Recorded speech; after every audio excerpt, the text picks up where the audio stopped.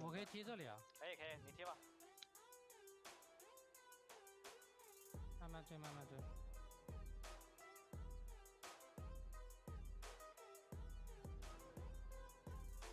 啊，对，飞进来杀。我是血迷。哎，贴了，后来贴了。是他死了。走呗，往右边走，往右边。留在一起吧。我有洞。看这个。就是我们这龙魂区。2个大。可以打。来卡没？看我的洞走了，兄弟。我5秒救赎啊！我别踢，可以继续推，我别踢。我也踢。救赎，看一看。飞机。哎，看飞机。怎么走到这了？绕后了。老子。我去谁了？韩金在干嘛？我别踢。哎，兄弟们不加班，舒服。快水！快上！哎，啊，客气。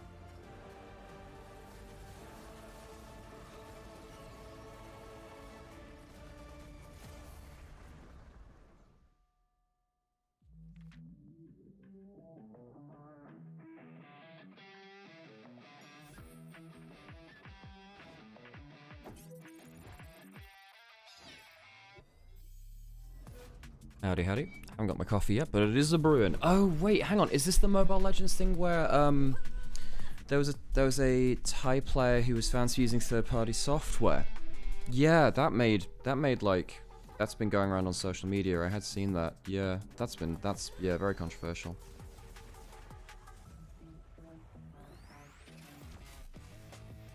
Yes, I had heard about that actually.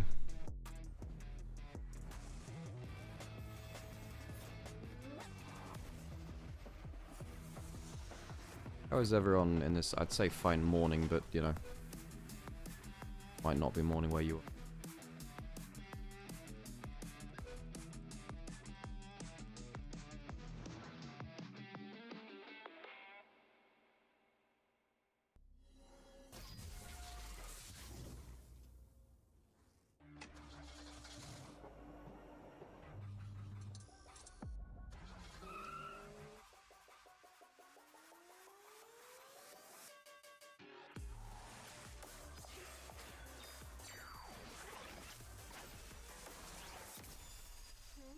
Technically morning. Yeah, I suppose if you're in... what time zones would it be that? Well, hang on. Yeah, I guess in the US, isn't all of it in, I guess past midnight now? Riff where West Coast is that in terms of time? Ah, you're centrally up. Right. Because I'm in,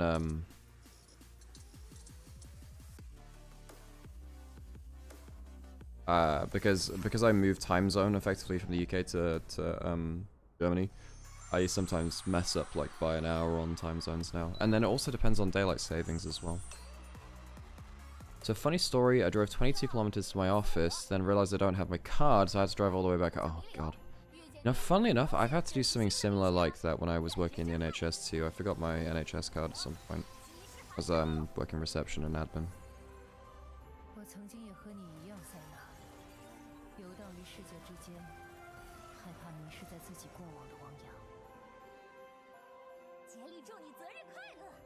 Wait, hang on. I thought there were only 3 US time zones. I thought there was like East Coast, Central, then West Coast, and then like Pacific time. Are there 4 time zones?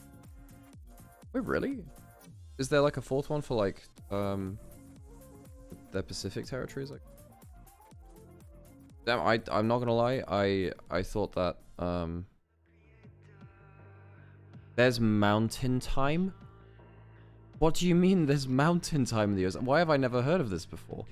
I don't know. I guess I'm just not American-centric enough to have experienced that. Huh. Hawaii and Alaska have their own. Right, okay, damn. Makes sense.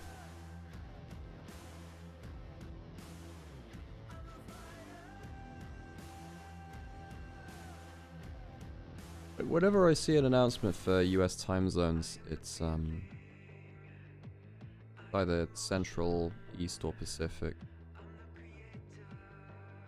I believe China only has a single time zone for the whole country for admin reasons, effectively. But obviously, it's such a wide country that can lead to some issues in terms of, you know, your day starting in darkness and ending in darkness, kind of unnecessarily, I think.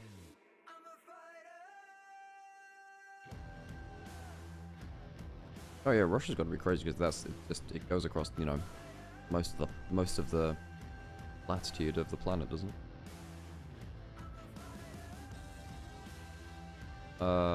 Longitude, this one. Well, folks, I'm starting work in 5 minutes. Don't know about you guys. Don't know about you guys, but I'm starting work in about 5 minutes.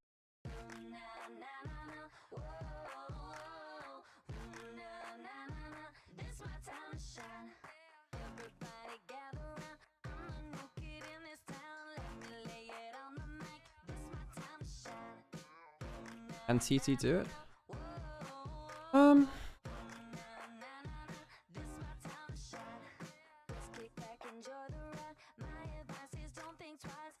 Well, Starry looked pretty good yesterday. I think this should actually be a close match. This one's one which this one's a harder one to judge.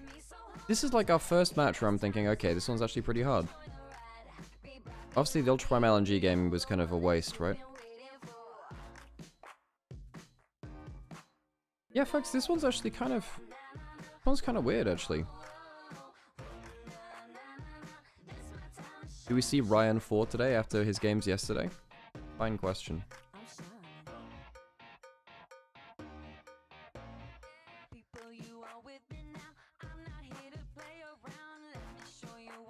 Well, OMG were pretty legit yesterday.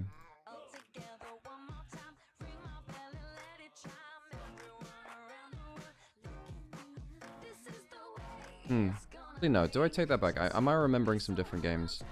I mean, TT got blasted by LGD. No, that wasn't close, actually. Okay, no. I take it back, folks. I think I was misremembering some games. How many games anyway, though? When pauses instead of games. I think this is very OMG favored. This should be very OMG favored, really. TT looked pretty bad versus LGD. OMG looked pretty good, but it was against a streamer team. TT, we've only seen them versus LGD. This is... I'd imagine OMG come in as favorites, but we haven't seen enough data to definitively say. Is OMG good now? I mean, for this level, I suppose, yeah. They have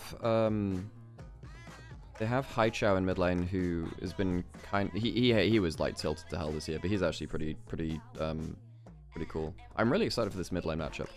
Haru's come in from kind of Korean challenges. I believe he was a T1 recruit at some point, maybe in like 23 or something like that. Yeah, he was in he was in T1 rookies in 23, and then he was on T1 EA rookies.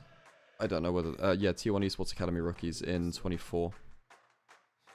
He spent some time on DK youth, some time on T1 rookie, some time on LG Junior, and he's worked his way up towards ET now. He's been in a couple of different... He started out actually on a Freaker Academy, went to Bro Academy, KDF Academy after that. He's been through a lot of Academy teams. Wow, okay.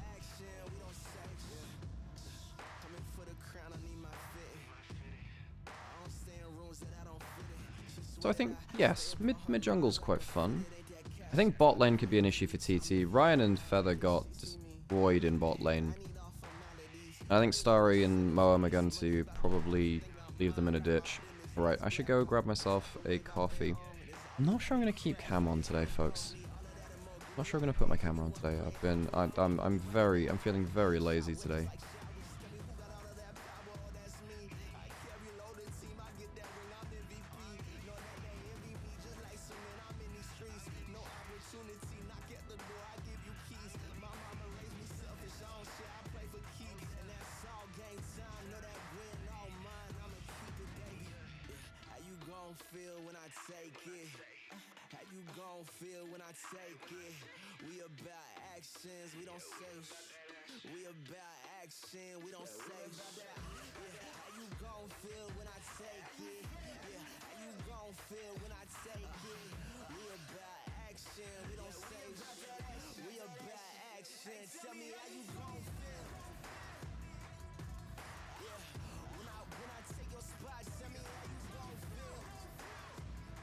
VTuber model, but it's just Godguo? Exactly.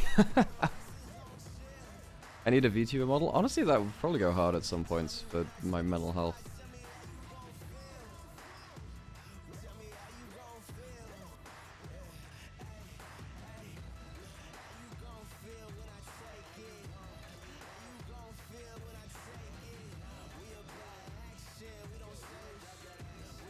Okay, be right back 1 second, folks. I need to get that coffee still. 是时候做出真正的改变了。年年都说要改变，到头来呢，都难送末年了吧？那些愿意做出改变的，算我一个。也许有些时候我们真的不是主角，但故事也还没到结局呢，是吗？放开束缚，才有逆天改命的机会。让我们一起把比赛变得好看一点吧。已经退无可退，不改变还怎么扬名立万？能坚持到现在，就是不服输也不认命。没有点难度，哪来的乐趣？岁月、环境、规则都在改变，想想大家一直为什么坚持到现在。兵哥变化倒是挺大的，包的兄弟，从内而外都有变化。为了曾经存在的过去，也为了继续努力的现在，为了更多能被记住的 ID。 和更多能被呐喊助威的队伍，为了让这个故事有更多的篇章，加入我们，见证这场改变。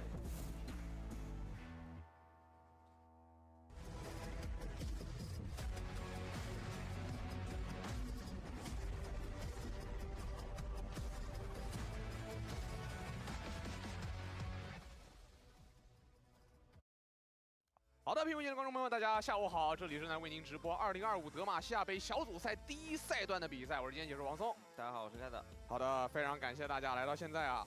在比赛开始前呢，我们要照例要感谢一下的，在这里我们要感谢赛事主办方及独家直播平台虎牙直播，同时也要感谢西安 W 主场对本次赛事的全程制作，感谢。Elk went to Weibo，Elk went to Weibo。已经一路下来了，但是我们在比赛正式开始前还是有些信息需要跟大家共同我们一起同步一下的。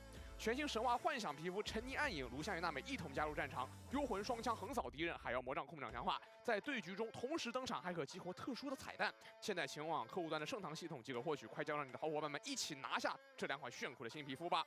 符文战场，符文战场卡牌新 series of the day is 正式上线，每晚7点至9点 LPL matchup. 抢购数量有限。 Is BLG playing their first team? BLG are playing everyone but Knight.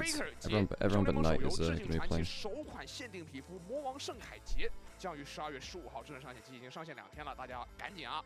传奇选手 Faker 6星节联名皮肤来袭，6冠王的专属6星回声动画，细节诚意十足，更有很多配套的个性化道具同步上线，等待您来解锁。这样是我们千万不要错过。Ether the only bones you can touch? Well, it depends on how injured you are. 选手卡杰作 Masterpiece 系 And 列，12 other 月3 sus 号正式 statements. 发售，也就是前面大家可以看到的这一些已经展现给大家了。I've never had a compound fracture. I've Where am I at? Where's oh sorry, no, where's your brother at? I don't know. It's like 7 o'clock in UK time, so I'm not sure Sam's awake yet. 冰雪节皮肤，雪花飘飘，驯鹿摇摇。12月4号，峡谷冰雪节事件正式开始，开始有段时间了啊。跟随着圣诞驯鹿斯莫德脚步来到招人峡谷，邂逅冬季仙灵米利欧与泽利。同时，至臻北极星神梅尔已经同步登陆神话商城，华丽衣装不容错过。想要入手的招暗时也得抓紧了啊！这泽利绝对顶级，各位看过了，梅尔也是了，没问题的。 You've had 2 broken ribs and a boxer's fracture. I don't even know what 斯莫德也有啊。 I have. Let me list these out. I've broken my upper right arm. I've broken both bones in my lower right arm. That was a Taurus fracture. I did that while blocking a football shot from a kid that was much older than me. A couple of years later, I did exactly the same thing on my other arm. So I've had like stress fractures on both my lower arms. So I guess that's like 1, 2, 3, 4, 5. You count the individual bones. I've broken the grand majority of my fingers at some point. I've broken like a hairline fracture in a metatarsal. Did that while I was going to laser tag. I like ran down a ramp and then I landed on the side of my foot. That broke it that way. Then I broke my nose. That one's pretty visible though. Someone again, like an older kid, like picked me up by the back of the neck and like threw me and sliding on my face. That was pretty bad. And I think that's about it. 啊，除了 Feeler 以外，剩的4个兄弟都比较面生。对于 TT 来讲啊 ，Well, TT, of course, they're kind of moving into a post-1xn world now, which is he's been like their player, which they really tried to build now. It starts delayed now. I think it should start now. It should start now. If it doesn't start now, I'll be quite sad. It should start now. Aicha is one of these players I really hope can mature into a real talent. 那指的应该是后续要加入 OMG 的有汉啊，但现在有汉们还没到。我们目前 OMG 的打野仍然是来自于他们青训之前的2队效力过的选手阿依林，今年刚刚到达年龄限制登上比赛舞台的年轻选手。另一边 TT 对 T 来讲，今天压力可就大 You broke your ankle falling down steep metal stairs at night. Ooh, ow, that's nasty. 状态是不错的，对吧？但是这场对于 TT 来说，我觉得才是他们真正的考验。哎 ，Feeler 有话对我们说，我们听听他想说点什么。 Yeah, there are actually some players between these rosters. I'm actually quite excited to see if they can develop. I really hope they don't just kind of sit and stall for too long. Aichao grew out his hair almost unrecognizable. I did think he had a bit of a mane growing. You know, leave it long enough and he'll have his hair as long as me. You know? I suppose that's how growing hair works, but... What do you think between WE and LNG? Depends which version of LNG turns up. If they turn up like they did on their first games, they will be destroyed. If they turn up like they did in their other series, it should be much more competitive. Quite excited about the bot lane face-off. 1xn versus About is pretty legit, actually. That's coming later. Top lane could be a problem for WE. Cube, yeah, I mean, it's Cube versus Sheer. If Sheer turns up, then, you know, he's probably not having a great time though. Aris versus Bulldog. I mean, that's a matchup of... Who is FRK? They're a streamer team. They're only going to be at this tournament. It's not like they're going to be an LPL proper. Same with ZSM. They have LPL players, ex-LPL players, but they aren't, you know, as practiced or coordinated as the main teams. 就是还是能不能撑住对线期吧。毕竟现在咱们这个第一阶段就是线上的压力，我觉得给的没有特别大。这两天比赛看下来，一般都是 What was the most painful right bone that I broke? Nose was actually completely painless, pretty much. It swelled up a bit, and there was a ton of blood. But breaking my nose wasn't painful. Yeah, no, probably one of the arm fractures for me. But argue in terms of like actual like peak amount of pain, it was getting a guitar string under a fingernail. That's probably the worst thing. OMG 2-0. I think OMG come in favored, but I'm not gonna... Look, we haven't seen enough games to call it definitively. OMG come in favored, yeah. Oh, we're into the old champion select. Okay, so the overlay's not working for this one, I guess. Right. Good. They've just slapped the old overlay onto the part of the new graphics they have. TT on blue side.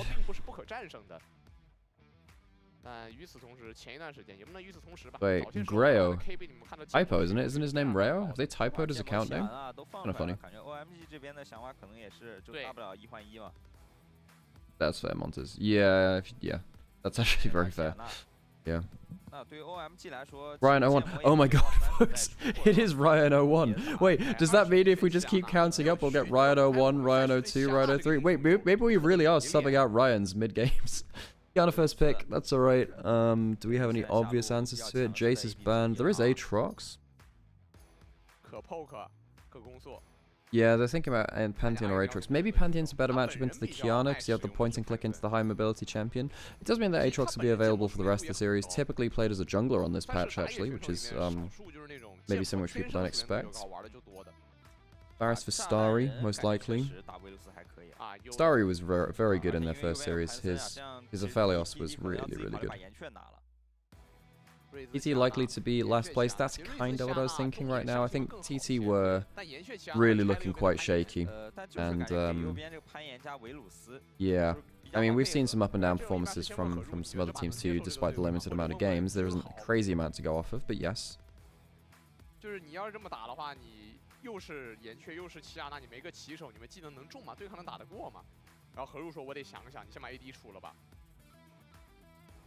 Okay, so Misfortune is the laning kind of specialist. We're seeing a lot more Misfortune again. Maybe it's because of World's Finals. You know, Gimiishi in that game 5. Maybe that changed people's opinions on the pick. And the thing about Misfortune is that she's so strong in lane, she can carry someone like a weaker laning support in the Alistar through the laning phase. And then Alistar is one of the best supports in the game as long as you get out of lane. Just needs to get past that 2v2.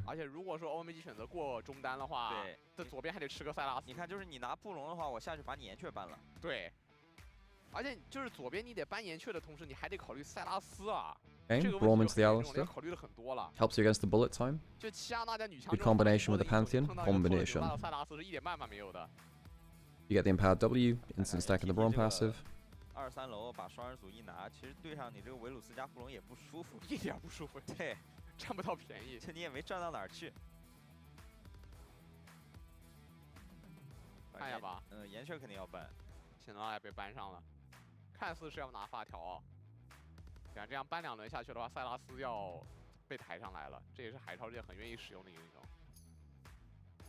Syndra seeing a lot of play at this tournament, actually.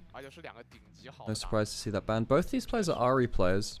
Harry's most played by far is the Ahri. His first game mechanically was alright. I didn't like his build, but I don't mind the play. That's pretty good. Wow, I can't ban out. Azir and Orianna banned from the first round. A lot of mid lane bans. Now, Hydra's one of the more impressive rookies that's come up in the last couple of years, I suppose. Are we reloading champion select? Are we changing the graphics? What's happening here, broadcast? What are we up to? How's that going? There we go. They're loading into the. They're basically overlay broken. They want to add it back in. Silence bandwidth. Okay, so how many mid lane bans we got? Zir, Talia, Silence. That's 3. Another 3 on the other side. 6 banned out. Okay, alright. I mean, if you leave the Ahri, I would imagine Harry just slams in something like the Ahri because he's so comfortable on it. It's okay into the Rise. Pretty good versus this comp if it's comfortable for him. I mean, if you think about just overall meta picks, might be thinking about the Cassiopeia. Yeah, Cass is pretty okay here. Pretty good into Pantheon, pretty good into Braum. It's Harry though, likely to go to the Ahri. It's his most played. I need to play yesterday as well. It's like his most played at like 24 games across his career. The next one is like 6. This guy's really been Ahri pilled and charm maxing or something. I would prefer Onivia here. I understand that, but you know, comfort picks are comfort picks. You're going to losing matchup? Ahri is not a losing matchup versus Rise. I'd call it an even matchup. Now, I don't like the matchup. I'm personally bad at the matchup, but it's not a losing matchup. You have fine wave clear. Doesn't really get to threaten you that much. Ooh, do we get the last pick Zahan? Ooh, that could be something. Zahan's very good in extended fights, so that does lend towards anti-tank potential because of your passive getting stacked up. It's not like Zahan is a bad laner, but the players are actually trading picks around before they're actually finished locked in. Just a little monsters. Is the Zahan comes in, Pantheon. And that sounds like a pretty nasty combo on top side. Let's have a think about the overall team comps. TT don't have great consistent damage, but if they get that first blow in a team fight, pretty good at running away with it, I think. And it's not like OMG are hyper tanky. Have Sion to turn up to a play quickly on one side, you have Realm up on the other, so both teams can kind of start fights unexpectedly. In terms of laning matchups, I think OMG might have the slight advantage there. No, actually, they have a significant advantage in the laning match. The Zahan and Sion, I'm sure, in the mid game will be quite difficult for blue side to deal with. Varus Braum definitely will give Alistar some issues. I think putting my mind to it, I think I prefer red side draft, but it's not like a draft win, you know what I mean? Playable for both sides, which I appreciate. You know, it's nice to see more even games where it comes down to decision making. Oh, sorry, I actually didn't mean to click that at all. My brain is just not on yet. Where is my brain? It's missing. We're gonna put on 1 minute of adverts, folks, on Twitch, just so we don't get any delay to our, just so we don't get any pre-roll coming on as we get into game. If you'd like to avoid adverts, please consider subscribing. If you enjoy the content here, whether it is on Twitch or YouTube or I don't know wherever else you pick this up. Well, we're only streaming on them. Eventually, we'll start streaming on TikTok. Yes, please consider subscribing or liking or commenting. It makes a difference. It does make a difference.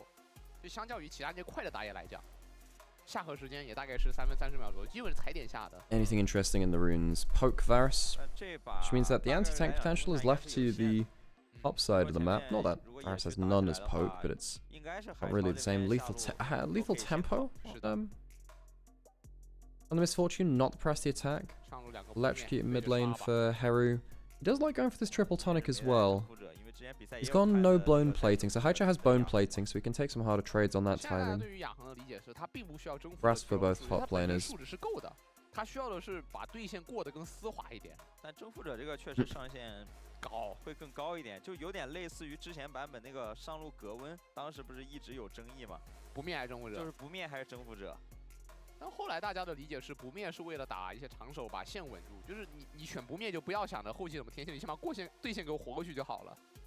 That's a damn good coffee. I don't know why this coffee has turned out so good.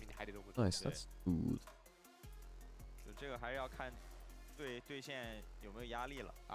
I think we've had a good look at these runes now, folks. I think, yep, we've had a good look at these. Don't tell me they're like pausing before they go into game. Any other thoughts on these drafts? Qiyana Ahri's fine as a mid jungle. I think I prefer Pantheon Rise because it's just more consistent in the point and click. Higher damage output technically does go to the Ahri Qiyana though. Zahan 100% ban pick and pro, not 100%, but it's up there.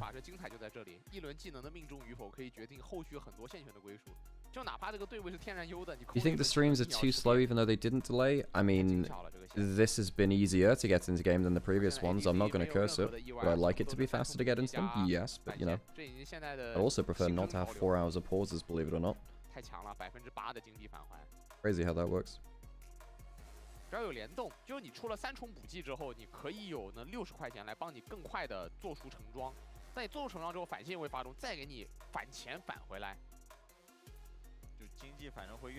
Did everyone see that we got a jungle flame horizon yesterday? We got it from Rocco over Hacker. It's kind of insane. This is quite a lot. Oh, don't tell me we're gonna pause like this for a while. They never leave runes up on screen like this for this long.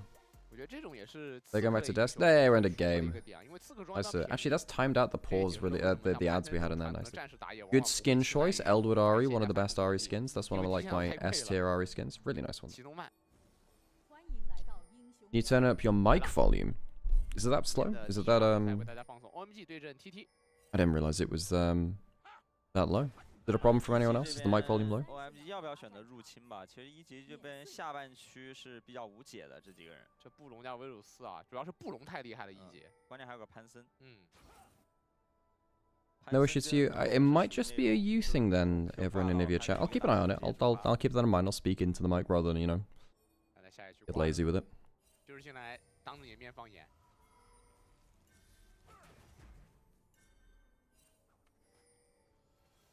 一级玩得很主动啊，进野去请对面吃板砖。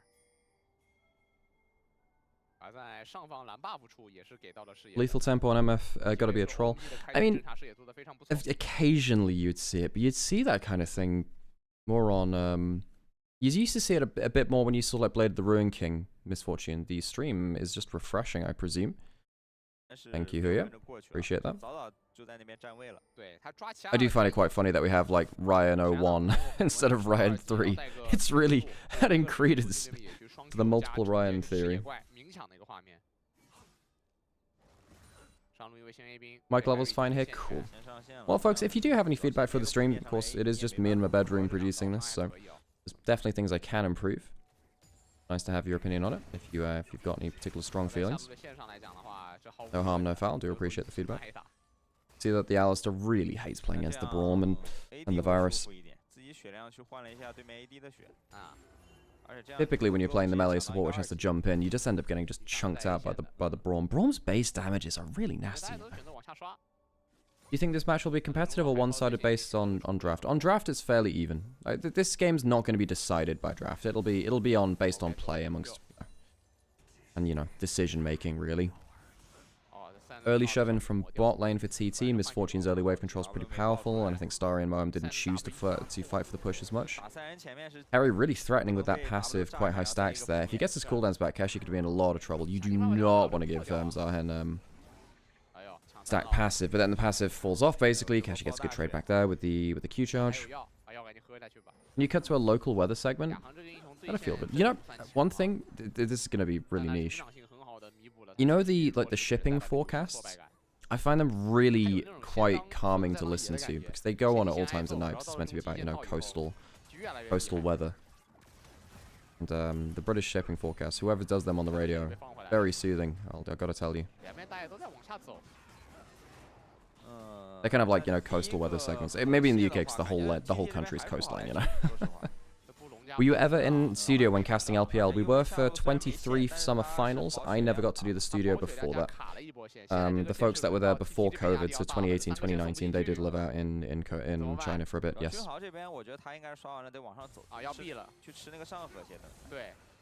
I would love to do more stuff in studio. It would have been very, very cool. I don't know if I would like to live in China, because relocating to China would have been quite difficult for me, because so much of my life is over here, obviously. Teleport down towards bot side. You know, I'd like to try it in small amounts, I think I would have. If that would have been ideal. Hang on a second, I might have to blow the heal here. Okay, safe because the shield comes up, gets the damage reduction. Got the switcheroo of top lane and bot lane now. Misfortune's meant to be collecting wave on top side, but the wave's pretty much dead there, so it doesn't get the most out of that, sadly, for them. Where's Starry going? They're recalling now, I guess they'll just go back top side. Now, when you're swapping like this, the goal is you want to catch a wave as it's crashing into your tower. You don't want to be overextended, catching a wave which the other teams managed to set up. You don't want it to be frozen on you, which Brian's managed to do on this top side, actually. So right now, it's about, you know, 30 to... It would have been about 25 to 25-ish between the AD carries before the swap. And it would have been about, I don't know... Yeah, about the same for the top laners. So we'll check in about a minute's time, maybe a couple of minutes, and we'll see if that's led to any significant farm improvement for one of these lane matchups. Here for both Harry roles of OMG. I mean, laners too with the Zahen, but the Rise and the Virus both have their tiers in. No, yep. Fine, wave clear. That's a thing.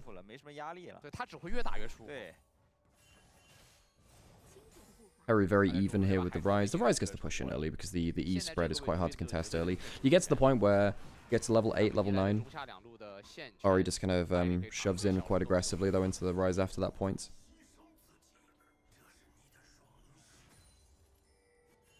I agree, Harrian. I agree. Feels really bad for LNG and Ultra Prime to have that series on day one just have to be forfeit in the way that it was. 这波先处理完或许是波机会。下波先是炮车。Sorry, freezing up here now.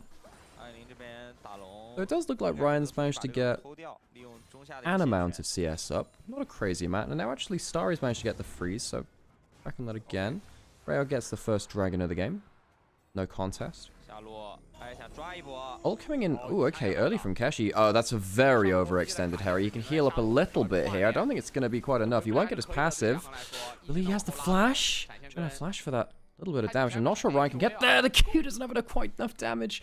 Feather might be able to snipe a kill here. Maybe. We'll see. If there's a Q auto from Harry, might save them. Flash it. I'm not sure he kills here. If the Q comes through, I don't think you can do it. The healing for zone's too much. Oh, Feather, that's just not how you want to play against a champion with healing. Junhao doesn't have flash. He's just given a free kill over. I mean, even we could see that as he was walking up. You know, the Q cooldown was back. There was a bit of healing. Feather, my dude, that's just not the play to make. It's not the play. Zahen's Q on the first auto attack gives you healing. And yeah, it was off cooldown, folks. I don't know even if he needed the grass proc in there to survive. You know, Feather had, I think he did put an ignite down. I think he did. Maybe Feather thought, oh well, I can put the ignite down, base damage combos. You're already level 4, Alistair. It's okay damage, but it's not enough at that point. Sad stuff. Sad stuff. So, OMG get a free kill onto Harry. I guess he dropped a bit of farm for it, but I don't think he cares too much. Feather loses the flash too. That one's quite significant, especially in early game when you're trying to escape stuff like, you know, Pantheon Rise, Braum. Quite difficult. 现在中路不是那种非要打到见血的，拿到兵线其实就已经完成你的任务了。Harry going towards the Triforce Zahen again. I would have thought that Sundered Sky would be more popular, but I suppose with so much Q spamming, I understand the Triforce. Wants to walk up and get the Demolish proc. You know, in the new season, they're changing Demolish to be a 3-hit passive on towers. Kind of like the fact that it's the charge up, big, satisfying bonk, though. I think the satisfaction of Demolish is very strong right now. Though I suppose having it as a 3-hit passive means you actually have to spend extra time hitting the turret rather than waiting for the one big hit then backing off. Seen so many people swear by Stride Breaker for Zahen. Yeah, I can understand that. Keshi does have his ultimate backup. I just stood down in River. This is a fight over Grubs. Harry does have teleport. That's a big old combo. Great combo. Great combo by Junhao. Gets in, gets almost all the HP of the Pantheon. I think Sign will finish that kill off. There you go. Harry gets it. There's a reset coming through. 2 down for TT. So OMG didn't end up bringing in Harry nearly soon enough. I don't know how much damage you can do here. I don't think he's in one-shot range. Hang on. It's not a lot of damage, actually. Aisha didn't come over to assist, though. I suppose with Cleanse and Flash, quite hard to get a full kill there. There's good 2 kills there from TT. From Keshi up at the right time. Good bullet time. Really like the hero that plays Junhao. Good combo from him on the Kiana.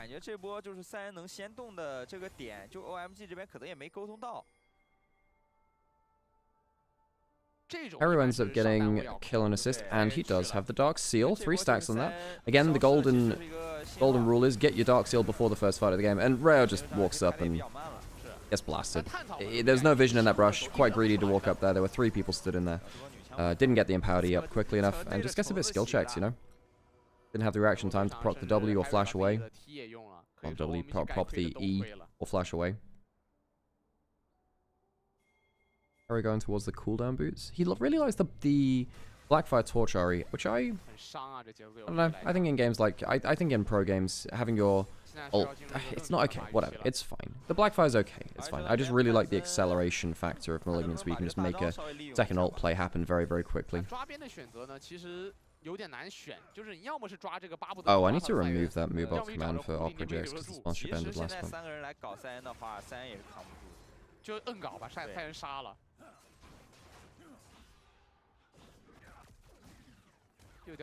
Well, Starry's back even with Ryan in terms of farm. Doesn't really change that much. This Poke Varus is potentially going to struggle at later points in the game, but for now, you know, good damage onto the side. I think this is dead sign, you know. Doesn't have the ultimate. Down Keshi goes. Rayo picks up the kill.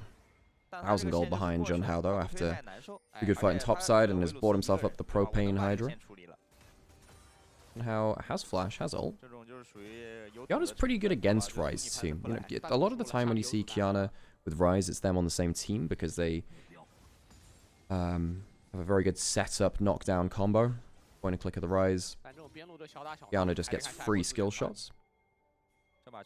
However, I will say that Kiana has so much damage that, and Ryze is quite low range, that you can't really do much to the Kiana. Plus also, you can go invisible and stop him from getting W on him. I've been off planet recently. What the heck is a Zahen? New champion, basically a Darkin who has inhabited the body of Shinzao. So Shinzao is dead now in lore. And Zahen is now inhabiting their body in the way that, you know, technically Rast would do to Kayn if he won the fight, etc, etc, and Varus does with Varus. Ooh, bit slow there. It does have cleanse, isn't working as knockups though, has to flash away from the brawl malts. Yeah, Atakan ended up killing Shinzao because Yunara was not doing good enough DPS, you know. So, you know. Blame Yunara. And also the fact that Shen, Karma, Aurelia, Akali, like the entire of the Kinko Order were just like AWOL for that lore event for reasons unknown. I just... What were they doing with just like the rest of the Ionian champions, man? Where were they? Like, there's no one left to defend us. Did they not clock in for their shift today? Where did they go? Dragon's up. OMG did have a quick poke in there, but didn't stick around too long. No Aurelia or Yasuo? Well, I mean, I don't know what point it is in the timeline for that bit, but Yasuo might actually be on his journey over towards Bilgewater, etc. at that point. This is not really their job. Starry does flash away. Good ult onto Feather to stop him from minion taxi into a headbutt pulve. Well, headbutt on a minion. That is the minion taxi. Yasuo is on a gap year. Yeah, Ken and Karma are also not present. Reo, my dude, you're getting caught out by these bush baits an awful lot. I think he's going to die again just before the objective. Clean kill, another pick off from Feather onto the jungler. Good charm, stops out the blast cone. Is that a full kill? No malignance damage there. Doesn't have the black fire built up completely yet either. Harry jumps over the wall. Harry forces out a little bit of a panicked retreat by stopping the blast cone with the charm. Does stop the last displacement that would apply to the blast cone jump. Good charm though. That's a Nymaera certified charm. Nymaera approved. I think my favorite charms on Ahri are ones which stop dashes unexpectedly. So if you know, catch someone mid dash as they try to, you know, do stuff like the blast cone or run a lantern or whatever. Then there are which one do I prefer more? Corner snipes or hitbox snipes? Corner charms or I think my second favorite ones are like the corner charms where you start your charm animation, you flash to the side to change the angle. Charming phase rush is also a really good that's also a very funny interaction. It's very good against the Ryze matchup. One of the reasons why Ryze can actually be quite bad into Ahri in limited scenarios where he procs phase rush, gets hit by charm and just runs at, you know, turbo speed into your team because he has slow resist, which does shrug off the charm slow resist. And then I think my favorite ones are hitbox snipes, where champion hitboxes are significantly larger than minions. So even though it looks in some cases that you're stood behind a minion, you can still get charmed. And it's very unexpected. Those ones are really satisfying to land because there's quite a slim margin where effectively champion hitbox will still just kind of pop in front of the minion one unexpectedly. You can catch people off guard. Very hard to land them consistently though. That's more like a lucky shot that you get those. Black fire built up from Heru now. I think he was the guy that went for Cosmic Drive second. Or was he a Horizon Focus builder? Can't remember. My favorite build is still Malignant's Lichbane. Well, technically Malignant's Magi's, and then you chuck a Lichbane in. And just the amount of move speed you get on top of the crazy amount of damage you get ahead of the game is kind of crazy.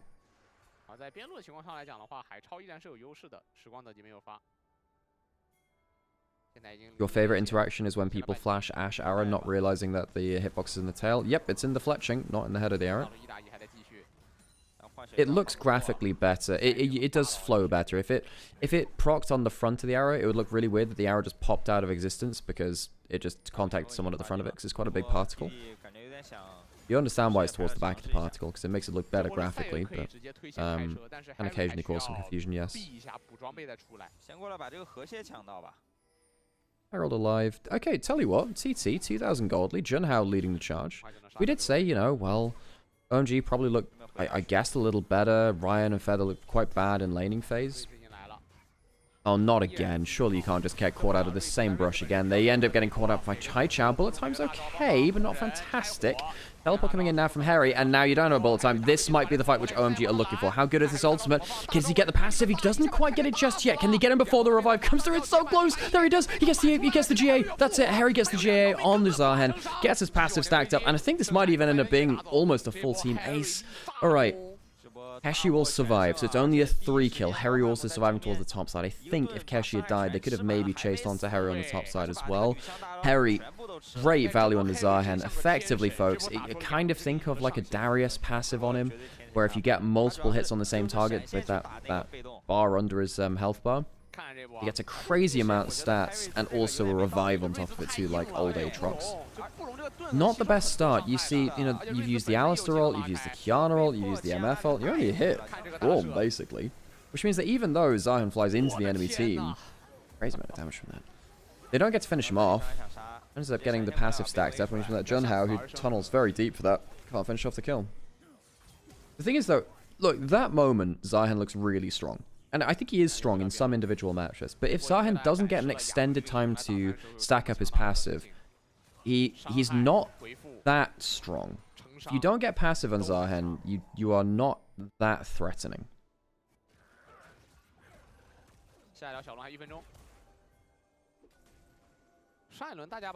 Reminder about the format, folks. These are, I want to say they're 4-team groups.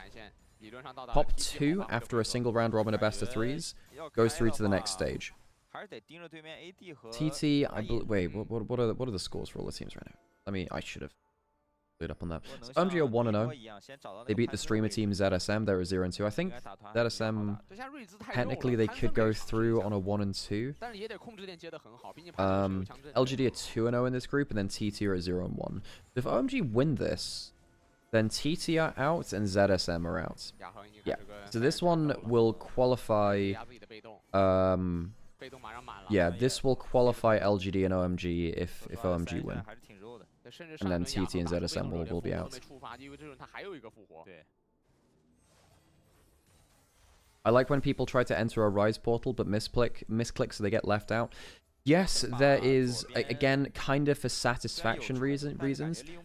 If you are in the Rise ult, but you've clicked out of it on the edge, it can sometimes cause some issues. Back into live, though, and much less about portals. Now you're thinking with redemptions, I suppose. Varus ult hits. I think Feather might just die here. Zahen's getting, again, towards that passive mark, and at that point, you really want to get out of dodge. Harry, yeah, he's got the passive now. That stats is going to cause some problems. He's going to start chasing down. Realm Lock forwards. Bringing a teleport to the play. Why not? TT bite off more than they can chew. You don't lose a single member somehow.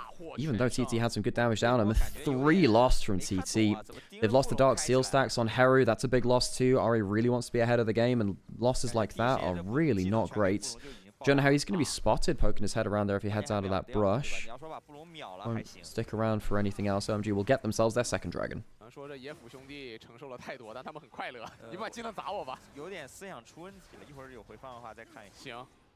Yeah, Rise portals, effectively, if you are... if you're in the ult just on the edge and you teleport and you click out of it, it will not collect you. And the same if you're just outside of it and you're clicking in, it will collect you in ways which you don't expect. He ends up getting knocked up. I think this is probably a dead high chair. He doesn't have a teleport, doesn't have the ult. Hang on, no, they're teleporting in. They want to defend this. If this goes long enough, they might get a Zahen really starting to stack up the passive. Going forward, oh my god, he's doing so much. He's 4-0-2. What is this champion? They just don't...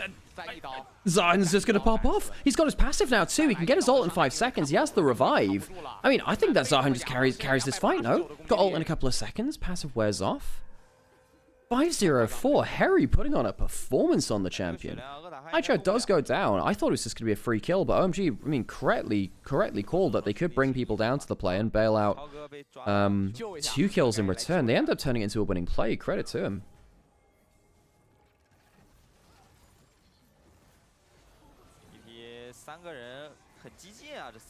Okay, so Atacon started up now. Junhao trying to get an angle for his ult, presumably. He's still very powerful.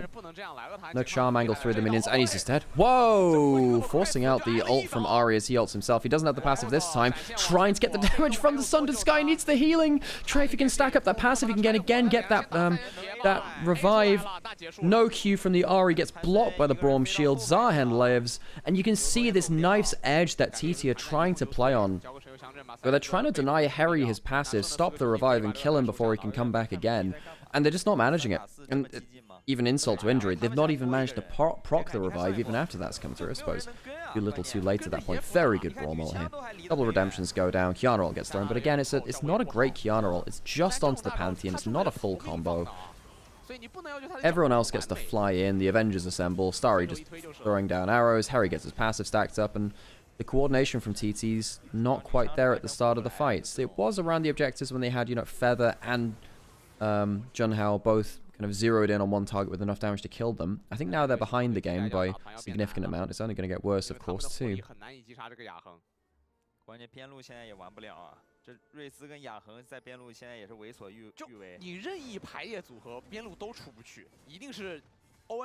And now Harry's even got himself the upgraded boots, so he's going to have extra defensive stats. Is there anyone else coming in? I think he might just die for free here. Alright, finally, free kill for TT. This one doesn't have a defensive action by OMG.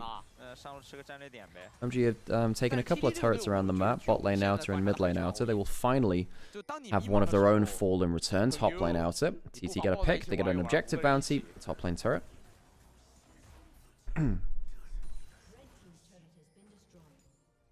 Herald summoned in mid lane, I guess that was timing out. Horizon Focus from Herald. Okay, he's a Horizon Focus builder. We saw the Cosmic Drive the other day from, I don't remember who played it actually. I don't remember if it was High Chow or not. Herald gets 0 value. Yeah, they don't really use it that effectively there. I suppose if they had to use it, gotta use it. Could have used it as a Battle Herald though, at least. Feels like that was a bit of a waste. OMG was gone from last split due to relegation. Yeah, so in split 2, they ended up finishing bottom 2 in the LPL alongside RNG, and both of them did not see play in split 3. Harry is strong enough to maybe just take this fight, by the way. We'll lose the Gromp. Junhao will steal that away. He's doing pretty well individually still. Only gold lead for TT.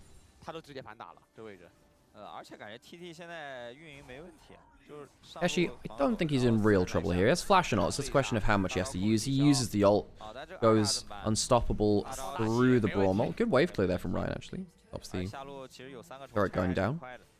On the other side, TT get bot lane out. They're starting to split the map, and you know, they got the top lane out of turret and the kill. They get the bot lane out of turret, getting some gold back. Now they're at the point where objective bounties are off. They've clawed back some decent gold. OMG haven't got crazy amounts out of the map. Minute till Dragon. Don't take the top lane out in a turret. That one survives.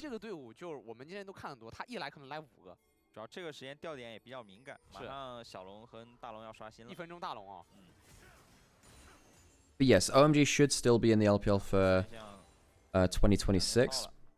However, FPX they have given their spot back to LPL effectively. LPL have reclaimed their spot, and we believe the same has happened for RNG, but there's no official announcement about that.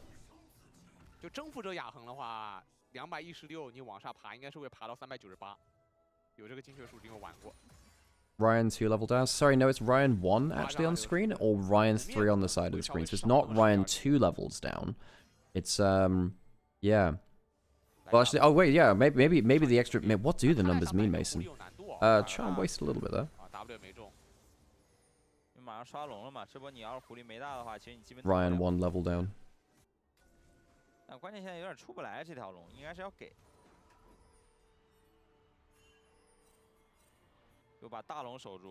those of you that weren't tracking OMG last year, they had a different mid jungle last year. They had Charlotte and Linfeng in mid lane. Linfeng was the main starter, and then Charlotte came in later in the year, despite the fact that we thought that Linfeng was actually pretty good. And then their jungler was, I want to say Tianjin? I was Hung for a little bit too. He's now actually on, gosh, who's he playing for in this tournament? Because he's ended up on a team as well. Hung wasn't fantastic, and he's come back and he's doing alright actually. He was pretty impressive the other day. But LGD, who looked like the strongest team in this group, Tung Yuan and Hung. New jungle mid for them. been looking pretty good. In terms of early, yeah, we haven't seen any of the better LPL teams play, right? But in terms of this group stage, LGD is probably the team which is consistent. Well, I haven't played that much, but they're the team which I think has shown the most promise so far for me so far. 夸张吧？216到357，只需要打满被动。 Game's slowed down now. OMG, full control over most of these pushing lanes. You can see how much random vision they have. There are 2 pink wards from TT onto the bot side of the map. One going around enemy blue buff, one a little bit into that bot lane. 他主要身上这个小反甲在，其实亚恒也吸不起来，回不了多少血。是的。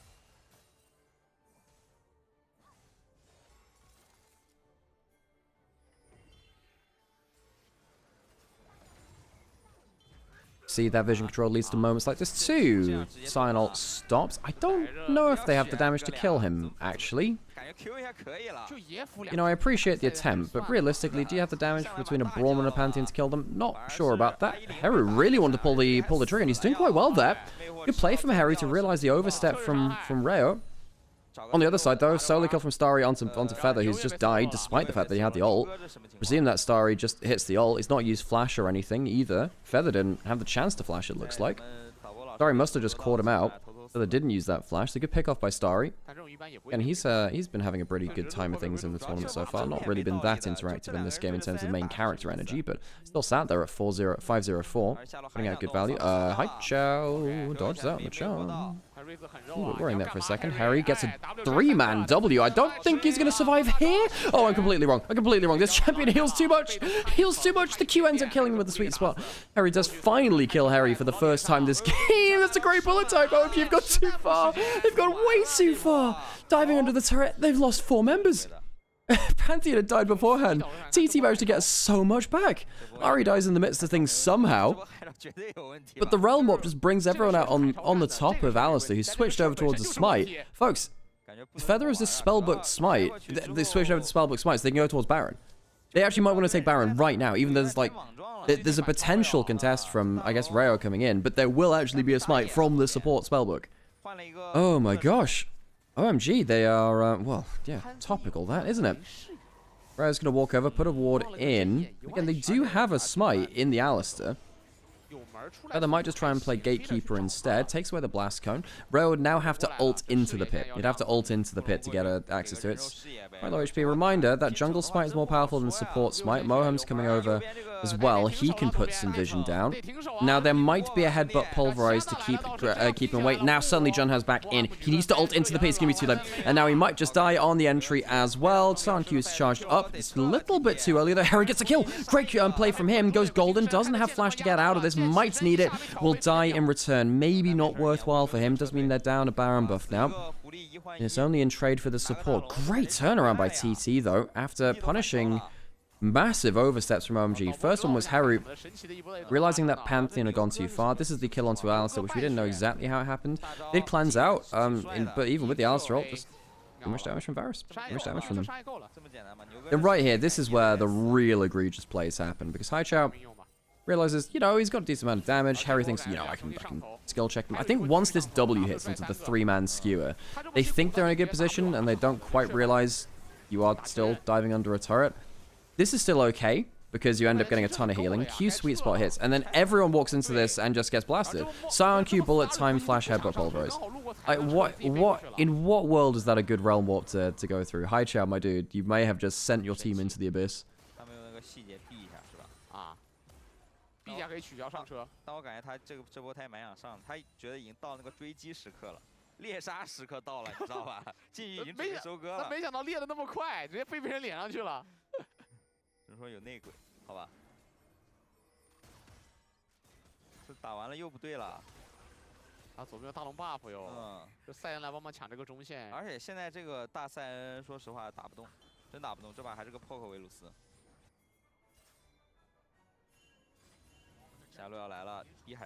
Okay, Realm Warp. Sees him out safety. Sorry, I had to reply to some messages, see if Sam was around. Sam's going to take a break today, I think, folks. Voice is a bit raw. Dragon spawning now. Would be a Hextech Soul for OMG. They've stacked them pretty well throughout the day.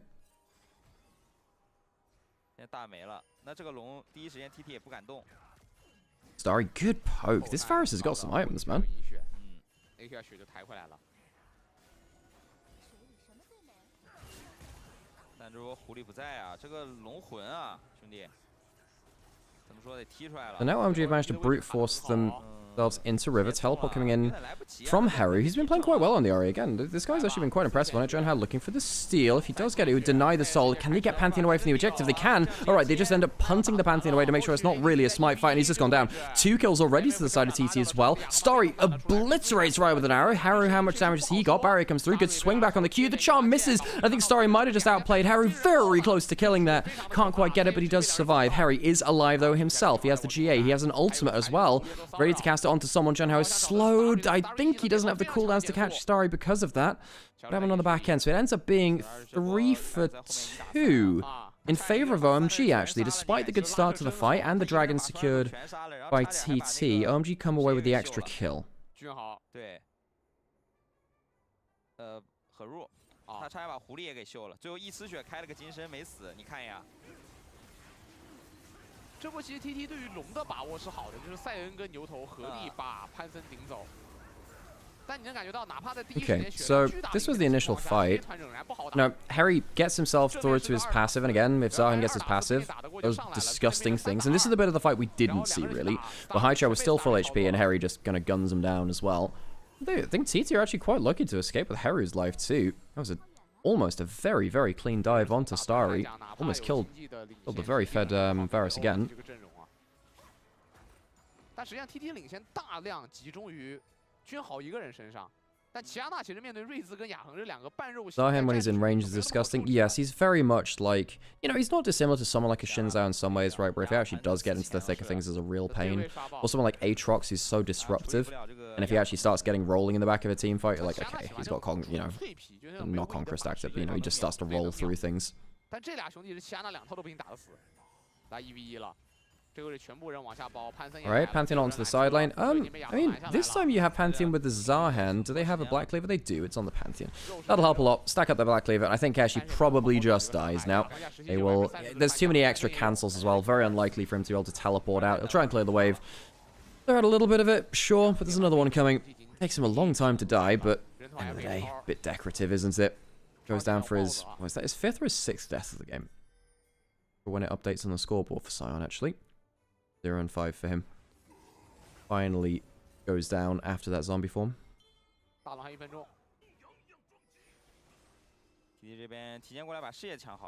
Baron respawning in under a minute. Death Cap for Haichao. Nice hat for him. Void Staff as well. Very, very strong upfront damage from the Rise.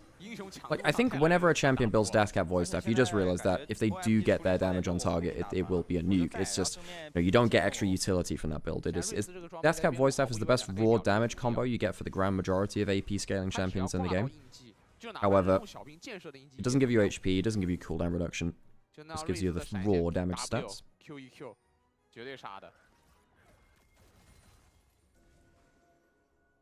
Full build for Starry.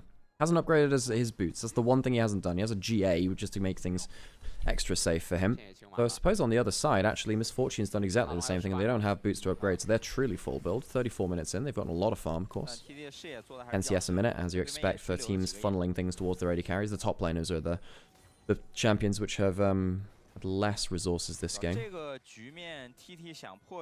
OMG scales better, right? I think they do. I think once you get into the late game, you have Rise, Zahen, which just do so much. Not that Ari doesn't scale well, or Silent doesn't scale well in some cases as well. Silent does, but it's just, in this game, I think OMG have too much damage. Right, Harry looking for a charm out of Fog of War. Does get one onto the Pantheon, half HP. Good damage onto him. This Bush Spray has been working very well against them. Oh my god, yep, that's the Rise scaling. Has the bursty combo, and always takes the head off of 2 others as well. Charm coming in from Harry. Harry is really trying, you know.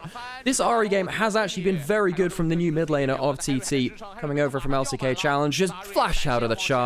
I think that'll be the end of the fight. Say that, maybe I spoke too soon. Harry's still alive though. Harry's still alive, and that's why you buy Guardian Angel. Starry potentially could go for an arrow. Doesn't get hit by that Q backswing. Harry may be able to bush bait that. Starry's being aware of it. Where's that charm coming from? Fog of War. Arrow, where's it going? He gets him. He gets him. Blind arrow. Good snipe from Starry. Harry goes down. The hero of TT, but it's a little bit A tragic tale. OMG, they are the team which have largely come out better of these fights. They're actually behind a little bit in gold, of course. TT have managed to do quite well with that. Baron is still alive, by the way. Close game. Close game. Good charm out of Fog of War. I think Rayo's really not been great at reactively pulling the E to skill shots and playing well around the Fog of War. So this Pantheon's not really managed to impact these fights. Luckily, you've got just this disgusting Zahen who just manages to find that gap in the team fight to stack up his passive. And as we've said before, if this passive gets stacked up, well, you're in for a really bad time. Yeah, starting to see some of that real top-end value from the Zahen. If you manage to get him rolling in a team fight, he just runs you through. Hey, Kites, how's it going? Good to see you. Is Lethality Varus better in general now? Kind of miss on hit Varus. It was. They've nerfed Lethality Varus time after time. It was nerfed going into Worlds again, but it just keeps clawing back. It just keeps coming back, you know. The build is very good, just thematically, stylistically. Poke Varus is, you know, it's a long-range champion that consistently provides damage output, has a good laning phase, and also provides utility / engage to the team with his ult. Baron going down. I'm onto half HP. Sion ult used backwards to avoid the Braum ultimate. I think this is going to go down to TT, and then we'll see what the Ahri can do, really. Gets a little bit of damage down. The Varus ult misses. Baron is down. Haichao flashed onto. He's separated from the team, but he goes golden through the Qiyana ultimate. No flash. He needs to get some damage off. It's so close, but he can't get an extra rotation. Heru will see the GA come up from the Zahen used for the first time this game. And it means that he won't go down, but at the end of the day, TT will end up getting themselves, what, 4 Barons out? It's just the Sion who ends up dying? 4 Barons getting a kill onto Haichao, very good for TT. Even with the Hex Soul on the side of OMG, they have 30 Petals from the Atakan. They've got Hex Soul with 3 Hex Dragons. You'd expect OMG to have so much more fighting power. It's just not working out like that. Haichao's been caught out a couple of times now on the rise on the side of things. Been caught out by one person. The rest of the people then follow up. Heru, as we've been talking about, actually doing very good playmaking on the Ahri to threaten one of the carries, at least on OMG. Holy moly, that Hextech Varus damage is really good. You can see there. Now, Ahri with a QW. Been doing pretty good work. Sadly, Heru doesn't have a death cap in his build, so he's not scaling as hard as an Ahri could do, and of course didn't go for something like the Magi. He needs to be so careful there. Gets caught by it, doesn't. He does have the Zhonyas. So he didn't have the flash. Damage onto him, so that's Varus ult for Zhonyas. Yeah, if he had a death cap and he had a void staff, people would be getting obliterated at this point. He's going for like the higher cooldown build to have more safety and more charm uptime. He's still doing good damage anyway. It's just he could be actually solo carrying if he had, you know, stacked Magi's in a perfect scenario. I don't think he would have got that with the KDA he has this game, which is fine. Again, it's not the role he's been playing. He's been playing for utility and risky dives. The Magi's does actually lose some value at that point, for sure it does. I think he might have gone too much cooldown reduction, though. The Crypt Bloom, I think that's a step too far. You could have gone towards the Void Staff for just better raw damage. You already have cooldown boots, you have Blackfire, you have Horizon Focus, you have a lot of cooldown reduction. Even going towards the Banshees last, I do wonder whether he just needed the Death Cap for just raw damage. He's doing good damage. He's almost killing a number of people in these fights, but he doesn't quite have the stats to take down the first target on his own. Can someone explain briefly what Zahen does for me? His passive is kind of like old Aatrox's passive where he gets a random revive, but it's also like a Darius passive in the way that it has like a ton of extra stats when you max stack it. That's when you get the revive. His Q is like kind of like Xin Zhao Q.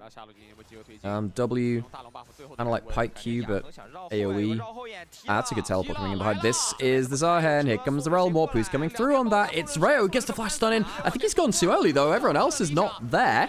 Bullet time's pretty good onto Moham. I think this is looking okay for TT. I say that. The Misfortune's down. Harry, how much can he do? He has a GA and he has his passive. 3-man ultimate coming out of Zahen. That's a lot of damage. Harry's into it, misses his charm. How much can Harry do? Goes down into his passive. Remember, he still has the GA after that too. There's a charm coming right after. This might just be a soloed out. I don't know, man. You got a lot of revives, but no one's coming to help you. Everyone's backed off. He's going to lose his passive and his GA for free. He's got a good amount of healing, but they just kite him out. And OMG, it's a bad Realm Warp play. They completely threw this game around the bot lane in a turret around a Realm Warp. And this one was just mistimed again. Poor Starry's got to sit there going like, guys, I've only died once this game. I'm 10-1-7. Can we stop inting, please? Feather, he's probably just going to die here, right? Yep, he had no ult. had the flash, but you can't use that when you've been hit by a Varus ultimate. Goes down for his 8th death of the game. Starry really trying to keep things together. Haicho has been struggling to get damage ever since kind of the mid-game ended, really. TT, credit to them. Mistakes were made for OMG, but they're actually picking up the pieces quite well.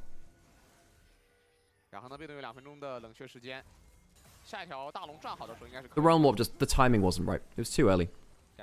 Too early. They should have cast it a little bit later, because 3, 4, 5 seconds maybe. 4 or 5 seconds too early.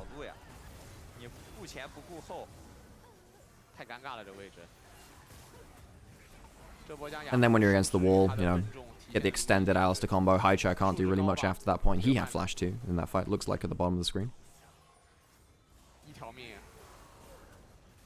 Now the problem is Zahan's passive is on cooldown and his GA is on cooldown too, so he doesn't get the double revive for the next one. So even if he gets passive next time, he won't actually get the revive. The revive is like a Zac passive in the sense that it's like a 5-minute cooldown. It's basically same cooldown as the GA item, as you can see on the bottom of your screen. He does have Death Stance, flash away from the Scion ultimate. Actually wondering whether Haru could full send it there, you know. Haru has got himself the Banshees, is full build, no death cap. I do wonder whether Haru could have gone more damage here, you know. Haru does actually do very good late game. She weirdly falls off in damage compared to a lot of people in mid game, or like towards the end of mid game. But once you hit like Death Cap Void Staff, Ahri is one of the better scaling champions in the game. Weirdly, big fight starts coming through. Haicho actually gets some damage through there. She does get hit by the Kiana. The bullet time, the bullet time's ridiculous. The bullet time's insane. Gets so much damage down. Haru has one last ult charge. Has himself a Zhonya's to use too. Jumps forwards, gets the flash out of the Varus. He might have gone golden a little bit too late. Haru, how much damage can he get with his ultimate? Will he survive through to it? No. And he doesn't have his passive, and he doesn't have the GA. Those revives burned earlier. Not enough. And folks, this might be a TT somehow clutch win unless Starry can somehow save the game. 6,000 gold lead in the jungle as Junhao has decapitated Reo time after time. I know that the game, it feels like it's been, you know, kind of about stopping the Zahan. Talked a lot about Hera in terms of the playmaking. Let's quickly recap on everyone else, though. Junhao, 6,000 gold ahead of the Pantheon. Reo, Elder Dragon going to go over towards TT. Reo has struggled a lot. He has struggled an awful lot this game. He's been caught out from beginning of game to the end of it. Very much been struggling to make his mark in a positive way. AD carries. There's a crazy lead for Ryan there, and that bullet time was insane. I will say, I don't think this game is on Starry. I think Starry has been really trying his best. Only died the once. The gold lead might say one story. I think the game is another one. Reo's in position to potentially look for a steal with an ult here, but I don't think it's worth it. Dying here might actually cause you a lot of issues. So you're going to have to go for the Gumayushi angle instead. See if you can get himself a big old arrow across the wall. Yeah, everyone knows it. He has the W arrow. He has the W arrow. Lands the ultimate there. Doesn't want to cast his arrow there. He needs to keep it off cooldown. W's going to start getting charged up now. How much can he get done? It's going to get taken by TT. And I think Reo's going to die for that anyway. All right. Sayonara, Pantheon dies anyway. We thought, well, it might not be worth it him going in. Could have just tried to steal with the Varus ultimate. No, he dies anyway. 4 and 7 now is the Pantheon. 7,000 gold lead to Junhao. Let's start cracking open a Red Bull. It's going long, this one.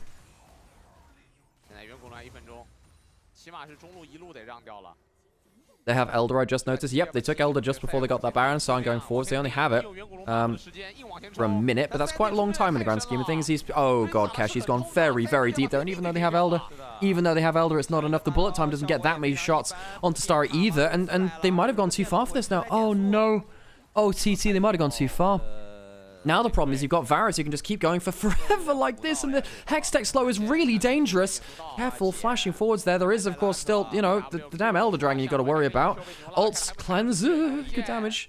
Potentially on the table there. Starry, if he hits another skill shot, that's a problem. Has a spell shield. The Q comes through. The Elder is very, very scary there, but again, it's not the highest damage Ahri build. That Q actually legitimately could have killed in another world with another build. Oh, we're really into the weeds of it now, folks. We don't have long pauses. We've got long games on the table today. Elder is now very close to wearing off. 30 seconds. One more wave it would apply to. Full builds coming out from a lot of people. Do you wonder whether Haru should just sell something like his Horizon Focus and get a death cap, you know? Or replace the Crypt Bloom with the Void Staff. I do wonder.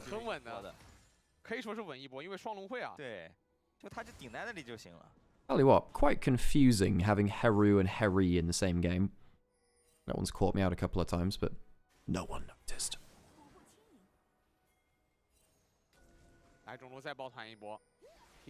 So what are the win conditions now?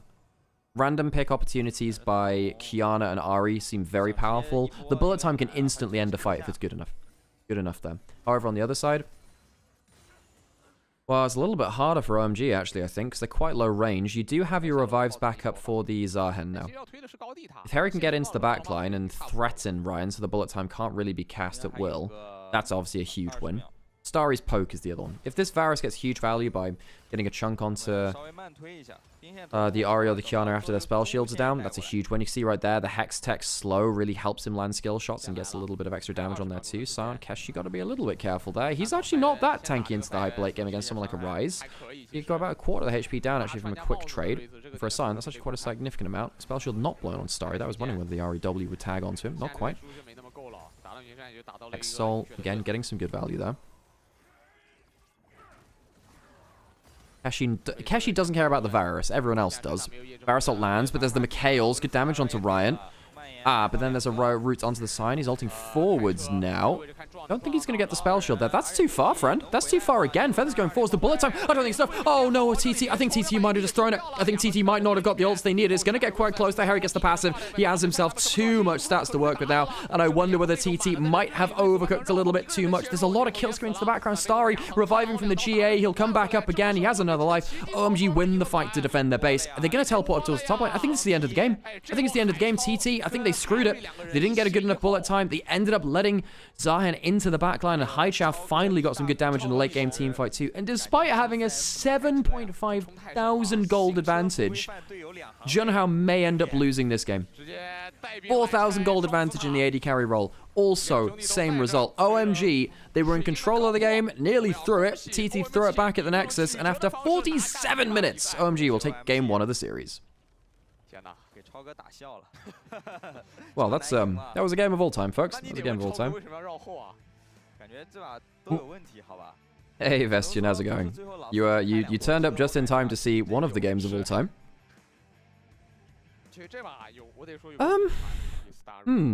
Well, both teams took their time, took their turns in, you know, having a good throw at it.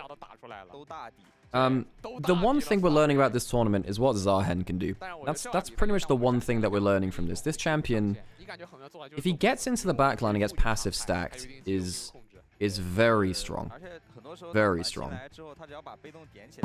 Wow, that was a weird advert cropping up there.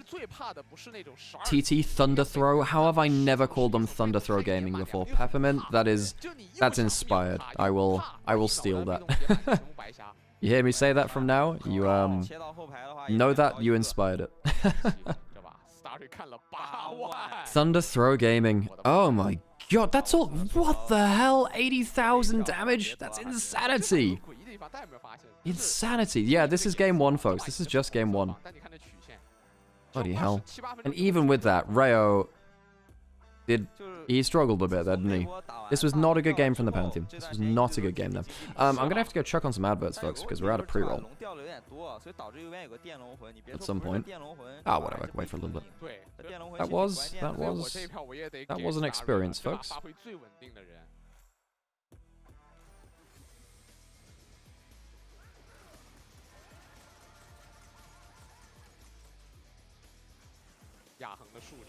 Well, we had some fun team fights. It was dramatic. Look, folks, if I'm going to tune into Demacia Cup, if I'm going to tune in for Demacia Cup, I kind of just want to see some just spaghetti gaming, where, you know, it's just falling out of the pockets. It's just, but it's fun. There's a sense of drama. This game should have been over, and then this play happened, where we're thinking, oh wow, Zahen really broken, really crazy, and then this Realm Warp happens right after, and we're like, wow, they really just Realm Warped into a Scion Q, a Bullet Simon and Alistair combo to throw the game. Oh god. Oh man. What is that? What is that? Whew. I'm sad for Heru. Heru's actually quite a good Ahri player. He can see the aggressive angles. Did he miss a couple of charms? Yes, but he saw the angle. I don't like his builds. I think that if he was a higher damage build, he actually could have one-shot some people in some more clutch moments in this game. I think going too heavily into utility really hurt him this game. It really hurt him towards the end. Really excited for the 8th LCP team announcement. Yes, there's some. From what I was hearing, there were rumors of what Frank or Ground Zero, right? So we could get ourselves another OS team into LCP again after one of them was relegated. It'd be really sad to see LCP without an OS team, but then again, Frank were actually pretty significant in PCS before LCP kind of evolved. How did he revive 3 times? Well, he revives 2 times because he's got GA and his passive. So he's kind of like having old Aatrox passive with a revive-ish. Basically, if you charge up your passive, you get a revive as long as it's off cooldown. Oh, this fight was just disastrous. This fight was disastrous, man. They all lined up for just crazy AoE damage.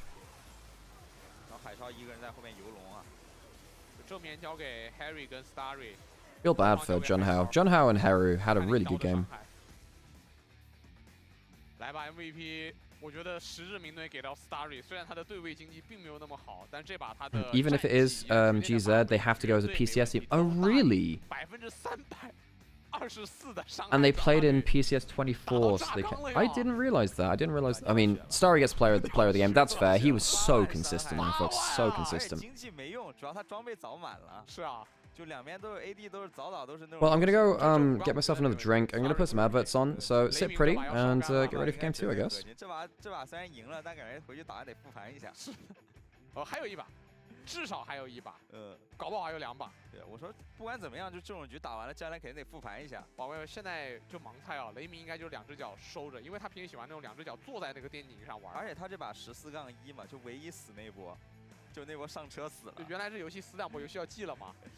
就不能死，就他现在应该抱着腿缩在椅子上面，我盲猜。就是属于那种死1次基地开始冒烟，要死2次炸了，死2次这把应该就输了，你知道吧？天，那我们也接到消息，现在 TT 最终选择了蓝色方啊，下一把的选边已经展现给大家了。神奇。那我们稍事休息，一会儿回来看这一把巅峰对决的下一场。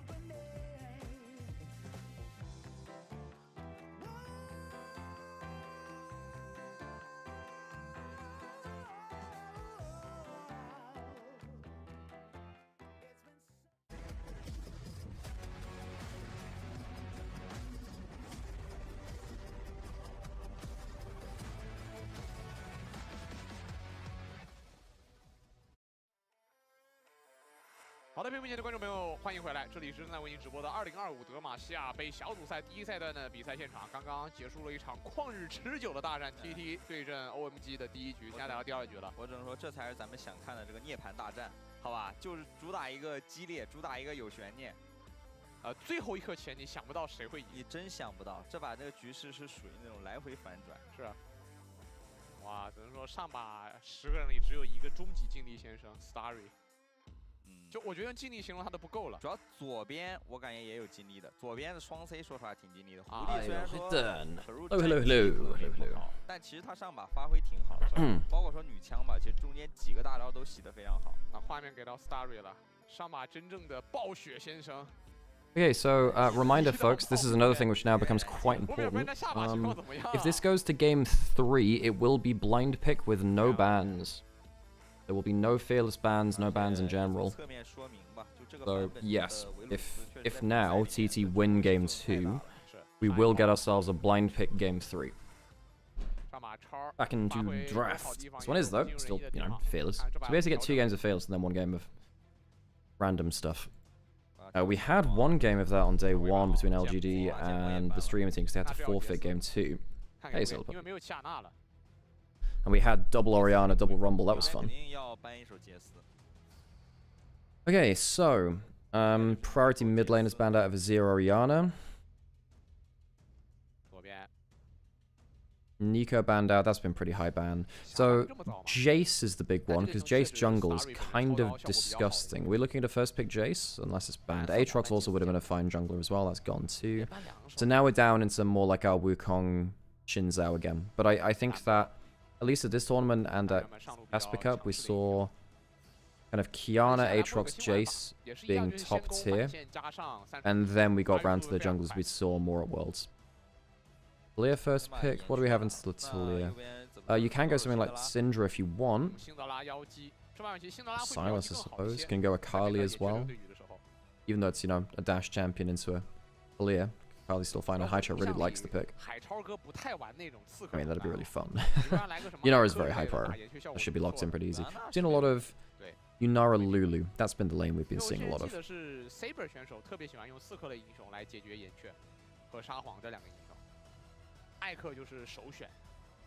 They're hovering this TF. Is that a legit hover? It is. Wow, I haven't seen much TF at all. Who's been playing that?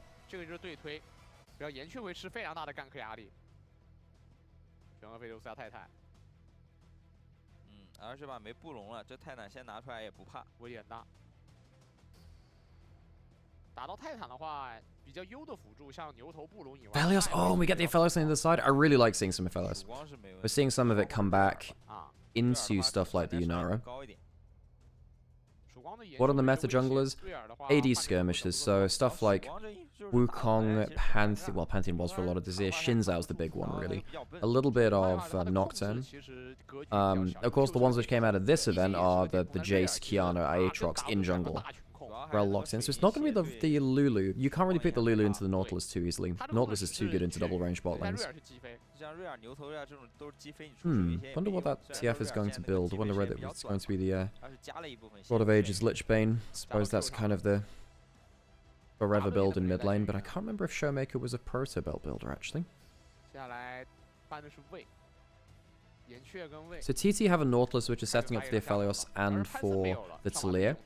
The Aphelios can sometimes set up for the Nautilus too, get the Graviton route into the Nautilus hook.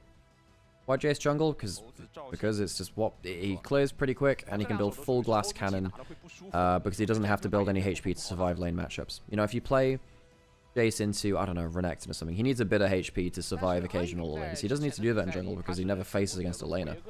And he got some jungle buffs as well. So a combination of those two things kind of went wild.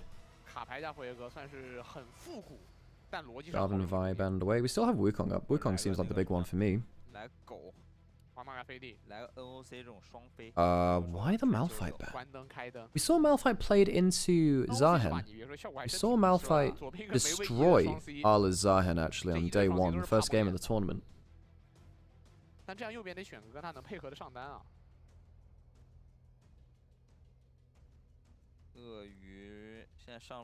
Now what would you ban Malphite for?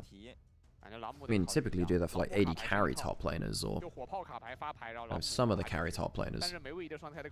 They banned the jargon, so there's still Wukong available. I guess Wukong's not fantastic against Slayer all the time. Then best of that bad into Malphite? Would you ban it away for that matchup? I guess so. Unless you're afraid of just Malphite engaging onto TF Yunara. 感觉5楼压得像个梦魇，甚至如果野区对抗不激烈，这把5楼来个大树。但如果选大树的问题就是， Well, that's the champion we've been talking a lot about. It does get locked in. Wukong Nautilus also pretty good too. Again, just anyone gets hit by the hook, things go pretty bad afterwards. Top laner left to pick into the Ambassador.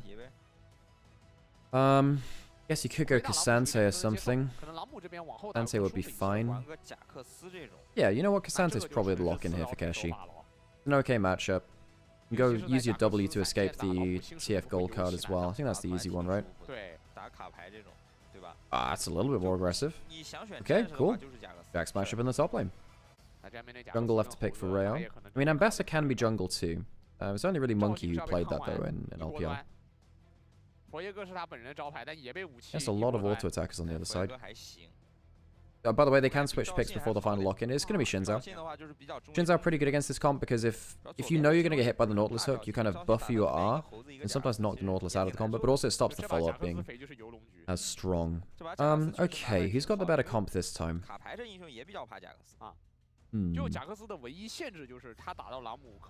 Well, TF is not that high damage. I think I prefer TT's comp by a hair. By a hair. The lane matchups, well, Taliyah into TF's a bit of a wash. Bot lane, yeah, again, that's actually a bit of a wash too. Aphelios Nautilus is very strong, but Yunara is so strong by herself that doesn't matter. Questionable. Plus, Rel doesn't really like playing into Nautilus. You can get your crash down cancelled out. You do have, Ambassador into Taliyah, which is quite powerful, and into the Aphelios. I think the Ambassador, if the Ambassador gets ahead, then the carries really struggle. There are mobile carries into someone who just points and clicks on you if you stand still for too long. Where did Airhead end up? He's on Weibo still. He's just reclaimed his starting position on the... he's finally got himself a starting role within Weibo. Yo, 9 years ago, Rogue One went in cinemas. Yesterday. What? That feels so long. Well, it is a long time ago. Oh, it makes me feel old. Rogue One was fantastic. So good going to see that in cinemas. I saw it twice actually in cinema.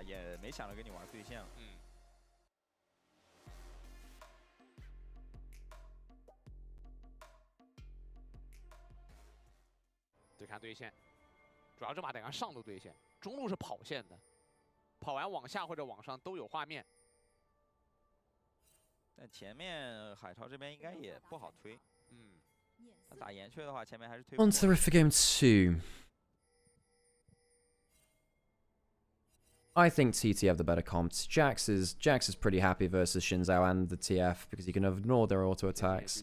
Good versus the Yunara, who's all auto attack damage. Jax is a pretty good pick here, actually. I was wondering whether it'd be Cassante, but Jax is pretty good here, I think. Wait, I got a video on my feed called "Does Star Wars Episode 7 hold up 10 years later?" Did it hold up at the time? Well, at least okay. Oh man, I mean the thing about the Star Wars sequels is that the actual marketing around Force Awakens was so good. The marketing campaign for Force Awakens was fantastic. And the realm of possibilities was so cool. It felt like it was, you know, a new era and crazy amounts of money and production value getting put into it. Just didn't deliver on that promise. I think Episode 7 played it too safe, and then Episode 8 played it way too much the other way, you know. Oh, God. Last Jedi was... Yeah, it was sure something. Oh yeah, no, the first 35 minutes of Force Awakens are actually genuinely very good. Very, very good. First half an hour is very good. And then everything after that becomes a little bit more generic in that first movie. And then, yeah. Yeah. Jack's trying to stack up the passive, using the Counter-Strike to get some decent poke down. It's not poke, chunk. I don't know. Poke has to have a certain range component to it. Taliyah, famous poke champion, as Sam would say. 公路也是跟想象中的画面差不多。Quite interested to see that how Haichi uses the global. No, the Ryzen early game last game was fine, getting about the map. Later on, he's going to mid-combat Ryze ults were pretty poor.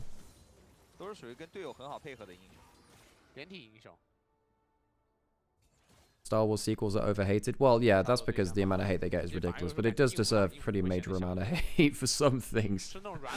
Oh, I hated the way that they kind of desecrated a lot of the original trilogy characters. They didn't have a single scene with the original trio on the same scene again, same screen again, which I just felt was such a heartbreak, really. Ugh.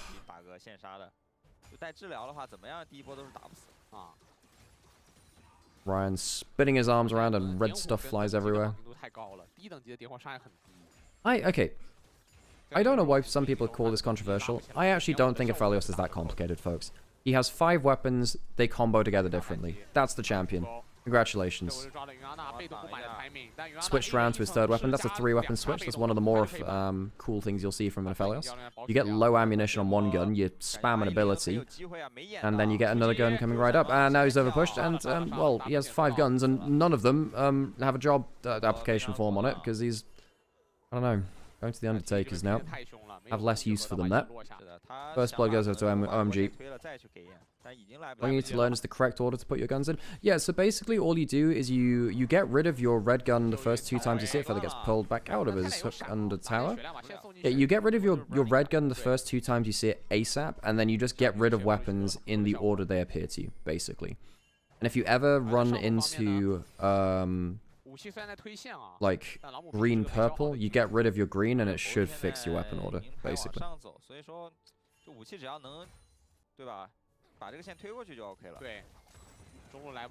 Starting to mid lane. Wow, Mohm's really about the place. Oh, he's really making an impact. Good punish in bot lane. Gets some extra damage onto Feather. Goes into mid lane, blows a flash there. Good minute or so from Mohm though. Yeah, I don't like sand speech as peak comedy. Look, George Lucas is many things, but a good writer of dialogue, sadly, he's not. Everything else, his visual storytelling was very, very good. Now, the way that he sets up, you know, technology in the universe and ships and locations was very, very good. If you just had it, like, if you just took all the dialogue out of Star Wars, it would still be a really good show. You know?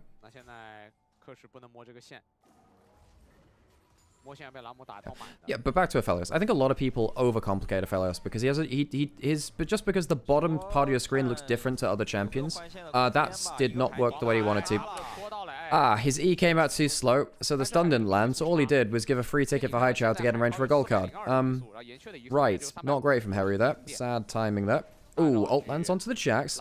Was level 6 to level 5, some good damage coming through. I wonder if Harry kills here, you know?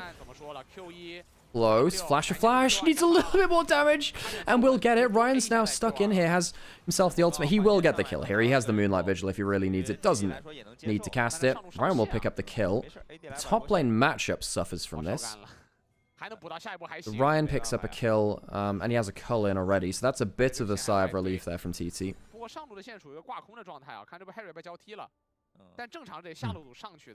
George Lucas is a phenomenal director. He also wanted, unfortunately, also wrote the dialogue. The thing is, George Lucas didn't actually want to be a director. He wanted to be a producer. What he is an excellent producer. He always wanted extra producers to come on board to do stuff. Mom's gonna get extra. Oh my god, he has no flash. Well, I don't know. I was looking a little bit doomed. Does he die here? Oh, it's really close. I actually wonder whether he could have got the full kill there. Maybe could have flashed for a last auto. Didn't want to risk it. Goes down. Haichao does have his ult if he wants to get really cheeky with it, you know. Dragon goes down as Junhouse secures that. Haichao has his ult. You know, he could throw that somewhere. And with the HP that Haru was on, I was actually wondering if he could teleport onto Haru, flash over the shove back, get a kill there. I think there's an angle there from Haichao, but he doesn't want to expand the summoner and the ult, I suppose. Wants to hold on to them. Did you know I started League maining Aphelios? Yes, you did say in Discord. Yeah. We're having a good time with it. Yeah, I enjoy Aphelios. I also find it quite annoying that a lot of people don't go to the effort of learning his weapon names. Alabrum Crescendum, a favorite combo. Rifle turrets. Every time you say Harry, my mind defaults to Harry. Oh, the NA player. Yeah, and then there's Haru now in this game.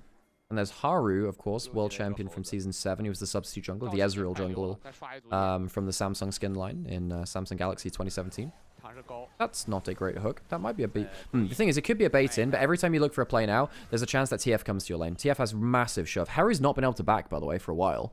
Harry's having a pretty bad time in mid lane here.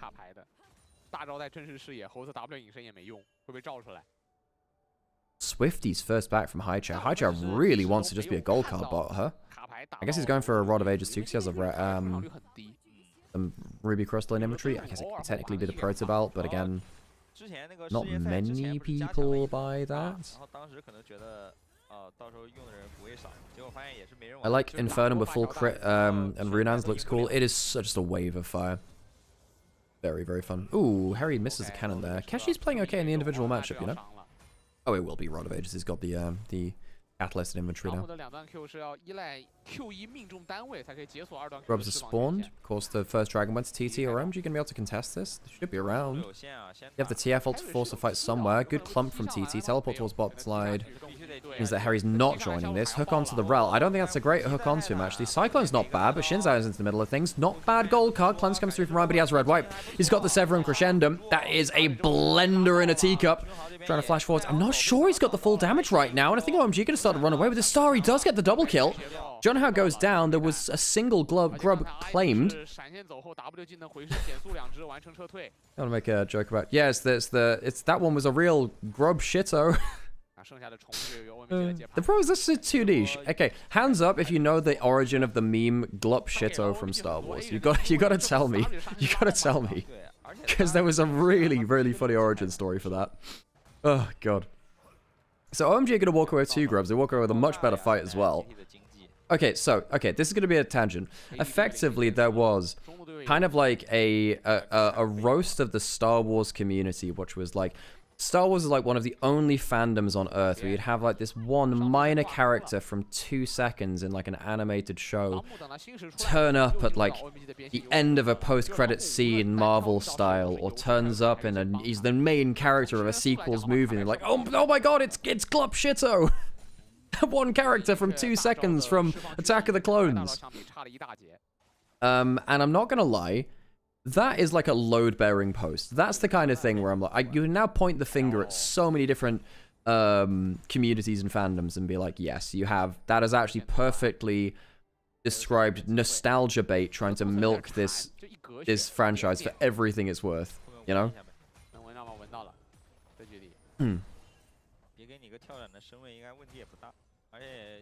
Whoa, Moem's here. Moem was here last year too. Yeah, he was an OMG last year too. He went to Worlds in 24 with DK, played pretty badly. He came to LPL in 25, and I'm not gonna lie, it was quite up and down there too.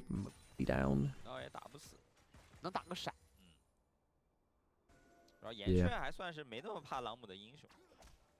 I kind of like randomly going on deep dives to figure out the origin of some of the random memes I use. Most of the time I was around for when they were around, you know. But the history of some of them is quite out there.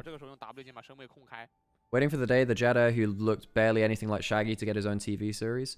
Yeah, there's that guy, and that what was, there's like this one typoed Jedi character who's become like folklore because he was typoed on a Lego case at some point. Anyway, Harry's gonna get dove by 4 people. He does have an ult to go unstoppable. He has flash. I don't think it's enough. He's tried. I think he could have maybe cast his ult earlier, go unstoppable through the first stun. Maybe flash out to safety.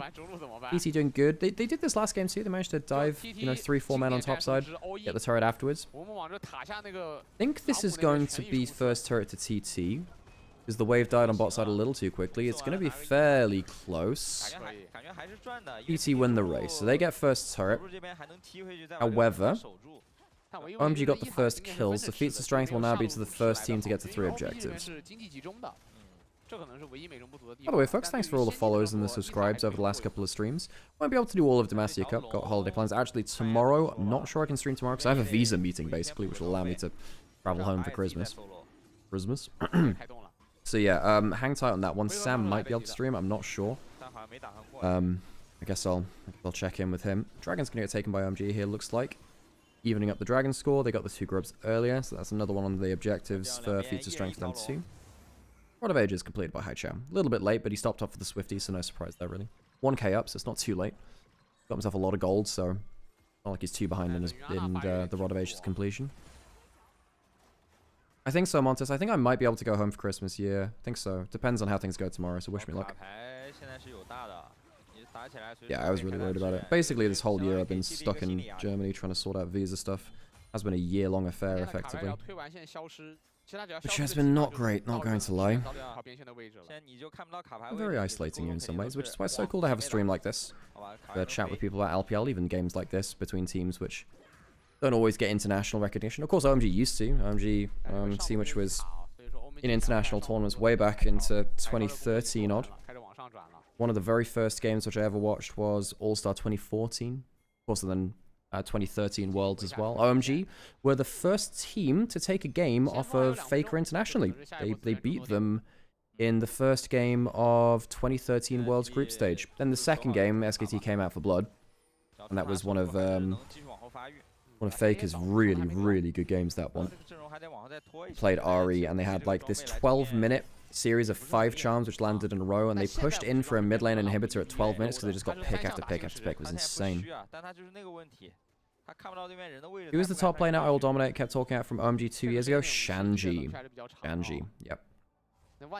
Shanji. So that OMG team from 2023 was one of the most influential teams to never make an international event, because you had a bunch of players which really knew how to flip the meta.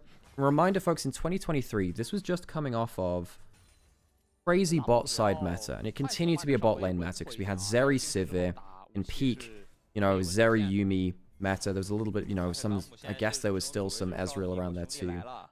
And then OMG were like, no, we're going to go like Maokai Yone. We're going to go like Silas or something like that. We're going to go, you know, Rumble in top lane. That's going to be great. And it worked out really well for it. OMG have been a real pioneer team. They're past that era now. Struggled up in this last one. Can't quite catch out Keshi there on the top lane. You force him off the turret. Other side, a little bit slow to push in towards that turret from TT. No, OMG, when they had Cream in mid lane, when he was like melee connoisseur, Abel, who was very creative in bot lane too, you know, they started to bring out stuff like Milio Tristana. They were a Samira bot lane team. They brought out some very different champions at different points. No, OMG 23, one of the more influential teams in the world. They taught the world how to play topside in the bot side meta. Very sad we never got to see them kind of reach peak form all at the same time for an extended period of time, really. Let's see you land on Summoning Insight. Thank you. It was cool to be able to do that. So I'll be on there for long as appropriate, really, I suppose. Not sure what will happen with Yamato, because you know, he's obviously got the Lost Returns coaching gig, and not exactly sure. I mean, obviously if they do very well, not sure exactly what happens with that team. But yeah. Happy to see Rayo doing alright this game. He really struggled the last couple of games though, didn't he? So yes, he's been kind of, I suppose, overdue a better performance. I loved OMG Cool back in the day. So, I mean, Cool was the guy that gave Faker the nickname the Unkillable Demon King. And that is the secret. That is the secret for nicknames which really stick over time, folks. Someone else has to give them to you. You know, your own fans can't really do that for you. Someone else has got to call you that. Like, I know that, like, Carrier has this nickname of, like, Legendary Genius Monster, but for me it doesn't hit the same, because it wasn't like he was built up in this by one of his, you know, rivals or adversaries, right? Big fight around the Herald, potentially. Hydra has the gold card locked up, pops that ultimate. On the flank, let's see if that Nautilus hook lands on someone important. They do manage to find out TF, but he's actually just teleported to the other side of the fight. Cash is out of position. They're both supports starting to engage. Rayo has really gone in deep, loses most of his HP. Ambassador's gone in through. Double kill immediately. Oh my god, the Ephalos is gone. I think with the AD carry gone, that'll be a one fight for OMG. Another gold card loaded up. Kashi might just live, although that might be giving him a little bit too much. Yeah, he does live that. Cool. Alright, makes it out with just enough HP. OMG walk away with the fight. How many kills was that? Was that 2 for none? I think so overall. Just about. Bot lane of TT ended up dying there. I thought Rayo had gone in too deep, you know. Just about gets away with it. Yeah, back to nicknames. The reason the Unkillable Demon King thing worked is because Cool gave it to him as someone who was like a rival. It doesn't really work the same when someone else, when you kind of, like, your fans give it to you all the time, you know? And the problem with T1 is, like, I guess, like, everyone's a fan of them. It's very hard to make a nickname stick like that, really. Very good engage there from Ro. And Harry at the same time. Harry's been playing well. He's a player which I've had criticisms of before. I don't think he had a very good last year, but this has been a good tournament for him so far. See if that sticks any longer. Of course, this is the first stage of the tournament. The competition ramps up as more and more LPL teams feed into the system. Who else has really good nicknames? Not many people have crazy nicknames within League of Legends, I suppose.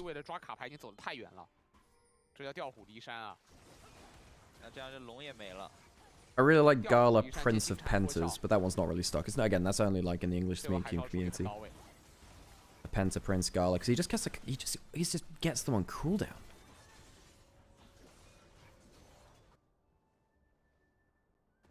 I think all of us have this one team that was never really good. We just like them regardless. To me, it's 24 TT that have 1xn and Beichuan. But the reason I like them is because of UCal. UCal was really easy to support. He was really easy to support. He dyed his hair blue for TT.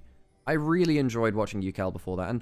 And, you know, that was one of the teams which I had a soft spot for. Obviously, Ultra Prime, when they had, like, the hacker glow-up was really cool as well.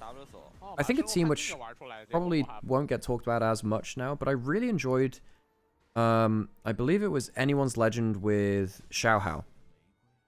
That was a really special time, because that was when that team was really not doing well. They were really not doing well. They'd struggled an awful lot, in fact. And, hang on, top fight on the top side, Destiny Gate pop, double stun, forces the cleanse. I'm not sure that'll save them, though.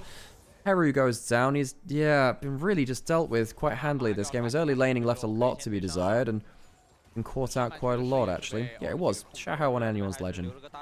That was a team which was objectively bad, but I really enjoyed watching, you know, so Xiaohao, I think they lost 8 series in a row, but Xiaohao was still one of the best junglers in the league. And then Xiaohao managed to claw back a series win for them, and he actually was breaking down on stage. Flash over the wall. Fantastic combo from Moem! Yo, that was sick! Magnet Storm gets onto all members under the turret. I think this game is going to be a lot quicker than the last one, folks. Moem, that is an inspired engage. Nice stuff. SK Gaming with Forgiven was amazing. Yeah, and then people realized that you could ban like 380 carry champions, and then no one else had any good picks to ban away. You ban like Lucian, Graves, and I can't even remember the other one. And I was like, oh, well, no one else has got picks worth banning, so we just ban it Forgiven for the entire time. That was, yeah, that was that early season 5, I want to say. They had Fox as the mid laner, as a Diana player back then.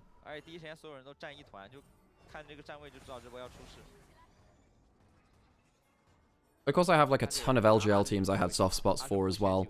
So the team before our DFM for Aria was CGA, Crest Gaming Act. They were just such a psychopath team. Were they good? No, not always. But they had an 80 carry called Gango. And they had Aria in mid lane. But they didn't really ever have a jungler who was any good. But that team was still so fun despite all of those faults. 3-man combo in the turret. Awesome. Comes out of the fog of war like a bat out of hell. Poison, man.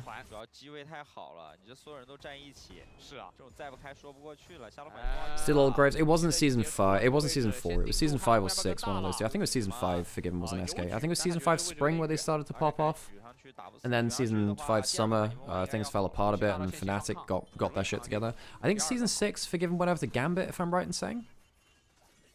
Or maybe it was season 5 summer even. I know that he went to Gambit after SK. Ah, Forgiven. What he could have been, man. What he could have been. Rhea was very far up here. That being said, teleport behind them. That is the Twisted Fate. Feather is here. That is a very fast Twisted Fate with Swiftness Boots and the teleport move speed. And a Zeal. Okay. Teleport disengages the play. No, it doesn't. It just creates another one on the other side. That is a dangerous teleport location for High Chat, but I don't think they got the damage. I don't think TT have the damage. Feather will get caught out, and he'll get out, but Kashi, not quite so lucky, couldn't flash out in time. OMG managed to defend their jungler on top side and form a play of their own. I think they can go towards the Atakan now, really. I think they can. What ultimates have TT got to work with? They have Cyclone, and Weaver's Wall's not exactly going to be helpful here. Have to try and group up. Quite low health on their jungler, peel off of the Atacon. John have very good disengage with the Cyclone. Gold card comes down. It's only onto the clone. Missed from Harry. Don't think it'll matter though.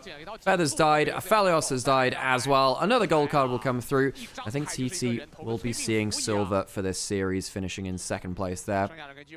OMG, not bad for them, you know. It's going to set up for quite an interesting series between them and LGD. We've not faced them yet. The one team to they've not faced in this group so far. They'll play against them tomorrow.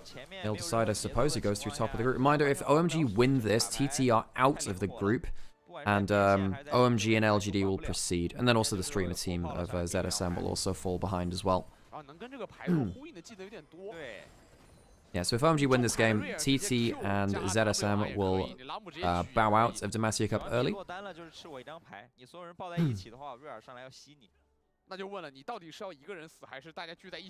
I have a bold prediction. Ratones wins LEC versus, and then Riot will introduce relegation. I really doubt that will happen. I know it's a joke, you're saying it. I also, look, Ratones have got a lot of work to do to kind of upgrade their macro towards an LEC level. So playing at tier 1, I know that you can dunk on tier 1 teams, but that the standing level of macro and cohesion they have is just very, very high compared to tier 2 teams a lot of the time. So I'm not saying that Ratones don't have that ceiling, but getting to that point quick enough and consistently enough will be a problem, especially after their last EMEA Masters as well, where it felt like they... Hang on a second. Keshi is going to get a... Well, I mean, he's not going to be able to protect Talia, is he? Tries to walk up and threaten Hai Chao. Can't save Heru at all. Heru, man. I mean, his Ahri game was pretty good. This Talia game looks not great. Wonder if he is one of those people that's just very good on that single champion and outside of that struggles. That's a lot of damage onto Moham. I think he'll just about live.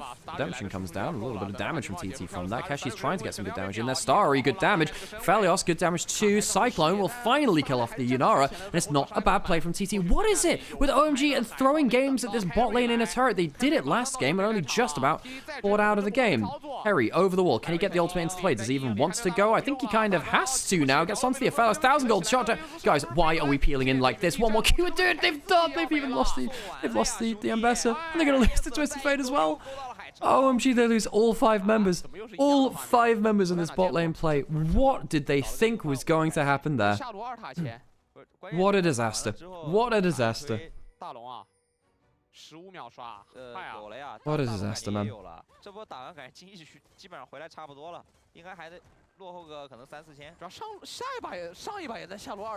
Oh, man. So, it just killed off the Talia. Mom takes a ton of damage by not walking away from the Jax. And then just... Ambassador's just not hit. Hang on, whoa. Didn't Ambassador have teleport? You teleport at the start of that play. Surely it's fine.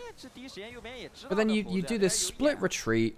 You take a couple of front steps, you know, Hai Chao and Reo, they step too far forwards there. Somehow they get in range of a Nautilus ult there too, because Reo did step forwards at some point. Mom's caught out in picture now. Be safe at least. OMG on the Virgin Mountain Soul, worth noting as well. 3 dragons in. Why is Ryan 3 in-game name Ryan 1? Because they're using different Tournament Realm accounts because they've had issues with logging in, I think. So we had... I want to say it was Pong Yuan had to play on XQW's account, I want to say, something like that. Gold card wore off. There's a wall coming through from Talia. The wall has actually, in fact, blocked off Feather and Ryan, though, so they actually can't do damage. It won't matter too much. Mine will go down. They'll give it the 1 kill. Gold card potentially over the wall. They have a fire cannon loaded up. OMG, come on. You were so far ahead. Surely this can't happen again. Their early game was good, but feels like everything's been really quite difficult from that. Keshi jumps forwards under the tower and gets... They weren't expecting him to just kill the turret there, I guess. Reo dies without popping his ult. Okay, more questionable stuff. Harry's now forced to go in to try and escape. Will just about do it. No, he won't. The Aphelios kills him. The Aphelios just kills him straight up, and TT find another great fight. The Aphelios gets a triple kill. 2.5 items. Yeah, that'll do it. And OMG, they're just falling apart. Surely this team can't just get dragged to late game again. Twisted Fate pops the ultimate just to see where everyone's moving to. They're going to go towards the Baron. They have the members there. Jeff has Spellbook. Can he go in towards a Smite? I guess not. Oh, there's a fire cannon. He can actually kill that. Trying to keep them honest, I suppose. Say, you know, you don't get free resets at least. If you can stop the resets or, you know, delay them on the back, it could have potentially helped his team set up for the Dragon's Soul in a minute and a half. What is happening with OMG, man? So the gold card wears off. That's bad in the first place. Aisha should never turn the corner without a gold card loaded. Moem dies for his mistake, so a lot of their engage is now gone. And after this point, it looks fine up until they don't know what to do with Keshi going under turret here. Because he just walks up and they destroy the turret. Rayo gets full stun, doesn't press his ultimate here in the midst of it, presses it too late, he dies. Because, you know, Shinzai still takes damage if he doesn't press his ultimate. And then you get sniped there at the end. That is Harry as the Ambassador's out of the play. I don't know. This team is just not... I don't know. They get into mid-game and they lose their heads, quite literally. Dragon up in 40 seconds. TT trying to push in with the Baron buff. They got it on 4 members. Feather did die. 4 items on Yunara. Sorry, it does do a ton of damage. I mean, Haichao does a decent damage too. I mean, Rod of Ages Lichbane is good damage for TF. I thought this game was going to be a lot shorter, but I don't know, maybe we cursed it. Harry doesn't have flash, he'd need to ult someone. No one's coming to help him now. That's just a dead Ambassador. It's a dead Ambassador. You are a team with a global too, and you're not supporting your side lanes nearly well enough. He just gets completely blasted. OMG are not good in mid and late game. This team is very poor when it hits late game. TT, good pick off from them, but OMG are the ones leaving the opportunities, and with such a lead, you have to criticize them. The Dragon is available. OMG are very slow to get back to defend the base. Guys, you are getting your base shoved in. You have lost 2 towers and an inhibitor. Where are you? Haichao's backed now. I mean, there's a gold card somewhere in there. I mean, but if TT just make it out of the base, aren't they just happy? They take a Nexus turret. Keshi just walks up and bonks it.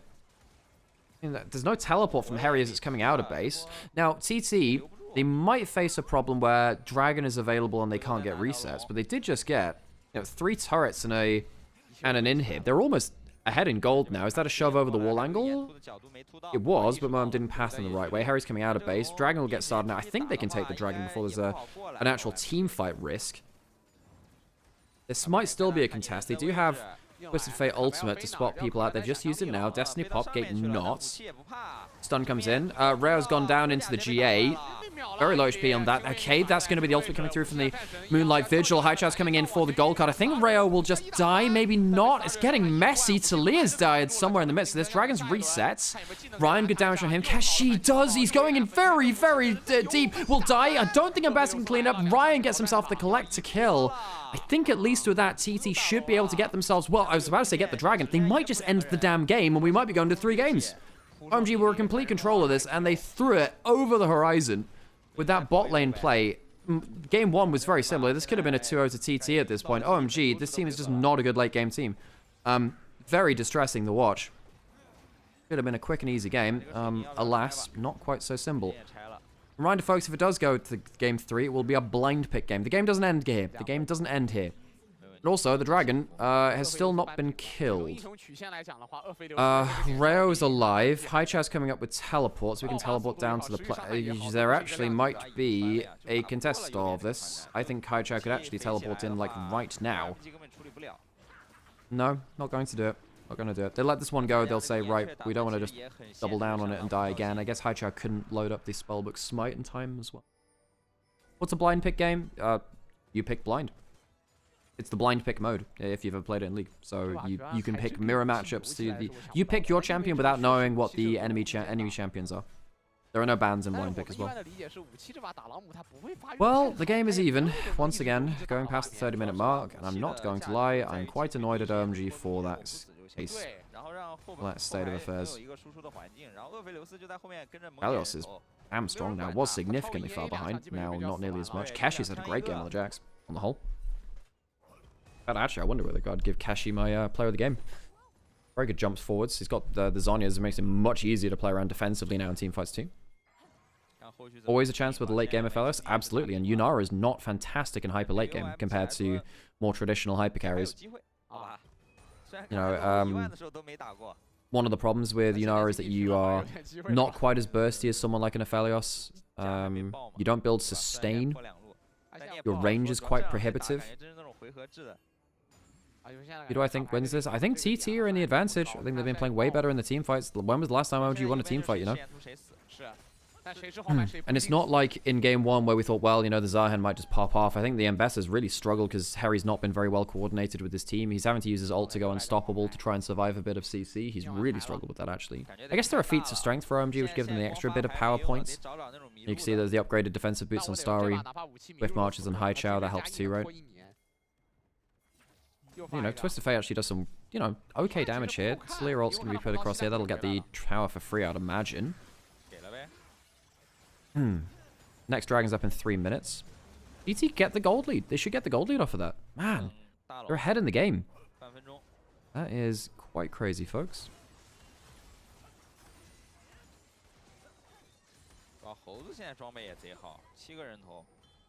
What can OMG do to win a team fight? Catch someone out of position with a gold card. There is a cleanse on Ryan that makes it a little bit harder. There's also redemption on Knight's Vow and Feather, which makes it a little harder too, of course. Ryan is scary as hell. So scary. I think they're giving him those jungle camps. I wonder if he can get himself... He will be able to get himself full build before the next dragon. You know, Zeal items after completing... If you've built the Zeal component, they're not too far off for completion.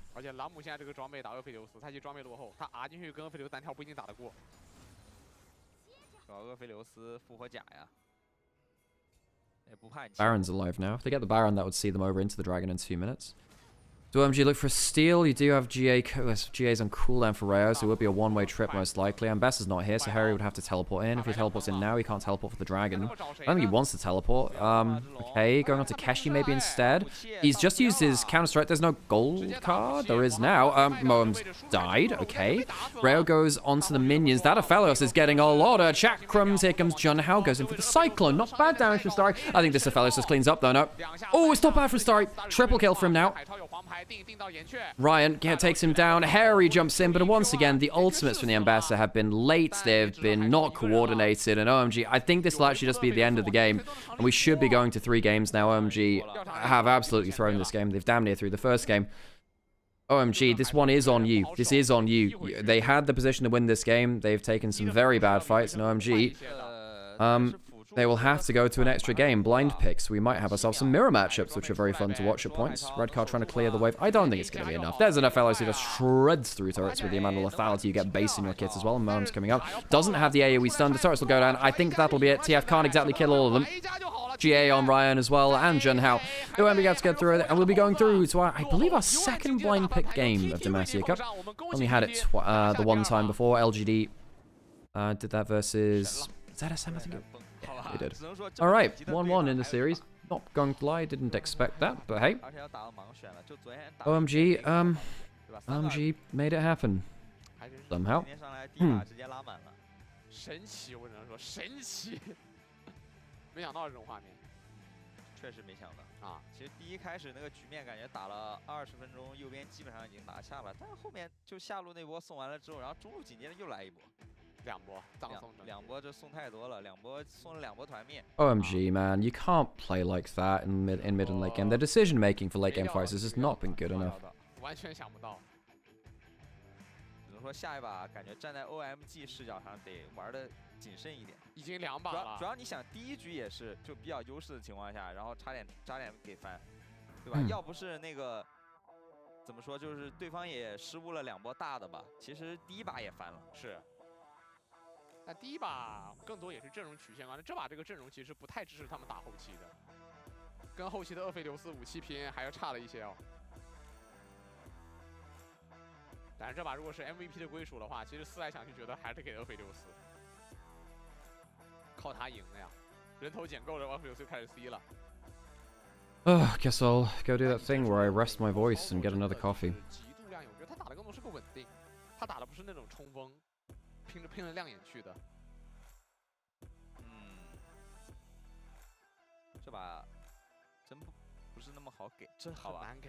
各位，猴子战绩也挺好的，而且有几波后排其实切的也还行，也还不错，对吧？先看一下，这前期小节奏太顺了，对位也有 solo 也有这种画面。我给打野吧，我觉得这票我要给 AD。 LPL can't win worlds. Newsflash, they have won worlds 3 times. They have won worlds 3 times, and they have won MSI like 5 times. 我感觉这就是弹幕上经常会发的那一句啊，就这把已经我已经就是把直播间关上了，然后再过了10分钟切回来，发现啊 OMG 输了。就你看到这里都还是 OMG 在表演啊。来了，就这波改变命运的一波。故事的起点，好吧。先是硬拆，把自己拆。而且你看这里猴子过来就当着面过来的啊，就他一路从那个针眼上走过来。 然后就很简单被猴子开到，然后死了。然后这里还不走，其实这里走也没事了，对吧？对。你看就是I0感觉就有点就太难。 A wonderful series between ThunderTalk Gaming and Oh My Gamble. 就得3个人上一个那边操作一下。天哪。Man. Trying to think of a funny enough word for it. 不是很理解，好吧？感觉这种还是得撤。这波打完就不对了。 而超飞的这个位置，其实给到牌没有人能跟他，更何况这牌一直没出手，最后出手黄牌还没了。主要这把就是武器一个人现在真的能拖太久了，这个英雄选的太有价值了。这反击风暴一开，3个人都打不死，打这不掉血，这闪避机制太好了，这把能闪的拼 A 太多了。然后这波也是就是。 其实你说去抓武器，我感觉也没问题。但你如果去抓武器的话，那辅助就不能那样走上去，直接给人打死了。是的，就相当于莫汉姆什么也没干，白给了。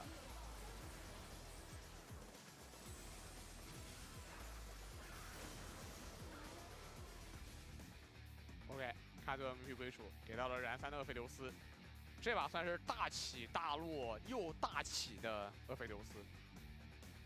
Yeah, no surprise that Ryan gets the MVP. They're actually very good at I'm actually yeah, he was very good, but Keshi also good shout out to him. Honestly, he played well on the Jacks. You think T1 can win 4th Worlds in a row? I mean, they're very clutch at Worlds. I mean, we don't know what happens with the meta. I thought that they were unlikely to do it this time. They did it anyway. So yeah, I mean, there's a chance for it. Faker's the GOAT, man. Like Faker and Carrier are kind of irreplaceable. I think if Faker and Carrier are on a team, they always have the upper ceiling of just doing something ridiculous at Worlds. Now, the more interesting question is like, when will T1 actually win domestically? If ever, because they have the they're bright lights merchants as Sam puts it.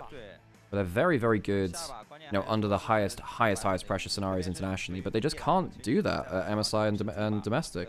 They've not been able to do that, Hey, Ted. 对，那你到了盲选的对面，如果直接选出来的话，你要怎么去应对？说明了杰斯打杰斯呢？那我们也看到信息为大家公布在屏幕下方 ，OMG 选择蓝色方。那这个选边实际上我觉得形式大于实际作用。啊。那我们稍事休息一下，等会儿回来见证这世纪大战的最后一战，因为真的只有最后一把。哎，休息一下，马上回来。This season they win it all. I mean, they're a very good team, but I mean, Genji still exists with the crazy roster which they've been dominating regionally with. H-Lee are a very notable team. They won 5 games against them multiple times. I mean, D plus Kia actually have a decent upper ceiling. It's not as cut and dry as that, Also think Ona is always one of the best performing junglers in the world. Yes, absolutely. Yep, I have a lot of love for Ona. I think that guy... Honestly, Ona was my finals MVP. And probably like T1 year-long MVP for 2025. That guy deserves a lot more love than he gets, really.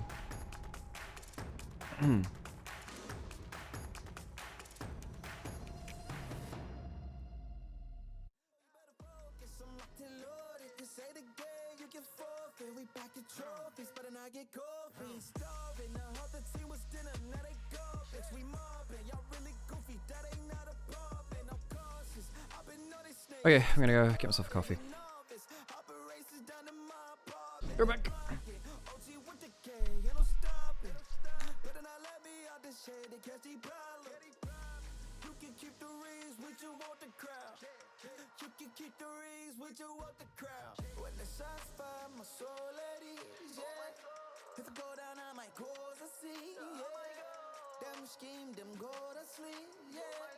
They don't wanna come war with me, yeah. When the shots fire, my soul at ease, yeah. If I go down, I might cause a scene, yeah.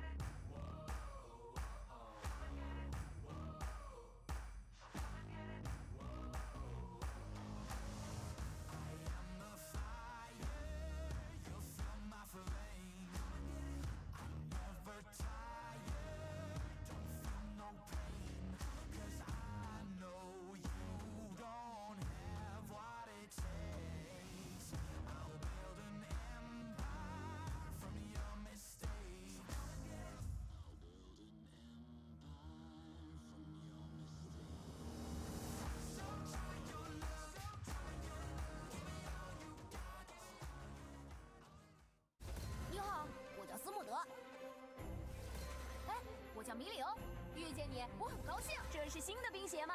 感觉真棒！我即是寒冬。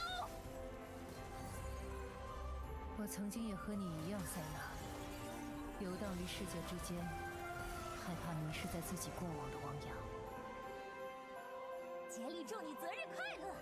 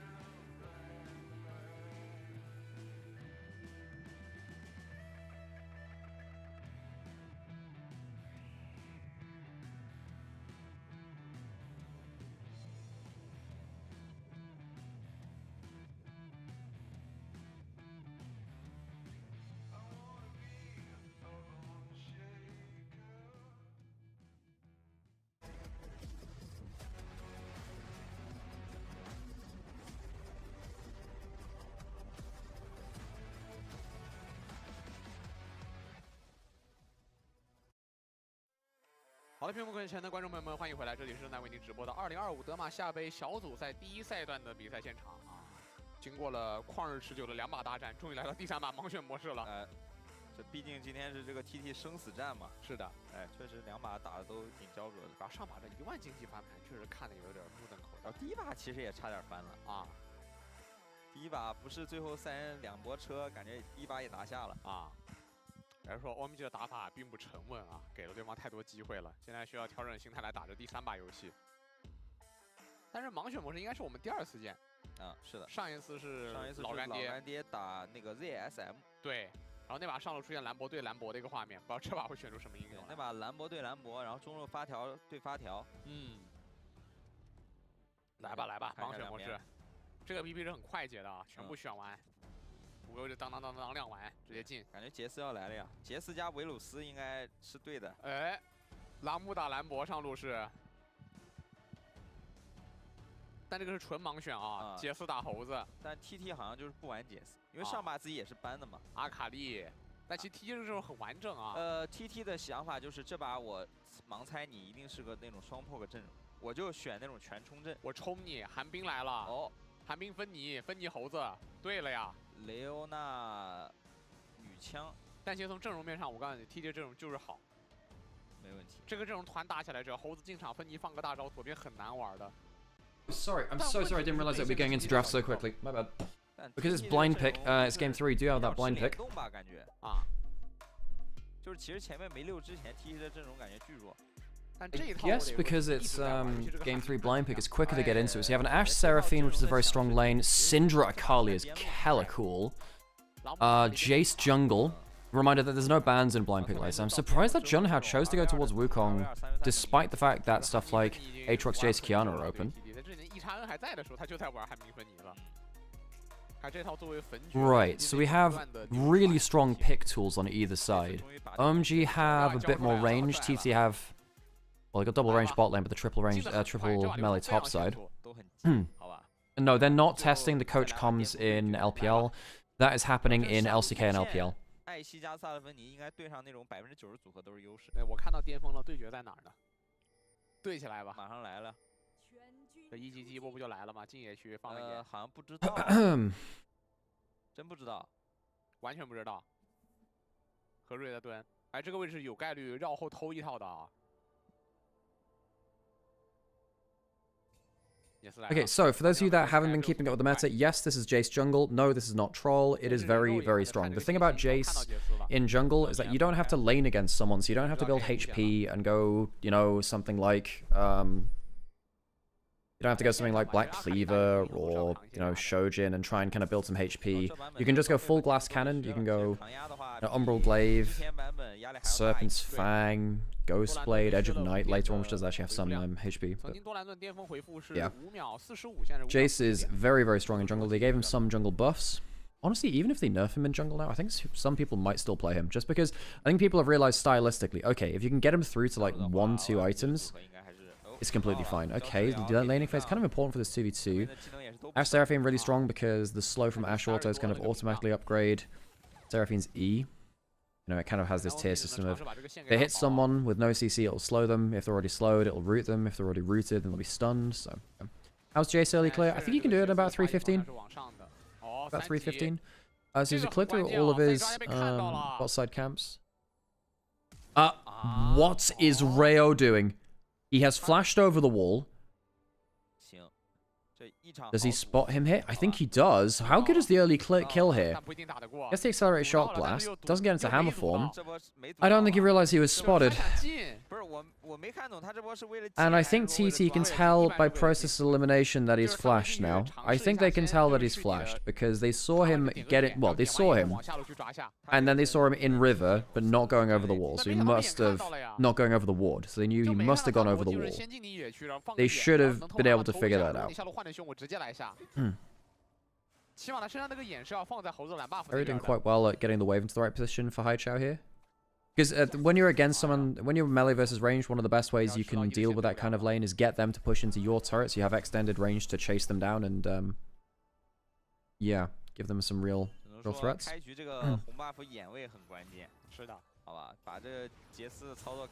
Rayo's not had the best of time of things, has he? Why would you cheese invade with Jace? Because if you get ahead of the early game, it goes kind of wild. Just in general, if you get a couple of camps ahead in like-for-like matchups, like 80 skirmisher to 80 skirmisher or what have you, you end up becoming so much more powerful, particularly in the early game, right? Just taking a camp in mid-game, it's like, oh, well, I've got 20 camps, you have 21. Cool. Something like this, it's a little bit different when you've got like 5 to 4. Taking aggro, and that's going to be a very dead cash sheet. Flash out of the turret. First blood, very easy. Good early damage from the Jace and the Rumble. Jace will go back into top river, try and take top scuttle, I presume. Junhao's going to take enemy raptors on respawn. That means that Junhao's now going to be a camp ahead. Because, Rayo, you know, used some time to not farm.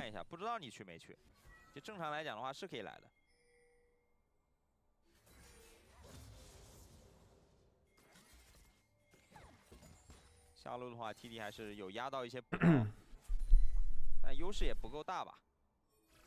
前面那波其实杰斯下来虽然没做任何事，但是也算变相缓解一下双人组的压力。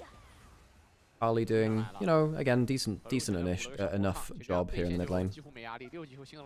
Junhao's slightly ahead in terms of XP. Jace is going to be down a camp because he can't clear his own raptors because they've just been taken by Junhao, of course. Rayo has the dirt coming out of base. Does have flash if he wants to follow up with the Zenith Blade. Set things up with the Zenith Blade, rather. 这种应该就在稍微假装打不过对面，这样 Trying to feather a little over pushed here, so they can lose access to a couple of minions here. Suppose. Gonna push back out to them anyway. Good awareness. Using the map hacks of walk shot to spot out Rayo. Does John Hao think he can start up Dragon now?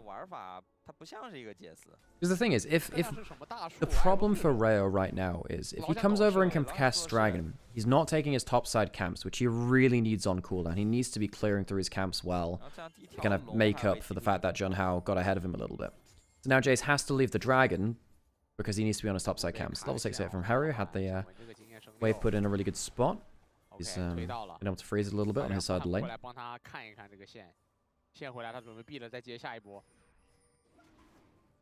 I might be able to spot this out. I don't think it's going to change anything. Doesn't have the smite available.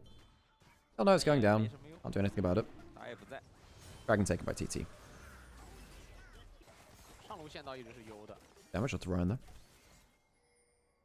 Not exactly clued up on what Ashes are building right now. Are we still in, you know, Blade of the Ruin King? I know it's Yuntel, I guess. Yuntel Hurricane. Sometimes see Kraken Slayer PD, I suppose, too. That's the Elk build. Rock Weapons misses. Could have got a free first strike proc there. Harry was BLG sub. He was for a bit, but he was never realistically playing.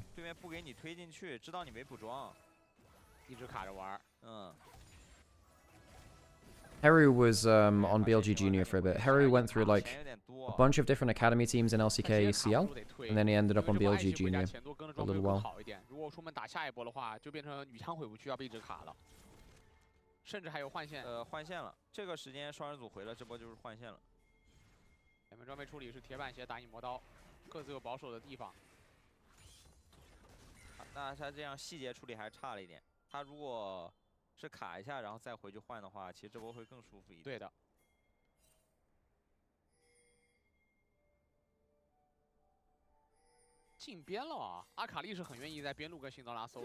Merc treads first for the Akali.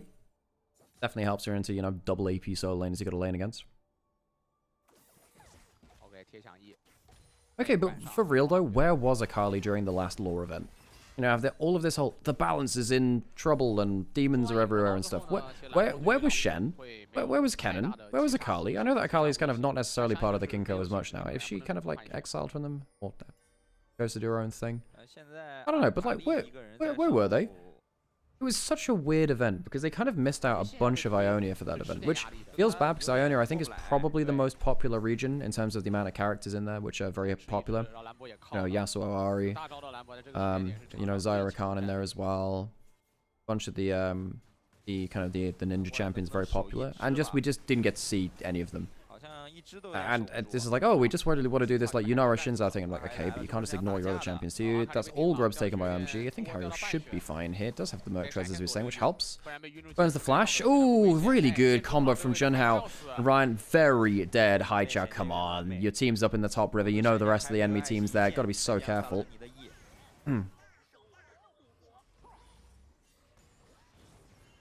Not great from Syndra there. Yeah, no, the last lore event felt like they were really trying to do this kind of whole Shinzao Yunara narrative thing with the Darkin, blah blah blah, the grand plans of, you know, LeBlanc trying to see if a demon can die from a Darkin and whatever. And I don't know, it just felt a bit clunky with the rest of the champions in there. Much like the Ruination and the Sentinels event, they didn't consider all of the champions involved very well. And I know it's a bit of a grand undertaking, but much like, yeah, Jonas is saying this in Twitch chat as well. With the Arcane rewrite and the kind of the new philosophy of lore, I suppose it happened with Ruination before, so I can't really say that. It's getting a little bit clunky to kind of figure out where all the champions place into it, and you know, someone like Camille from Arcane doesn't really have a solid place into it. Renata's in a weird spot, because realistically, Renata should have been Silco at this point. It would have been a way better character, I think. I think Silco, having Renata as Silco would have, being the Chem Baron, would have been very good. Does Zambesa end up winning versus Rumble level 11, level 16? I think it's a competitive matchup throughout the game. I'd call it a competitive matchup. There's kill threat on both sides, although I think Rumble probably wins. I don't know, Rumble's just really stupid strong. They provide different things in team fights, of course.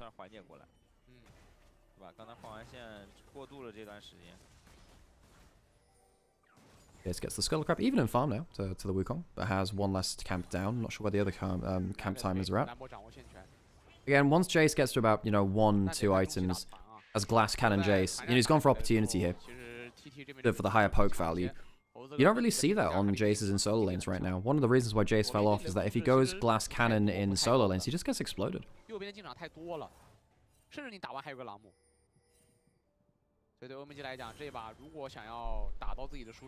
way that I would have done kind of cinematic things for the kind of like League's stuff is I would have built up I mean, I like the fact that they did build up Piltover Zorn, but I would really like them to build up a couple of different... Hang on a second, that's ult onto Ryan, doesn't have a cleanse, versus Leona MF for some reason. Flashes out, Jace comes in, and that's the opportunity value. Do they have enough damage there? Just the flash for the heal! I think it's going to get the kill. Do they get a kill back? Blistering stuff. Survives due to Feather flashing in. Good peel play from the Curse supporter TT. Close. Yes, true. Oh, and they did all the hard work. They did all the hard work. And Jace snipes them anyway. Oh no, why did they walk back up? There's a Jace jungle on the other side, my son. That's... yeah. Ryan 07's in chat. Yes, and Jace also doesn't need mana sustain in jungle because his jungle item is his mana sustain. You're absolutely true for that. As long as you stood in jungle river, it will give you that mana regen. Okay, Dragon started up. Who's back in base? Jace is coming back out now from the Raptors.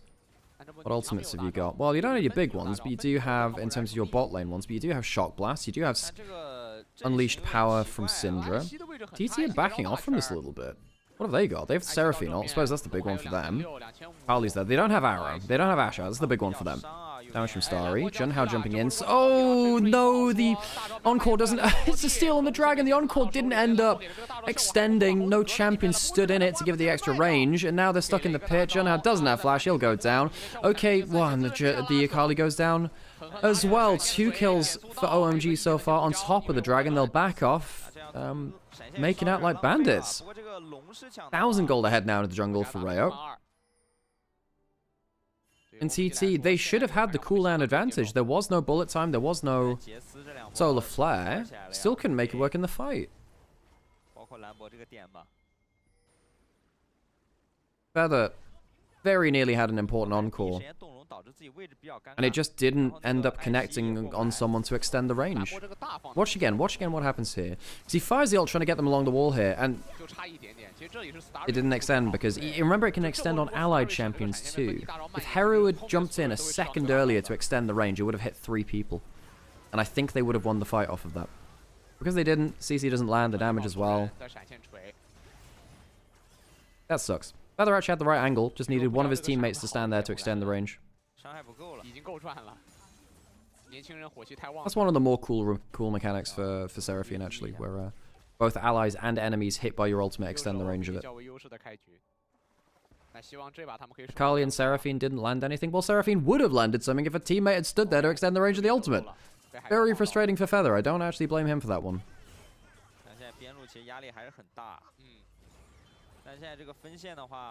And this is only Series 1 of the day, folks, by the way.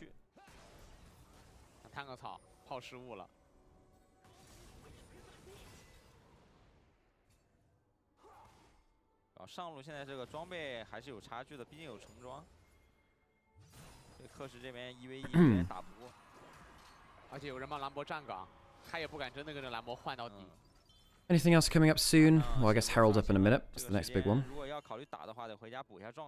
Well, OMG, I suppose they've got another early game lead, but, you know, the mid game and late game cometh. They need to actually show they can actually close out a game because they've thrown 2 mega leads. Very nearly losing both games in this series. So far, anyway. See if they have anything better for this third one. Maybe it helps that Rayo is actually on a champion, which is much easier to just sit and do damage on, because I think one of the problems in the first 2 games is that Rayo just hasn't been performing very well. And he had to be one of the people jumping in. He was quite disconnected. Whereas at least with Jungle Jace, he just chuck a shot blast at people, you know? Like this. Yeah! Jungle Jace, poke champion. Woo! Don't always end up... It's quite a rare thing to get a poke champion from jungle. You got, you know, Shyvana AP used to be that. Obviously Nidalee is that. don't get too many poke champions in jungle. Zyrex sometimes classifies as that. 但这个其实不关键，角色加强波最重要是你要打中啊。这波感觉是可以动的，开动吧。中上都有线，而且海盗这边也不省，直接交替先踢到正面。这样没有位置的情况下，第一时间有点过不来 TT， 而且 AD 还是在路上。TT 可能还会想我，因为这种资源团太强。上路兰博已经把大用过了，闪现推 Oh, down onto the top side on Kashi, immediately killed. Chaichav flashing forwards for the kill there. And the Seraphino's just short again. Doesn't matter, Rayo dies all the same.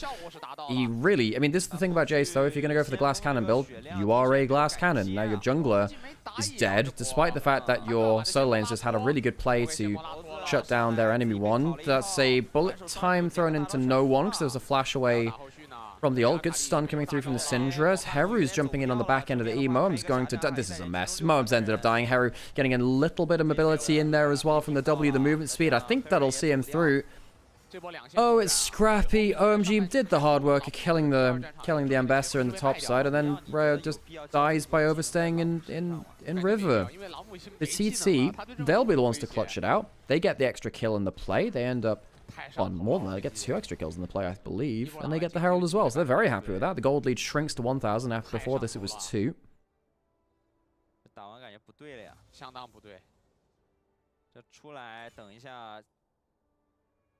Well, that's a bit depressing for OMG. They're actually in a very good spot before that.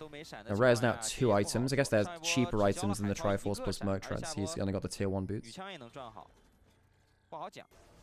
Once again, just OMG just randomly throw... Why? Okay, so what happens here? Junhao jumps over. They just don't... Okay, in fairness, really good play from Junhao. Junhao gets the really good angle, manages to catch out Jason River. Typically, when you're in this terrain on blue side, you feel like you've got good retreat options because you've got those 2 jungle entrances to head back towards. And it's quite hard for the other team to engage over the Baron Pit wall. But Wukong is one of those champions that can make it work. That was very good from Junhao. Very good from him.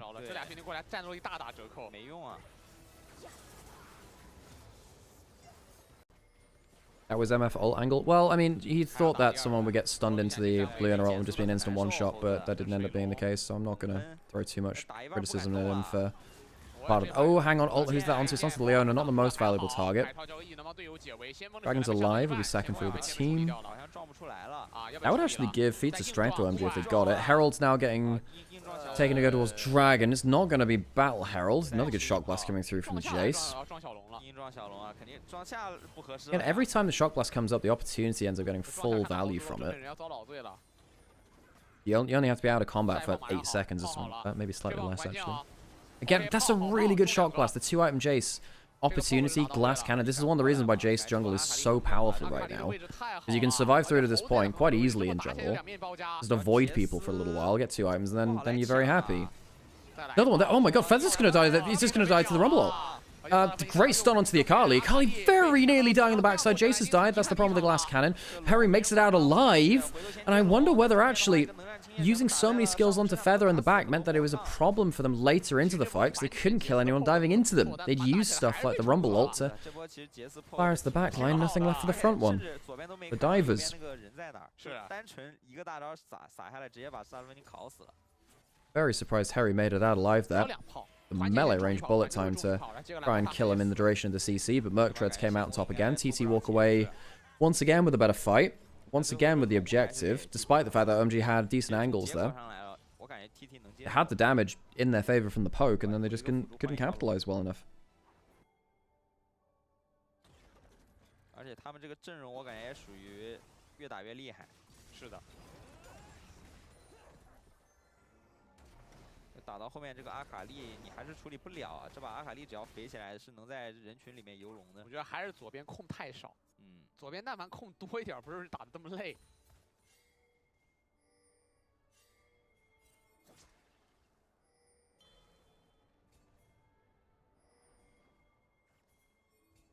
TT won the last game? Yes, they did. OMG threw another fight in bot lane in a turret, and, well, this time they actually did lose the game. They clutched out the first one, but arguably they should have lost that one too.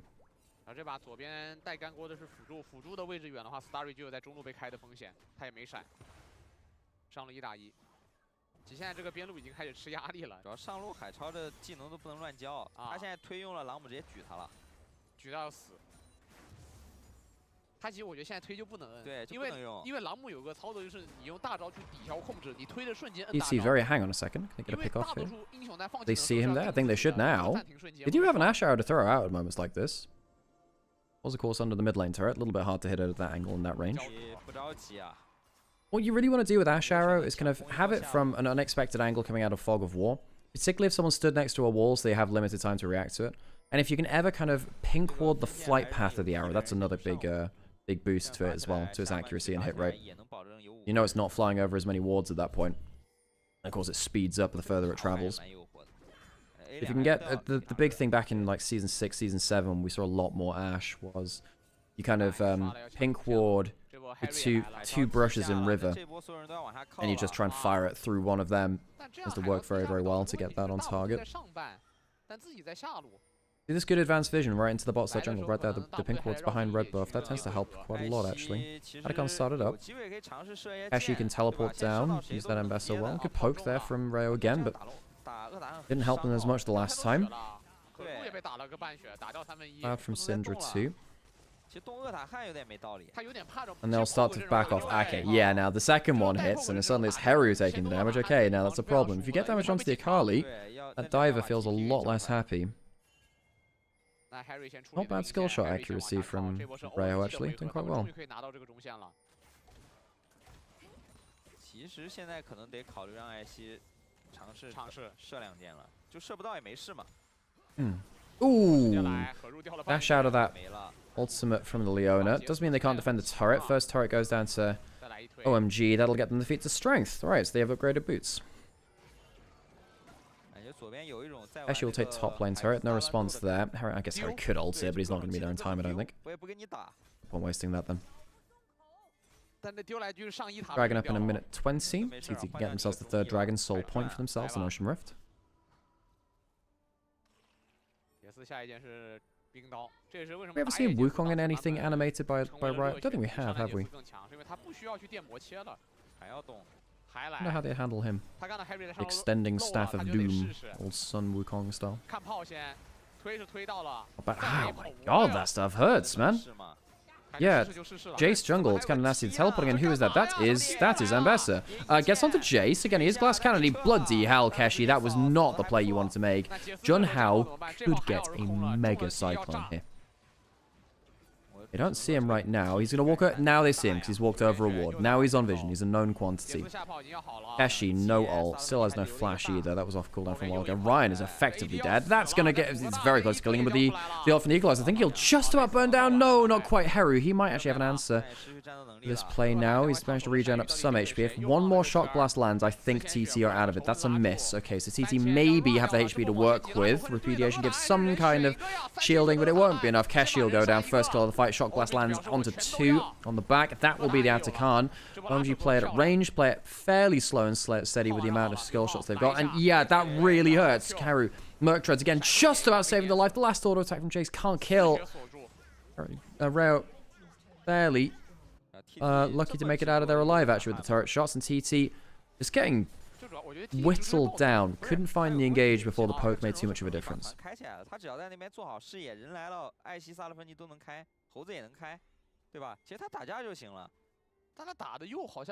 Oh, and it just got worse because second items just got picked up as well. And I think, yeah, I think OMG are in a position now where if they manage to sit in an area of the map first and get poked down, it's hard for them to lose now.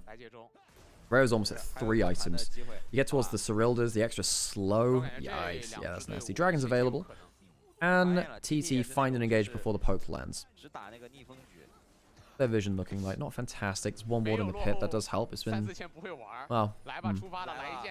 That's not bad. Okay, no, they get something there. There we go. That's the engage they need. Can they get enough damage in there? Flash forwards with the Seraphine. Leona's down. Rayo's alive. Star is alive. The bullet time's not fantastic, actually. They get 2 off of that. Good damage there from Jace. Keshi pretty much out of the fight. Doesn't have teleport. There is a honey fruit for him to use, I suppose. Not bad from TT. They have discovered the formula. Get the engage before the poke comes down. Hang on, you can't take Baron on spawn. You can't take Baron on spawn, surely? They're bringing the Scuttle over to here. That's actually not very helpful. Ray's going to lose like a third of his HP to that.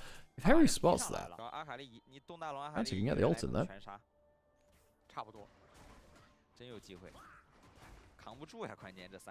Monkey C, Monkey do red buff. Go back. I want to be Monkey.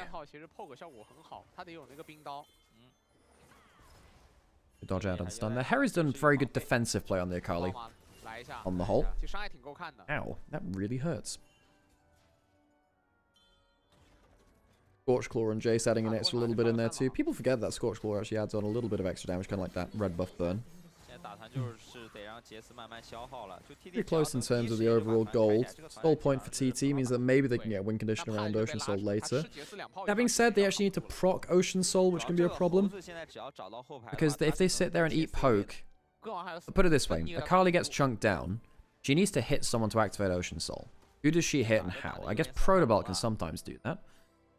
Wukong doesn't find it easy at all. Ambessa doesn't find it easy at all. Ashe can do it with W, but that's outranged by Jace. And also, if you're stepping up into W range, there's actually a chance that the Solar Fly does get thrown on your head too. The TT are actually outranged by quite some important things like Equalizer, Shock Blast, and there's now a 3-item Shock Blast heading at you, and then the Solar Flare. Bullet time 2, of course, thrown into the mix. There could be a bit of an issue with TT even activating Ocean Soul. It is the Kraken Slayer Hurricane build, by the way, and that's not going to be Kraken Slayer PD for the extra movement speed. Not going max damage to Yuntal as well, alright. One Shock Blast lands, goes into a shield there this time. Moam, a little bit. He's been the first target, but you kind of expect that. You're expecting the Ashe Arrow to be thrown at someone, and most of the time... HP. Oof. The proper, like, chest thump that. Reminiscing about this the other day, but one of the things I do sort of miss about early season League of Legends was the poke comps we used to see, and how you could hear the audience just go when a Nidalee spear hit from max range, and like half of someone's HP would disappear. Ooh. Genuine just bit of recoil and disgust. Used to see similar things with Zoe Bubbles as well, where you could genuinely see someone get one shot. Now, I don't miss Zoe in pro play that much, folks. Not really, because I think Zoe is quite a mechanics of the game breaking champion. I really didn't like how it's like, oh yeah, I missed my E skill shot, but it's still powerful. That to me felt not great. I know she's a very skill based champion, but the bubble zone lasting so long on the ground, that didn't feel very fair. And also the fact that you couldn't cleanse the sleep. You couldn't cleanse the drowsy. You could only cleanse the sleep. That was a bit meh. And then the other thing is, the thing which really annoys me is that if you use summoners around her, she gets huge amounts of value from them, which means that actually she makes you not want to use summoners.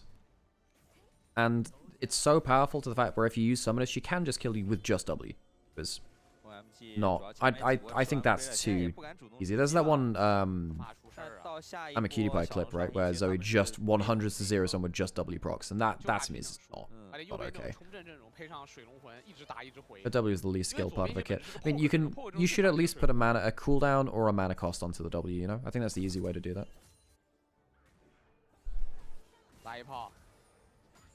I'd even say put like a significant mana cost on her W, so she needs to make an active decision to be like, okay, if I use my W for this, using this stolen summoner or item or something, you know, make some use out of it. Not that she's in this game, not that many play the champion. Vladdy's a big player of it. Who else was playing it? BDD was playing it at Worlds, right? You might need to recall there. That's an arrow on. Very good, Captain Jack. Captain Jack. Folks, that is actually a true Captain Jack. You want to know why? His movement animation didn't stop. Now, if you want to see a true Captain Jack, your movement must be uninterrupted because you cleanse the stun so cleanly. Okay, hands up if you ever watched Captain Jack play live, by the way. Like you watched him while he was playing, because most people, I reckon nowadays, don't know who Captain Jack is, let alone didn't watch him live when he was playing in LCK. He was around ever since like season 2, season 3. In fact, Captain Jack was kind of like, in fact, he's probably most famous for Faker trolling him in solo queue to a lot of the Korean community. Oh, what a time! What a time! I miss that guy. I miss that era of League of Legends in a lot of ways. What a guy. Remember his new dance? Alright, so Dragon's up now. Would be sold for TT. Look to see for that poke landing, I guess. I guess it's about the poke landing. Go on then, Rayo. Show us what the Shock Blast does.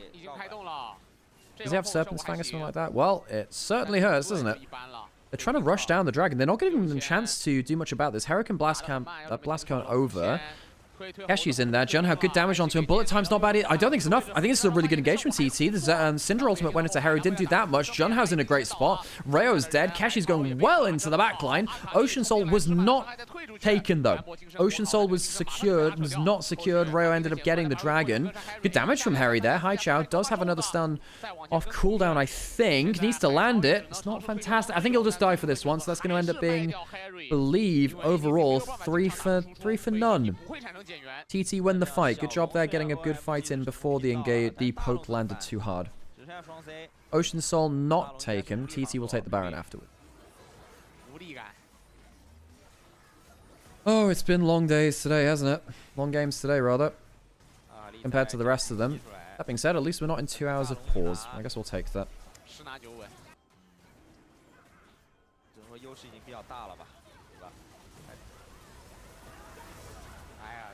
Starry 扫2下大就得把自己打断，有太多对他有威胁的技能了。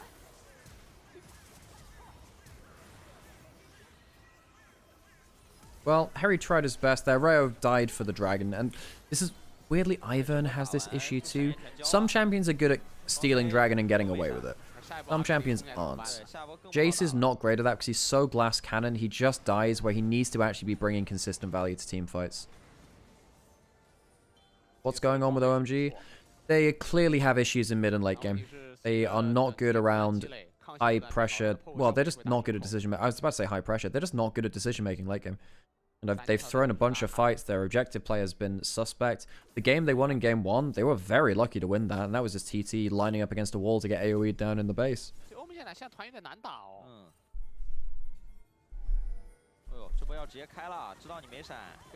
Okay, bullet time for okay. If they caught out, I think they have caught out Ryan, but can they get the full kill? No, they can't get the full kill. Harry will finally get a decent equalizer from him. Gets onto Feather as well. He's really trying, is Harry. GA down onto the Wukong as well. Jace, can he get anything with the Shock Blast? Okay, not bad. Collector coming through there, but well, there's a bit of a problem with the solo laners now, isn't there? The Carly, oh my god, well, the solo layers kind of gone on both sides now. The execution rares, you got anything left? Shock Blast will kill if it lands onto Harry. It's just out of range. TT take a huge fight for themselves as OMG very nearly cleanly assassinate Ryan. Can't quite do it. Harry gets separated from the team and TT pounce back. I think on the whole, folks, is it weird to say that TT have been the better team in the best of 3? I think they have been. I mean, the early games haven't been as good, consistently. Ash Arrow landed onto Mom. It's a disengaging bullet time, which isn't bad. Half the HP off of Ryan. That's not bad, actually. Credit to the kill there. But then Junhao comes from behind, so another great angle from Junhao. He actually saves this Junhao, because he ends up making sure that Hai Chao, Starry, and Rayo take a chunk off for themselves, but also can't follow up onto the initial play, which then ends up separating Harry and Moem for the rest of the team. Junhao, low-key, doing a lot of work there, despite dying quite early into the fight. The angle kind of dissuades OMG from grouping up in the way that they wanted to.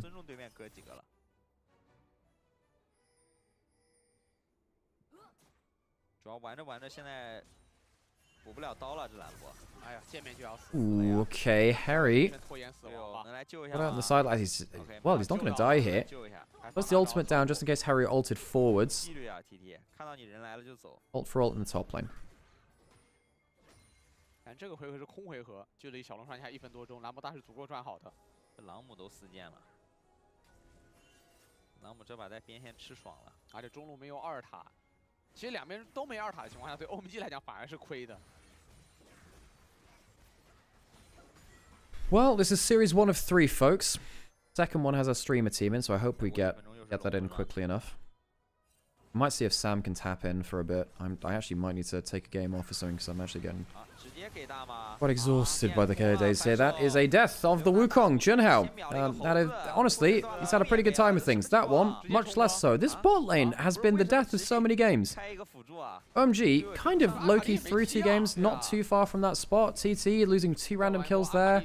30 seconds before Dragon, not a great look, TT. OMG might genuinely win the game off of that kind of pick. Because now it's not going to be Soul for TT again. They can push him for a turret. Such an easy mistake to give over. Oh, Junhao and Keshi, that's not the play. They might lose the game off of this, folks. They actually might lose the game off of this.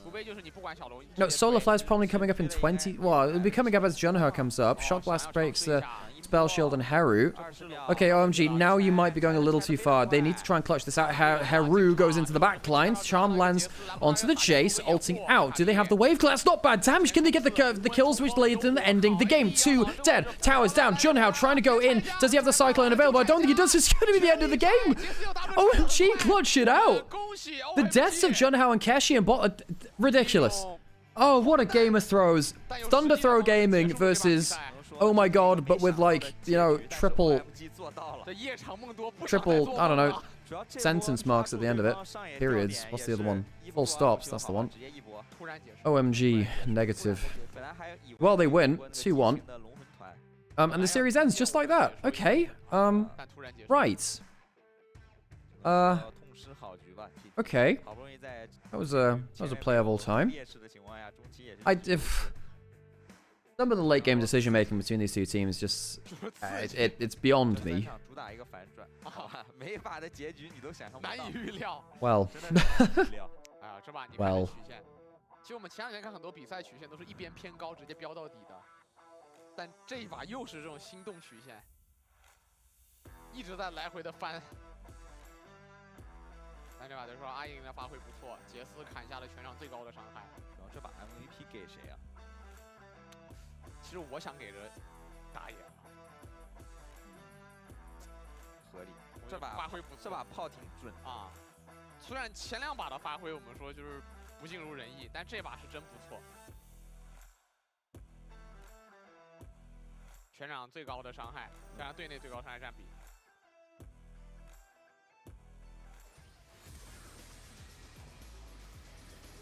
TD 这个阵容是很能找机会的。What a series, eh? Well, what to say about that? What to say? Sam, how's your voice feeling, bro? Ellipsis, that's the one. I'm not gonna lie, folks. My brain just turned off partway through that game. I didn't get much sleep last night, and some of these games have just been a struggle to understand. Struggle to understand.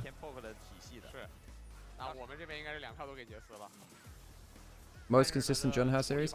Yeah, Junhao I still think was their best player across the average, but he did also die in bot lane, which kind of cost the game. That death was really bad, but I don't think they were even in contention for that game if he didn't make some of the engages he did.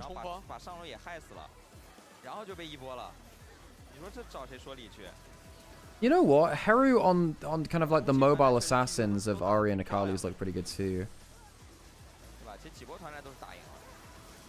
Quite nice to watch these games just to get an easy, so I don't always watch all of Demacia Cup that kind of like closely every year. But in this kind of, yeah, for these kind of games you actually figure out a fair amount, at least about the starting points of these teams. Now players like Heru I'm gonna have a little bit more information on now because I've never really ran into him before. Nice to know that stuff.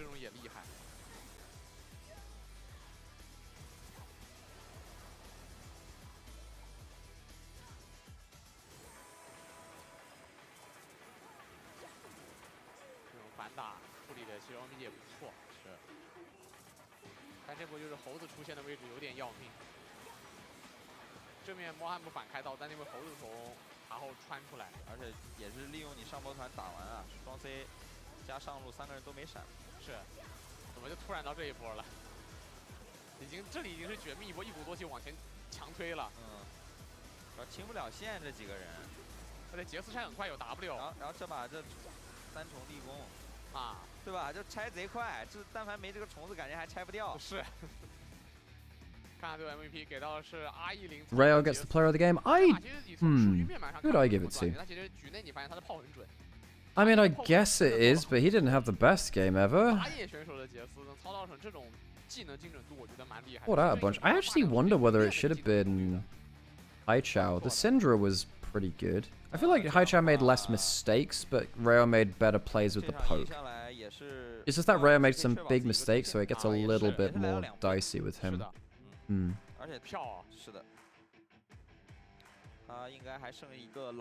FRK versus Ultra Prime. It should be Ultra Prime. Ultra Prime should sweep the next series. It's just a case of, you know, whether tech issues happen again. You know? Yeah, I think Syndra probably was my player of the game, just because Rayo's poke was really good. He just made too many mistakes for me to give it to him in good conscience. 来吧，我们采访也准备就绪，我们采访的是 OMG 的 AD Starry。Hello Starry， 跟大家打个招呼吧。Hello， 大家好，我是 OMG AD Starry。首先第一个问题，观众朋友也想问，我们也想问，就是经历了这么波折个 BO3，现在情绪怎么样？什么感觉？现在就从低谷又到高峰了吧？就现在挺开心的。不容易啊，这比赛，确实不容易。 然后还有第二个问题也想问一下，在最后一把，因为我们现在这种盲选 BP 看的不多嘛，就我们想问一下，选出这个 poke 阵容的时候，你们是怎么沟通的？有没有想到对面会用这种强？ Oh, Zerif, by the way, thank you so much for the gift sub earlier. Sorry I didn't call that out before. You're very kind. Appreciate you, Zerif. 最后一把阵容其实是有点难打的，就跟我们预想的对面可能会选的阵容。 Who makes the highlights? I'm actually not sure who makes the highlights. I think it's automated the highlight stuff. 有感觉，确实有点难。那当时因为阵容。 As far as I'm aware, it's by the way, I only guessed on the channel, right? This you'd have to speak like Onivia himself about that. Because the team which does the highlight stuff. I think a lot of it's automated. That's how they get it out so quickly. 就是我们也正常在沟通，然后当时其实感觉有点就打团有点打不过，然后就说就不能被对面冲散，就阵型要保持好，然后慢慢 poke 就。 那样就也就赢。那当你们最后一波是抓到对方上野，算是一个失误吧。然后那个时候你们第一时间是怎么去做判断的？那个时候我看到猴子被定住之后，然后我大撒下那一瞬间，我就看到了胜利的曙光了。然后把他们俩都杀了之后，然后就说，就虽然龙要刷了，但是感觉这波不拼也赢不了，所以就直接拼一场。 确实给你们拼到了，没问题，打得好，就是恭喜雷鸣，恭喜 Starry， 那也恭喜 OMG， 现在应该已经确定晋级了。那感谢你们今天的付出，感谢你们的比赛那我们下场再见。继续加油，继续加油，拜拜，拜拜。 Okay, so folks, with that, oh yeah, there's some really important implications of that, by the way, because that now means, that means that the streamer team and ThunderTalk are now out. OMG make it through with LGD through to the next stage. But yeah, TT and ZSM, they are now out of Demacia Cup. They'll play like one more series. I guess they'll play against each. I can't remember if they played against each other yet or whether. Yeah, I think because TT played against LGD and they lost, so they've got to play against ZSM.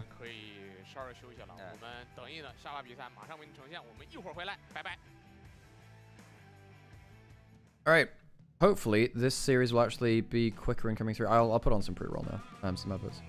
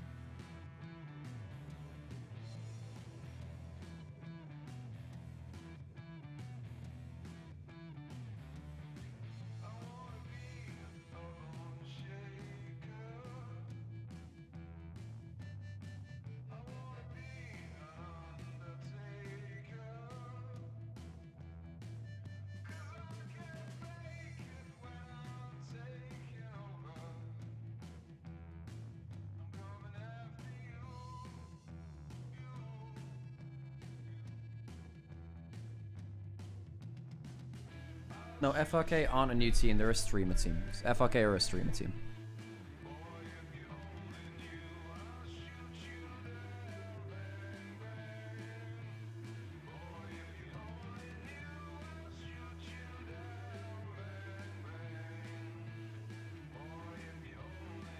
Oh, did everyone see that Supervive is dead as a game? Times.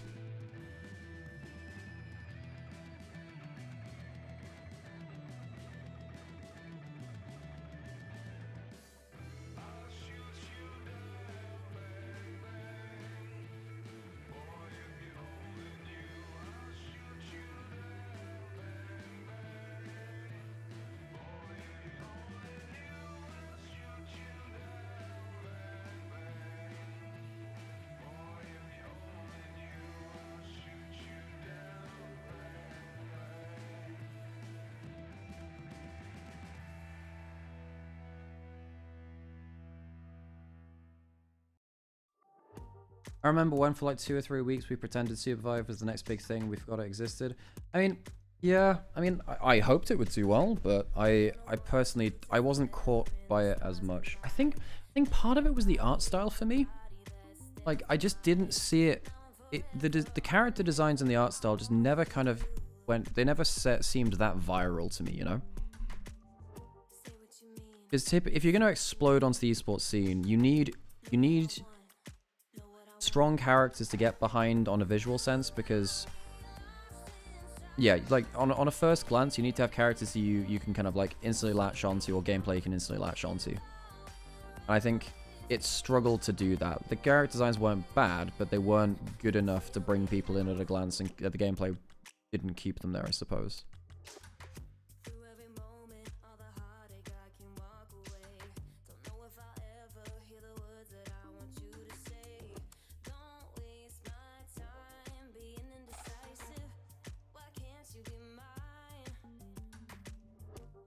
This is a shame, because I know a lot of people were excited to get into the broadcast and the gameplay of it.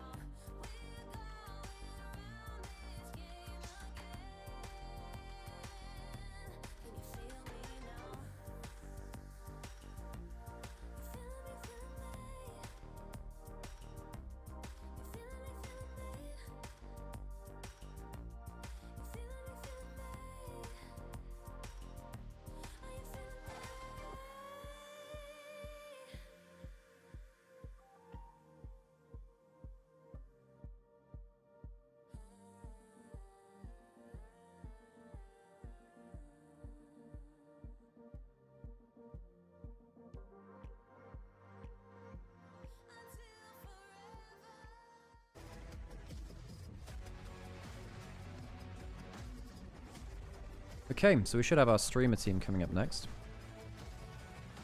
Second series of the day. Ultra Prime versus FRK. So this series becomes quite important because, look, realistically, Ultra Prime, they might have just decked LNG, but now they're 0-1 because they had to forfeit those games. They must win this series, really. I mean, technically, if they... Well, they're likely to win this one. The big one is now Ultra Prime versus WE. Ultra Prime WE is the big one, really.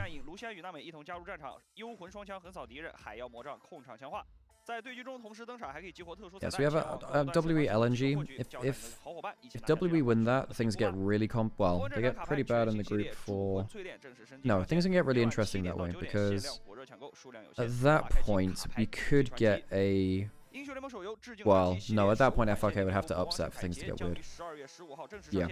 I think, yeah, the weirdest scenario is that for some reason, like, WE beat LNG, FRK beat oh no, but FRK can't beat that.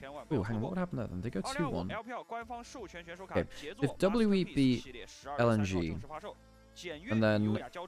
No, can we have a 2-1 try to tie this one? No, we can't. Okay, so if WE win, it's LNG... This is for the third series today. If WE win, LNG WE go through. And that's the last series of the day.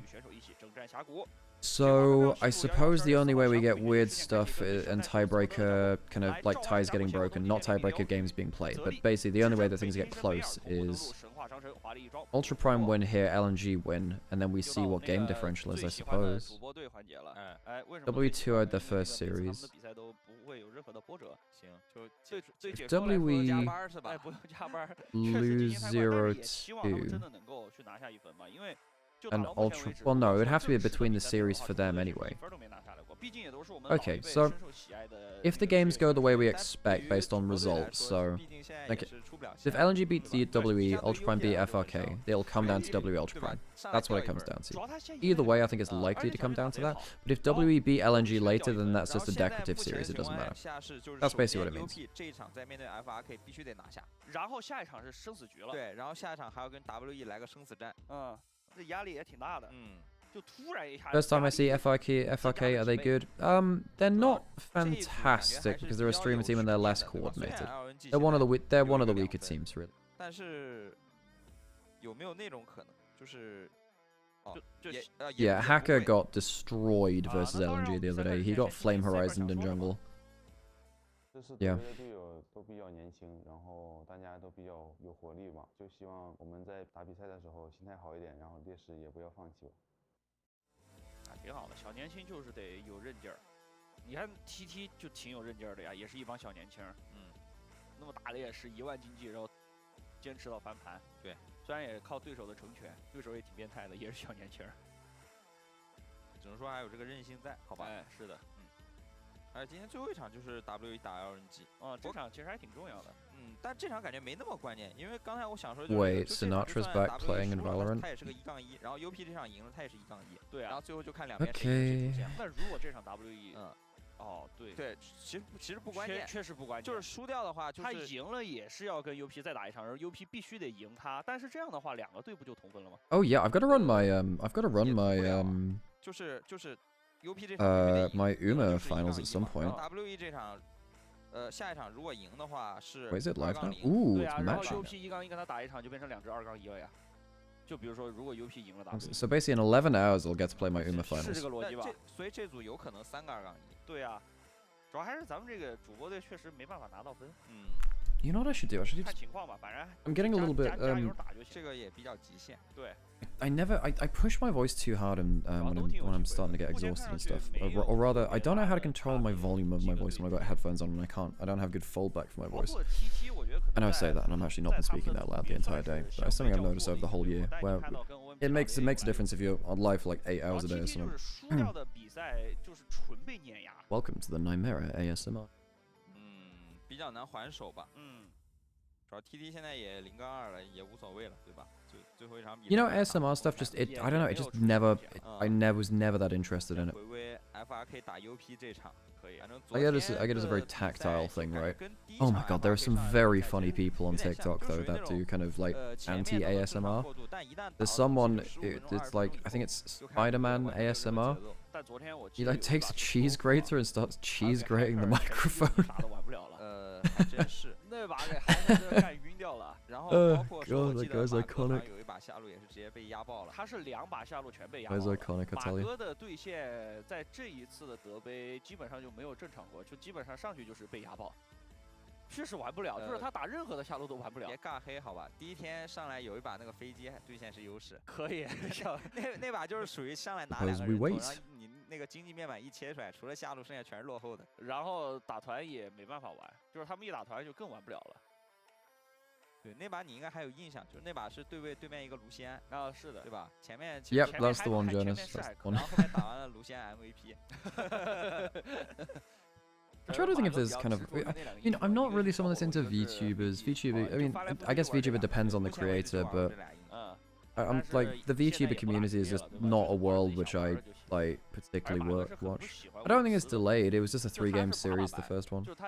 Yeah, so ASMR is not really something I'd listen to, or I don't know. I don't know, I just don't find that very engaging. VTubers, that whole community just seems so strange to me at points. You know, I'm happy people enjoy it, but the whole community feels like, I don't know, this is something which puts me off about the community of VTubers. A lot of it. Some of them are cool, I guess. I see some clips turn up and they were right. 反正正常选阵容、正常运营很难赢，先得过对线那一关呀。UP 这边也都是憋了一肚子火，对吧？还真是。Wait, what happened in the missed day one? So on day 1, Ultra Prime got hit with some like local area network outages, and they couldn't get ready to play the game on time because obviously this tournament is online. And what that meant was that they had to they slaughtered game 1 against LNG. It was very one-sided, but then they had to forfeit the rest of the series after hours of delays. So they ended up losing the series or conceding the series 2-1 despite having won the only game in the series. And because this is a single best-of-3 round robin, it means that they have lost the series which they should have won, and there are only 3 best-of-3s which they play in the group stage anyway. So. 磨合没那么好，对吧？个人实力也没那么拔尖，那面上这些老一辈的职业选手可能弄不过，经验胜过你，结果发现连对线都对不了。还能凭借着我这个丰富的职业经验。But they couldn't reschedule the series because they're on such a tight schedule with three best-of-3 days that you can't shove games into another day very easily. 感觉哥几个毕竟组队时间比较短，哎，然后又太久没打，对。 你这排位打的哪有人家1半多呀？这小孩每天都在打高强度排位训练赛。确实，这个游戏就你得天天玩。One of my favorite things about the football like internet community is them voting for the Fallon de Floor award.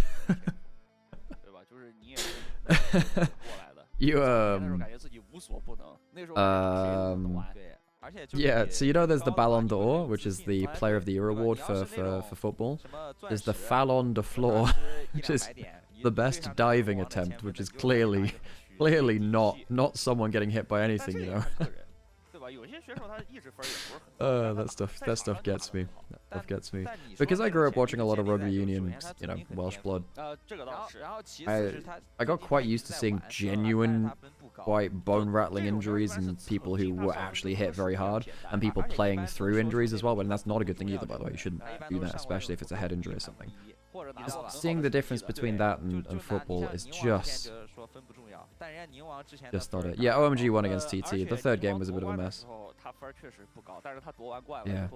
There was was it Warren? I can't remember if it was it Warren Gatland who got hit really bad when he was still a player and got up and he was defending with a broken eye socket. I think it was him or Jit.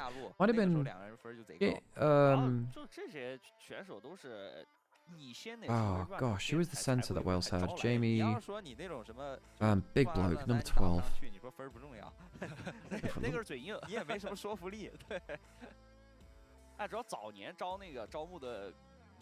Jamie Roberts, that's the bloke. Jamie Roberts. He actually, I want to say he broke his arm and managed to get back in like a super short amount of time to play in the Lions or something. He was a heavy hitter though. Some dives from players are truly pathetic. The thing about football is it's actually pretty unclear to a viewer whether contact has taken place at points. So sometimes you kind of just choose to go to ground because it makes it obvious that you were contacted, but then the problem is because it's really hard to tell when there was contact, then you can just fake it. And it's just so dumb. So dumb, and it ruins the reputation of the sport because realistically, if you're gonna start, if you're gonna be sat watching sports, you want people to really buy into the fact that people are trying their best and at the pinnacle of what they can do, you know.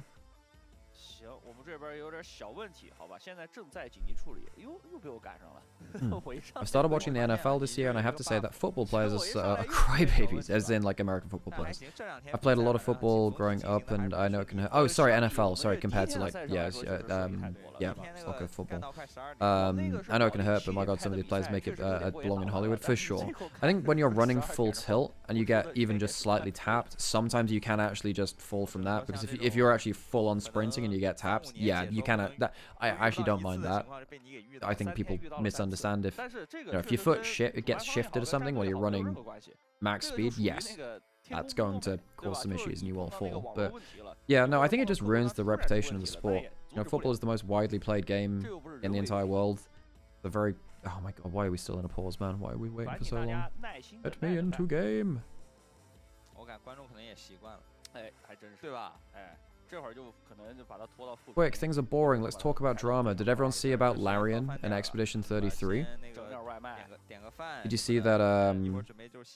Yeah, I actually didn't know about this, but yeah, Expedition 33 had like some placeholder AI art in their game which they patched out. But there was also an interview like, oh yeah, you know, we used it at some points, blah blah blah. And they didn't really specify where. You'd imagine it's small things, but it leaves the door open, right? And then Larian just had an absolute train wreck of a last day, where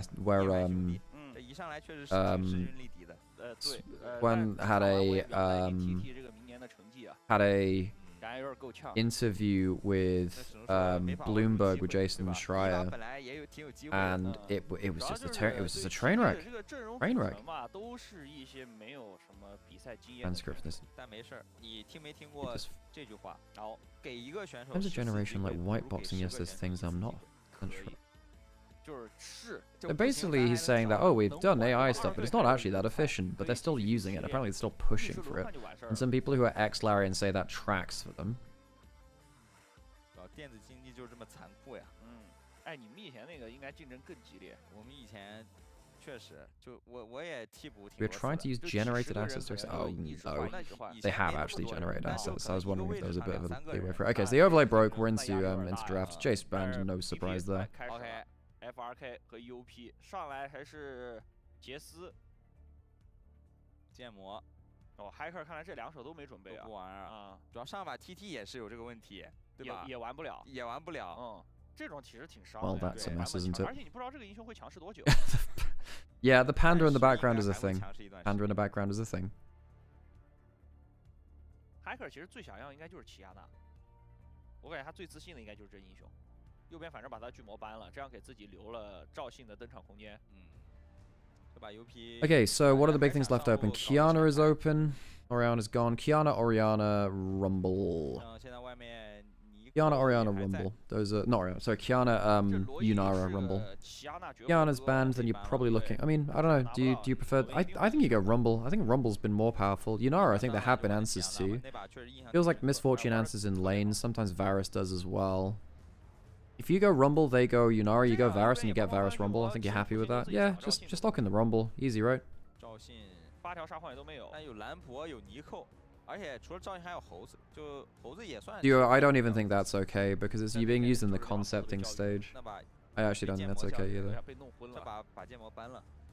Yeah, Rumble's the easy one. If Ultra Prime. By the way, FRK have actually been. Oh, Nico is open. I completely forgot. It's been permabanned pretty much the whole tournament. It's only been 3 days. They choose to take the Nico. Now you can. Well, now you can take like. You know, Rumble Varus yourself as Ultra Prime. I was about to say that FRK have typically actually been very good drafting team so far. Hang on, sorry, I've got the doorbell. I've got to go answer the doorbell, figure out what that is. 那这楼就可能抢个 AD 或者中，他确实可以不急着出。中路的话，先手的话可能就岩雀瑞兹这种吧。瑞兹呗，不行就来个瑞兹，然后3楼补个打野，然后自己4楼点个什么 AD， 然后看情况有没有卡尔玛的空间。哦，朗姆打野。朗姆打野。 依旧是这个版本很强势的英雄啊，只是没有杰斯和剑魔那么厉害。那感觉骇客就猴，还只能猴了。感觉猴。Apparently, it's just me in the house, so I've got to go answer the door if it does ring. Okay, so it's the Ramlan Bessa. That doesn't mean it's Bessa jungle. WE were playing a bit of this. It was Monkey who's playing it. 然后 Crying 跟着配一个。Does technically take it away from the top lane pool for fairness as well. Rumble doesn't really get flexed around that much right now, so I doubt that it's going to be elsewhere. You're looking for... Okay, now, you have a pretty great front-to-back setup right now. Looking alright. Good laning phase too, damn. So Rumble in the jungle. Rumble jungle's kind of died off now. They removed too much of its damage. Can't overheat very easily at level 1. 这就是下路确实你要拿个软辅来扛尼寇的线。 然后这样你 AD 出什么倒反而问题不大了。对 ，AD 实在不行来个 EZ 也能玩，是吧？就 EZ 飞机，反正是左边需要去搬这个 EZ 啊。总感觉 Saber 这样留到后置位出是有点想出刺客的，我怎么感觉他想出阿卡丽这种啊？对吧？主要他这个一般3楼点个瑞兹，我感觉是比较合理的选法。他这个后置位上去还把瑞兹给搬掉了，有点像出刺客的味道。他其实可以搬2手，然后4楼直接出阿卡里，然后5楼再看1手，或者4楼先拿个 AD 嘛，然后给中路一个 counter 位，感觉也是比较好的。对，因为左边这阵容其实也不好进出阿卡里。意识到了。 他们真意识到了，主要这个选法就有点明显。是的。 Sorry, I think there's a delivery coming in for me, but it's currently on the floor above, so I'm just waiting to see if where they're walking around. 他之前是选过这个对局的。I know you need attendance. The Karma in for Ultra. Okay, I guess the Karma gives you laning phase, and maybe they think that Karma can actually be, a better laning phase champion for them. Shasha likes playing mages too. I mean, I guess they could have gone towards something like Nautilus, right? Go for the hook support into the double range. Typically, that's alright too, but Karma is, I suppose, less risky, less flippy. What do you think about this bot lane? I mean, I guess you probably ban Nymaera now as FRK. Probably the easy one, right? Stops them having laning phase. Duo as much there. I guess you could always go Ezreal, so maybe you think there's not enough options really left in AD carry to do that. Anyway, one second. 觉得也没中单办了。那不行就 EZ 呗，但选 EZ 有可能中期如果发育的不好，有点缺伤害啊。打这塞恩的话，进就是纯刷线，进打维鲁斯，这感觉跟前面预想的反过来了。哎，是的，本来以为马哥要玩进的。 得来把这版本强势的。 Hey folks, I know what the package at the door was. It's a giant ass Ari statue I ordered months ago. Okay, right. I think it's the Faker Ari skin statue. Sorry about that. I guess we'll do an unboxing in the break. Yeah, I guess that's the plan, folks. All right, so Syndra coming in. Syndra's really seen an uptick in picks here at this game in this tournament. I can't show it right now, folks. I can't show it right now. Maybe I can do it. Yeah.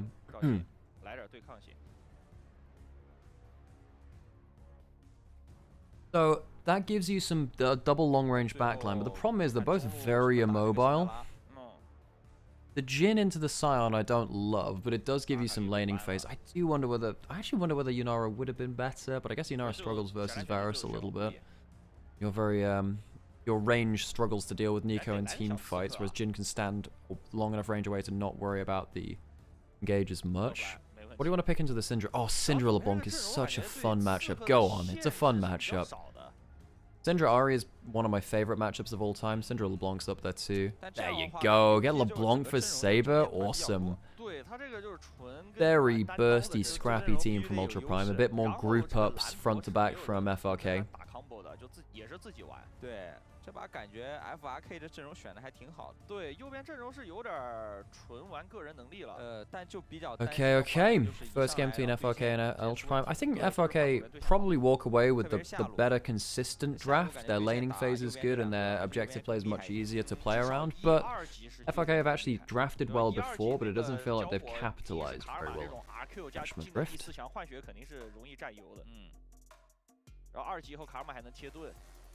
主要尼寇这个英雄就是属于那种，他虽然对线强，但他一旦推线推不过对面，这英雄就没什么用了。然后他也没回复，也没盾。对，就对面卡着那个草的情况下，你 Q 也不好中。对。所以这把其实挺考验他们对线能力的。但其实对于主播的来说，就对线算是他们比较好去度过的一环。对。 应该也算他们对自己比较有自信的一环，对吧？这算相当于是基本功了。 I haven't seen Syndra versus LeBlanc in pro play for a while now, folks. Very cool to see that. Very happy to see it back. 看一下他们的天赋都比较的常规。Okay. UP 的阵容是属于那种要一直。Okay, so Ultra Prime they're gonna have to showcase a bit more, you know, skirmish and brawl potential. 不过这把就是属于朗姆前期是给不了太多辛德拉压力的。 这英雄6级以前没什么干克能力。Ultra Prime, yeah, I was happy with how they played last time. Lioyu had a great game in the one game that we saw from them, because we only saw the one game versus LNG. 除非这勒夫兰链子是那种锁头的。 Not 2 series left, so this is one of the teams we've only seen a single game from. 主要上路 Fairness 这大赛恩一会儿如果能撑到团战的话，应该也是属于让队友比较有安全感。右边没那么好处理哦。对，右边这些英雄中期都有人打不动赛恩。而且这把3很爽的点是，就是右边中上2个都是 AP。这把前面魔抗叠起来的话，其实到中期就是换到边线以后，就线上是没什么压力的。他甚至可能有线。对，这个是最恐怖的。就妖姬对上赛恩这种，就是你拿他也没办法。你打一套可能就爆个盾，然后稍微掉点血。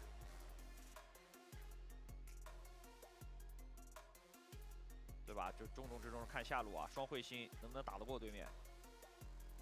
温克跟老贼要扛起前期的责任了。因为中野的对抗前面不会太激烈的，中野对抗前期厉害点的反而是左边。哎，这把你说 Hacker 有没有那种小变奏啊？因为 Hacker 之前看他打其他一些那种比赛，对吧？一些那种主播赛的话，就是很喜欢搞那种什么2级3级弄一波，然后进对面野区。但最近感觉打咱们这个德杯，就是前面没有任何想法， advertiser rotating. 自身都顾及不过。对，就都是打那种安全牌。Rotating banner, my 对于 favorite. Hacker 来说，打这种对面现役的选手的话，他压力很大的一点就在于，你如果这一波gank没成功，你的野区基本就爆掉了，就再也追不回来了。你如果强行去变奏，你另一个半区一定会掉。 Justicar Syndra, a classic skin. I have to say, the LeBlanc VGU, the visual gameplay update, or whatever it was, maybe it was a VSU, I don't think it changed my gameplay or anything really. They removed some animations, so her slow walk and her fast walk are different now, and she feels...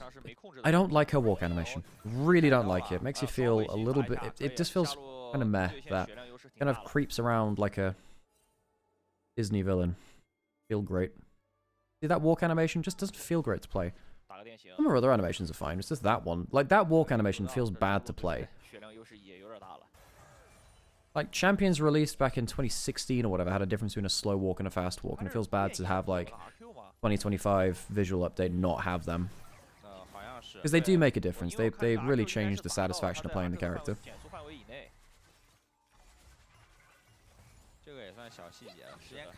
Ooh, key misses from Wink though. Ooh, 4th shot charged up. Ooh, does get it onto Wink. Actually from Riot Games Store? No, this is from Jime Palace, I think it is. Different outlets that sell the same stuff. I think Ami does a couple, I think it is. I can't remember the big sellers. Get them from wherever's available, really.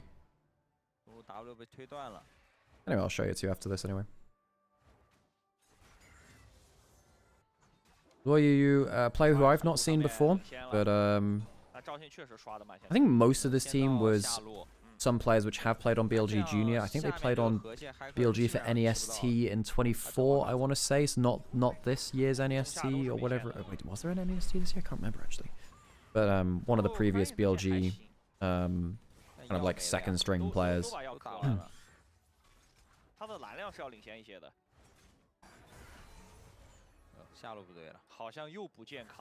Faber, I think, being the exception to that. I think he's the one guy which wasn't. Ling Chen, another person who I need to learn a lot more about.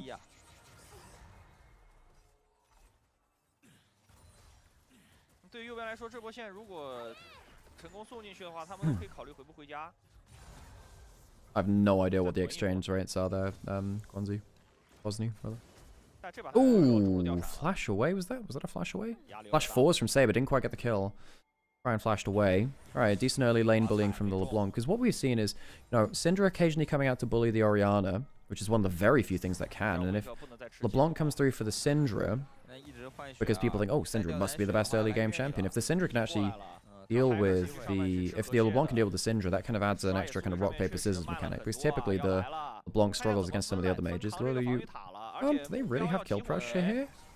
They have 4th shot. I don't think they have kill pressure, no? Maybe they do. Wow, I am wrong. They do. It's 1 for 1. Kill goes to the Varus. Jhin does get the other one. Does Varus lose any farm? Smite away a minion. They want to clear this out as quick as possible. That's why you see them smite on the minion. Although it doesn't. Sorry, it wasn't Varus that died. Of course, it was the Nico. But they wanted to just force the wave into turret. Wait, can you kill here? Oh my god, he does.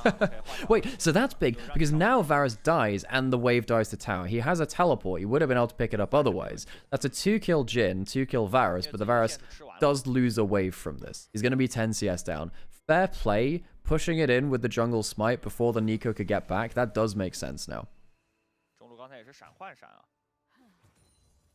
那这样换完闪以后 ，Crying 的线就不能再推出去了，推出去是会给机会的。小夏在旁边等，过来压波血量，链子链住了，2个链子。 Oof, Crying eating a lot there. What do you mean where the game? The game is on stream as far as I'm aware. Believe everyone can see the game. Unless you've scrolled back in the VOD and you're not up to live. In that case, you wouldn't be hearing me. Yeah. Crazy how that works. Lethality being built up by both these AD carries, not surprised given the nature of the champions. Though I will say, I think look, Collector first on Jhin, it's the same kind of problem that you have with Caitlyn at points too, where it just feels like, particularly when there's stuff like a Scion in the game, Collector first falls off very hard. Need a tag in. Honestly, Sam, maybe for next. Well, yeah, I wouldn't mind actually just resting voice for a little bit. Maybe, maybe for the next game, Sam, if you can get ready for that. Yeah, I wouldn't mind tagging out for a little bit. I'm gonna be taking it pretty chill anyway. Just gotta take it easy. 赛恩只要2件套以后，我感觉真没很怕，正常发育啊。一波前推线啊，骇客过来反蹲一下。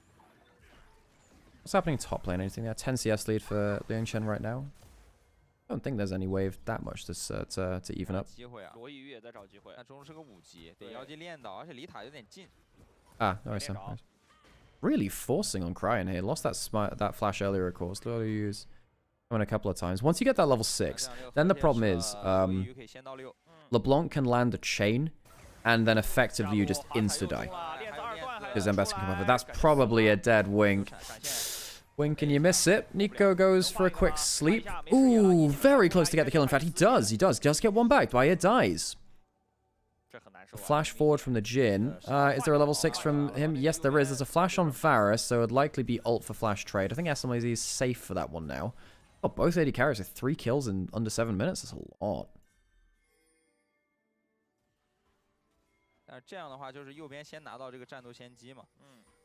不过这几波其实让马哥发育的挺舒服的，让马哥都换到头了。对，人头都是在他身上。兰博甚至还没回过家啊，顺势换线了。换线了，然后直接踢下去，这样也能先动一波。换过来抢一波回合的话，一会儿虫其实 UP 可以考虑先打一只。 Ultra Prime kind of need to have these scraps happen, because I don't think they're a team which does very well in 5v5s later. No, Karma doesn't really help this team in 5v5s that much. Quite hard to make LeBlanc, Jhin work as a 5v5 against a Scion. So they need to get skirmishes happening. They just need to win them harder than they're currently doing. You know, getting 3 kills on Jhin, awesome. Giving 3 kills to the Varus, you know, could do without that. I suppose it could get to a point whereby gets very far ahead of the game. It looks like he's going towards the Ghostblade first, by the way, not Collector. He's likely going to go towards something like Ghostblade, Lord Dominic's. If he goes Ghostblade, Fire Cannon, they're in trouble. They are genuinely in trouble. They're not going to have any damage to deal with anyone who just builds like a single set of steel caps. I guess with the double AP solo laners, it helps a little more going lethality. Maybe that'll be fine. Fine, 2 grubs to the side of Ultra Prime. Ooh, Wink flashing away. Chain lands. Jhin W lands. I think that might be a dead Wink. He do not be having that flash. Jumping forwards onto Bayer because he opened up the curtain calls and the curtain might be called onto him. Dead Jhin. Xiaoxia probably dead too. Really good response from FRK. Really good response. Killing both the bot laners. Luoyu died as well. Folks, reminder, this is a streamer team versus, you know, an actual LPL team that looked really good versus LNG the other day in the one game they played.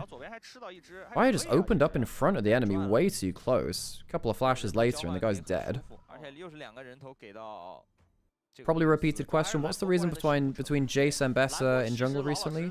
And Bessa jungle was kind of around since release anyway. That's one thing. And she has mainly been played top lane. It's only a couple of people playing a jungle. Monkey plays her and apparently Luoyu does as well. You know, she just has AoE damage, manaless. Well, manaless is mana for jungle, but, you know, decent AoE damage. Ooh, SMLZ. Good Q flash there. Nice play from SMLZ. Good aggressive instincts.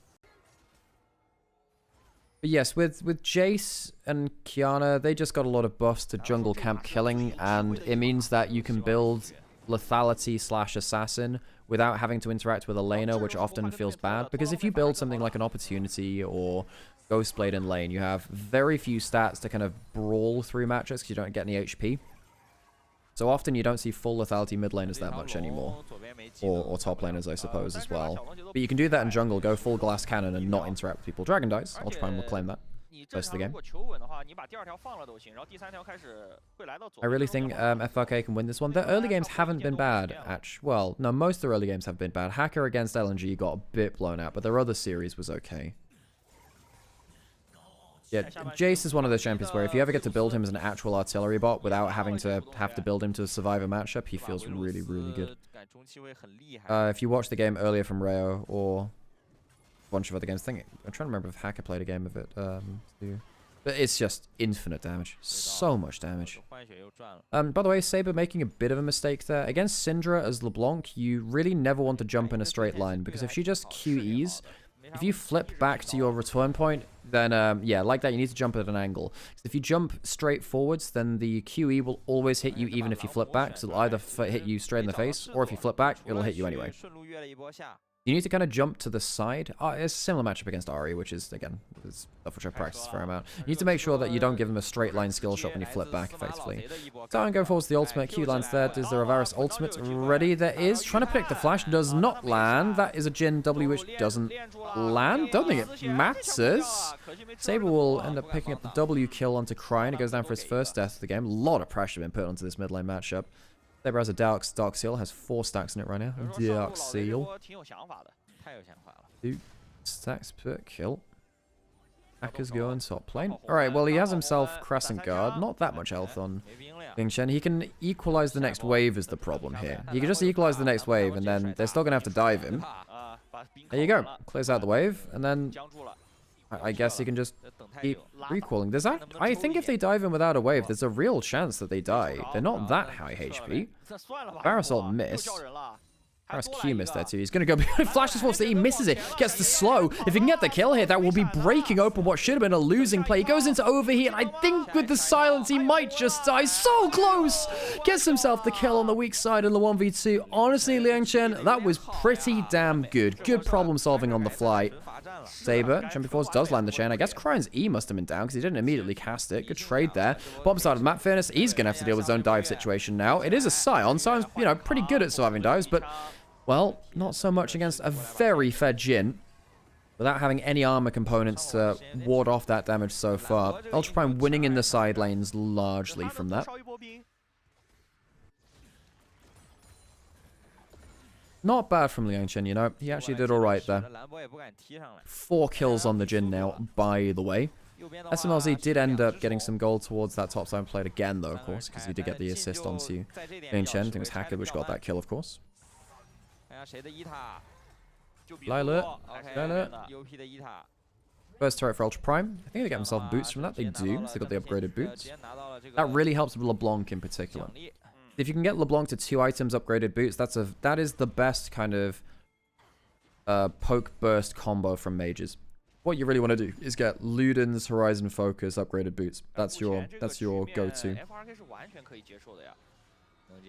Bayer is going for rapid fire cannon second. Now, okay, so we're gonna have to see whether Bayer is so fed with 4 kills and a tower kill that it doesn't matter that you haven't got something like an LDR or an Infinity Edge to really amp your damage multiplicatively.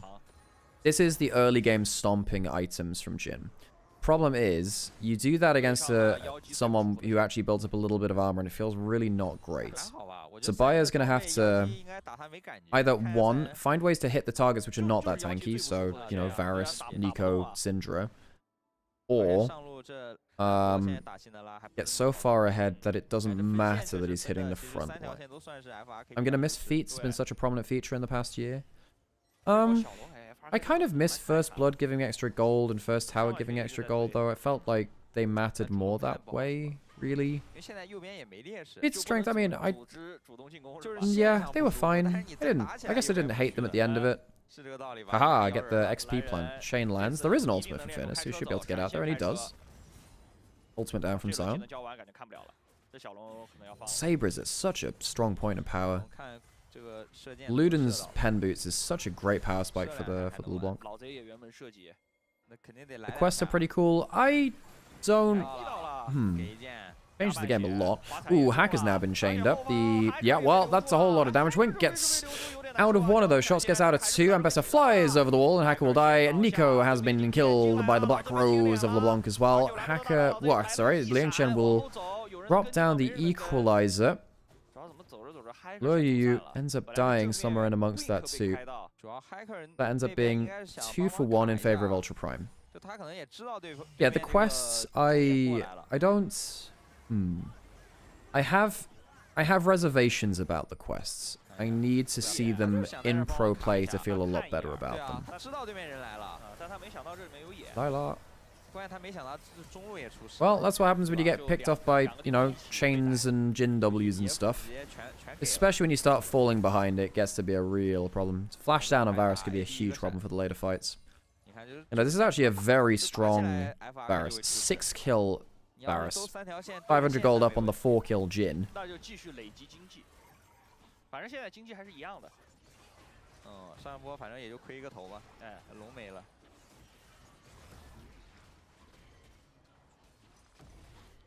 Herald taken by FRK, actually, interestingly. Not too far behind in gold. Again, because even though they've lost in some of the... They've lost some fights. They're only 1 kill behind total. Varus is very, very strong. And I gotta say, if Varus actually does escape the initial engage, which I think is possible if you go towards something like the Edge of Night and it doesn't get popped by LeBlanc, this Varus could be a huge thorn in that. This could be game-winning Varus lead. Because unlike Jin, who has to go into a Scion, SMLZ is going to be doing good damage onto everyone on Ultra Prime. Saber's going to look for a burst combo. If he gets hit by a Varus ult, he will die though. He needs to be very careful as LeBlanc jumping into the Varus. Again, much like against the Syndra, you need to be careful not to just jump straight at him. If you do give him a Varus ult, it's very nasty. He needs to jump over the wave now to hit some skill shots. Now the thing is, if LeBlanc then jumps over just for a Q, then you can get the Jin W in place. Ah, the chain lands. That's a problem. Chain lands does end up leading to Saber's death. So the LeBlanc goes down 1 for 1. Again, not bad work done by SMLZ, all things said and done. Saber loses some Dark Seal stacks, goes down to 3. Should have been, I suppose, 5. SMLZ really does need to get something like that Edge of Night. Has gone for the Serpent's Fang into the Karma. I do wonder whether Edge of Night would have been better. Because I think you're doing enough damage. I know that the Serpent's Fang is good against the shields coming from Rumble, Ambassador, and Karma, but... Yeah. You do wonder... Ooh, flash away. Xiaoxia quite scared there.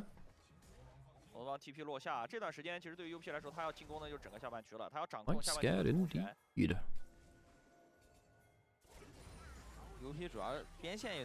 Very even game, within 100 gold. Which is a good thing for FRK, you know, considering that they are a streamer team. You expect them to be a little more off the boil compared to active LPL players, and that has been the case for the games that we've seen so far. The streamer teams have not managed to take a game off the LPL teams legitimately just yet. There was one where there was one forfeit by LGD for network issues, and that was it, I think.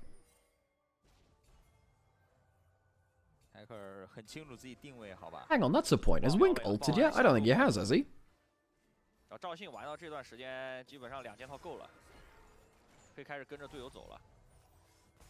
2 items for Luoyu. Same for Hacker. Saber's... Oh, hang on. Saber's going for needs a large rod item next rather than a Horizon Focus. Wants to... I guess he can go towards a Banshees. Maybe Banshees is the play for him. Could go Zhonya's as well, I suppose. There's some really nasty combos you can go towards with LeBlanc in the right spots where you jump forwards, land the chain, you use Zhonya so you can stay in place, get the root, and then hop back to your return point. Occasionally you can do that. A little bit janky. The same build path for... Oh, you could also go Shadow Flame too. I mean, Shadow Flame's also fine. But my problem with that is that you should be starting the combos in this comp. Looking forward to hang on Luoyu. A little bit. Hacker flashing forwards. Good damage on Saber, but has a jump out. Not enough CC. SMLZ couldn't get in range for the ult, I suppose. There was another W. Good damage onto Saber, but I don't think it's going to win them that much. Oh, it might win them mid-turret. You know, I might be mistaken there. Could win them mid-turret. Curtain call, equalizer. Okay, that's a heavy investment. I guess it saves the turret. Okay. So the flash from Hacker forces Ultra Prime to the point where they realize they're going to lose mid lane turret if nothing changes. So they throw a couple of ults at them in return. Now the problem is, they can't fight for the next dragon. Saber's stopped in his recall, so now... Does that open up mid lane turret again? Does that open up dragon in 30 seconds? FRK have people remaining on the map with good HP, so they should have a crack at mid lane turret and then the dragon after, actually. SMLZ, if he really feels like it, can recall and teleport back in if he's got gold he needs to spend. Root landed onto Fairness. So it is going to be Shadow Flame for Saber. I don't love the Shadow Flame for LeBlanc in this game because... Well, okay, the stats are good. I think you should have just gone Horizon Focus, because I think what you're really looking to do is jump forwards, buy out a skill shot so you hop back, and then you have increased cooldown to jump forwards a second time while you have the cooldown differential in your favor. 2 items for Cryan, who's got the Horizon Focus after the Blackfire Torch.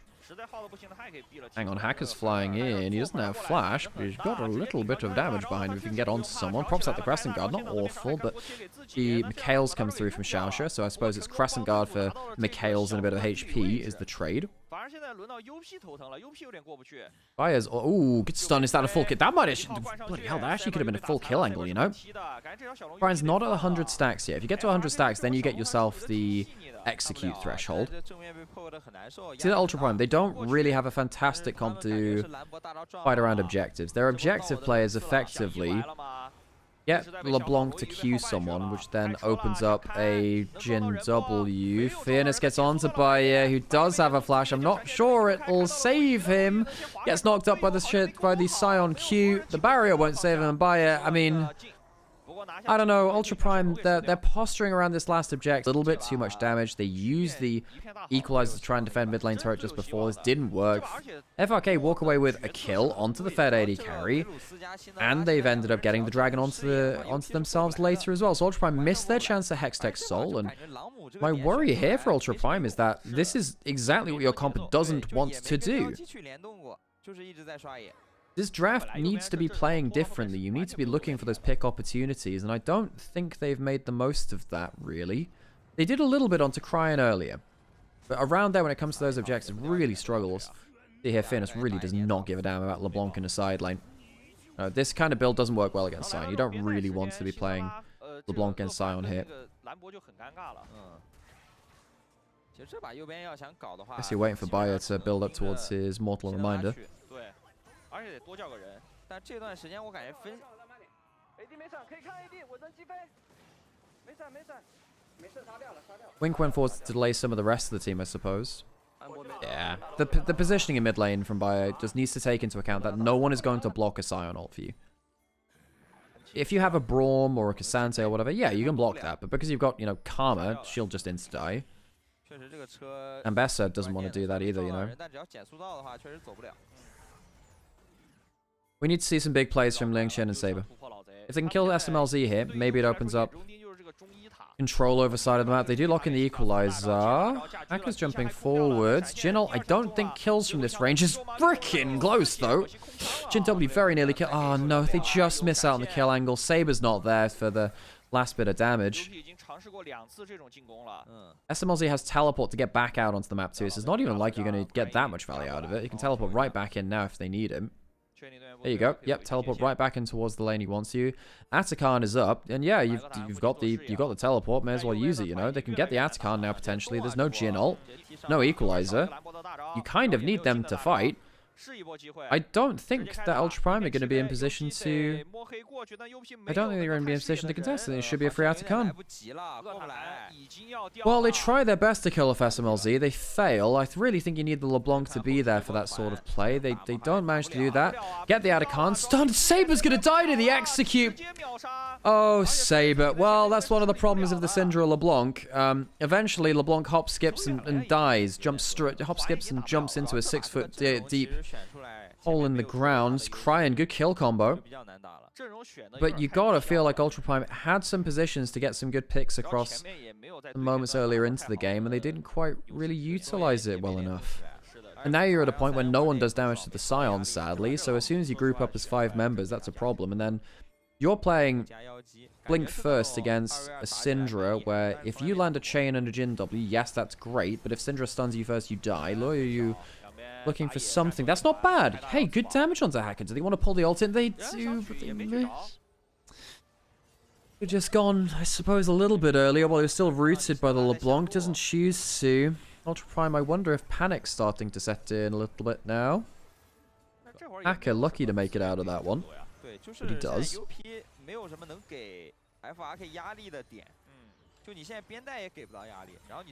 2,000 gold lead for FRK. 上一条龙节奏断了比较伤，这应该是他们最好这个去逼。Oh, is using the coach of Ultra Prime now? I actually didn't check what their coaching situation was. 'Cause I know that obviously they had for a little bit for 2024 they had coaches like Shabai and they had Durnby as well coaching as well, positional coaching. And then I can't remember who was on this year. Saber jumping forwards, gets some good damage with the Jin W, misses, and the chain does as well, and he walks it out. Well played by SMLZ. Look, he knows he's under threat. He's done a very good job to avoid that. Gets a bit of wave clear in there too. Does it save the turret? I don't think it does. The mid turret falls. But SMLZ, at least he lives. Credit to him. Credit to him. Right, gotcha. Thanks, Arian. I appreciate that. I don't always pay attention to coaches of kind of like the name brand coaches. I obviously pay a little bit more attention to because people like hearing about players, you know, coaches like Daney or Harm or folks like that. Some of the coaches which I know less about. I don't track their journeys as closely. No. It's very useful having folks like, it's like what, Lithium Nard for Team WE on Reddit, and yourself obviously for Ultra Prime. It's quite nice to kind of have these people who've got very specific knowledge sets which help you get into the feeling of what's happening with a specific team. I asked quite a lot about JDG through their struggles this year, because there are a lot of people who've followed JDG for a very long time. Obviously, you is a big JDG fan amongst others. 1010. Yeah, because obviously 1010 follows players like Shun, right? Like asking specific people for specific interests is a good way to get a handle on the community and get some of that real niche knowledge out there, which is obviously bloody hell that damage from Cryan. He pressed the ult onto me, would have died there, you know. Probably would have had to flash for it. Next stun could kill here. Need to be careful. Blue coming in. Dragon's being taken by Hacker. There's a chance of a play from Ultra Prime, but LeBlanc's not there with teleport. Oh no, not again, Loyuyo. He was even slowed that time. He will die. He will die. It's just a little bit more hard to do. Now they managed to form up again. It's a 4v5, but you know what? Because of the power of the Syndra and the Scion, I wonder whether Ultra Prime just has to back off. They do get SMLZ, but they lose the Dragon. A little bit close there, you know? Who have I got in late game? I think when it gets to late game, it's got to be FRK in terms of draft. It's just about play after that point. You know, again, FRK and the streamer teams, ZSM being the other one, you do expect them to be a little less on point because they're not, you know, actively practicing and scrimming against LPL teams. They're not as coordinated all the time.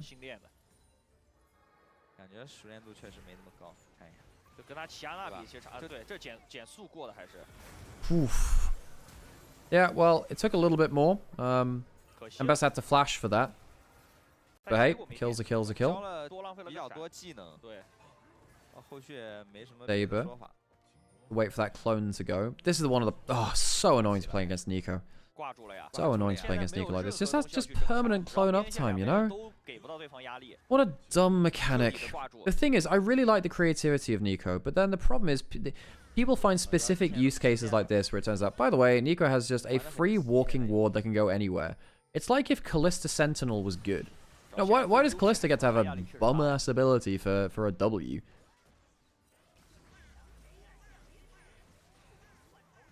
And then you get, you know, Nico, which can just ruin the meta game by doing stuff like this. Cryan can definitely one-shot here, by the way. Syndra is at the point where she has her unlocked mini death cap. She has the extra, I think it's 15% AP from 120 stacks on Syndra.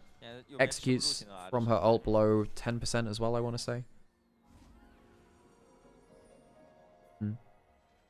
然后现在右边给不到小龙的压力，局势卡住了，他们也打不了大龙。只要不出现那种边线的单点击杀，就辛德拉这条线，只要他不被抓死 ，UP 正面是基本上没机会的。主要这辛德拉也挺难抓的，现在就快印清热线就跑。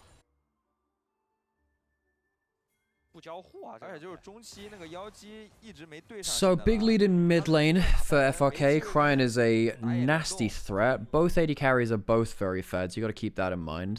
If Bayo gets to 4 items, 4 item Jhin with a percent pen item and Infinity Edge starts to go multiplicative. At that point, Jhin actually can just damage anyone for a lot of damage.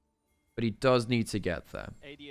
I don't know if he's got enough money to do that in 2 minutes. In fact, I'm going to assume he doesn't. He has got the expensive components of Infinity Edge, but he's only got 2 minutes to rack up the extra gold for that, which means that maybe Ultra Prime have to play things a little more tentative around the next few minutes. I think you got to play safe until you get Jhin with 4 items, no? But then the problem with that is that, you know, the longer you wait, the harder it gets for Saber, as LeBlanc is not far enough ahead of the game to take over. Now, LeBlanc, when she gets very far ahead of the game, just kind of chains play into play into play, or pushes you off areas of the map, which really hurts. Now, yes, you're 3 items on this, but and they're not bad AP items, you know. I mean, Banshees and Shadowflame both bring what 105 or 100, 105 or 115 AP for Banshees. Now I know they upped it from 100. It's higher than that. Anyway, it's over 100 AP. Shadowflame's 110 or something, or 100 as well, with the flat pen component. It has the upgraded boots. Would really like to have something like a Death Camp, of course, because of the multiplier itself, though. Why don't they start the Baron? Because if you start Baron, then you open up stuff like Equalizer onto you, where SMLZ just kind of dies for free. I think you'd rather just control... And also Dragon's up in a minute. Oh, Cryin, he just kills him for free. Not quite. Actually, it's the Seekers being blown there. So Liang will not have Seekers. That's big. Does he have item? Does he have enough gold for Zhonya's? I doubt he does. Can he go back and complete that? I'm not sure he can. Might get a needlessly large rod, but I don't think he's got that much cash in pocket, no? Let's see what he gets on this back. Gets a control ward. No, he gets nothing. So he won't have the... That's a good win there. Because the actual cooldown of the Syndra ult's not crazy with this build. Horizon Focus, Blackfire's good cooldown reduction. 15% max health XQ on Syndra. Nice, cool. I was wondering if it's 15 or 10%. And then the 120 is something like a 10 or 15% AP increase as well. Saber is on a flank angle. Would love one of those flangles. Jump over the wall. Here's some spell shields available for SMLZ's. Wing dodges out the Jhin. W's not that accurate. Spell shield from Saber down. That was a really golden opportunity for Ultra Prime. If they could land a pick there, land a Jhin W, that could have been it. So you had, you know, Jhin W, Equalizer. They don't land it. Dragon available now.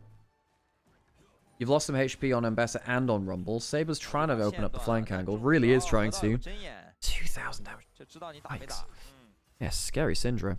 Baron's now spotted. So we're doing a little bit of a jump around the map. Ultra Prime want to pull FRK into an area where they don't have vision. Saber's spotted now. San's gone forwards. Equalizer onto SMLZ. Hang on a second. The Jhin W misses again. That's really not the accuracy you need there, especially onto a slow target. Fearness is going to jump over. I don't think LeBlanc has the damage to kill him. No, he certainly doesn't. He doesn't have any pen.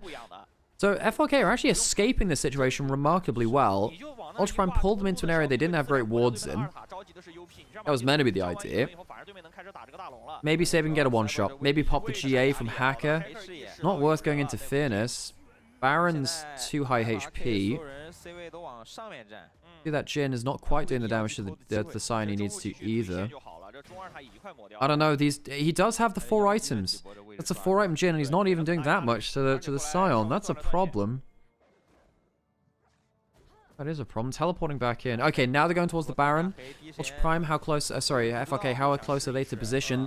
They don't have the jungler there. They were on resets. Same with the Nico.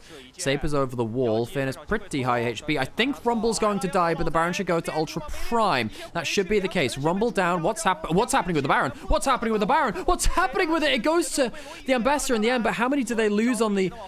on the outro too. Hacker jumping forwards has the GA, can go very aggressive if he wants to. Jumps forwards again. I think Luoyu will die for this. They'll lose the dragon afterwards, presumably. That's going to be 3 of those hard-earned barons immediately going away. Saber, I guess, trying to find some kind of crazy flank play. I'm just not really sure how much value he's going to get from that. He'll be spotted out there, might be able to kill Wink. Roots avoided. They will get safely back to his tower. Well, Ultra Prime, they do get the Baron, but at what cost? So, Liang Chen, try to link up with Saber. I don't think he quite realized that the resets would be coming in on the timing that it did. So it just ends up being solo laners jumping forwards. Wink actually quite a good defensive ult to stop LeBlanc from jumping onto SMLZ. Very close to a steal. Very close to a steal. Brian flashes over to make sure that the extra damage will be there. I think that's a good decision in the end.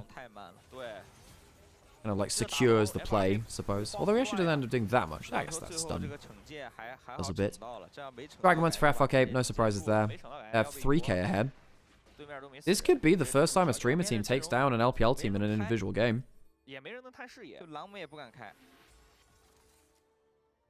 And no, the LGD game against... Yeah, the LGD second game against ZSM doesn't really count because they had the disconnect and had to forfeit that one.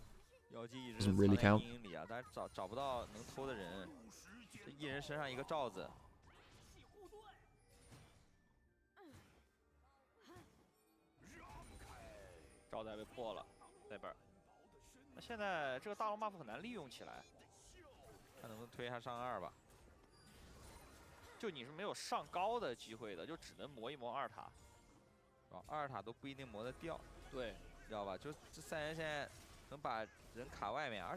Baron power play is not looking fantastic for Ultra Prime, is it?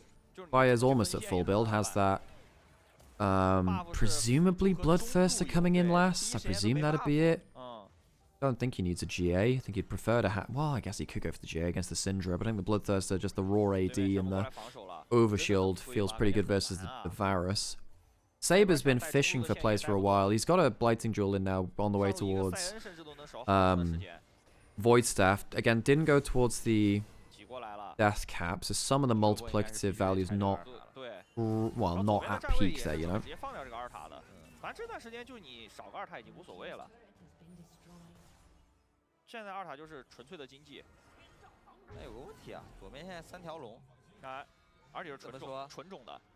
Medjai's in for Cryon, interestingly. If he gets one more kill, he'll end up getting towards the extra movement speed, which is quite big. Though I will say, again, you'd quite like a Death Cap. I think if you go Death Cap, you maybe even kill with a regular rotation at that point. I get the stun, another Q and a W, that's probably dead. Yeah, I don't think anyone else on the other team can tank up enough at that point. Banshees won't save you from that. I don't think people quite realize, again, how crazy a stat stick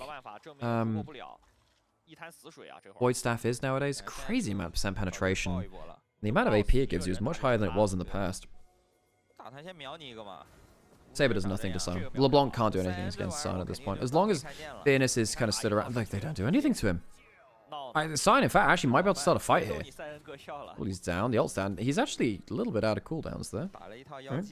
That gets out.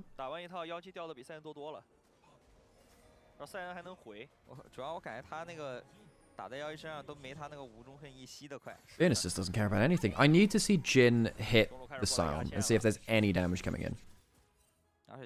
I mean, I guess, Rumble will do something with the magic resist shred, but it doesn't feel like that'll be enough. Caught out a little bit. Wink will get the CC onto him, and, well, he stepped forward to wave clear, and he's died. Typically, that's an 80 carries foible, but right here, for some reason, it's the Ambassador jungle. Saber could jump over the rest of the wall. Immediate turnaround. So hard to play this as the LeBlanc. Jump back, it is a GA for Bayer, by the way, not the Bloodthirster, and choosing not to go towards lifesteal for the poke Varus.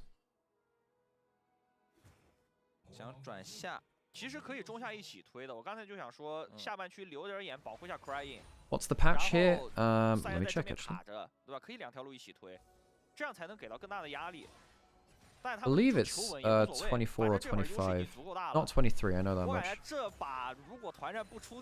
we have Zahen enabled. I don't know what patch he was enabled, or whether that was what kept him out of the Casper Cup.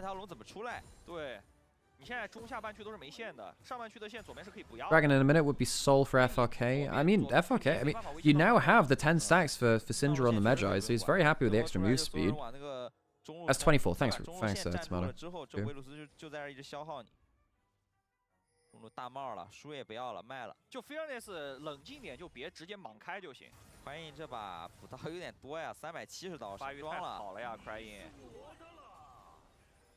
UP 先下河，先落位。但对于 FRK 来说，我有个大赛恩，我根本就不怕你先下河，我随时能挤进来，我开个车都能把这个位置给挤住。Cyber 想绕了。 Saber hopping around. Again, maybe if the LeBlanc can get a good enough flank, it means something. I just look at the Scion stood in the same part of the fight. Ooh, Bahia close. Cryan's taking big damage. Doesn't get the Syndra down. That's a big game changer. Fairness in the front line, doing a decent job again of just being that bulwark. Stun lands from the Syndra. That's so much damage. Hacker could potentially flash in with a Q knockup. Fairness. I don't think. Ooh, I don't think he takes that much damage, but if it curves the bullet around him, that's a problem. So that's not going to be Soul for FRK. Ultra Prime will deny the Soul. Baron's going up to FRK, though. Ultra Prime, do they contest? Can they? Not going down that quickly, actually. Cryan's not on it, which doesn't help. Full combo from them. Wink. Do that much. That'll be a clean take from FRK. Saber spotted. Now, the Scuttle pop does give you vision of people, even through the spell shield of the Banshees. Recall on all 5. So Baron on 5, no Soul for either team. We're going long here, over 40 minutes. Getting to the point where multiple people are getting full build. SMLZ's got his full build now. Can't remember how long he's had that for. Presumably he's had that for a while, actually. Ignore that. Saber is a full item behind Cryan, though. I guess he has some extra gold spent in boots, but yeah. Death Cap Void Staff for Cryan, he's chilling. He sold the Magi's for the Death Cap, which I think is the right choice here. I mean, yeah. You hadn't got the Magi's at max stack, may as well keep your other items at that point. And Saber doesn't have a Void Staff. Wait, hang on. No, he has the Crit Bloom. He's completed that, but he doesn't have a Death Cap. Jumping forwards to the key, but this LeBlanc does nothing. LeBlanc does so little at this point. Ultra Prime, they picked a very difficult team fighting position later. The Equalizer's meant to dunk onto SMLZ. Very good damage. Equalizer not doing enough to dissuade the full engage through, and he almost loses his whole life for it. Soyu really had a great ult on the Ambassador this game. Either, oh, Jin, not sure about opening up like that. Curtain Call's a bit of a waste. More like a shower curtain, really. Saber, again, trying to play all around the flank, but FRK just sit there and say, alright, well, we can just group up as 5. We always have another bit of CC. Saber hops back. Banshee's blown. Trying to intercept the wave. He wave clear here? Yeah, he can mostly. I mean, gets rid of the range creeps. Can't get rid of the melees of the cannon, but does delay the thing going to turret.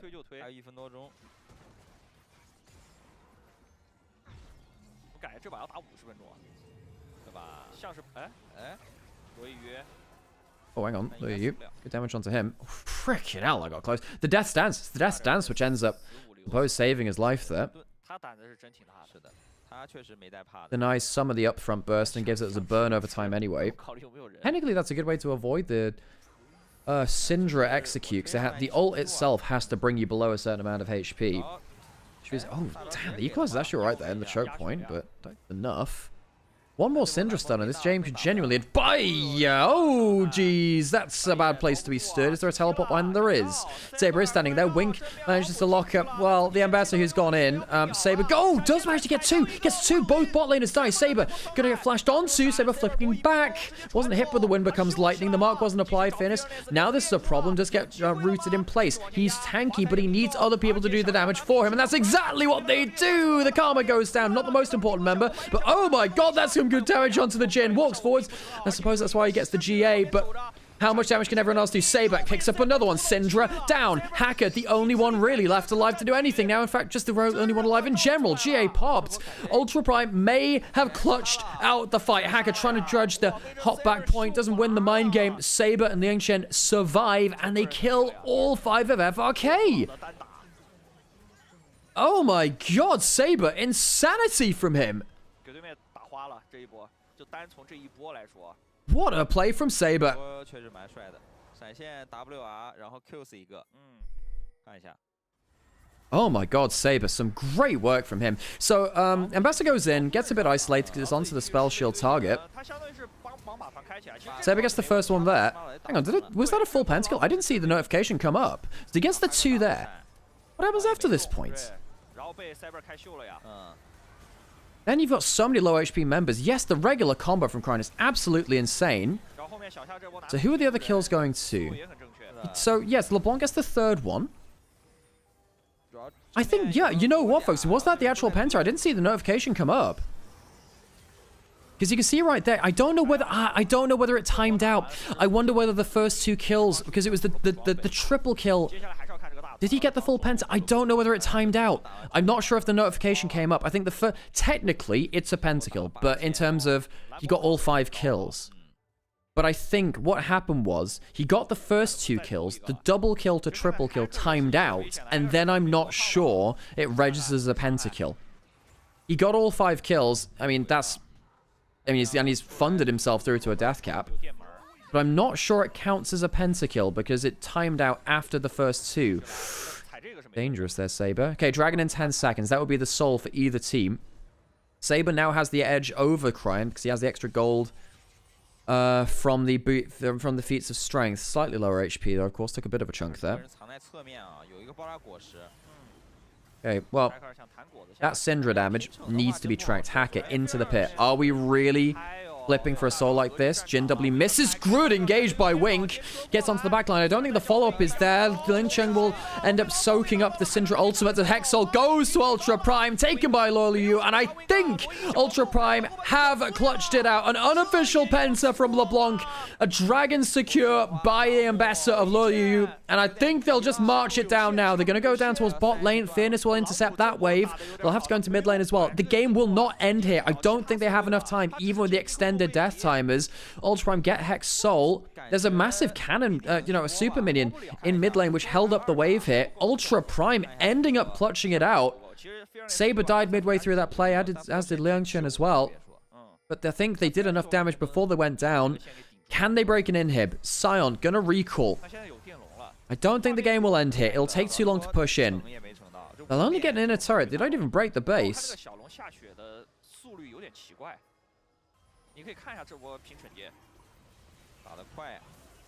Wink, 3-man combo coming through, but the equalizer separates out the damage. Brian and SLLZ are zoned off by Liang Chen. It's a good Rumble team fight. Both damaging members end up getting zoned away. They get hit by multiple Hex Souls, and Luriu manages to tag onto them afterwards. Jumping forward as a late game ambassador from jungle. I mean, it's a level 18 ambassador. It doesn't matter this in the jungle role at that point. It's still the same damn champion. This game has been very tight. Dragon goes down to Ultra Primes. They have Soul and they have Baron. 20-20 in kills. Not quite at the 1 kill a minute, but yeah, we're getting towards, real messiness in the late game now. Who else can still hit full build? Luriu can get himself a GA. Liang Chen is getting himself towards a death cap. He has himself, a pen item of the bloodletters. He's got himself the Zhonya's. Fire's at full build. I think, did he sell one of his items from Merc Scimitar? He sold his boots from Merc's. For Merc Scimitar.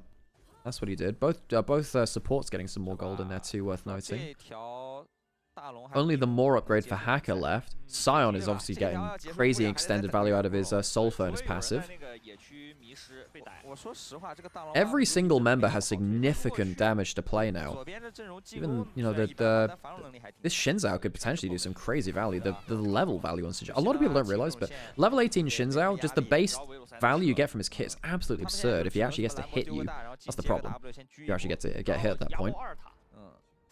Ultra Prime, to get to actually auto-attack towers, it is a ton of damage. Subar, using that Hex Soul to get a little bit of extra damage on the procs. Going for the single Q, so yeah. Jin damage. Jin damage gets kind of nutty at late game. Doesn't always show up in the as Sion HP bar, but gotta pay attention to it. Defensive boots from Loriu helping tank some damage there. Death stance as well. Saber, safe to push in mid lane. Hey, Fairness trying to block for SMLZ. The Equalizer chunking them out. Does this buy them time to auto-attack the turret? No, but Saber does do that in mid lane. The delaying power works. Saber, you've got to be a little bit careful there. You get hit by that Q or that W, things go very bad very quickly.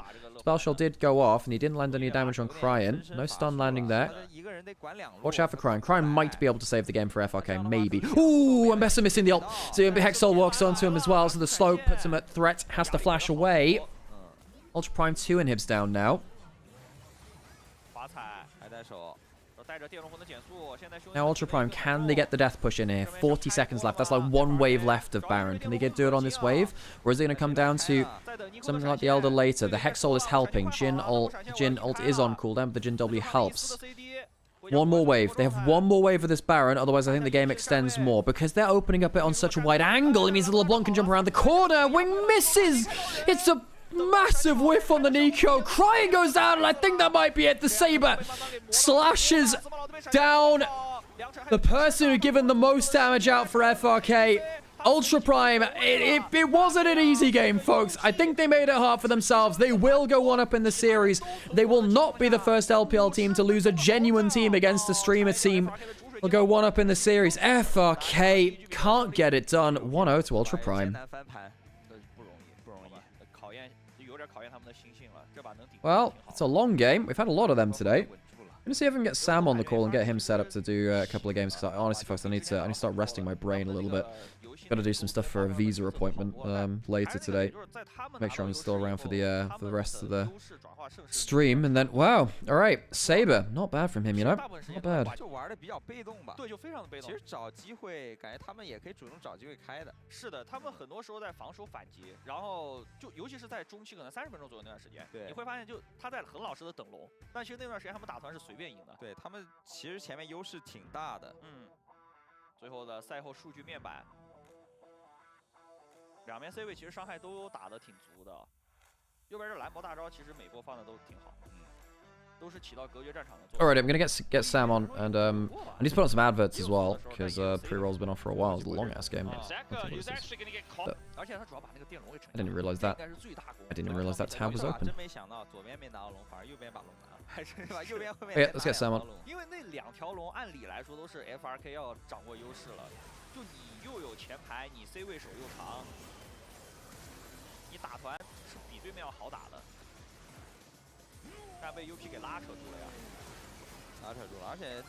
Hello, Sam. How's it going? Hello. Oh no, no. Oh no. Sam, that audio quality is awful. Oh, Sam, that's awful. That's like, that's just. There's got to be a loose connection in there. Do you want to just listen to yourself on Discord real quick? Oh, that was demonic. Can you? There we go. How are you all doing? That's fine. Did you? What the heck happened with your mic, Sam? Is it all right now? What did you hear? What happened before? Like, oh Jesus, that was like full on. Like, wow. I think it's okay now. Have you tested like a sound check with it and see how it sounds at high level? Cool. Yeah, cool. Yeah, I have. We had before. We just didn't do one. Basically, we've changed it from being a compressor to a limiter. Okay. What do you mean by you did one before? Like yesterday or? Yeah. Afterwards. Okay, cool. Alright. Is stream okay when it clicks on that? In fact, I listened back. I think it wasn't as bad as I thought it was. It was just basically when it initially jumped, it wasn't catching it properly. It was pretty bad. I mean, so I actually have another compressor on my end, which would probably help it, but like on my end, it was very difficult on the crispiness, really. Yeah, and at least at first it was very, very bad. So I'm glad that we managed to dial it in a little bit more. Right, yeah, I actually need to like take a game off because my brain is dying, and I need to go get like a biometric photo for visa stuff. Yeah, that's fine. And then tomorrow, yeah, so DM was where I did. Yeah, tomorrow the appointments are like 4 o'clock or something. I guess I could stream and then go out later. That might end up. Yeah, I guess I might have time for that. For whatever reason on Discord, I'm getting a PowerPoint picture. PowerPoint. It's probably because PowerPoint. It's probably because it's streaming in 1080, so you'll drop it down to 720. It might be my upload. It might be Discord streaming in 1080. Basically, if the streaming quality isn't good on Discord, it will drop the frame rate basically. Right. So hopefully that's fine now, but we'll see. Yeah, it's fine. That is indeed fine. Cool. And then, right. Yeah, Ultra Prime 1. Yeah, they managed to clutch it out in the end. It was an unofficial Penta for Saber. And, Saber! Yeah. Excalibur! Okay, so I'm not gonna lie, Sam. I'm probably just gonna leave you to it for a game. If you need something from me on a tech side of things, just like call my phone / on Messenger because I'm not gonna have headphones in. Call my phone, call my phone. Yeah.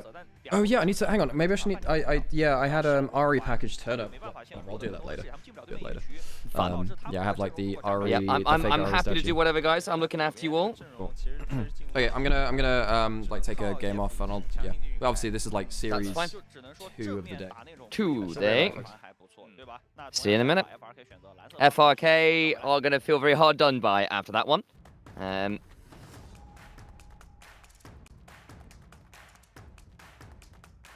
Understandably so. I prefer Mordred over Artoria. Fair enough. I need an adult. Sam is here. I may need an adult to your adult. That's fair. My dad's upstairs. I could bring Dad down to say hello. How's that? Also, hey Katari, good to see you. Hey Amber, nice to see you too. Yeah, apologies on my end for not streaming very much over the last week or so. I meant to be streaming the last week and then ended up with tracheitis, courtesy of the flu I caught. And so it's only been the last day or two when I've actually been able to speak full sentences without coughing my guts up, which was a little bit much for streaming, obviously. So like, I'm gonna finally stream Disco Elysium for you guys. I've owed it for you for like a year. We can make it happen. No, absolutely not. And then first day back, started at 6, didn't finish till 8 PM. Esports, never change, never change, never change. Have been well. I've not been particularly well, unfortunately, Mecca. I've been unwell sick-wise, and I'm not doing NLC next year as of about 2 weeks ago. So it's been an unfortunate couple weeks, guys. I've had better weeks. It has to be said. So very glad to be back and doing some stuff with all of you, getting back in the run of things. Sam's going to follow through on his promises, tell him to knock on his ass, all of that. Yeah, basically. 4 minutes to go.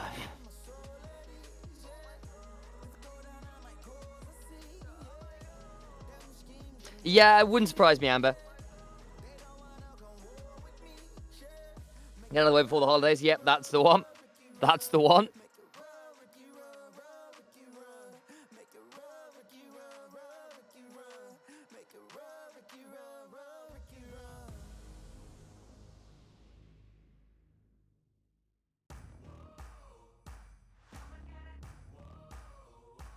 So how do we feel about... Excuse me. Still got that little dregs of the cough around. Ultra Prime versus FRK. Because I thought that first game and went, what the bleeding heck is happening here?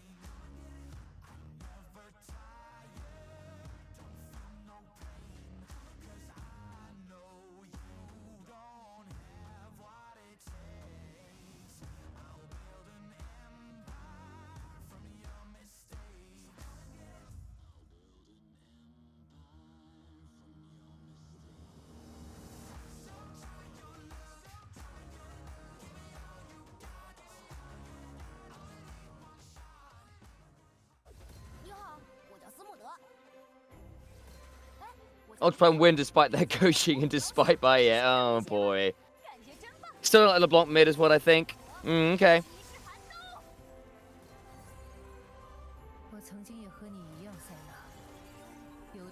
That's fair.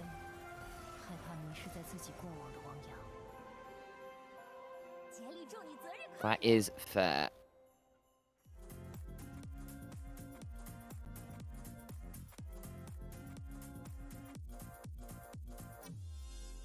Boom, dun, dun.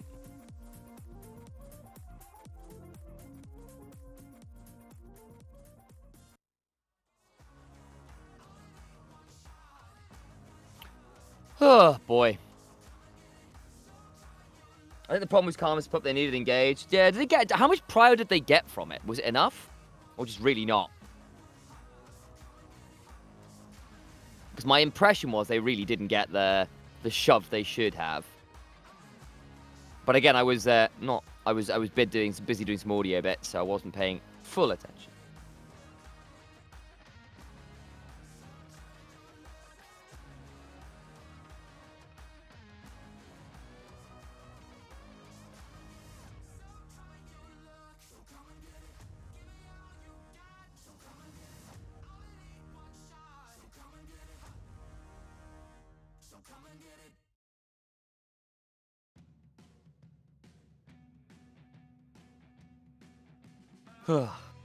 That said, if they can make it work, more power to them. It's not like a pocket Pixana thing in the LPL. Very true. And Karis gave up so much more meta than the Orianna Ficali. Yeah, okay, I'm with you. Doesn't really matter if the prior it's Jim versus Poke Varus. There's nothing top to happen lane. Very fair, you know. That's very fair. I hear your point. Yeah, no, that's very true. Honestly, don't really have a lot to add to that one.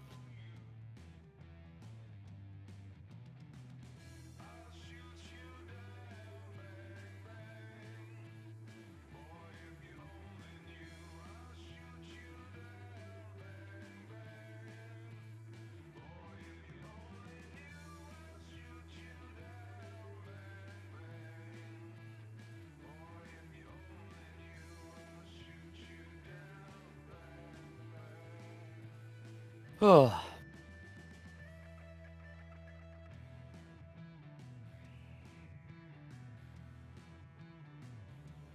Oh, Sam, hi! Hi!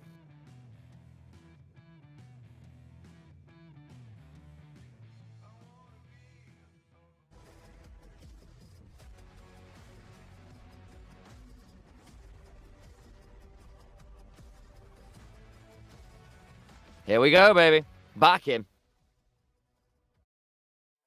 好，欢迎回来啊！上把也是打了50分钟，最终 Welcome back, ones and alls, to the Demacia Cup Game 2 here between FRK and Ultra Prime. Ultra Prime, we'll say clutched it. In the final hour of that game. It was a bloodbath at FRK. One of the streamer teams really had a phenomenal chance to take a game off one of the LPL teams and couldn't quite get it over the finish line. Wasn't an easy affair for either team, make no mistake about it, but I don't think either team will be entirely pleased with how that game went, let's be real. It was very entertaining. And entertainment's what we're here for in Demacia Cup. I'll be your circus mask for the day. Initialise, taking over from Nymaera, who's taking a quick break because has been working very, very hard of late. Has got to do some IRL things like getting some photos for visa things and all that kind of jazz.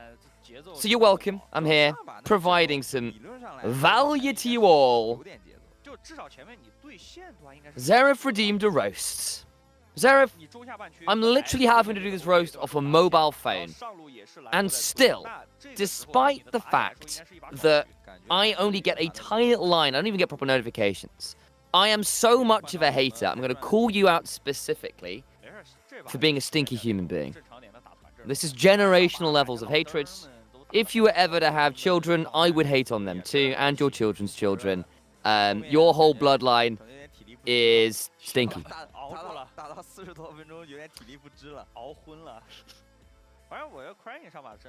How's that? So we get when people call for a roast. Started listening at a fun time? Yes, you did. Yes, you did. Look, I'm in a very Chinese time of my life, as Dokla once said, and a number of other people too. And that means taking on some of those generational grudges in the manner of all my favorite wuxia heroes.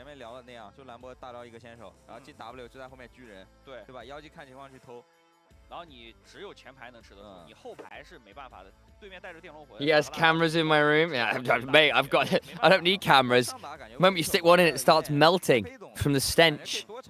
You're stinky.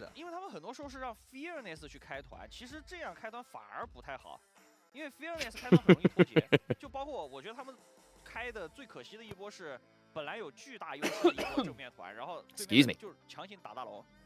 Turns out, 5 best of 3s yesterday, because I ended up working on another LPL. I'm not even joking. I worked on the other LPL last night, which was great. But it was an extra 2 best of 3s. And thus my voice was not entirely pleased with me for starting at 6 and finishing at 8:30 odd. But we are in a draft here. Couple very key bans. The Jace, the Aatrox, both of those are disgusting in the jungle and deflexes. Get rid of them. Kiana as well, very strong in the jungle still. They are kind of your linchpin carry junglers that just seem to rule the roost right now within the context of the Demacia Cup, and wider than that. Orianna ban as well, alongside the Akali. Yeah, that's probably fair. Two of those bigger picks from the mid lane. Orianna in particular is a wonderful first pick if you got the opportunity.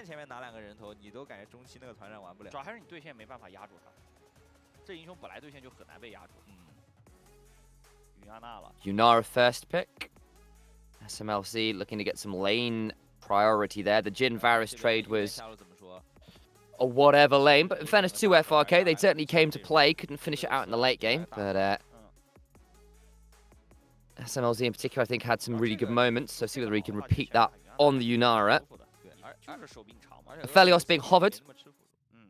Not the best level 1 into Yunara, but post that can be all right. You do outrange her with your Calibrum, and Severum helps a little to sustain some of her potential runs with the Cultivation of Spirit, but this will be quite an important support matchup then. Just lock the Lulu now, make sure you got the double ranged. I'm feeling like the lack of engage last time was a problem. Looking to change that around.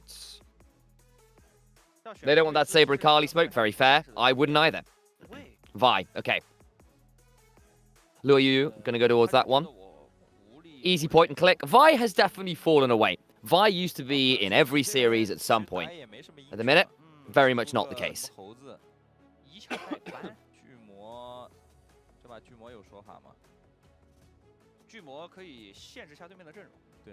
I'm enjoying the fact we can't see most of someone's face there. It's just like cat ears poking up over picks and bans.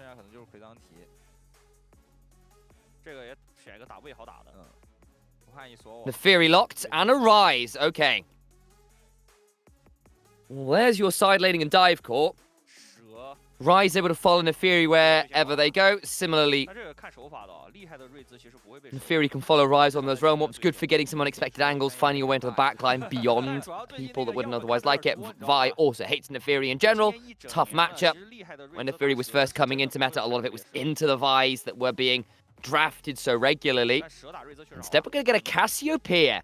Strictly a very good lane matchup into the Rise, so we've seen a lot of them struggle as team compositions evolve and the Cassiopeia's range and side laning problematics become harder to manage. It is, though, of course, a good matchup into the Rise. You can also then theoretically pair it up with something like the Vi, CC and a CC, all those kinds of things. But again, you're relatively immobile. Your defensive tool is quite a high-ticket ability, so if you misuse it, it could be a bad time. Miasma's annoying for the Nefiri, though. Make no mistake on that one. Yeah, I agree, Mecha. That's exactly what I would say. You know, the lack of mobility has been problematic. And yes, of course, you eventually get to move speed as the Snake Lady, but early on in the game, you don't get to buy boots. You don't get to have that option to your name, so you are less mobile than even a lot of other immobile carries. Bard ban alongside the Lulu. Double ranged, lane dominant picks that would work very well with the Yunara. That makes some sense. On the other side, it's the key CC options and things like the Nautilus. I wonder whether something like the Alistair or the Leona might be a consideration here as well. Or we lost the Nico, which I suppose could have been another option. Milio, I suppose, could be done with the Aphelios, or even the Yunara, I suppose, but we can change all that much. There was a Jax hover and a Jax ban in the end. Slightly more pocket pick reliant now. Xante, insta-locked. What are we doing into it? Was Zahen played? I didn't see. That's a possibility. There we go. Onto the Xante, I think Zahen's pretty happy with that one.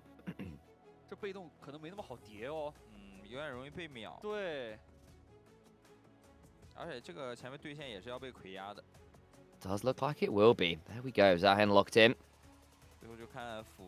Now waiting on the support to go with it all. You are a little... Okay, so you've got a lot of target access. Zahen, assuming you can get a decent R off, you can get into the backside. Yunara can run at people, Rise Realm Warp, Nefiri R, but you don't have a lot of, like, super hard CC. And so an Alistar, I think, would make some sense. It would make the rest of your kind of... what's the word? Target access feel good. Because again, you've got target access. You don't have CC to go with that. Thresh being hovered here for the Aphelios. Aphelios Thresh was a lane for a very long time. Level 2 was really, really powerful from that lane. And the Lantern, of course, for an immobile carry, 2 immobile carries, could theoretically be really important into a team that wants to keep moving forwards but doesn't have the most CC, as FRK have drafted. So I see the wisdom here, but Xiaoxia, if you're locking Thresh, much like if you are locking any other high skill floor champion, you need to show that your mastery is high enough to make it worth it.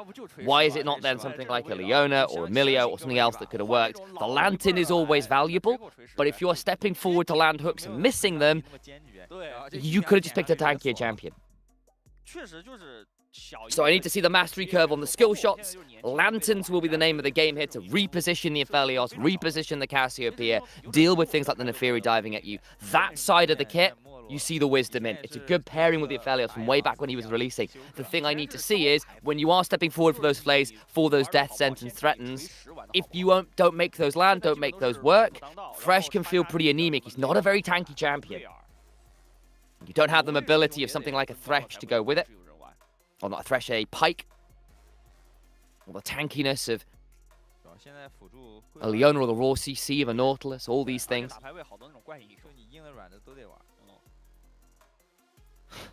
Keep our eyes on it. Right, guys, I'm going to refill my coffee. I've got a pot upstairs and make sure I've got a tissue. Just so I'm ready to go as we do load onto the Rift here. There's our runes. I'm not seeing anything super spicy there. Conquer on the Cassiopeia is not a surprise. Spellbook on both our supports. Everything else, as expected, pretty much normal. 下路确实这个你也不好加强，你一加强那些乱七八糟一来，这常规辅助就玩不了了。嗯，是的，就是你不能让那些什么法师去走到辅助位上面，因为他的技能机制本来就比普通的辅助要强。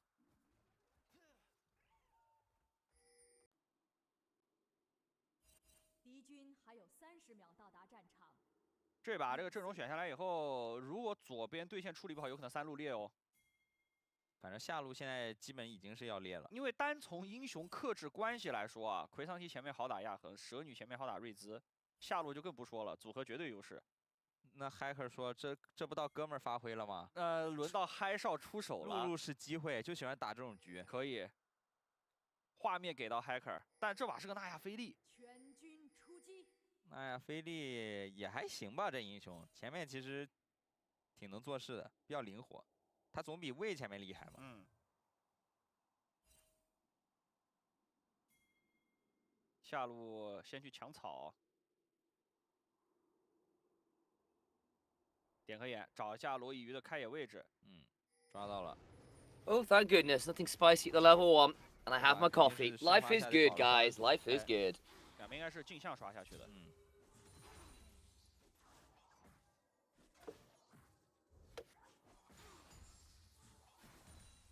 中路反正吃手法，看瑞兹手法。哎，试一试。行。 Bit of a trade there at the level 1, and again, you are into an Alistar who's not exactly the most incredible champion at level 1. You can afford to go Flay as the Thresh, get those empowered autos, which does feel very good at the level 1 if you can just trade with your longer range than standard melees. The Thresh is strictly a range champion, if I remember correctly. Just not very long ranged. And Nymaera actually going to lose the rush to level 2, and now the Thresh Aphelios comes online between Death Sentence and Flay. And a couple abilities on the Aphelios, you can really start getting aggressive. Alistar going in's got to be aware that the Flay can just be used to knock him out of the combo. It can be very annoying. Keep your eyes on that. It needs to be a very well studied matchup. Topside Kasante getting the shove into the Zahan. Jungler's pathing largely towards bot side, so I'd expect to see some action there at some point sooner. Xiaoxia on vision. Nice back step there required, and good observing there. I appreciate the tracking on that. Cassiopeia is indeed a pink snack. Thank you for noting that one. Spirit Blossom. I don't know, it's Coven Cass, isn't it? Who's about to walk forwards. Unfortunately, into Hacker and Crying. Saber does a decent job of getting one back, though. Oh no, what happened there? I think he flashed an overload. Possibly a Dark in Daggers too. If we get a replay, I want to see what that flash dodged. Because that was a 2v1. Also, Crying took minion aggro jumping forwards to get that Rune Prison, which did hurt in the long run there. But real credit to Saber for not going down without taking someone with him. So it'll end up being tier for tier. Neferi's the one who ends up coming away with that kill. I think she's the one that gets first blood, but I couldn't tell about you for the life of me. Miasma's down, and now Luyo, that's the one, is going to turn up and make sure that Saber gets a second. The flash was burned, and the jungler, who didn't take time out of his clear, gets to return on a better timer.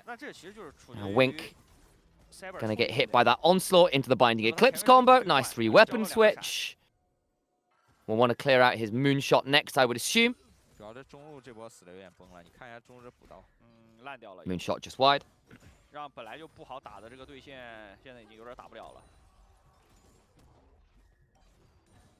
Saber with 2 kills in a positive lane matchup might actually be able to hold Rise down for a while. Completely agree. Yeah, he's up 10 CS, 2 kills to the good. Can't ask for a much better start on the cast now, and at this point, Levi can either keep playing around this flashless Rise and getting the Cassiopeia ungodly fed, or look to play around something like this bot lane. Your Cassante, you could look to deal with the Zion, but let's be real, I don't think the Cassante is the win condition in this game, really. He's a decent defensive tool, as you can press W on someone coming forwards and try and mash the overdive. And again, FRK, decent target access with Realm Warps and Hound's Pursuits and Grim Deliverances, all these things. But your only really hard CC in an AoE sense is the Alistair. Rune Prisons are there. You've got a little bit of CC with the Q knock-up on Zion, the slow on the R, but it's not exactly a vial, right? So does mean if the Cassante's tracking the Alistair, the Thresh is flaying him out, it can be potentially quite hard to fully lock the team down, even if, of course, FRK can just keep running at them from wild angles. See whether that's enough as the game goes on. Could start the game here from Ultra Prime, about 1,000 gold. Flash, headbutt and pulverize using the minions as a taxi. Xiaoxia flashing up, Binding Eclipse, Lantern's there. Pull back towards Hacker, who will call the pack to immune some of the Duskwave. Xiaoxia flashes, but then uses that flash to reposition for the Lantern. Nicely done. Will cost the Summoner. Wink also down his flash, so a little bit harder for him to make that same play again. Headbutt, flash, pulverize using the minions as a taxi was nicely done. But not enough to really threaten our SMLZ. Be wary there about a potential Binding Eclipse Duskwave combo. Close to a weapon switch as well, which I think would have led to significantly higher DPS once the utility guns were down. But there's the value of the Thresh in the lane. Can help keep that Aphelios safer than he would be otherwise. We'll clear up the Infernum, move back towards Severn Crescendum, and just absolutely shred down this neutral objective. Will be a smite fight though, and it's won by the Neferi. Good contest. The Lantern gets them out to safety. Unfortunately, they do all the hard work, and Hacker just walks in and steals it away.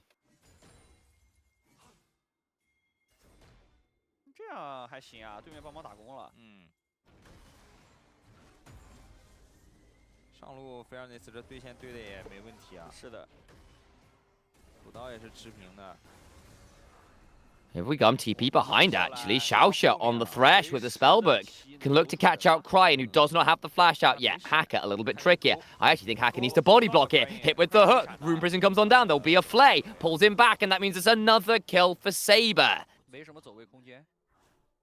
Wins out Grubs, 40 seconds. You can stick around for that Scuttle Crab. Probably pick up Raptors to come and make something else happen. Wave crashes bot side. SMLZ will pick it up, but Aphelios feeling pretty happy here as well. Be up a bit of a wave as crashes that one in.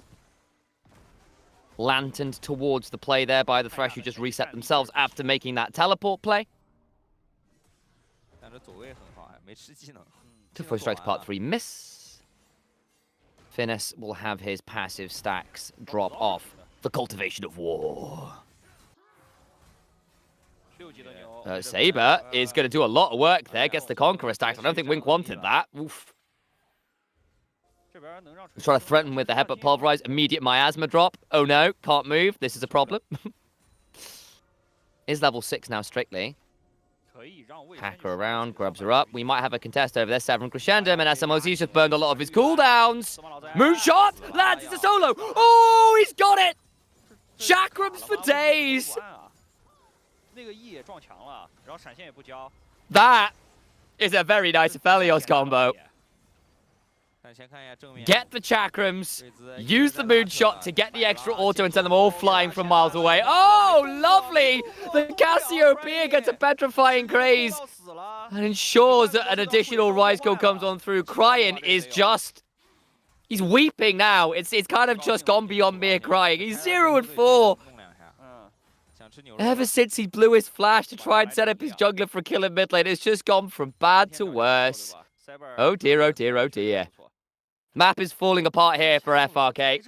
We'll lose the grubs, now down 2,000 gold, and Ultra Prime have clearly decided the last game's Fiesta will not be happening in this game. Not on their watch.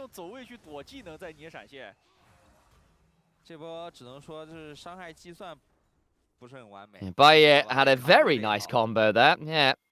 Someone clip that and show it to Al later, because that was very well done. SMLZ did not respect that one. Flash away from Saber on the headbutt, pulverized. Realm Warp's coming as well. Miasma to prevent any additional follow-up. Saber down his flash. A little bit greedy there, looking for some wards, I think. Keep your eyes on that. The Cassiopeia, for all she's done very well this game, still vulnerable as a relatively immobile carry. I say relatively, she just is immobile. No additional qualifications required on that one. Infernum Gravitum, low ammo here, so Baye is probably going to want to try and use the abilities and switch to more DPS guns like this. There's the Duskwave, about to build towards Chakrams after. Flash away, Miasma comes on down as well. Wink down that, worth noting. Rune Prism down onto Shaosha. Down about low, Wink can look to make the play. Jumps on top of the Aphelios, but now he's in very deep with no real way to go. Tries to make his will unbreakable. The Arc of Ruin onto Saber, who will come along. Oh no, the call of the pack, Hacker! No, no, no, no, no! Return to sender! Stop the train! It's going to Busan and you don't want to be there right now! Oh, everyone's a zombie. Everyone's a zombie! An Ultra Prime! Oh, the Necromancers in this case. Oh no, Wink, you can't be there. Good vision toggle. Little Yu. Charge up the Q. Missed it. But stops the back. Baye is now going to be donating an additional kill. Onslaught required. Gets that one, and now your Aphelios to 2-0-2, getting plates. Nothing does defend that turret. It'll delay back timers. It's been a very clean game from Ultra Prime, guys. I don't know what to tell you.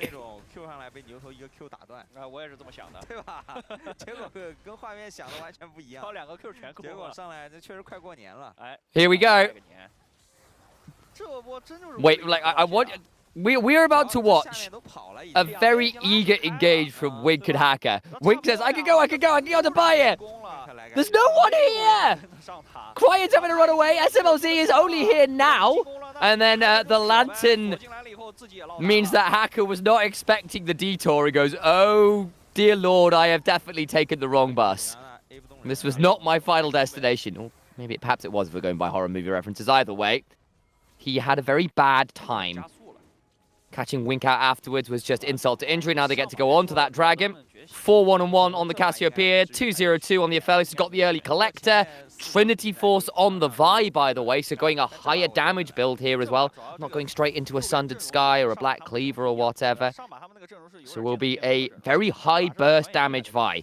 Looking to try and hit someone and hit them hard with the full combo. And I can sort of see the thought process there. If you can combo that with the Cassiopeia and the Aphelios ults. A little bit risky in the sense that you will be pretty easy food for other teams. Oh, there comes the Moonlight Vigil. SMLZ. Binding Eclipse comes on down, leaves him a half HP. Moonshot blocked by Wink. Needed to be. But SMLZ down at 20% HP. We're going to replay here. What happened topside? Well, 1v1 versus Fearness, who got taken pretty low. Is it just an all-out angle? It is. Oh, Flash. Tries to Grim Visage. Or Grim... Descent, that's the one. Oh my days, that death sentence. Tickled his bum hairs, that one. Squeaky bum time. He gets away with it. 9-1 in kills, by the way, guys. Up 5,500 gold. And Ultra Prime just came into this game and have locked in. There's no silliness to be found here. Luo Yiyu. So Luo Yiyu, I'm assuming is what it is. The 01 at the end is a lie. I'm assuming. Luo Yiyu. Yeah, that's right. 然后厄斐琉斯也飞，主要优势太大了，这才几分钟啊！就所有的位置都领先特别多，14分钟不到6500了。你看这个装备的对比，右边是时光打。Anyone got any thoughts on Luo Yiyu? Yep. 但 Crane 身上应该是有钱的。Don't know him so again. I've been a little bit out of the LDL loop for the last year or so. Really 2 at this point. Some rookie accounters with the 0-1. That makes sense. Well, his Kiana was sick against LNG. Oh, I mean, he's having a good time on the Vi as well. Feels like, I suspect he'll be another one of those junglers that's quite feast or famine. Give him a good AD fighter with a lead, and he'll do pretty nasty things. Looks like we're getting a, between that with the call, feels potentially a Black Cleaver second here. So yeah, high damage build. It's the Wukong build, right? Although Sundered Sky, of course, always a possibility, those kind of builds as well. But it's not necessarily a sustain. It really is about all raw DPS / upfront burst there with that Triforce. We'll see how that goes. I never want to see his ambassador again, though, let me tell you. That bad, huh? How did FRK lose game 1? Saber did unreal things on a LeBlanc, basically, that should never have worked.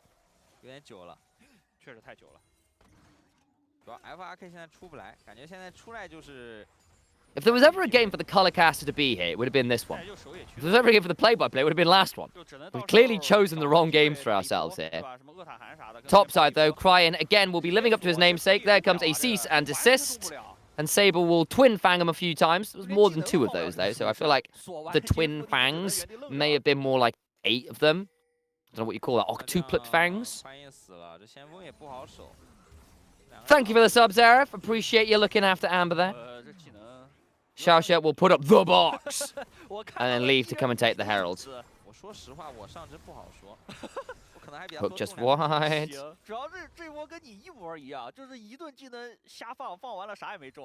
Saber should just take this turret.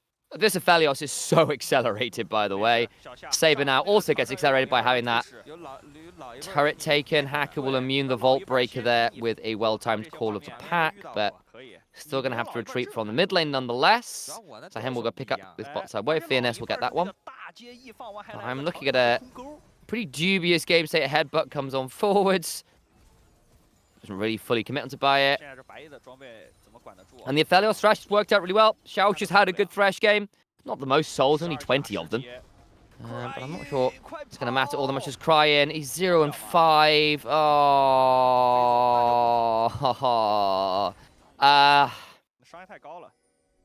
You know those solo queue games, guys, where you die a couple times early and it just doesn't get better? That's this game. That's 2 solo kills now for Lang Chen, by the way. Yang Chen, who's got one against the Fearness and now one against Cryan. One was easier than the other. Is he going to go for 2? He doesn't have all out to work with, so will Pathmaker run away. Wise.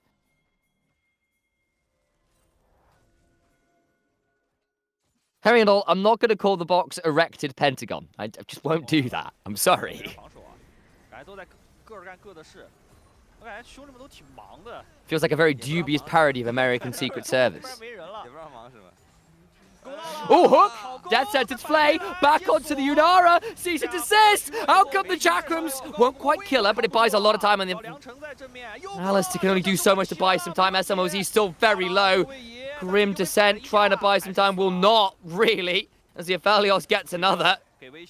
SMLZ Flash Barrier ult just about survives, but gets to offer nothing to the team fight.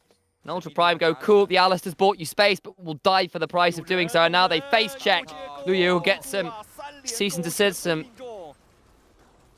massive additional damage as the blast shields and... What's the name of the kind of wave that Vi does? I'm struggling to remember that.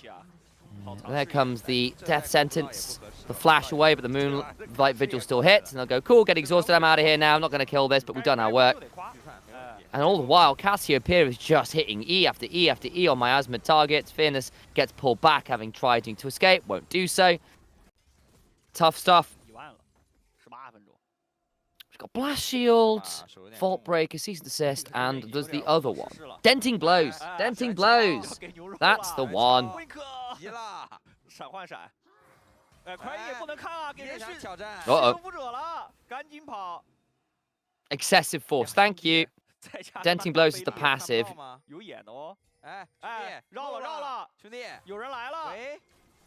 Oh, it's rather Blast Shield's passive. Anyway. Oh! Flashes one, still gets hard. It's a 2v3 currently. Oh, no! Petrifying Gaze goes wide, but Hacker now can't go the other way. Should be able to kill for you. Really well-timed Vault Breaker. Hacker doesn't get it! The redemption stops the bleed kill! All the while, the Aphelios turns up and begins to unleash with the onslaught and gets another. Liang Chen now topside, trading out with Fearness, but that, I think, will be the end of the madness. Hacker has been so unlucky this game. From the moment that level 3 gank happened and he went 1-for-1 in the 2v1, Nefiri just can't catch a break. Made a dog's dinner of it, you might say.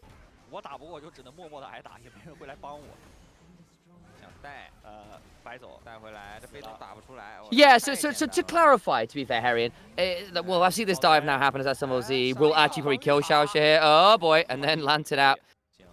The moment we start talking well about Xiaoxia, that happens. Still get the kill on SMLZ.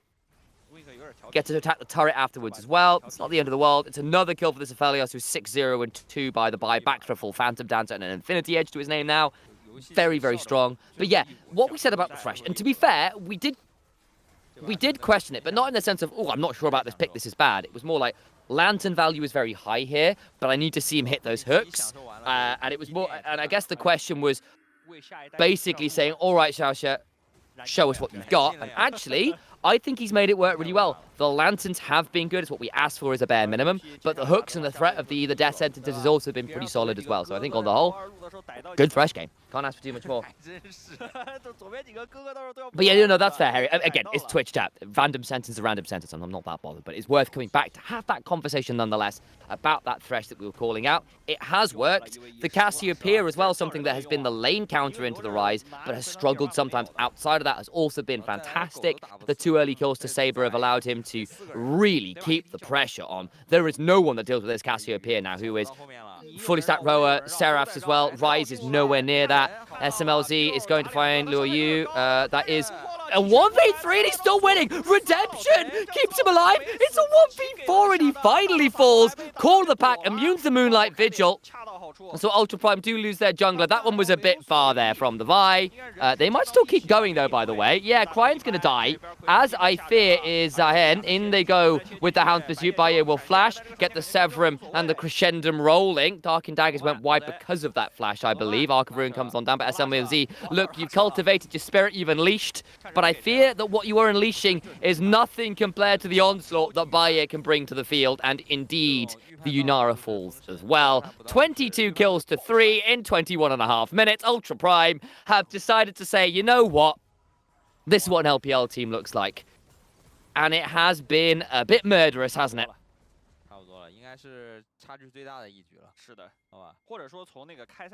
The fact that Leo nearly won a 1v3, then 4, is slightly horrifying. Triforce Sundered Sky is a silly combination. I saw the redemption coming, I went, oh my god, if that does what I think it might.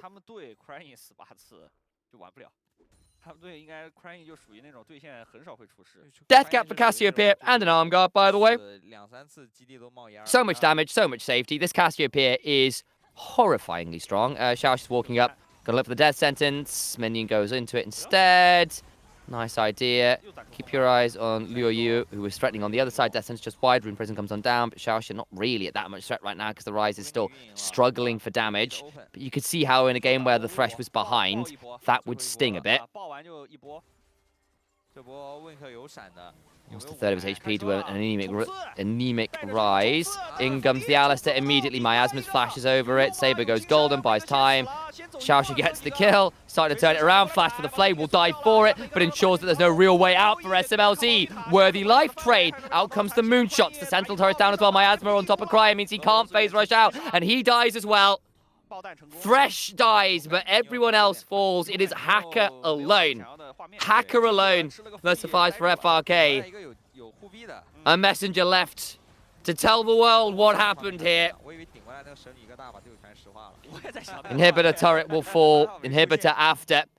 The Nexus now in the eyes of Ultra Prime. They have an Aphelios. These turrets won't last all that long. Cassiopeia at this point with this amount of mana as well. Should be doing a fair amount of work. You've got some respawns coming on through, but I think Ultra Prime are done with this game. They're done with this series. It is domineering. Early leads for Saber. And FRK rather, did not know what hit them. When does regular season start? Middle of January, I believe.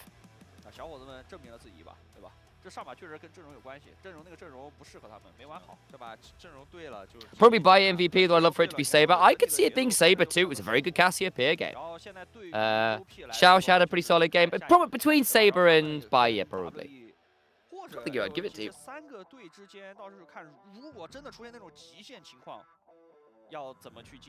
That solo kill was clean. Saber did a lot of damage. I think I'd probably go Saber still, you know.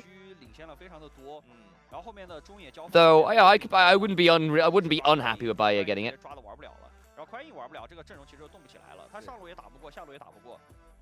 Yeah, Luo Yu as well actually had a very good Vi game, though I think he went a little bit deep sometimes. Otherwise, I was like, you're a bit of a psychopath, and this worked out because your team was incredibly far ahead, not because it was a good play.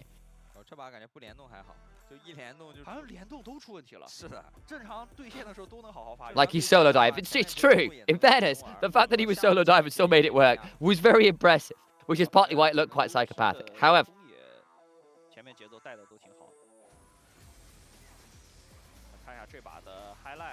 that TP play to get Saber another kill. Very nice. Very nice.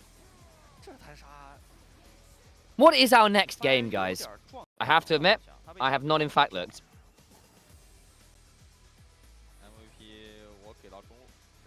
Don't tell anyone. I also probably ought to run some adverts, if I can. Mods, have you got ad doing powers, or do I need to do it on my end on Twitch? Let me know.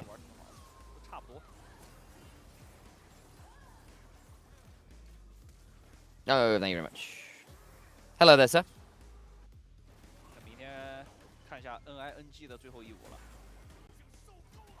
The wild voice of Nymaera.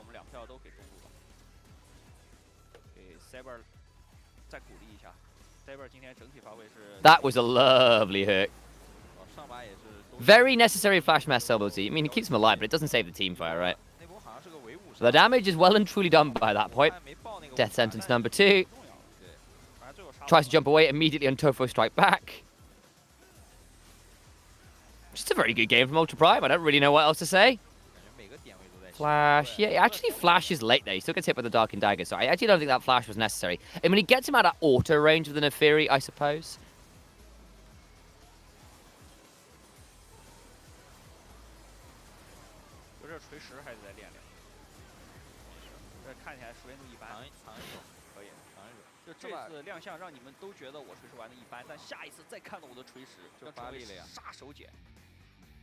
MVP 依旧是 Saber 818啊，属于他的第2次 MVP 了。我还记得 Saber 在那个赛前的宣传片的时候，就说自己会有不一样的，就是这个赛季会有更多的提升。确实这样一看，下功夫了。Saber gets it.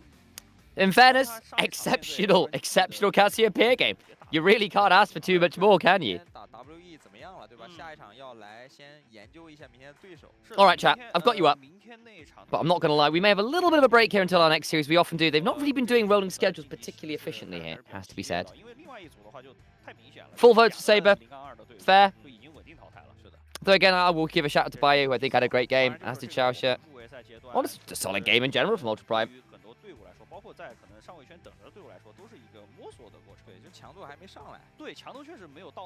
I think it's one of those ones where people have gone, you know what? Saber probably was slightly better, but Baye was still very good.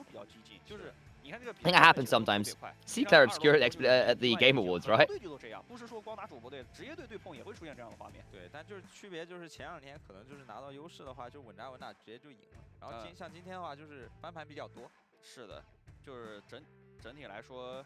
反正今天比赛打得还挺好看的吧？那同样有请我们的选手接受我们的赛后采访。Hello， Saber， 听得见吗？给大家打个招呼吧。Hello， 大家好，我是 UT 直男。Oh, Saber, hello. 恭喜 I'll shut up and let Saber 拿下了 talk. 比赛的胜利啊！想问一下 Saber 选手，第一个问题是，当初为什么起这个 ID？起这个 ID 就是还是从小学第一次接触 Fate 这部动漫的时候，就比较喜欢 Saber 这个角色嘛。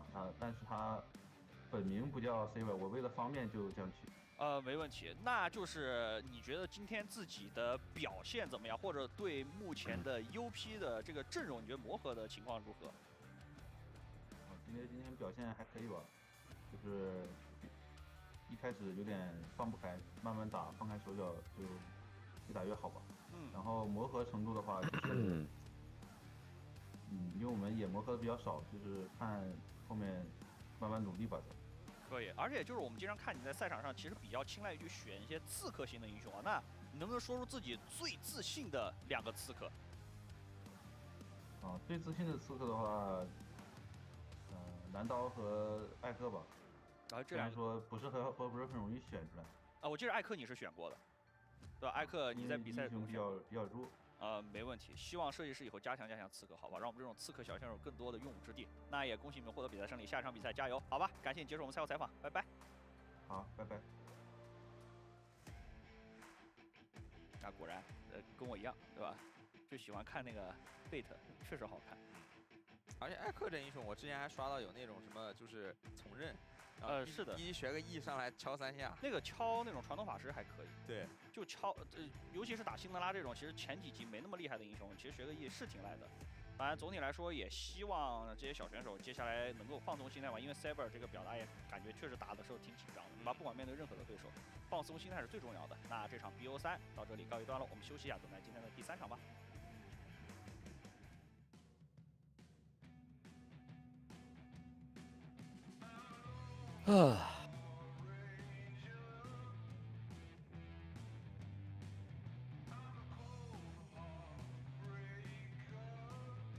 It's going well. How are you doing, Alex? Oh, I have a big package to unbox, Sam. Oh, yeah. Go do that. Yeah, I got a fun one.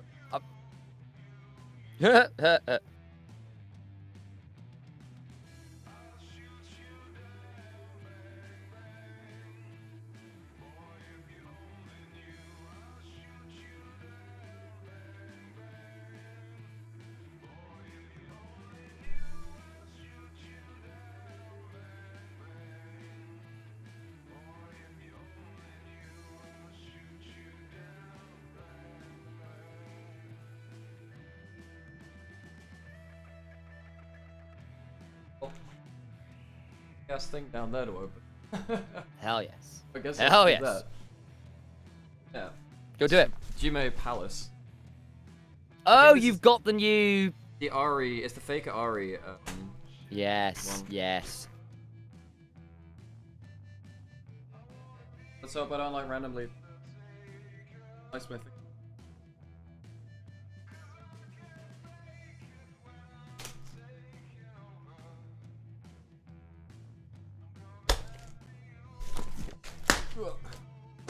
Oh bloody hell, this thing's massive.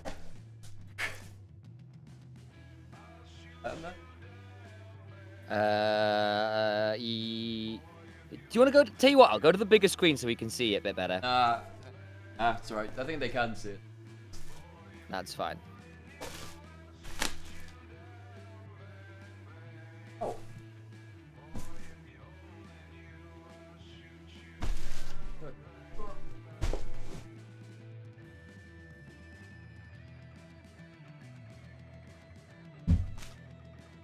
It's huge.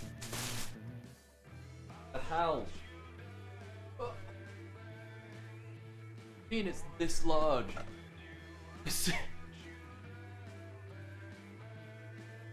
This? I didn't realize it would require me to.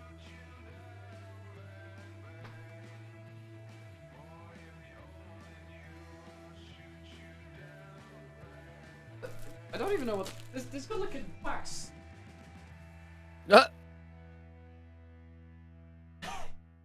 So I think it comes with gloves for handling it. That's incredible. What? Hang on. Okay, I just thought this was like going to be a statue. I didn't quite realize it was going to come with like this. The hell?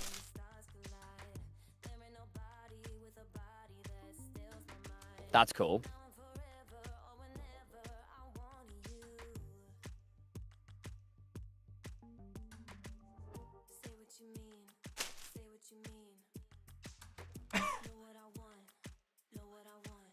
Comes with gloves for handling. Sam, Oh what have I spent my my money God. on? I think this is a lot more fancy than I thought it would be. Boy. Oh boy. This is the special classic iron art defect. What? Got my logos on the back of them. Excellent. Excellent. What logos you got on the back of them? Show me, show me, show me. Oh yeah.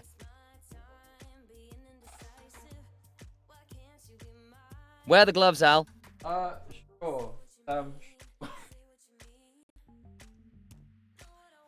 Sure. What? Ridiculous.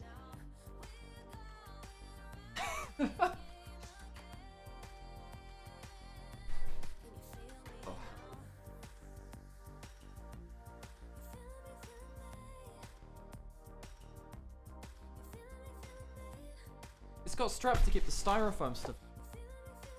That's amazing.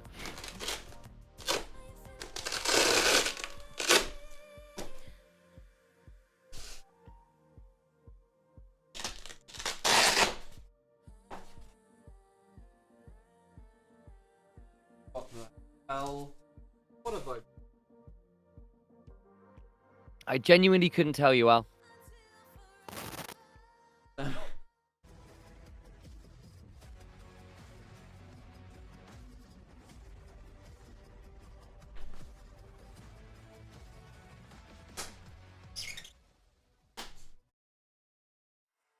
好，观众朋友们，欢迎回来，欢迎大家继续收看2025英雄联盟德玛西亚杯啊！今天是我们小组赛的第3天了，那同样马上开始今天的第3场 BO3， 待会儿这场的解说王茂。大家好，我是解说王松。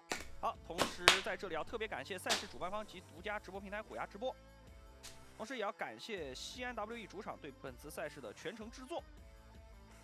那全新的神话幻想皮肤沉溺暗影卢锡安与娜美一同加入战场，幽魂双枪横扫敌人，海妖魔杖痛苦强化。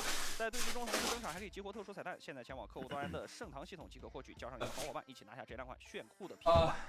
不过战场卡牌全新系列铸魂淬炼正式升级上线，每晚的 We got 20 minutes, Al. 火热抢购， maybe not. 扫码开启卡牌竞技传奇。手游致敬传奇系列首款限定皮肤魔王圣凯杰将于12月15号正式上线，传奇选手 Faker 6星节联名皮肤来袭。六冠王的专属6星回声动画，细节诚意十足，还有更多的配套个性化道具同步上线，等你来解锁体验，花士们千万不要错过。2025 LPL 官方授权选手卡节奏 Masterpiece 系列12月30号正式发售，简约标志烫金与压纹工艺融合，更有选手对付等等珍贵的物料卡，让你仿佛亲临赛场，感受电竞的激烈与荣耀。稀有签名极致收藏。小程序搜索不凡工坊，了解更多细节。I might actually do that off screen and then show the finish. 雪花飘飘，驯鹿摇摇。I don't know if I'm gonna have 峡谷冰雪 space 事件开启，跟随圣诞徐路斯莫德的脚步。 You can. That's incredible, Al. 至臻星神，北极星神。 How big is this damn thing? Bigger than any of the other ones I got. Some of the other ones are huge. 算是那个比较激烈的对悬念比较大的一 Oh dear. 整个小组赛阶段，其实很多比赛就是没有太大悬念性，对吧？就尤其是主播队的比赛，就只能说就没那么激烈。有趣的是，打到现在为止，我们只启用过2次盲选，就意味着只有2次打到过第3局，打满的次数很少啊。对，这边 WE 的首发 Cube、Monkey、Carries、About 以及瑶瑶。目前来看 About 的发挥是不错的啊。LNG 这里 Sheer、Croco、Bulldog、李秀男以及 Missy。这个我也就再需要加油一下，因为毕竟上一轮他们对战到俱乐部，也就游戏的时候情况不太理想。主要其实我觉得啊，他们都别说别的，就是这个配合得拉高一点。对，我感觉他们的中野象性不是很好。那同样先听一下 Missy 要说什么。来到新队伍的话，现在搭档李修南的话是一名很有实力的选手吧。觉得我们俩在队伍里的定位的话，可能是需要比较主动，然后去带动一下队伍的感觉。那确实得，现在非常得。主要我真感觉他们中野象性目前看上去不是很好，有点配合不到一块儿去，都在自己玩自己的。是我真觉得 Bulldog 的对线能力还挺强的。但就是如何去激活它，就在对线之后的那种。但这种就是除了中单自己要做好，也得队友配合了。因为打到边线之后，中单的任务不只是一个人做啊，就边线工程是一个至少是3个人机以上同时配合进行的工程，你得中野辅3位一体，甚至还得 AD 来帮你，是，得协同啊。这还要看 WE 这边啊 ，Cube 也有一段话来给大家。Oh my lord！ 然后这次德杯的目标的话，也就是先走到线下，然后夺冠嘛。That makes some 可以 sense. 目标是定的对的呀，快宝，对吧？都得以夺冠为目标啊。现在感觉快宝就是今年一整年，25年一整年心气都挺好。我觉得他精气神好了很多，好特别多。对，就其实有段时间 Cube 挺低迷的，就是你从他比赛还有他那个接受赛后采访的时候，看上去整体都挺低迷的。但后来随着那个第2赛段的一大波连胜，也不是说连胜吧，一大段时间成绩好转，然后大家有那股冲劲儿了，一下就不一样了。Cube 的故事在我看来是那种比较。怎么说呢？比较励志的故事吧，因为他曾经也选择错过，也有一些不太好的时刻，但现在他回来之后，并且重新算洗心革面了，浪子回头了，一切也变得好起来了。但任何的选手他都会碰到自己的低谷期，对吧？我觉得就是选手也好，包括就是大家观众也好，都会经历过自己人生的一段低谷。你把那个低谷熬过去了，那你又焕然一新了，对吧？就是你要熬过那段苦难的时期。那今天回来之后，其实 Cube 的英雄池在今年一整年都是相当吃香的。 That was last game, so that was an failure. It was very dominant. Very dominant. Ultra Prime were very clean with it. Saber started going 1-for-1 and a 1v2 in Cassiopeia versus Rise, and then when Vive finished her clear, she returned and ganked the flash to Rise, and Saber started 2-0, or 2-1 on Cassiopeia. And then bot lane Aphelios Thresh into a team with very limited engage, so the stuff went well. 其实 Cube 什么都能玩，这个我其实私下有去了解过 ，Cube 的训练赛是什么都能玩的啊。Indeed, we are into draft. We are indeed into draft. Oriana Azir both open, Kiana open, Yunara, Rumble. Big ones to keep open. 1选魁桑提吧，3班加1强。他这个朗姆一般就是1选魁桑提了呀，不然他这种班的就没意义。So, questions now. With those double bans, it feels like almost guaranteed of things like the Aatrox and the Jace. Where's Kiana in this consideration? Our LNG or Kiana team right now. LNG, really rough day 1, much better day 2. Of course, we're looking at a couple players like 1xN in particular, who had been really good. And Croco's game 2 on that Aatrox, one of the more insane and intense jungle diffs we've seen in a very, very long time. Get to Flamerize in the jungle. They have magnetized pieces. I Oh am putting my. magnetized pieces of branches together onto this damn base. Oh dear. Just keep your camera up. I want to see this. I can't see it. No, I'll show you it after. It's complicated. Well, Rumble gets first picked, as that was left up, and obviously a very big pick on the side of Sheer, who's always been a big Rumble player, even when he was back in LCP. Of course, over on the other side, Varus, now a consideration. Actually, I say that. Am I misremembering? Sheer did play an LCP for it, or am I just misremembering horribly? No, Sheer was Yijing, straight yeah. out of solo queue onto JDG. That's the one it was. Thank you. So I know he was on JDG. I don't remember where he came from before that. I do apologize. I'm glad I double-checked. I was spreading misinformation on the internet, which no one ever does. I'm the first to ever do that. As Cassante is then locked into the Rumble. It's a matchup that has been done over the couple years. You can manage it, but it's not exactly a fun time. You do tend to have a pretty rough time once Rumble gets a few levels in the Flame Spitter. Kiana, Oriana now locked in. I'm seeing the team front from LNG, and I'm already pretty scared. You've got decent frontline and range right now from WE. They'll lock in the Akali for Karis, who is a big player of that Akali, and we're seeing that very regularly into the Oriana in particular. So you've got some potential ways of dealing with what is still a relatively squishy set of characters for the side of LNG. But I think on the whole, I still prefer the AoE upfront burst from LNG over what WE've got so far. Still round out the composition, of course. A bit more jack of all trades for them. Get rid of the misfortune from 1xN. You've already got a lot of AoE. You don't really want to add more to it, especially when in a composition like this, you're not obligated to have the best bullet time of all time for you to win a team fight. On the other side, I wonder whether something like a Yunar, we've already got the Varus ban, you might want to look at some of those choice pairings with the Varus, and the Nico's already gone. Pantheon would have been a consideration for Monkey, so they might just go that way instead again, because you've already locked in the Qiyana, you've already got the jungle bands gone. I think that's probably their decision making right now, and of course Monkey, very, very good on that Pantheon. Maybe a consideration on something like the Neferi or the Zed, as Monkey is a big player of those, and Zed into Qiyana is a playable matchup. And you've got a very squishy comp right now. There's a lot of targets that the Zed could threaten here quite well. Not a lot of CC to stop him dancing around team fights, and just knowing who Monkey is, I could see that consideration. Lunara ban from WE. Would have been another one of those lane dominant options to set up the Qiyana for success in the early game. That does make sense, and also one of the ones that can manage a Varus at this point with the Misfortune and the Lunara gone. You don't have that many lane dominant options. You could Jhin, but it's less than about you playing through that bot lane and more about mitigating the Varus and looking towards the top side of the map. Jarvan, a consideration, is a big pick jungler, and it will be finalized as that last ban there. Yeah, we've already got the Akali and the Varus locking things up for the shooting gallery, and the perfect execution feels pretty good. Rakan, solid engaged champion, got a few mobile characters to battle dance to. I think that makes some sense. Nocturne, also a decent option. You've already got a dive buddy in the Akali and the K'Sante to an extent as well. Varus able to follow up with the long range, so I think that's the way we'll be doing, is mid-jungle diving. Looking to get onto some squishy members of LNG who could probably use a little more CC. I feel like at this point an Alistar probably isn't unwise, or something like a Nautilus. A ball carrier of some capacity, basically. Sivir plus engage to just manage the Varus by saying, yeah, fine, you will just wave there and I will spell shield your arrow. Of course, Varus with his double range skill shots can take out the spell shield one hit Sivir with the other. But still, there you go. The idea is basically saying, look, Varus is still going to get control of the lane, but he won't be able to do that much because I will just be able to press Q and W on the wave and it will disappear. Play towards other parts of the map. Your AoE team fight's very, very strong. Alistar is a ball carrier, Qiyana CC, Rumble Equalizer, Shockwave, all very, very good.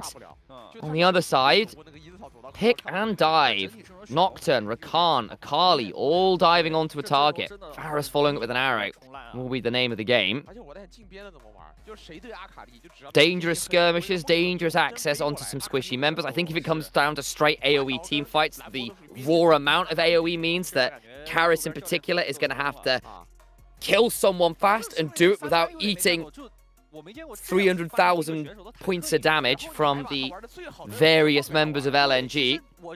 And I fear for LNG's ability to get lane priority in at least 2 out of those 3 lanes, maybe even the bot lane if the Sivir just hard shoves. And Qiyana with lane priority early on, we've seen what happens with that in the LPL in particular. And that could be a very scary thing to see, especially when it's Croco, who we just saw play like a psychopath with jungle priority just yesterday. It was very binary. We saw an awful game. We saw a very good game. And it's always been a little bit feast or famine.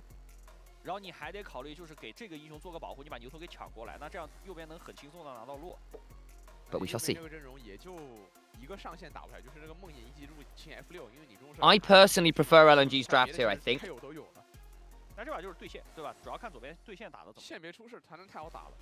Thing is, yeah, I mean, yes, I think if you're playing it at peak, and I like LNG's draft more because you have a lot of counter engage. If your carries ever step out of position, I mean, Karis kind of did this to SMLZ the other day. Yeah, if it gets to mid and late game, and one of your carries miss positions, Nocturne and Akali just kill off one of them. That could be a big problem. Actually, I will say, though, WWE, the early game wasn't fantastic the other day, but they had to do that. So I'm interested to see if they do that again against, like, an LPL team. And I'm glad you called up Karis, right? Because I actually think his Akali has always been an X factor. When it comes in, you know it's going to be one of those games that he is saying, I am going to be the main character in this game. And that's a big deal. He's paired up with Monkey, who, for my money, was WE's best player across the majority of this year. When he joined the team, it really was a bit of a revelation. And things like the Nocturne were always a good pick for him.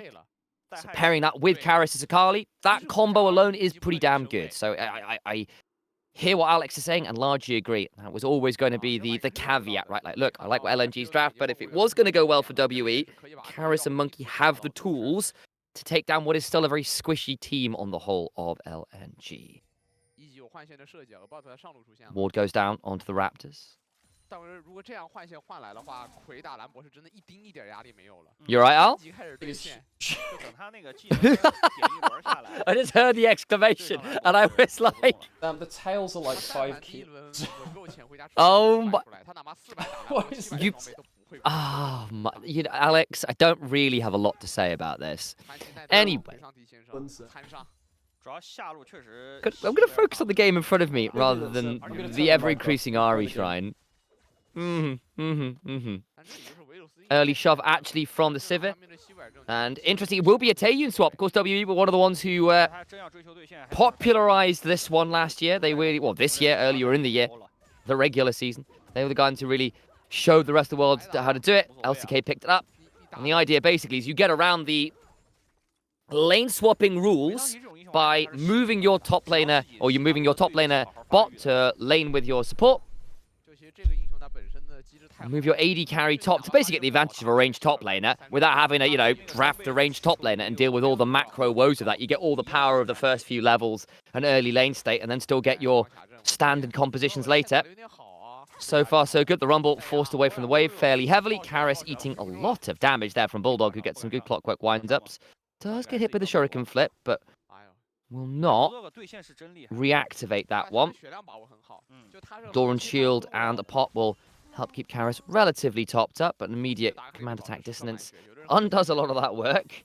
Bot lane, as we said, because of Sivir not having the Varus to deal with, managed to get that shove on in. Another Shuriken flip lands, but Karis now has to be really wary about being run down. Another clockwork wind-up.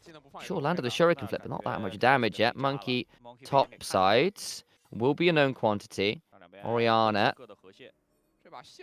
just playing with the midway, getting that shove. Karis gonna have to reset. Goes back for the refill and the Dark Seal. In goes missing. Headbutt, pulverize him. Yeah. Trampled on the bird. Cows v birds. Monkey is still topside. Has spotted out that ward and will clear that out. Good use of the Scryer's Bloom. All ye junglers who do go for invades on to those blooms post your Scuttle Crab takes, do remember to go do that and clear out the wards if you get the chance. Good habits.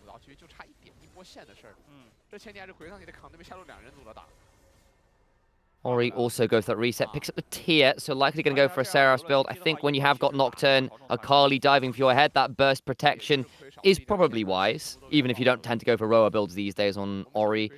Still justify a Seraph, so I feel does need to be a little bit wary about walking into this bush. Command dissonance buys some time, does get knocked up. Command protect, missing now over. Electrocute trade. Gonna look to headbutt pulverize this one. Another Shuriken flip land, by the way. That is 3 for 3 I've seen onto Bulldog. Doesn't really lead to all that much, though, in the grand scheme of things. Not enough damage or threat yet. Missing there will ensure that the wave shift will still be there for Croco. Sivir comes back with a cult, with a longsword. Varus gone towards the tiers. Of course, because he's got the comment, we assumed it would be the poke variant, but that is indeed what it will be going. Hadn't covered that one earlier, so worth noting. Croco and Sheer both going for first strike. I think that makes some sense. Obviously, didn't get that much value out of the early lane for first strike, did Sheer, because he was into the Varus. But now into the Xanta, you can just use it basically to farm free gold. Saying, look, I'm not going to win these trades per se, so I'll just get as much advantage out of this as I can by perma-stacking that extra bit of gold. Again, your 2-item spike here for LNG, your 1-item spike for LNG. Very, very high with Kiana, with Rumble. If you can get the Orianna, 2 items on top of that, can really mash some of those early team fights around objectives. So looking at Herald, Dragon 2, that kind of break point often. Not really seen all that much from our junglers yet. Both of them wanting to get towards the level 6s. Understandable. Croco hasn't been a psychopath in his jungle clears this time around.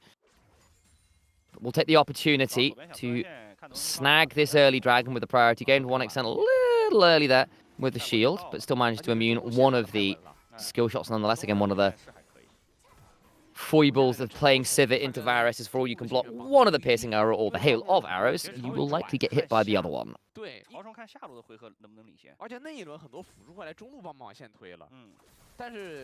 Karis, level 6, could maybe look to threaten here. Looking to get another electrocute trade. That was nicely done by Karis. Beginning to get a bit more threat now. He's got some amp tones to his name, and the level 6 and the Perfect execution. I had to think about it.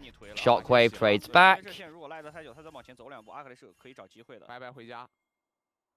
Took the opportunity to go try and find some honey fruits with the wave shoved as well.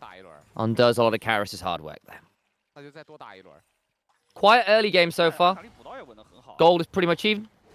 Lanes are large even. Slight lead there for the Varus off the top lane swap. Slight lead for Oriana in the mid lane by a few CS here or there, courtesy of the ranged matchup. Otherwise, not really seeing too much discrepancy. The Sivir on that reset will be able to pick up most of this wave, not leaving at that slight discrepancy there. Not too much more to see. Profane Hydra being built towards by the Kiana has been the build of choice of late. Really, really disgusting upfront burst when you get that item. Here we go. Nocturne hits level 6. Sivir was trying to get the shove. Flash beyond to prevent the breaking of the tether.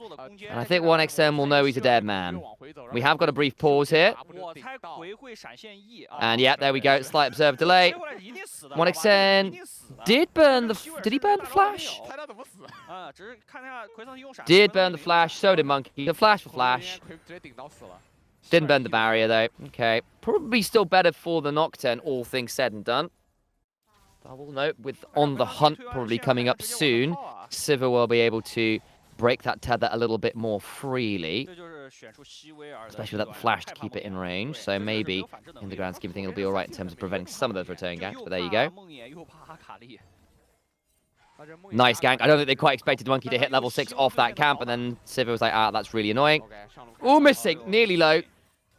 Arrows came on forward. Shear's going to try and turn onto a bout. Misses the Electro Harpoon. That might have been a kill otherwise. Monkey, Karis taking the grubs. Croco can't really threaten that right now. Does have supreme display of talent. The problem is the perfect execution and Cube with the all-out available.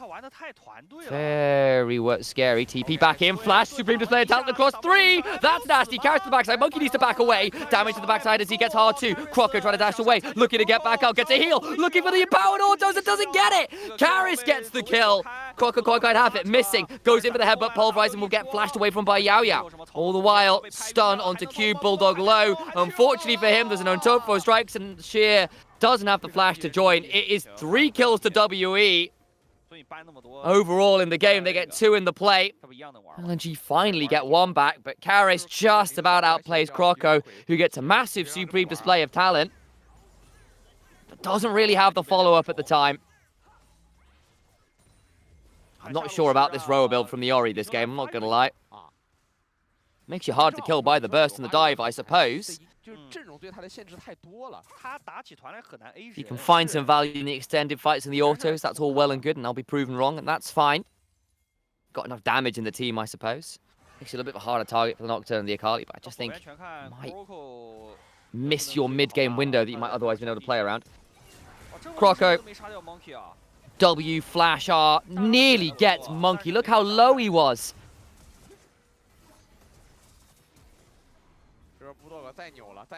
Last can't quite finish off the duel with Karis either, and then Cube just wins the 2v1. Shear can't join.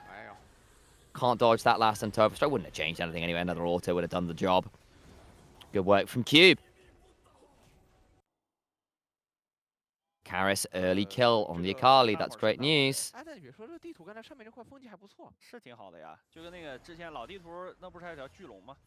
Early CS leader now as well. Very nice. Leandri's just picked up by Shear.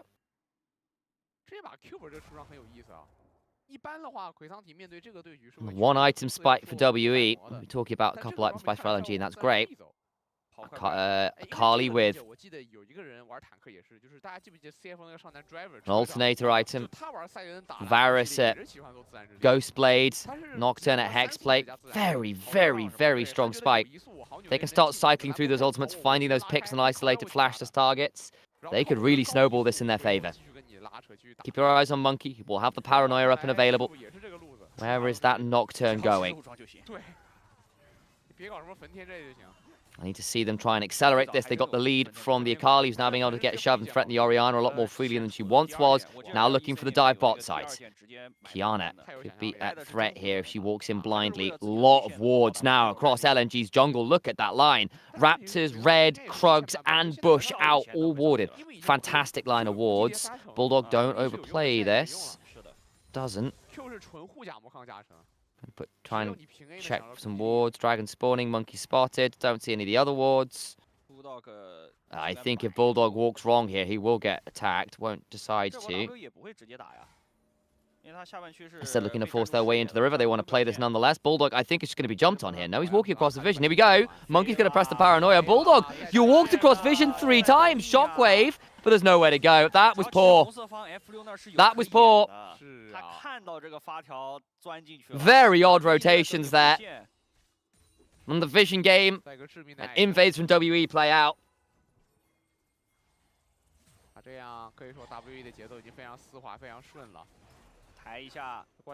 I'll still try and play this nonetheless. In fairness to them, paranoia down is fairly significant.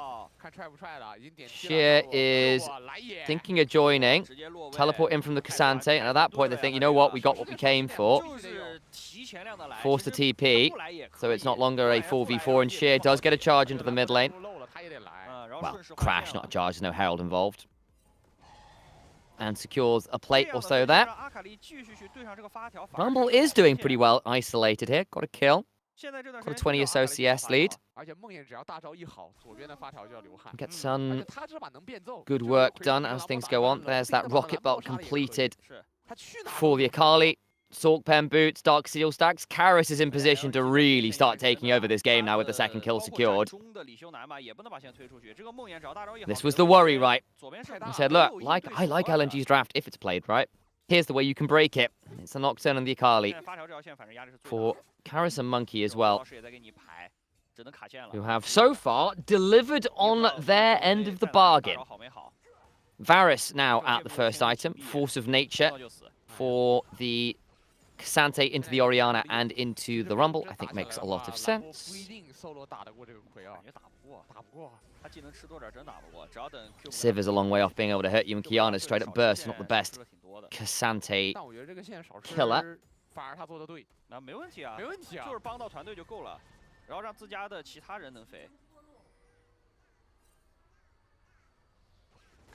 She's going to run at cube at this point. Leandri's into Force of Nature. Still got a decent amount of burn there. Spit some flames, my man. Spit them. I don't... Cube? I don't know about this. Does he need to go all out? He might do. He's burned his combo now. Yeah. Supreme Displayer Talent is immune. Still get the stun. Where's the Paranoia going? Down towards bot lane, trying to get some more value. In comes the Equalizer. It's not fantastic. Croco looks for... Ice Blade won't land it. Topside. Karis now into the Twilight Shroud, looking to trade with Bulldog, who does land a command attack onto Karis. Won't find too much more. Ult's blown. Croco's flash blown. In we go again. Looking to find the R2. Shockwave buys time. Bulldog likely dead. Phase Rush runs away, but there's still a perfect execution, and Bulldog is being put in the kennel. Karis 3-0, and the Akali into the Orianna is falling apart in favor of WE, as the ankles are being shattered in 3 different places.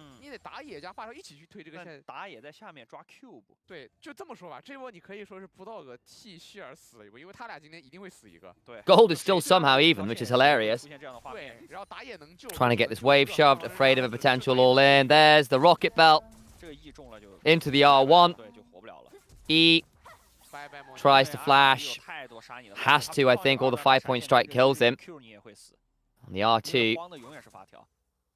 It's not a D2, it's a D3. 0 and 3 for the side of Bulldog right now, who has not had a fun time. Cull has just cashed in for 1xN. Going towards Zeal item second, as a lot of our civs do these days. PD potentially here to kite out some of the divers. Not an unreasonable decision, I think. Because it could be rapid fire, but not really a Sivir item. However, we come to potentially contest the Herald. Got those 1 items yourself. WE got about being chunked fairly low. Watch 1xn. Watch Shia. Karis on the flank angle being warded off by Bulldog and Croco. Missing, stepping on forward, hit by that empowered arrow. In comes the Paranoia, looking to turn this around. Croco now over into the grass blades. Does take the Herald's Monkey, but it's a big supreme display of talent. Good damage, but Croco gets murdered anyway. Chains of Corruption go wide. Attempted steal, attempted contest, just goes wrong. Where was the equalizer? Where was the shockwave? I know the Paranoia was on, but if you're going that deep, surely you will pull the trigger. They don't. Croco trades his life. They lose the Herald anyway. At the very least, I suppose it wasn't Safari. They went for the commit. Have some respect for that. This Akali Nocturne now are utterly, utterly terrifying. Second kill for Monkey. Another assist for the Akali. He's got 7 stacks on that Dark Seal now, building towards a Shadow Flame into a relatively squishy competition, which we did call out. Karis still off fishing because he has that Attack walled. Oh, I think Bulldog's dead now. Rocket Belt, R1, Q, auto, Shockwave buys some time. Bulldog gets the phase rush, and it just doesn't matter. Oh, Bulldog. This is not exactly what you call a shining display of talent, is it? 20 CS discrepancy, and Karis has said, yeah, just don't give me a Kali. Here's White, 9 stacks down the Dark Seal. Cube looking at missing. She is going to try and come on over here, and Cube has just burned a lot of his cooldowns. Karis will get this turret. Can they actually threaten any more? Not really, until Sheer gets a bit of penetration to his aim. Once he gets the Bloodletter's Curse, it'll hurt the K'Sante again. Right now, K'Sante's going to take too long to die, I fear, and Karis going to get the first turret of the game up in this top lane. So much more gold. He's 2,000 gold up, guys. 2,000! He's just very scary. Not exactly the most exciting game, is it? There's been some excellent solo kills from Karis, to be fair, but they have felt very textbook, right? There's not been a lot that Bulldog's been able to do to stop them, and you just have to sort of sit there and suffer. And the threat of a very short trip to a Shadow Flame likely not make things feel better. Slight spectator stutter there. Had that a couple times today. Dragon started. This be second for WE. 1 Dragon was taken by LNG, just through his worth noting. That Mountain Soul would be a bit of a disaster for a Rumble Kiana. Don't want to have to deal with that. You have still got the... What's the word? I'm blanking here. That's right. The insurance option of a Civet, who of course went Essence free of a second, which makes a lot more sense. Not Essence free, Navori Quick... It's Flicker Blades now, isn't it? Not Quick Blades. The Flicker Blades. Second, not the Phantom Dancer. Of course they did. Very, very, very, very good on Civet. He wants her basic abilities up as often as possible. Works really well with her ult passive as well. 那 Cube 后真有魁桑提玩哦。对啊，就你搬成这样给我玩魁桑提，你自己还选个兰博，这英雄就是一耳望穿，就是不可能打穿魁桑提的英雄。你要是说为了让对面选个魁桑提，你自己去玩点别的，我还能理解。你玩个青钢影都好啊。你玩点什么剑姬青钢影，我认可。对啊，你去追上线的。现在这个情况可以说 LNG 想破局。 Sterex is picked up by Nocturne. Knows the aim of the game here. He's like, look, I'm not actually here to be a damage dealer. My job is to go in, survive, have tenacity so they can't stop me, and set up the Akali to murder whoever I'm going in with. Does mean, though, that there is a world here where W get to a point where we say, aha, we killed someone. Where's that? Where's that damage? Ah. Of course, the Akali being so fed helps, because it suddenly means that her basic abilities are threatening kills against squishier members here. But it does mean that WE really want to get value out of this 2-item spike, continue the snowball. Croco's just picked up his second item. Has actually done a decent job of staying up in farm at the very least. Umbral Glaive will help because they have struggled with the vision game this game. That's what's really hurt them more than anything. The fact that the Nocturne ults have all worked out, basically. And then, of course, Karis, with that early lead, has turned that into a very, very scary inventory. 4-0-1. Shadow Flame, Rocket Belt, Spell Slingers, and a stacked Dark Seal. That's about as strong as an Akali can get at this point in the game. I want to see the Medjai's next. I really do. You know what the name of the game is, you know what the assignment is, and it is snowball through this mid-game. Set yourself up for success with that. Don't put late-game caveats in there, because if you're at that point, it's a bad time anyway. Not, of course, that you can't do what you did the other day and just keep picking people off as a FRK. But I think there is something to playing to the game state you not only find yourself in, but are aspiring to as a team comp. But in this case, they're both aligned, so my point, I fear, is doubled. That's a calm consideration. Blue trinket thrown down. They know that's a consideration. Missing now also over here. Croco around. Bulldog trading that one out. In comes the teleports. They are starting to threaten this one. Over the wall they go. That's pretty deep from Monkey. Supreme display of talent. Exhaust. Arrow comes on through. And over comes Cube looking to pull someone back. Croco gets over the wall. Drags all out towards Karis. Oh, Cube, wonderful angle with that teleport. Sheer has nowhere to TP to that he feels comfortable to, so it'll have to be the tier 2. Jungle down, support down, WE looking just far more coordinated than LNG here. 这个阵容导致的呀，就 BP 逼出来就已经很难了。那绝望 TP 去下吃线还能干嘛呢？吃兵吗？刷点吧，吃点好的。Textbook. Nocturne goes in. They get over the wall, and there's a Cassante waiting to drag him right back as Croco, not even joking, jumped over the wall thinking he was safe, but unfortunately he'd already been tagged by the all-out mid-animation, and so he's just dragged Miles all the way over to Akali, who gets another one. So there's that TP that we called out. They're trying to get some vision down around the Atacon because they're afraid it's going to happen, and that's exactly what it was. They were being baited in. They knew what was going on. They tried to be safe. Croco gets over the wall, and it still gets caught by the all-out. I feel for Croco there. I really do. His 2 deaths before that were on very near things around objectives where he nearly gets Monkey and the objective. Not just random ints, right? Like that. They make sense. That one, I feel a bit aggrieved for him. I do.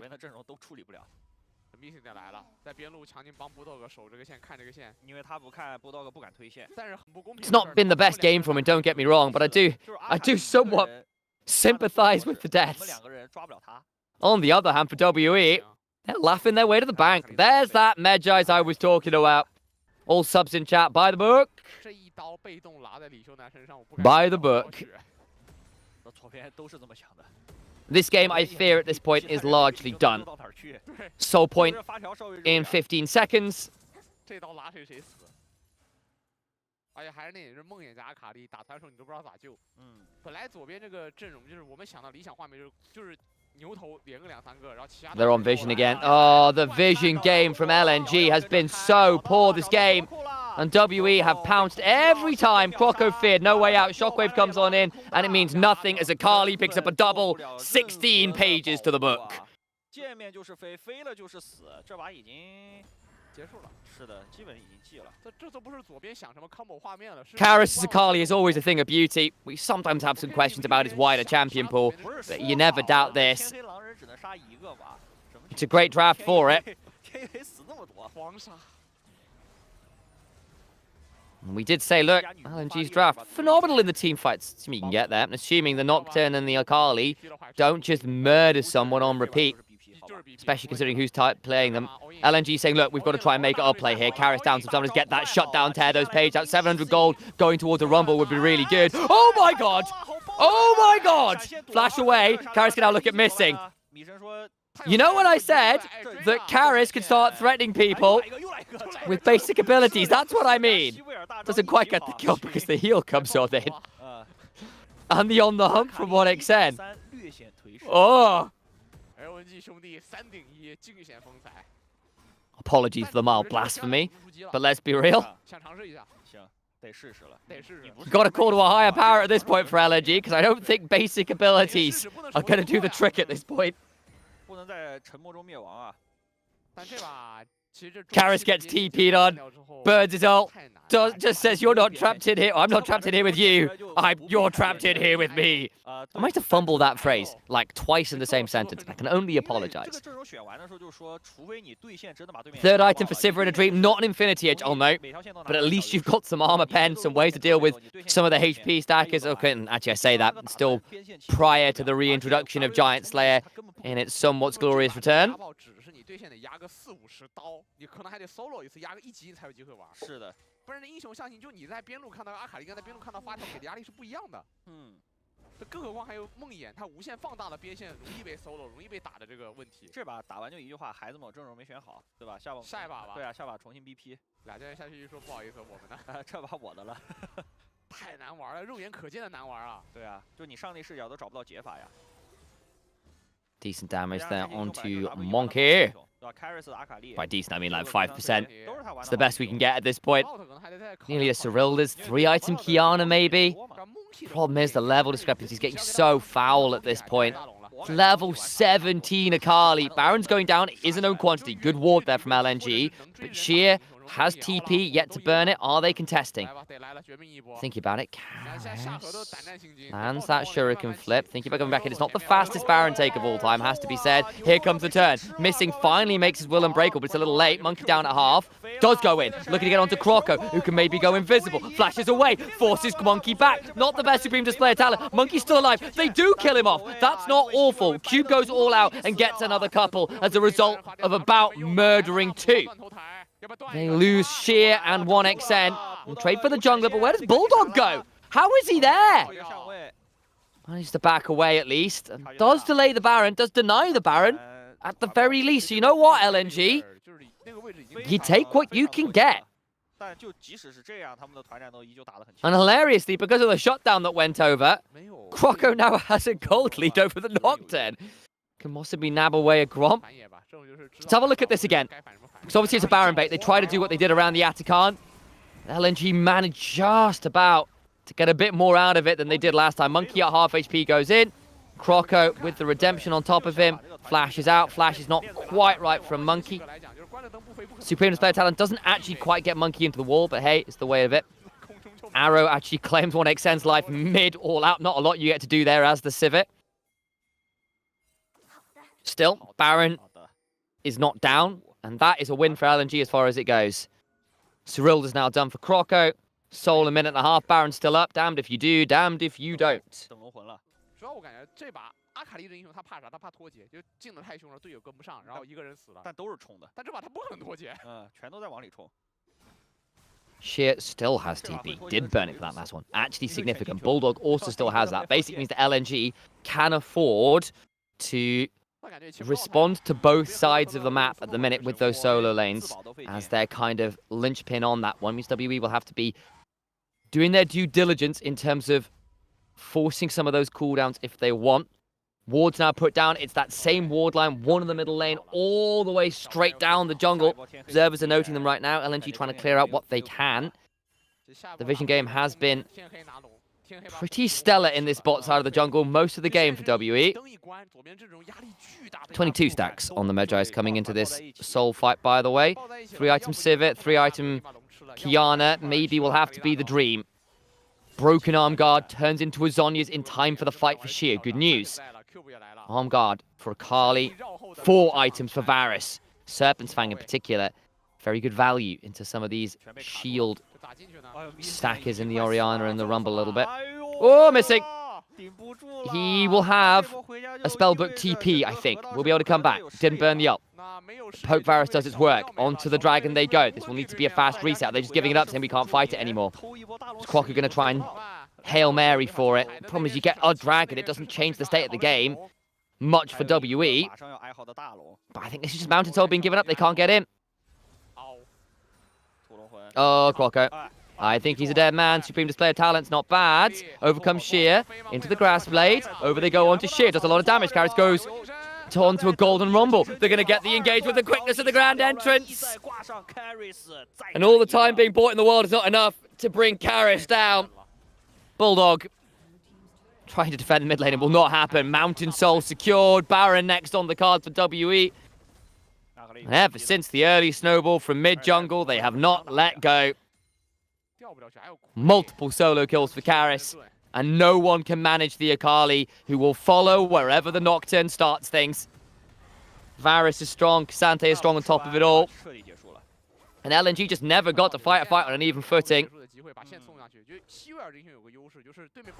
The Baron will fall, and it will be a Hail Mary in the base. WE will be coming in with all the forces they can muster. Completed Zhonya's for Akali. Bulldog still at 2 items. Not exactly a pleasant scenario, is it? If you're going to go for a Zhonya's, it's like 3 defensive items in a row. He's got to do any damage. And I get it, I do. You're into a lot of dive. You're being murdered most of the game. But the frustration is you built all these defensive items and then haven't survived. You haven't gotten the value out of them that you were hoping for.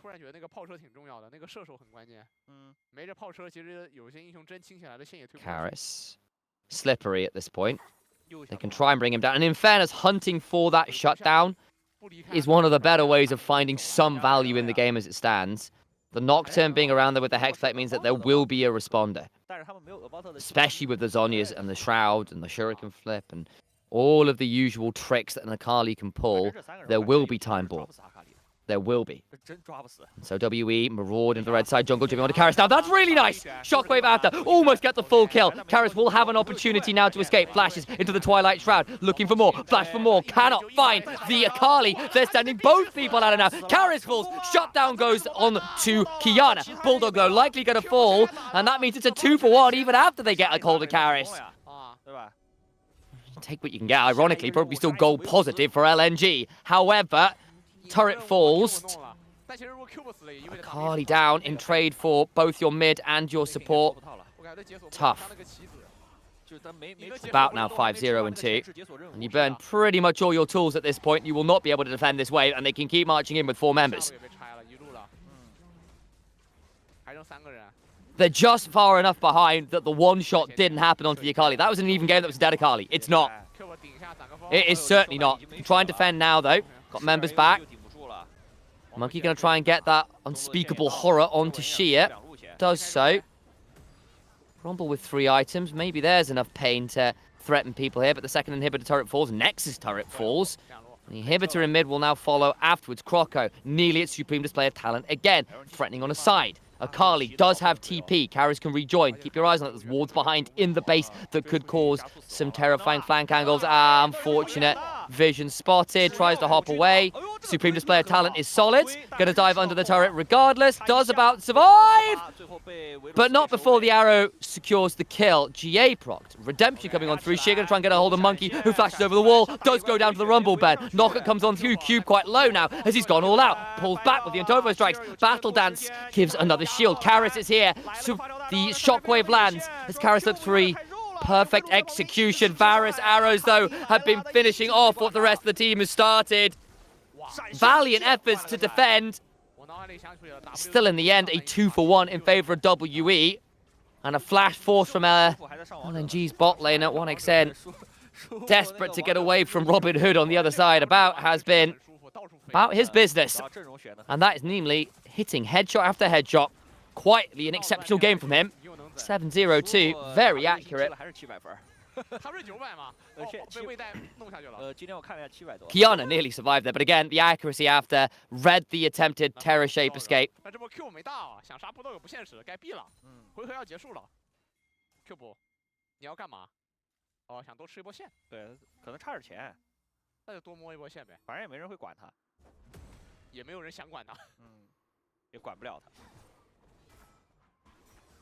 只能说 LNG 确实守的还挺顽强的，对吧？这毕竟发条加西布尔守线还是不错的。但他只能守，对，就单纯的防守嘛。他除了等 WE 那种巨严重失误以外，没有任何翻盘的方式。但目前哇 Chunk onto missing is pretty extreme. 但目前 W 好像没有什么巨严重失误。对，因为 WE 玩的整体来说很规整啊。就我见过巨严重失误，就是那种玩个肉想测试自己的坦度。 然后直接顶进去，就是 TT 打 OMG 那把嘛。对啊，就是很夸张啊，那个被翻的。但这把感觉 Q 没有这个事儿，就 Q 没有这个想法。Q 其实已经熟了，现在。他打那么多年了，确实早就熟了。各种事儿都经历过一遍了，要珍惜来之不易的机会啊！去个海闪，去哪儿？往下走。又要找卡。 Here we go. 找不到啊！但现在 WE 破了2路高台，没选择去处理这个上路的高地啊，因为他想直接开 Q 砸了个风过来。Damage of the backline, looking to get some value down. As over comes an equalizer, but this surely looks like the end of the game. Thank you very much, Dad. I've got a little turn up from my father. Having some fun here as we've got some violence at the end of the game. And Karis is just... I mean, he's unstoppable. Disgusting. 5.1, 1,000 gold lead, fully stacked Magi's. The Kinko Assassin does her work. Do I? Thank you. Yeah, appreciate it. I'm being delivered a cowbell, guys. Okay, only later. He thinks I'm joking. I want a cowbell. 对，就必须选出来，你除非兑现大家报肘，加上 WE 巨严重的前期可能小资源团失误，否则没有任何画面。进攻压力太大了。因为这个游戏你没法规避的，就是你一定会进入到边线。对，一定会进中期。至少有10分钟的时间，你是必须有单人在挂线的那个画面的。但你一旦进入到那个画面，就是 WE 的绝对领域。对，这个阵容的边线能力太权威了。就都是边线又厉害，然后且还有个梦魇。W 没那么忙啊，他的玩法就是很规整。 就我边线强我就打边，是 MVP 阿卡丽啊，卡丽萨。That game is certainly one of all time. Basically, to see Monkey and Karis highlight reels for the majority of the early game, and then it turns into a team job. 而且他是只用这个 KDA 制人皮肤啊，阿卡丽用这个挺多的。这就是边线瘫痪，谁来谁死。 I don't really have that much more to add to this one, guys. It'll be Karis MVP, and deservedly so. He was exceptional. Really, really was. Little reminder to Alex, if he's listening as well, or they're listening rather, to stick on some ads if you get the chance, mate.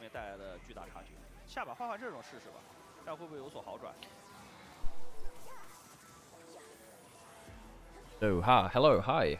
Hi. Hello there. I've had to Dad's offering me a cowbell, by the way. Okay. I've had to perform surgery on the statue, Sam.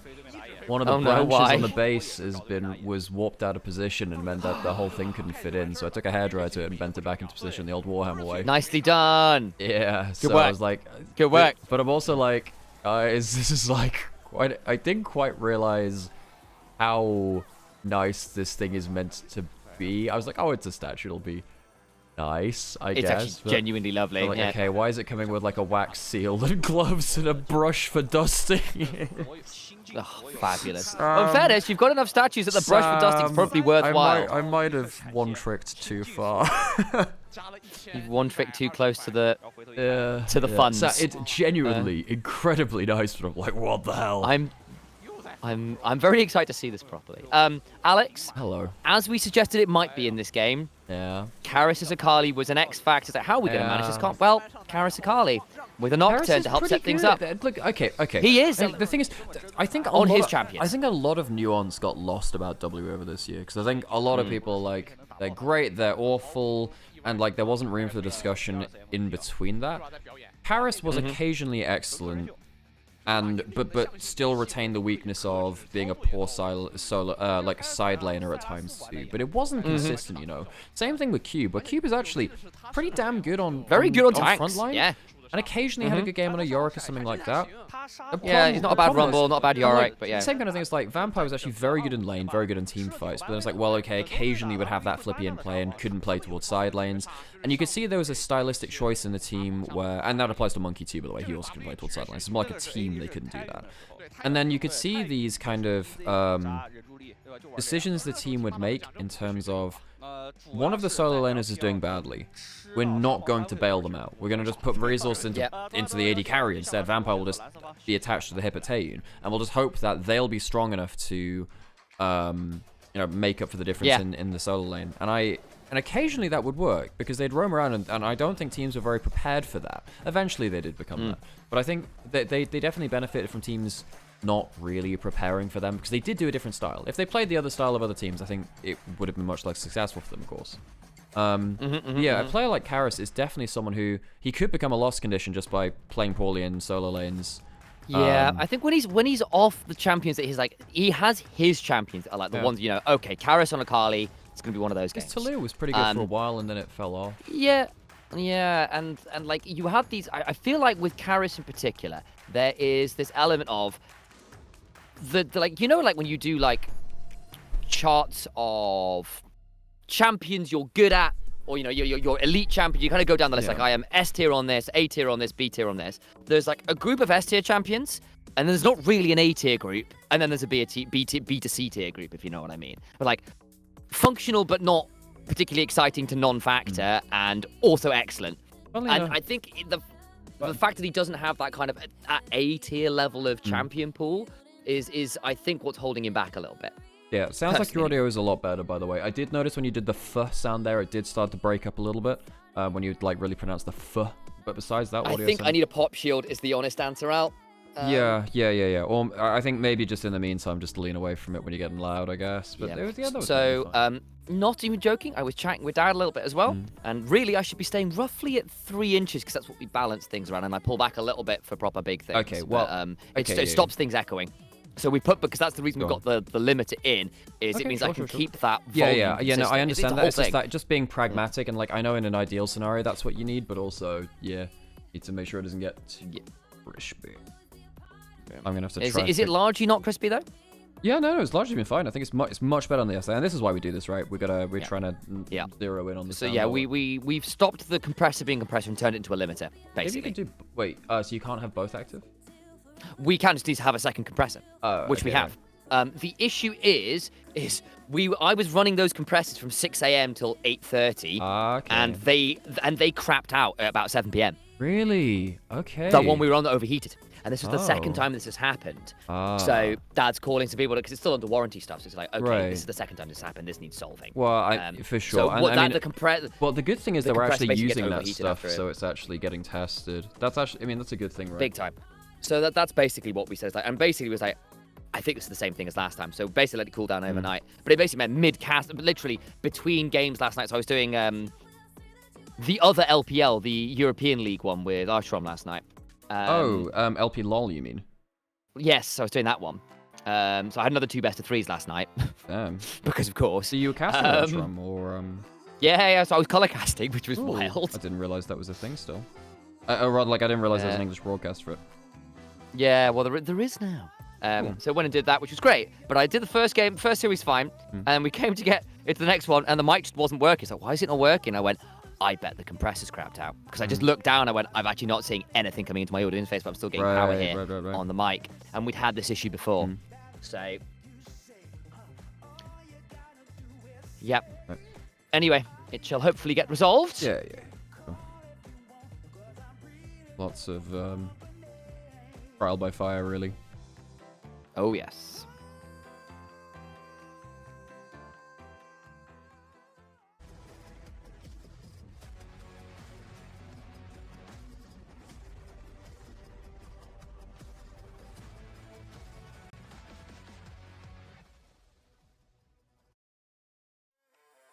欢迎回来啊！第一把比赛 ，W 也是轻取 LNG， 虽然比赛时长没有很快，但是你从内容。Okay, I'm gonna get myself a coffee and I'm gonna go see if I can finish up the rest of this statue thing. Do it. I'm very excited. Last series. Wait, is this the last series? It is. Yes.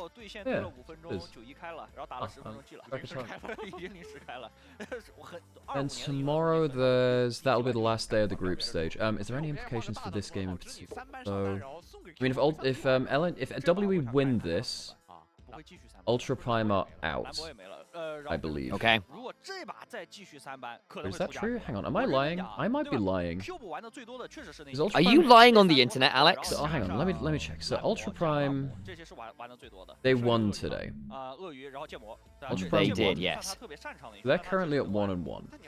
If WE win, they go to +4. Does anyone know which way? Hang on, so if WE go to 2-1.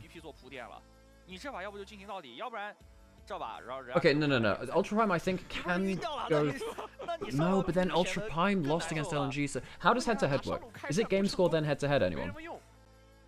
Does anyone know if it's game score then head-to-head? So if it's even game score, that's the tiebreaker, or is it head-to-head and then it's I guess it would have to be that, right?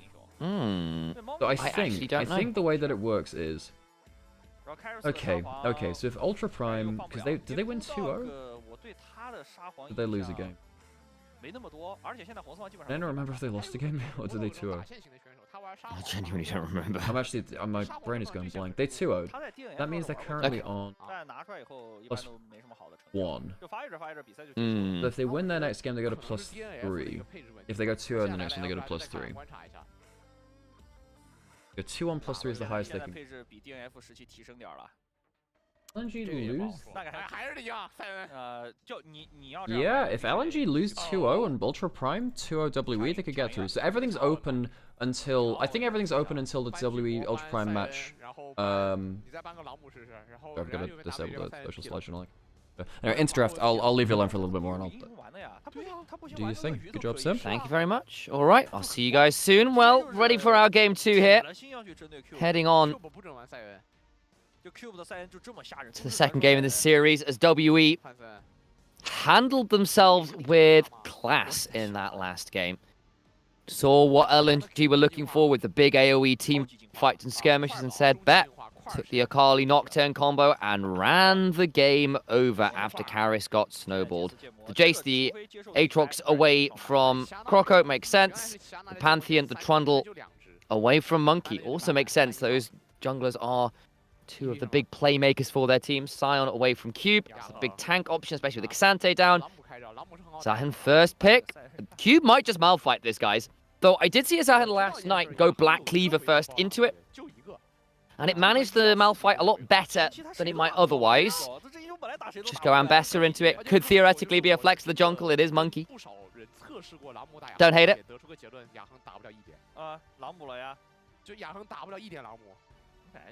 Do not hate it. 怎么跟你形容呢？就是雅恒打朗姆，有点像是武器打纳尔的感觉。 Indeed, it will be the Ambessa, paying as much time as they can to make some conversations happen.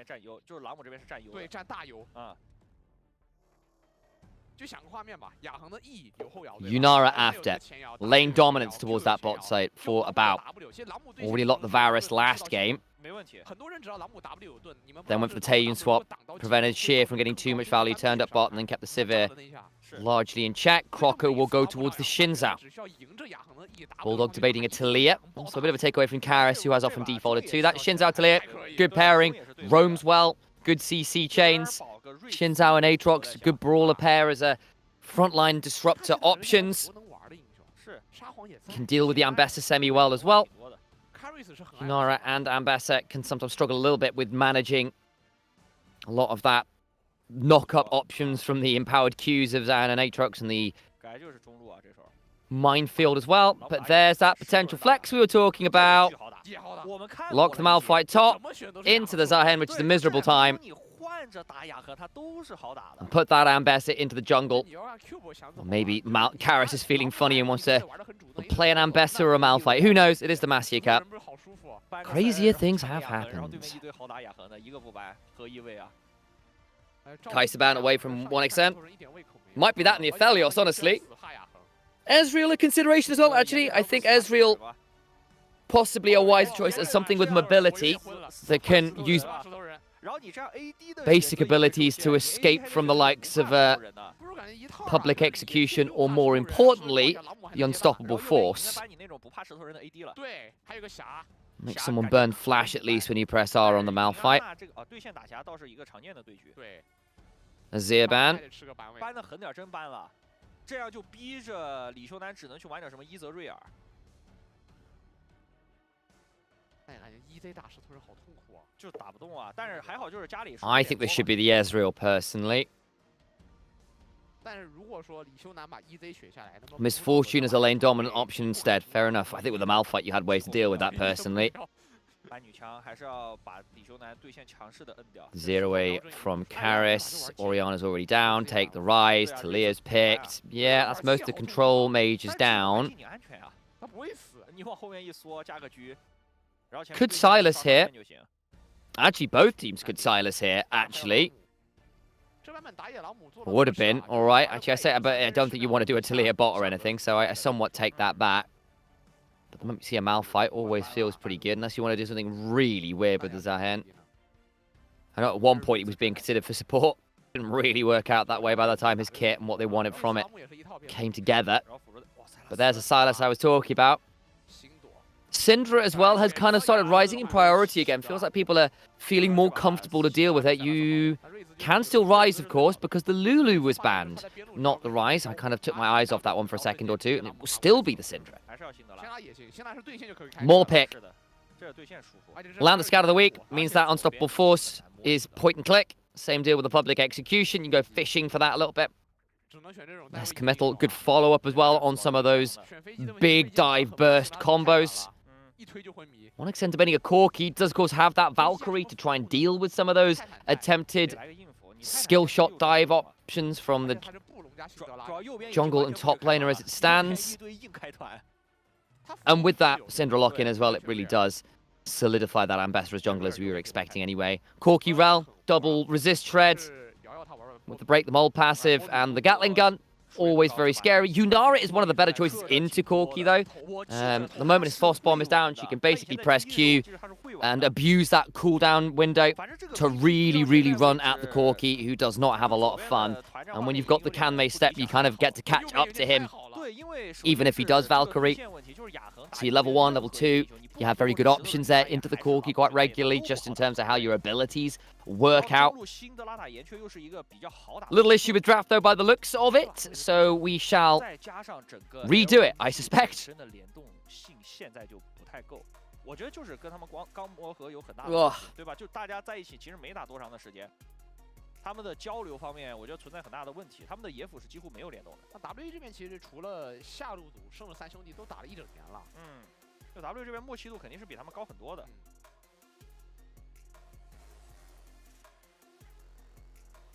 现在 LNG 这里真得想想办法呀。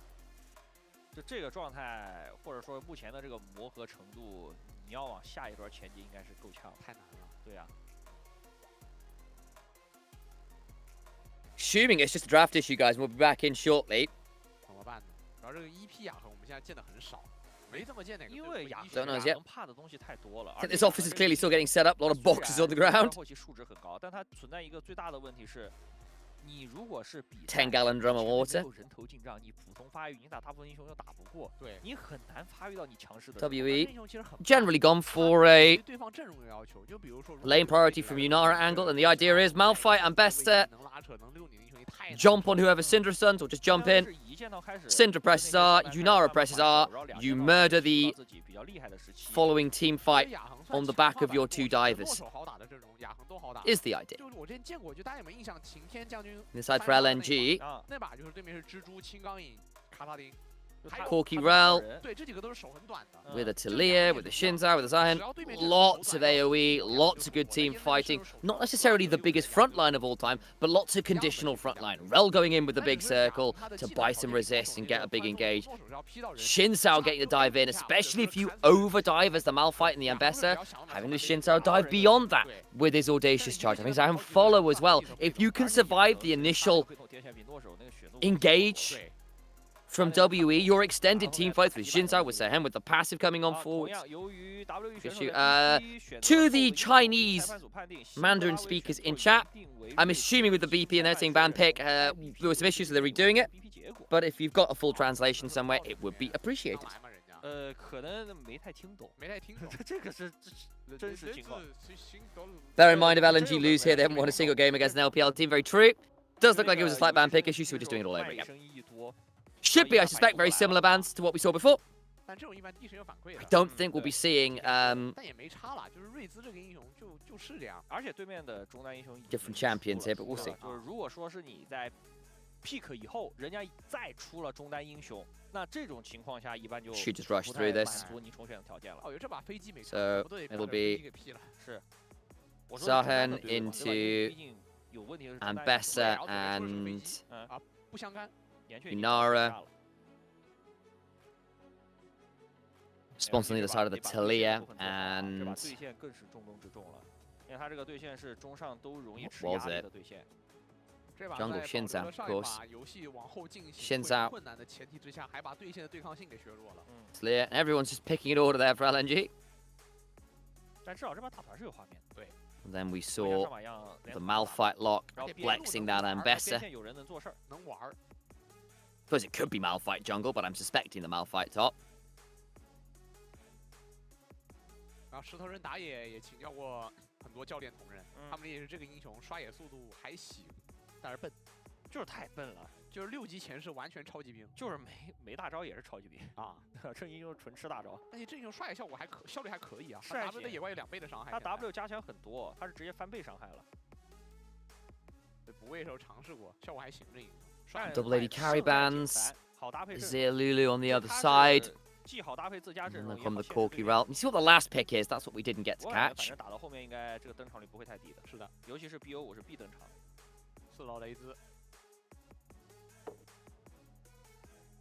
Oh, it wasn't supposed to be Syndra, it was supposed to be Rise. Oh. Oh, okay, well that changes things a bit. Better team fight. So basically, the thing with the Rise is you can deliver Ambessa and Malphite into really difficult angles. Ezreal, Braum on the other side. And that changes things because LNG saw the Syndra and went, okay, we can get away with the Corky, right? Rise, because of the amount of angles he can come at, the Ezreal's just so much safer. Braum as well, very annoying for the Rise, can block a lot of his bounces.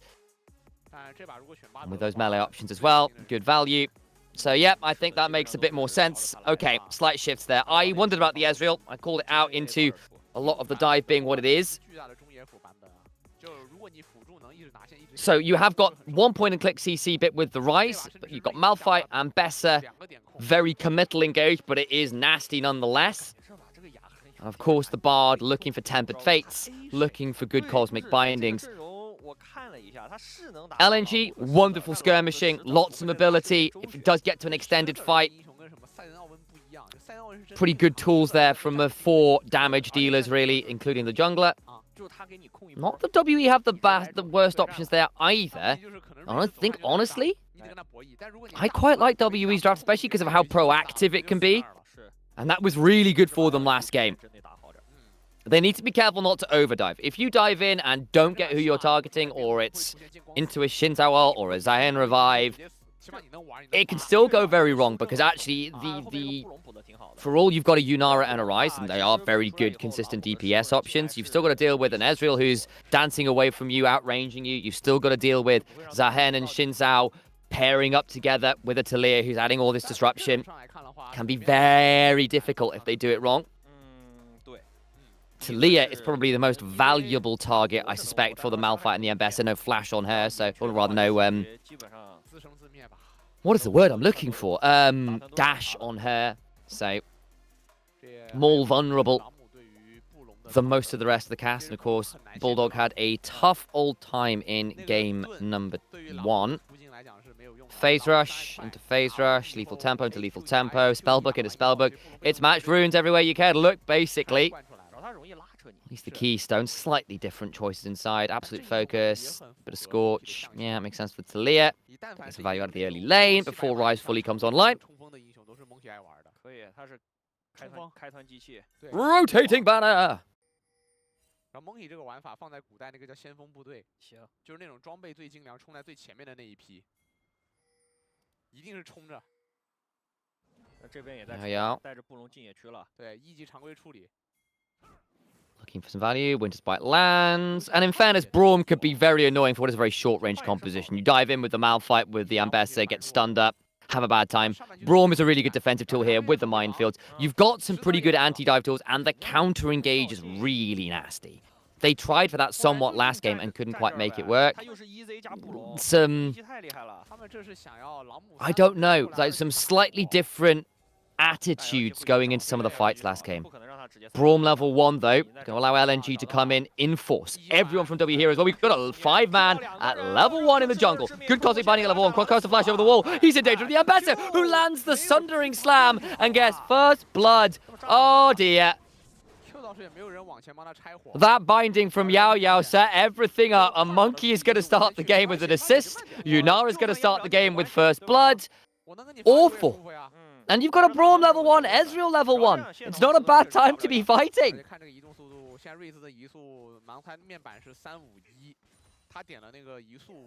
That could not have gone worse.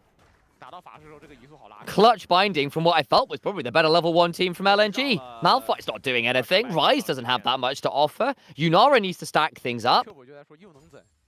Braum, Taliyah, Ezreal, Xin Zhao, all exceptional at that point in the game.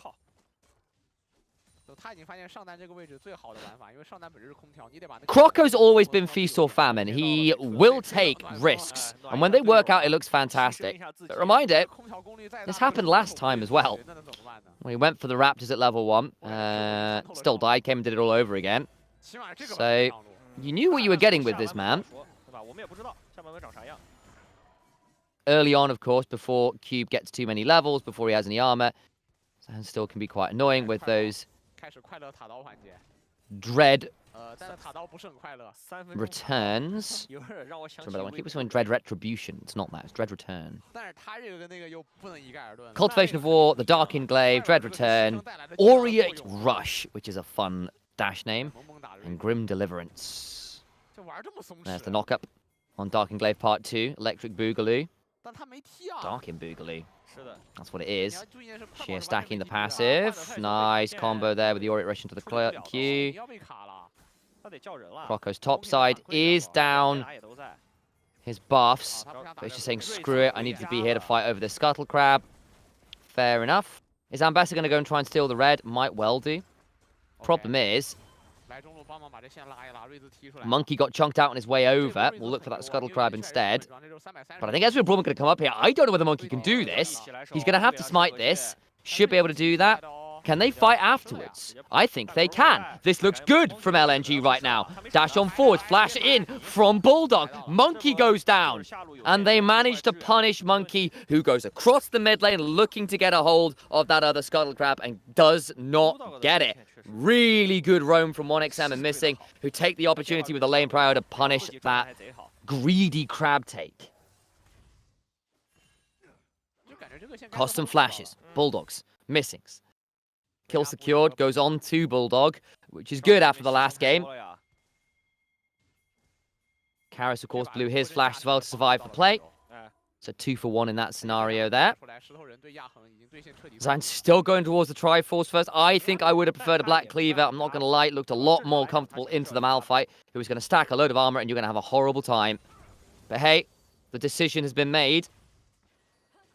Cleaver Sundered Sky would have been just fine, I think. Well, I grant you for the rest of the game, not as valuable, but for the laning phase alone, pretty good. And you've got Shinzao, who, in fairness, the Shinzao would be building Cleaver himself, so maybe just saying, look, actually, double Cleaver isn't that great. See, the thought process, actually, the more I'm thinking about it, but hey. Here we are.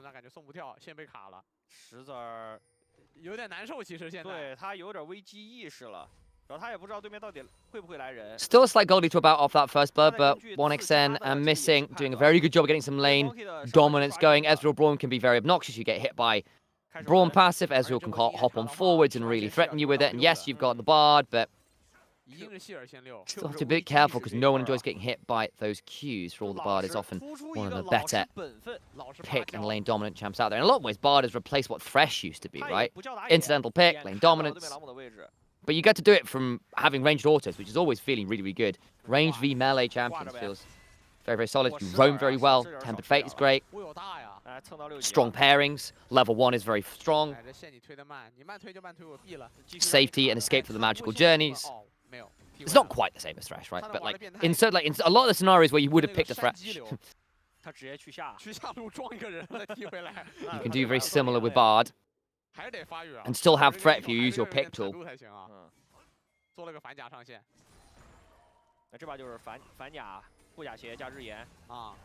Red return forces the unstoppable force.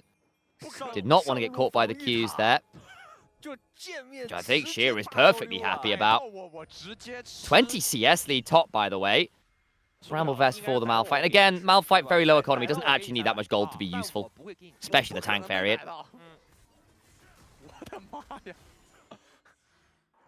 Passive stacking.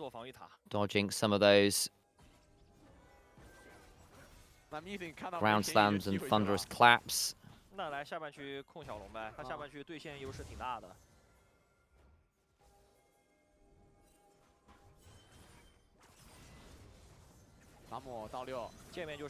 Looking at Monkey, who's actually getting jumped on by Croco. Here we go. Public exchange by time, but Missing's now coming. Still got Mark. Realm Warp coming. Weaver's Wall as well. Everyone's here. Good Crescent Guard timing. Karis now trapped between a wall and a hard place. And Karis, with no flash, got nowhere to go. About comes on up, but will go down. And Croco continues his reign of violence on the invades.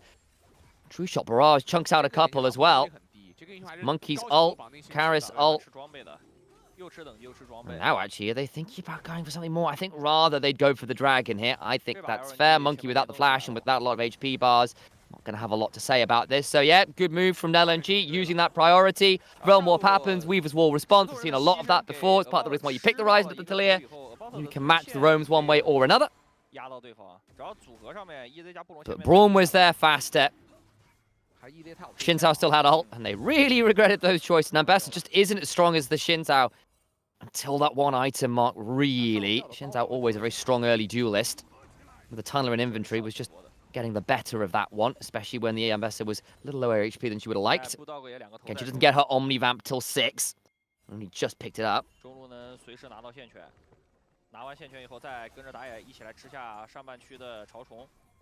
这个石头人大招马上好，但是状态不好，上路又卡线了。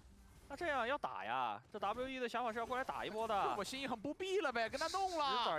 Actually looking at a play here. That's Croco knocked up and going down, but then comes the Grim Deliverance. Go much healing. They finally bring down Croco, but I think Shear's going to cause so much chaos on the other side. Karis has to run. Braum taken low. That's a kill for Zehen on the other side, missing just about alive. The Ignite is enough fine to bring him down as Abel unleashes the Spirit of Cultivation. But now Shear is here. Double seismic shove. Massive damage from Shear, but Abel gets another. More healing, more damage. We'll get the revive, but it's going to be a 4v1 for Zehen, who doesn't die till too late. Overcomes a True Shot Barrage. Track it, track it, track it. It's going to grab across 3! Oh my god! It's murderous! A bombing run from the bot lane. One extent doesn't turn up and comes away with 2! What?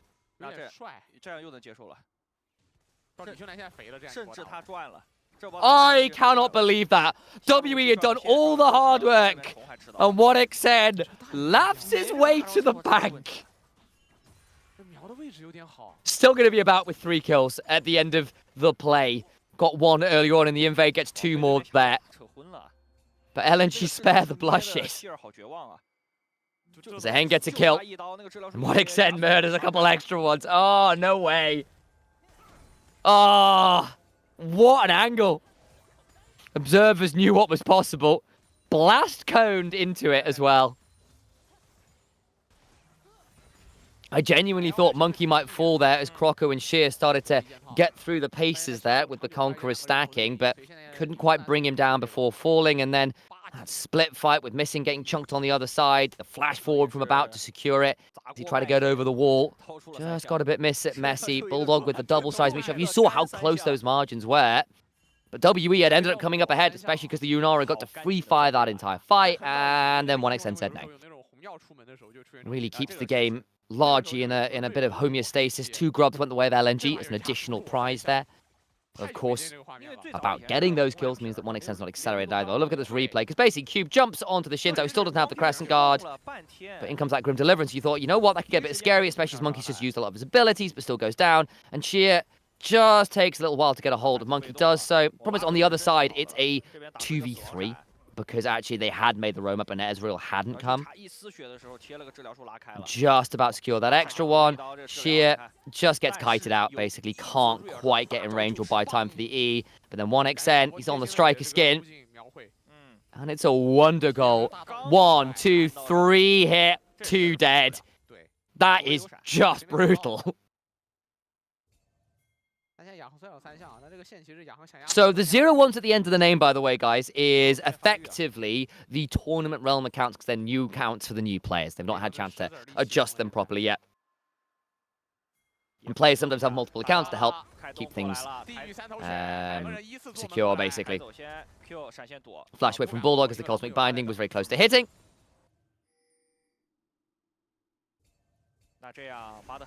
Shear. She done pretty well into the Malphite in a way I thought was not going to be quite so easy. A little bit of a spectator stutter there, but we're all right. Winterspite lands. Dragon in a minute. Let's look for those resets. 1 item for the Ezreal. Sundered Sky in for the Shinzao, largely similar on the other side. The Eclipse being done for the Ambessa makes her a lot scarier. Kraken Slayer, scary as well for About. Quite there for Cube, who's actually split his items a bit, so he's on components and will be there for a little while. Potentially a very potent fight here as LNG have won the early 2 objectives. Would get them, actually. Feats of strength as well, so do keep your eyes on that one. Fighting over vision. Much better from them on the vision game this time around. Realm Warp, but no TPs up for LNG. One ward just beyond the tri-brush between Krugs and bot side turrets, what they've got for the bot side river control. No TP for Sheer either, worth noting. Cube gonna go proxy farm.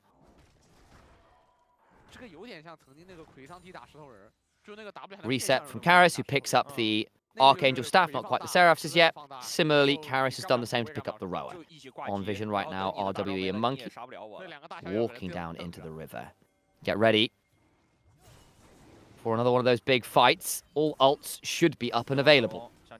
Malphite's there first. Sheer spent time shoving the wave. It is known that he's coming down, but won't be here for another 20 seconds. That gives the man advantage right now to WE, who are going to be able to take this dragon because of that slower move. Can they now look to keep people out of the mid lane wave or catch someone over the wall? Monkey now in danger, caught on the wrong side, forced to flash out of the seismic shove. Does so. Win becomes lightning just shy. Monkey's flash, the only thing they buy for themselves. So Croco went flashing forwards there as well. Can maybe look to catch people on the retreat. Malphite's gone top. Yunara caught him mid. More members from LNG bot side. They want something from the play. Here comes a potential dive. Watch for the Tempered Fate angle. Door comes on up. Grim Deliverance. Monkey in danger. Shields come on down. The repudiation. The public execution will not be enough.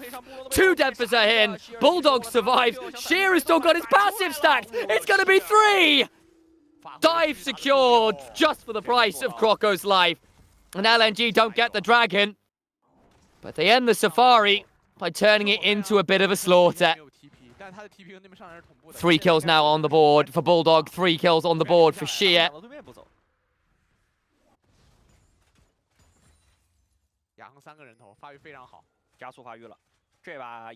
That felt very nice. And again, they took the dragon, tried to retreat, but they sent Malphite back towards top lane. About to go deal with mid lane, 1x Sensei, and the rest of LNG go, well, great, we've already got the wave shove bot. Malphite's got to go catch this wave that Sheer spent shoving before the fight to get down to the dragon fight earlier. And then they didn't fight. So they get that free dive. They get that free play. Yes, it's a 4v3. Yes, it should still be theoretically scary, but you've got a Braum. You've got a Zahin who can just tank his way through once that passive stacks. He was given the time to do so. Monkey already blew the flash, was down a fair amount of HP. Easy work in the end. Onto the Herald they go. Got first turret as well, bot side. That was what got them feats of strength. We'll get that Herald, can look to drop that mid in a couple minutes, perhaps around that dragon. Bulldog's going to get a nice chunk top side instead. In fact, actually, here comes the Shinzao now. Might look to really fast play this and drop a Herald. Overcon's missing as well. They can really... Actually, remember, they got 2 grubs. They can just attack this. They don't necessarily need to drop the Herald. Monkey's there. Decent chunk. Tempered Fate does not catch either member of LNG. Croco taking turret shots. Oh! Oh, missing with the Unbreakable. And the use of the stand behind me keeps people alive. Redemption 2 comes through. Public execution now onto Bulldog, but they're going to turn this around. Crescent Guard is a bit of a mistake from Croco, who should not have gone that deep. Going to try and weave his wall out. Gets pulled off it. And LNG played for the turret. Croco took aggro and really regretted his choices.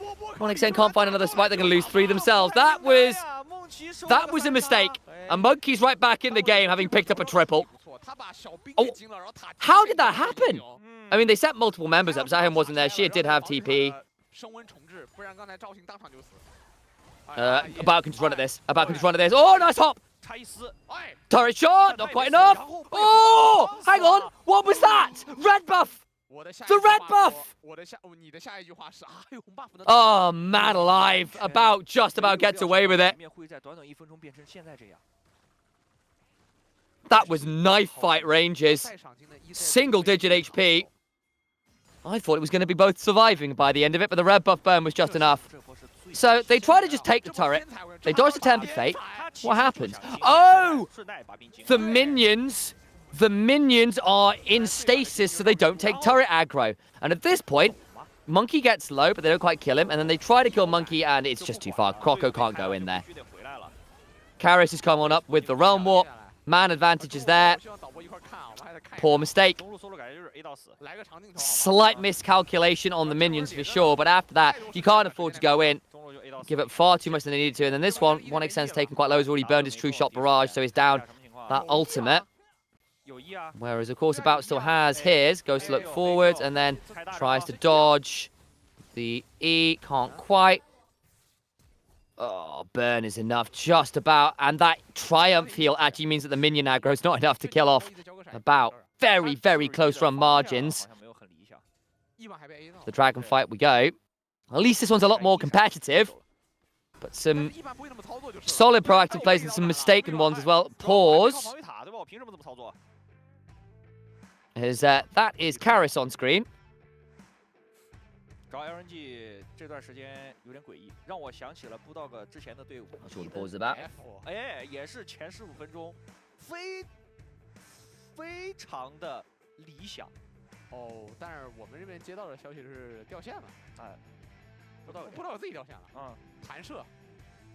This feels like this guitar background music just reminds me of like side quest music from Yakuza. Nani? As the text comes across your screen.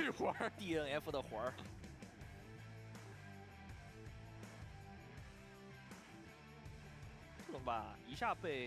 This has been a fun game. Competitive, which is nice to see. Some slip-ups from both teams, some solid proactive plays from both teams. That turret play topside is going to be really haunting. And again, part of that is, wait, what do you mean the minions went golden? Oh, that's so annoying. But I think they just had to give the play up for lost or teleport in earlier. Gets Monkey back in the game, and Monkey, we know what he's like once he gets some gold to his name. Good recovery from being 1 and 3. Will now absolutely be a threat in the game.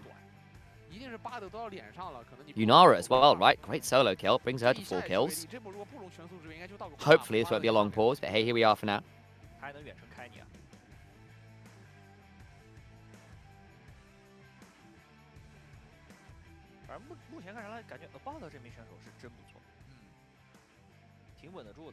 Abao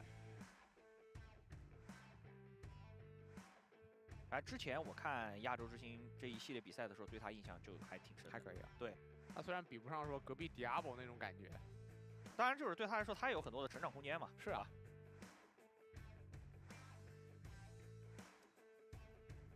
Still no idea what the pause is about. We'll find out at some point soon. Cat is my goat.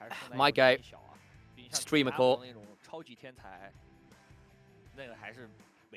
Hop on Discord, hop on Discord, kitten vibes, and we know it. 有的时候你敢操作，也得让队伍允许你操作。Why are we waiting? I am suffocating. 信任你才有足够多的可操作空间。但这把就如果刚才那个边路这次击杀成立，往后再推演的话，应该可以说 W 又要大油了。哦，还是跟上把一样的情况，因为边路出不去，李宁的边路只能进入防守状态了。 然后就出现打资源团的时候呢，就 W 先把线处理完，他5个人先落位，然后你李宁就只能想办法挤那个隘口下河。那个石子往上一杵，怎么挤啊？那个隘口，你抱团一起挤就被一块石头收了。只能先打那个石子儿。哎，那下路太快了，叫先锋了。 Here we go, Herald charge into mid, back to live. Looking to undo some of the damage here. Should be able to get a hold of that. That will also get them a shove prior to Dragon, which I think they'll want to look and get a hold of. 这波是靠这个先锋 LNG 有了一波先落位先下河的这个画面。 No idea what the issue was, but either way seems to have been resolved. We're back to live. True shot barrage tags out About. That's valuable. That is valuable. That probably earns them a start on this Dragon without that Fed AD carry being around.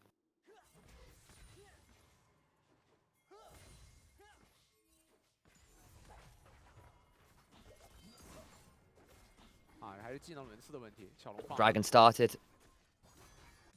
AD 被打回家了呀。 There's a little stutter in the spectator, not too much more to see. Missing, going to be following the Talia top just in case of potential cross map. That's the thought process here. We'll now curve towards the blue side jungle. Get some wards down. Just shield things out. Nice reset into shielding play there, especially because they've done the work there with that true shot barrage to prevent any real contest. Monkey does get his second item as a result of all those kills. He's 1,500 gold ahead. That's a big deal. Big deal. Shojin on Ambessa is such a significant breakpoint. Percent HP, that percent damage. Very, very lovely. Ability haste, all the good stuff. 边路就会有一眼雀的尸体，可以干货教学。Game remains relatively close. Minor gold lead to WE. Feature strength and minor objective lead, or significant objective lead, actually, really. Over to LNG, you've got 2 dragons, Grubs, and Herald. So, at this point, where are we thinking of going? Over we go. Ooh, Bulldog with the flash out from the Unstoppable Force. Not going to lead to too much. That does have, I mean, that mid lane's going to get shoved for free, especially with no turret there. Have to retreat through their jungle to get involved. One of the things with having about roam around with the team is it means he's not getting access to as many waves as he would like. Not as safe to do so now with all those outer turrets down, though. Be a bit careful about being in range of some of this other stuff. They're going to start up this Atacon, especially without the Malphite ult. Malphite's value is really minimal without that ult at this point. Sheer looking to come across the wall here. Can look to dive on forward with the Aureate Rush. Winter's Bite just wide. Monkey, Yao Yao being warded away. I think this Atacon is just gone. They're two-manning it, while Sheer and Missing say absolutely not. And because Bulldog flashed the ult, he just didn't have that tool. Monkey now looking for a potential catch on the retreat here, throwing down the redemption. The minefield comes down, unraveling the earth. Karis potentially looking for an angle. Into the backline they go. But that's still pretty deep from Monkey. He's not back here, gets knocked up. That's big damage. True shot barrage claims the life. Bulldog does go down. It's the Bard that picks it up. But Zahen delivers people grimly. Grim Reaper as a Dark Glaive does some work. 1xN hitting the members who are not frozen as Yao Yao tries to buy time, but there's a magical journey, and Yao Yao will flash out to safety. Blast cone available. Karis, where are you running, my friend? Because I don't think there's any way you're realistically going to escape. No phase rush to work with. Hit by the Winter's Bite on top of the cone. Croco will look for a wind becomes lightning into the audacious charge, and Shears Zahen is donated another kill. Very nicely done from the side of LNG. 但刚才可以说 Monkey 这个朗姆的画面不对，就朗姆这个英雄他不是开团英雄，他最好是等到团打起来的时候。 We'll have a look at this replay again. Again, Cube doesn't have the ultimate. They tried to realm warp in. Immediate shove. Very well timed from Bulldog there. And they get onto 1xN, but the Weaver's Wall keeps about out of the play. He doesn't have flash. He doesn't have the untouchable shadow to get over the wall, and Sheer just gets to run at that Yunara, who gets knocked up, knocks down. And at this point, the Tempered Fate delays 3 members, sure, but 1xN is more than strong enough to finish stuff up on his own. Now he's 4-1. LNG right back in command of the game. Get the Atacon. They get the fight. And they punish that attempted exit play from WE. They were ready and waiting for it.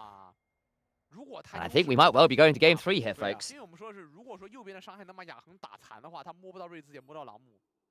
但如果说他的坦度能够，就吃右边第一套伤害，他是能玩，就吃了能摸。Monkey wiping his mouse sensor down. Maybe he spilled some tea on it or something. Possible. Thank you for noting that one, Amber. I didn't catch that. Horizon focus done for the Talir. Muramana transformation in for the Ezreal, who's got a Tunneler. Will be going Shojin next, I imagine. Chain-laced Crushers in for Zahen, so actually increasingly difficult to manage with that Sundered Sky. Black Cleaver done for Xin Zhao. Second items are also largely in for W, but there's just that kind of extra bit of utility in those upgraded boots that could be very annoying for people like the Rise and crew to manage. If you do have win conditions, it's good Malphite ult with good Rise flank and just letting Yunara free hit if you can make it happen. You do need that kind of dive combo to pay off. Theoretically blowing up someone like the Ezreal before they get to do anything. Preferably Bulldog as well. Cube's going to have to ult away, and again, Malphite without ult is not really a champion. Not really seen a lot of success from Cube on that one. Gets out alive at least, but the problem is Dragon spawning in 2 seconds. Your Malphite doesn't have ult for it. That is a big deal. 10轮一直不上比赛，因为他的技能太笨重了。就他没有大招，就纯。Dragon started soul point for LNG. W just saying, yeah, better part of Valor. His discretion in this particular instance, and I don't blame them. 上路这个线10轮在推，放2个眼，做好这预警视野。Pause. Oh no. On LNG's side this time. Toilet break for sure. For sure. For sure. 这个是 Stop the game. You need to wee. 反正从比赛内容来看的话，目前 LNG 2波聪明的选择是帮他们把局势打回来了，对吧？然后龙也已经听牌了，局面不错。就是他在输了一波大团以后，他并没有慌张，再加上边线又被抓死一次，没有乱了自己的阵脚。这里 LNG 的中单选手网络波动。上位也是不豆哥那边掉线了波动起来了波波又动毛，希望不要再一下演化成那种地区问题，地区问题，我只能说地区问题，小心地区问题，小心。Pause gaming. 但这把从团战角度 Hopefully won't take too long, guys. 如果是 Hopefully. 技能里能一战，就团前不能再出现那种有人被逮到打个大什么的东西了。是的。而且因为龙是被 LNG 给捏到了，所以 W 这把不好开展边路攻势。他这把边路也给不了压力啊，他这个边路2个英雄，瑞兹这把不够肥，然后石头人这条线又不可能去帮，就已经错过了打岩雀没闪，然后帮石头人这条线去击杀岩雀的时间了。就我们说边线期的结束，就是当一边拿到听牌龙之后，边线期就彻底结束了。就左边他就拿到听牌龙那方有太多选择了，他边线的甚至可以就是只守塔前线，他不用推出去了。我觉得甚至拿2塔来换龙魂都是完全能接受的。But still. 高地换个龙魂都能接受。Still waiting. Not a lot to be seen here. I feel like at this point, WE have got one more roll of the dice at Soul, or maybe Baron. Well, in fairness, people will be grouped up for a potential Malphite ult. After that, I think it's probably lights out. It's already looking pretty good for LNG because of all the objectives they've been stacking. Even the gold lead's not that extreme. I think the Zahen is going to be an issue. I think the Ezreal now at 3 items. Yes, Nymaera is good, but in some ways, her point of real power has passed. It's trickier for her to navigate some of these fights than it was earlier. Especially because actually, credit to Bulldog, those Weaver's walls have kept the Nymaera out of a lot of plays recently. Nymaera doesn't like dealing with the Braum Shield, doesn't like dealing with the minefield. Crescent Guard's annoying. Zahen Revive actually can be annoying because it times out her Cultivation of Spirit. Lots. 其实就这2个技能得考量了。偶尔如果这赵信要是玩的精，你还得防3枪。他要是卡3等你进来，你也不能进。是的，主要 Croco 打法也是很激进，他跟 Monkey 的打法其实很像。是的，都是见面不管3、7、21，先上去弄了再说。来吧，开车夹。 Here we go. Sheer flashes, Rune Prison looking for him. This should be pretty good work. But here comes the redemption as well. Sheer taken low, looking to get towards his redemption angle. Won't quite get his revive. And dies. Nice angle. Realm Warp blown. Brings Monkey over. Shutdown does go on over. 2 monkeys now, 2.2k ahead individually. This Ambessa. Another light in the darkness now. 这波希尔掉点之后呢，下路转一波线。 Couldn't quite get enough autos down. 那 W 就有上线了，有了上路线就可以有上河道的视野。那这波还给 Monkey 补了一大口经济啊！等4、5出来，朗姆也不好死。Q 现在甚至兵线推过河，直接找正面去啊！他也不用在边线待。Dragon 3 minutes doesn't actually lead to all that much, right? There's no Dragon to take, no Can't take, no Baron start, so it's just a kill, which is nice enough. You do get Sheer's flash, which is not the worst thing ever, especially considering how valuable that can be to get the Zahen into the midst of things. OK， 线推完了 ，B 了。 Black Cleaver now done for this Ambessa, big one. 两边都在大龙附近，得做好视野，然后静静等待龙魂的刷新。Ability haste, ramping armor pen, all the good stuff. 哇，这把梦里的出装好爆啊！这一 Stacking armor pen, actually is the way to put it. Sorry. 做15的也有，像他那种打先手的，做复活甲都行。对。但做黑棋就是朗姆技能冷却很快， I think LNG are happy to play this one out slow till Dragon spawns. Doesn't look like they're interested particularly in starting up the Baron as yet. They are, of course, in a position to threaten both. 不 A 人是绝对放不出技能的。就基本上你以穿插平 A 来讲的话 ，W 接 E 接 Q N 完 ，Gold is pretty much dead even. 应该是如果你 Q 几手的话 ，Q E W N 完下个 Q 又好了。我有人说玩那个海丝大乱斗拿到那个全 Majority of the gold for WE. To be found in Ambessa's pocket in terms of discrepancy, similarly for LNG in the top lane. 回归基本功是无敌的。是的，然后你拿多了以后，有些时候 A 不过来，打着打着就干了。Trying to potentially threaten Baron themselves now. 千万不能选纯底。Wave shoved. 你放技能会把你被动给消耗掉。Dragon a minute and a half. Looking potentially at Croco. Tempered Fate does catch him. Missing's now looking to dive across. Weaver's Wall coming on up. They land the Winter Spout onto Monkey, who needs to get towards the magical journey and does. It's going to cost a Weaver's Wall. And cost a Tempered Fate. True Shot Barrage clears the wave a little.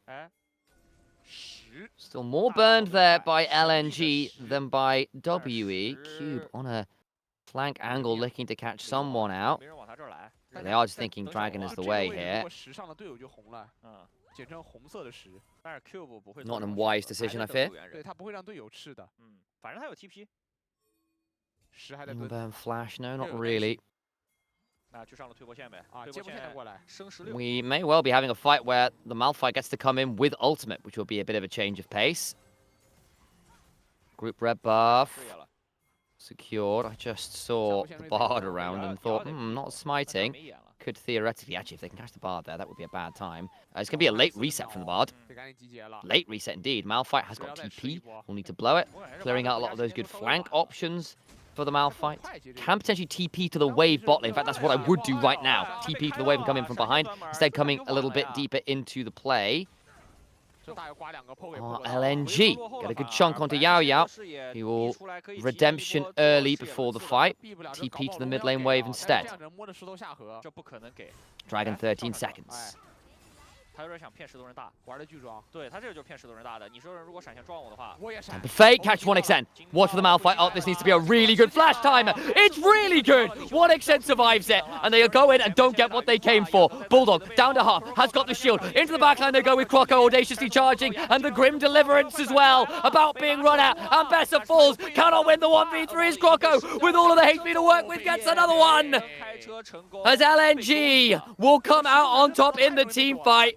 True Shot Barrage will not interrupt the back. It looked good, but it was a blind fire. Still should get the reset. Inhibitor turrets will fall, but I don't think they'll be able to end the game now. Malphite, actually, though, will need to run it this way because they don't have any carries up. That's still 30 seconds on anyone with solid wave clear. Malphite needs to walk at the wave and clap real loud. Watch the HP bar on Sheer. It's not fantastic. Gets a heal there from the grass. Gonna blow up the Malphite with all of the armor. Pendle get another kill, and they are surely going to game 3. LNG, one last fight to decide it. It's back and forth. Both teams getting good leads, making good plays, and simultaneously overstepping their bounds. But it is a much better showing from LNG, and enough to bring us to a deciding third game. 右边塞恩加杰斯，我感觉像这种差不多。对啊，就是 WE 应该是塞恩加杰斯，然后中路 1xN managing to buffer out of the cosmic of the Tempered Fate as the Malphite ult was coming on in with that amazing E. Still had the Braum shield up in front of him as well. That is why it can be so annoying, and why I was like, just ban the Ezreal! Ban the Ezreal! Who gets MVP this game? 1xN had that really cool True Shot Barrage, but actually, across a lot of those fights, I feel like Sheer did a lot of work on the Zihen. I feel like Bulldog actually had a pretty clean game on the Talir as well. Really good Weaver's Walls. Good punishes on a lot of those Realm Warps. Yeah. Probably Sheer or Bulldog for me, actually. Bit of an LPL gold graph there, though. Good grief. There we go. All right, folks. Alex, if you're listening, some ads would be great. I'm going to run and get myself a cup of tea. Or some honey water to survive my voice. We'll get ready for our next game. 但其实我们可能也是看多太多那种 carry 的巴德了，界面就是那种在你脸上 A， 然后侧角度 Q 闪，然后见面就是扔个大招，金柱线是一套。那种是大家要谨记2025世界全球总决赛，他的巴德是基本没下过班位的。不可能放，那个 K 杯放过，然后放出来以后直接一个巴德把对面暴打了，就是巨夸张的那种一个人领队暴打。哇哟，这个大招价值千金，10环。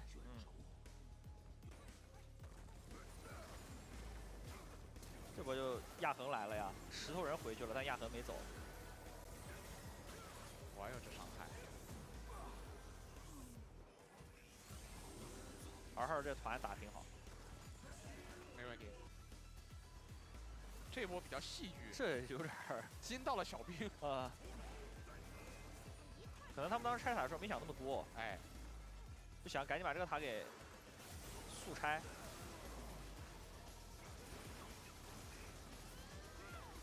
被捏下来，其实这把是两边有来有回的。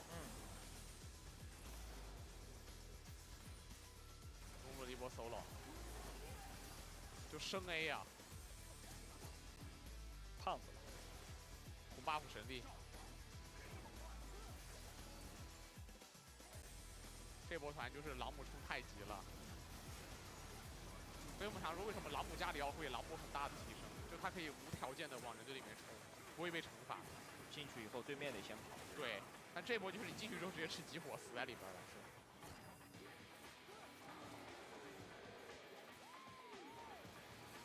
今日进到了，咱看这波李修南的反应，E 出来了 ，E 控制抵消。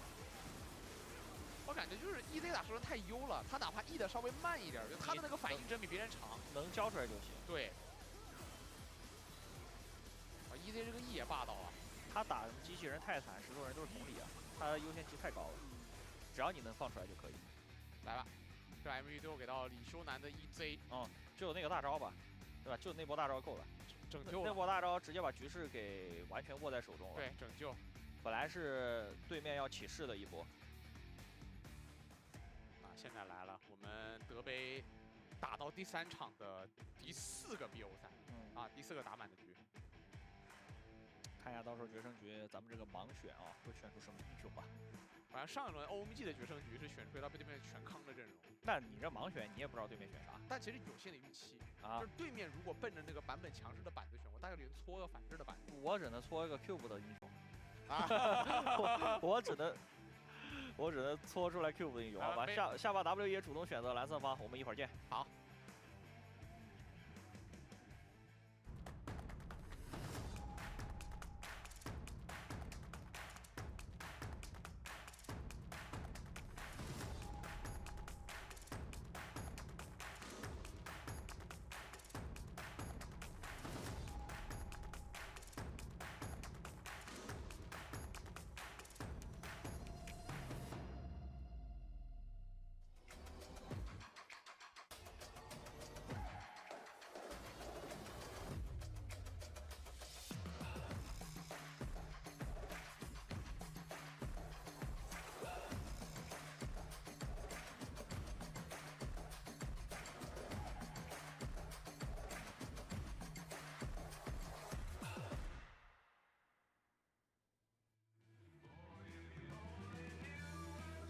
Oh, 3 minutes to go.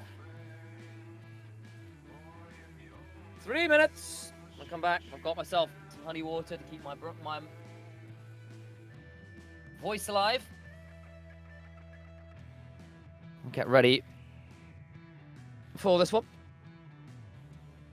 It's all right, same guys. My voice is a little bit tight, so I'm just gonna ensure that I don't kill it. That would be nice.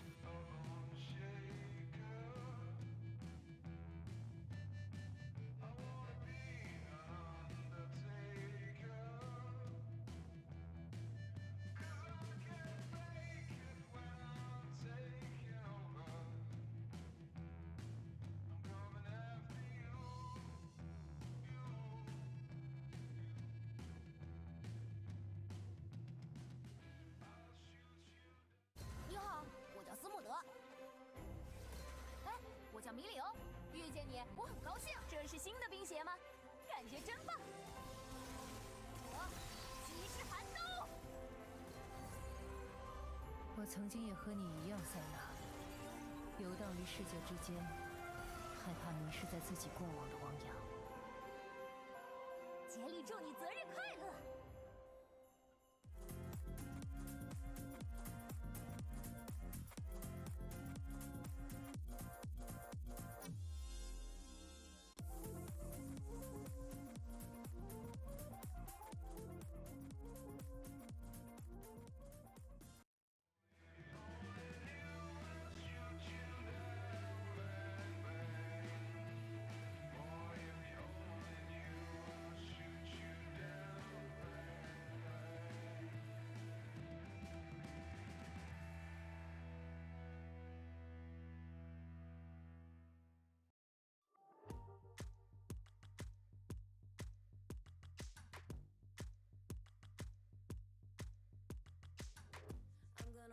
You till forever in the stars collide.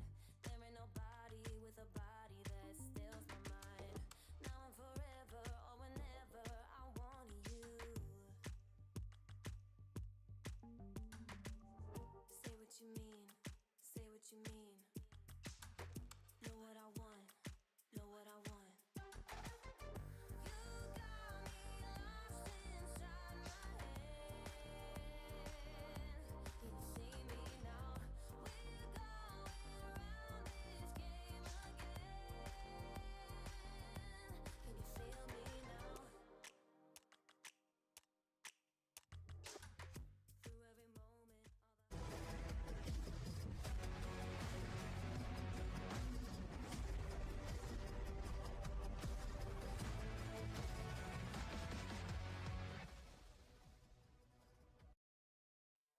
好，欢迎回来，马上要开始这个 WE 与 LNG 的决胜局了。你看，我们这德玛夏杯每天陪您到深夜启动，我们这3点钟开始，陪您到12点。有这么晚吗？我看一眼时间啊，11点吧，11点，差不多嘛。那不挺现在10点了，陪您一天没玩。我们主打陪伴，比赛拉满，内容跌宕起伏啊。你绝对想不到下一步发生什么？量大管饱，质量先不聊，对吧？确实，咱们这个小组赛阶段 Back to casters, hopefully into draft soon. 质量这一块的先不聊。好啊。And our final game of the day. Bulldog 对线真不错，但打到目前还是对线真不错。边线凑合，团战得多平平。一打团姿态附体，现在的姿态，大老师直接附体。想了想，怎么说？你跟大老师也交过手的，感觉大老师对线确实味儿没那么猛，团还行。大老师是团比他打得好啊。行。然后大老师那个玩法，他跟打野的相性很好，这一块没问题。 There is draft. 塞恩打 There is draft. 我是不是说就 Let's get ourselves ready for it. 你看，对的吧？也是杰斯。 And the first couple bans and stuff already coming on through, and of course it's blind pick. My first blind pick example, so we're gonna get the double Jace. Akali and Galio, Rumble v Sion. Cube is a massive Sion player. Double Varus, double Varus. Lots of priority bot lane. And Nautilus and Alistair being the consideration. Alright, so double Jace jungle with the Varus. You've got double poke core. Karras gets back on his Akali, but he's now doing it to Galio, which can be a pretty unfun matchup if you mess it up. Sheer should get shoved into the Sion. Interesting, interesting. So, slightly more range in AoE from the side of LNG. Karras has got his X Factor again, though. I think the front line of having the Sion v Galio probably means the Sion wins that largely, but will lose lane.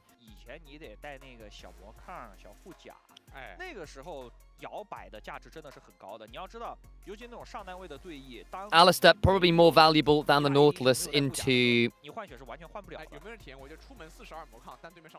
some of the burst damage and press R and make it a lot harder for you to just die, and missing has always been a big enjoyer of the Alistair.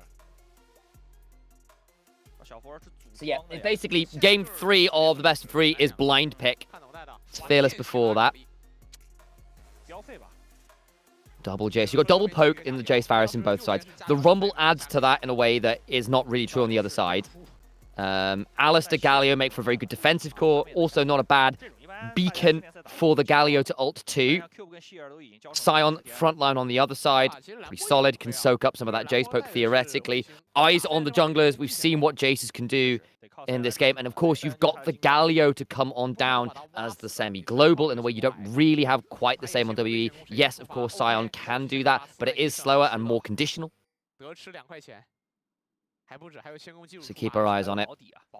I think these mid-jungles are probably where it's going to be decided. I suspect level 1, because you've got the Nautilus, WE should be able to play a little bit more aggressively bot side. Sheer should be able to respond in kind top, though. Whose draft do I like? I think I like both. I think Sheer on the Rumble is going to be low-key very dangerous, but Karis Akali is so good. He went absolutely off the last time we saw it. So, on weight of Karis Akali being very, very scary, I think probably just about Karis and WE. But we shall see.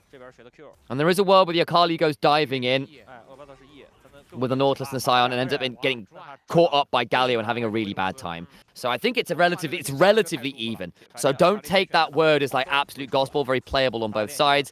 But if there's a champion Karis knows how to pilot, it is Akali. Looking for the ground pound, or at least the Winds of War does get some.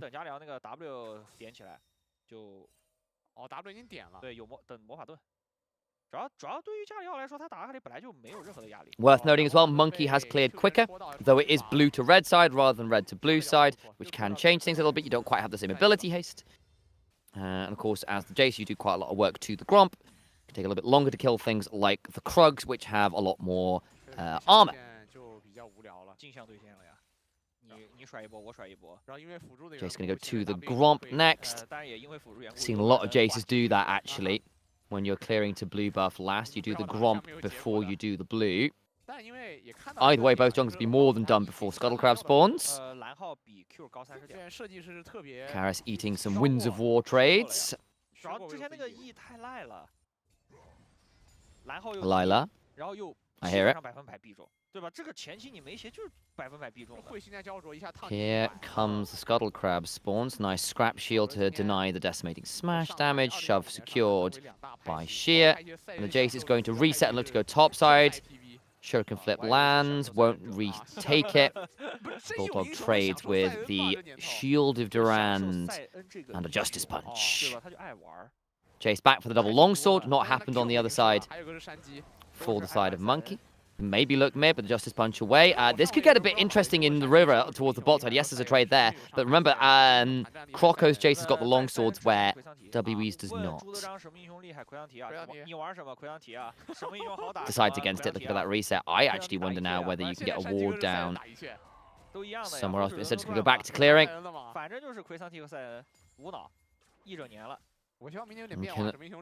Be fairly happy about it. Of course, double longsword versus Dirk because you didn't back on Dirk Gold, and also you bought a control ward. So probably going to go for another clear into the Dirk would be my assumption.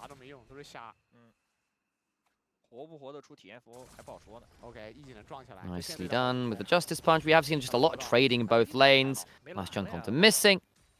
Higher level, though, actually, for LNG, who have been, interestingly, winning out in the XP trades down here, which was not what I was expecting. There's the level 4 across for both. Karis hit by the Winds of War. Croco's now mid. Nice dodge back on the Justice Punch, and Croco's around. Looking for that Shock Blast. Does land it onto Karis, which will chunk this Akali out. Doesn't get the ground slam onto Karis through the AoE on the minions, who backstepped well in the Twilight Shroud.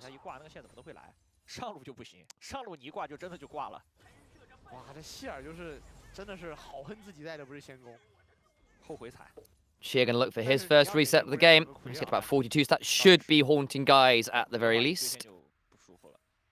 Might also look for Fated Ash, but I feel like Haunting Guys is the better first item for lane anyway. Nice spot out there.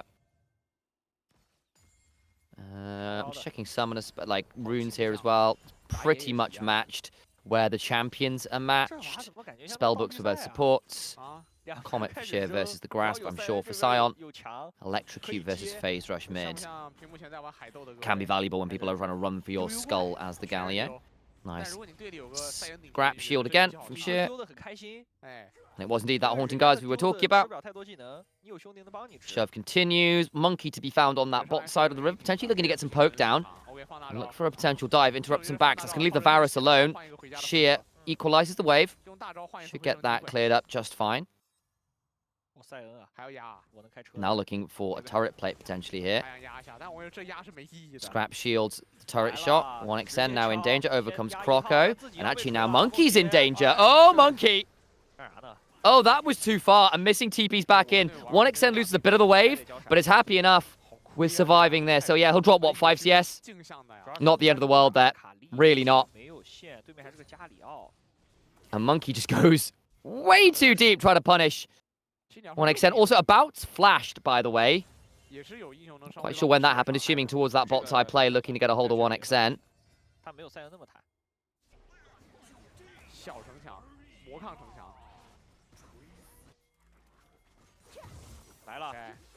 Here we go, Karis goes in. Shielded around just shy. Can maybe look for something more, but she is coming on over. Karis needs to R2 away, doesn't quite get over the wall. Hook on the other side is buffered with the Pulverize. Missing left a little low. No ult available for Karis. Bulldog, of course, still holding on to his. Karis also just flashed.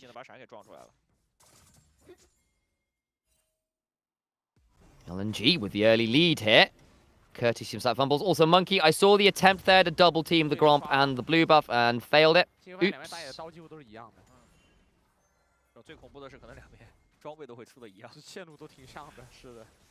Powered autos.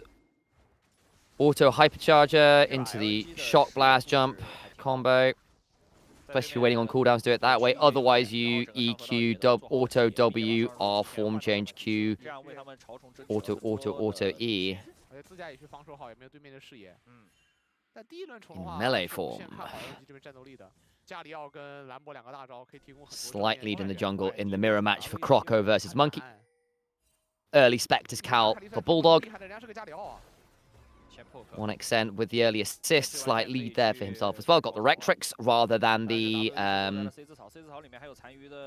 Dirk, so slightly less upfront power, slightly more attack speed. Monkey goes for the Shock Blast, missing goes in, Headbutt, Pulverized, and a Shock Blast of their own. And Yao Yao is dead to Croco. Second kill for him. Oh boy, the Jace is getting accelerated. And Nautilus just don't have that tankiness. He's not going to be fun face checking. You got the Scion for that, but he's not there. He's on the bot side of the map. And the punish from Missing and crew was rather abrupt.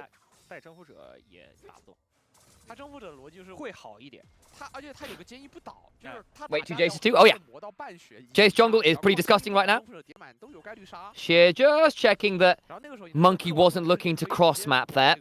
Could have been done, I'm sure. Croco's like, hey, can you just check? There's a world where Monkey is over here. That's going to be a full Ghost Blade now for this Jace. That's significant. That is significant.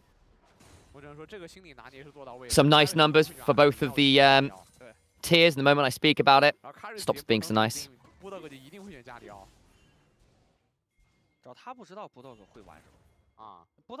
Yes, I made that joke. No, I'm not apologizing for it. Okay, then. Wait.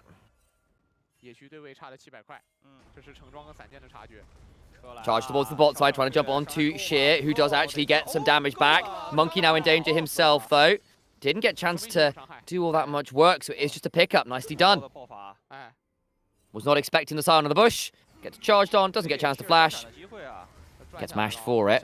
Bulldog now potentially in danger. Depth charge, but the turnaround onto Monkey is nasty. Second acceleration get. I wonder what that is. There's a flash on forward. Thundering smash back. Smite slow. Trying to get some damage back. The decimating smash. Croco low. Gets it. Just about with the additional auto. Missing now. Trading out. Overcomes Bulldog. TP flying. Good taunt onto Croco looking for a shot. But lands it onto Yao Yao, but overcomes the AD carry. Croco needs to accelerate his way out as they about can look for the Chains of Corruption. Missing. Survives for a second or two longer, but the teleport in means that is a one play for WE.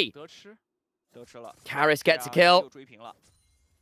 And in trying to punish Monkey going too deep, they get teleported on themselves. Of course, Sheer, TP top side.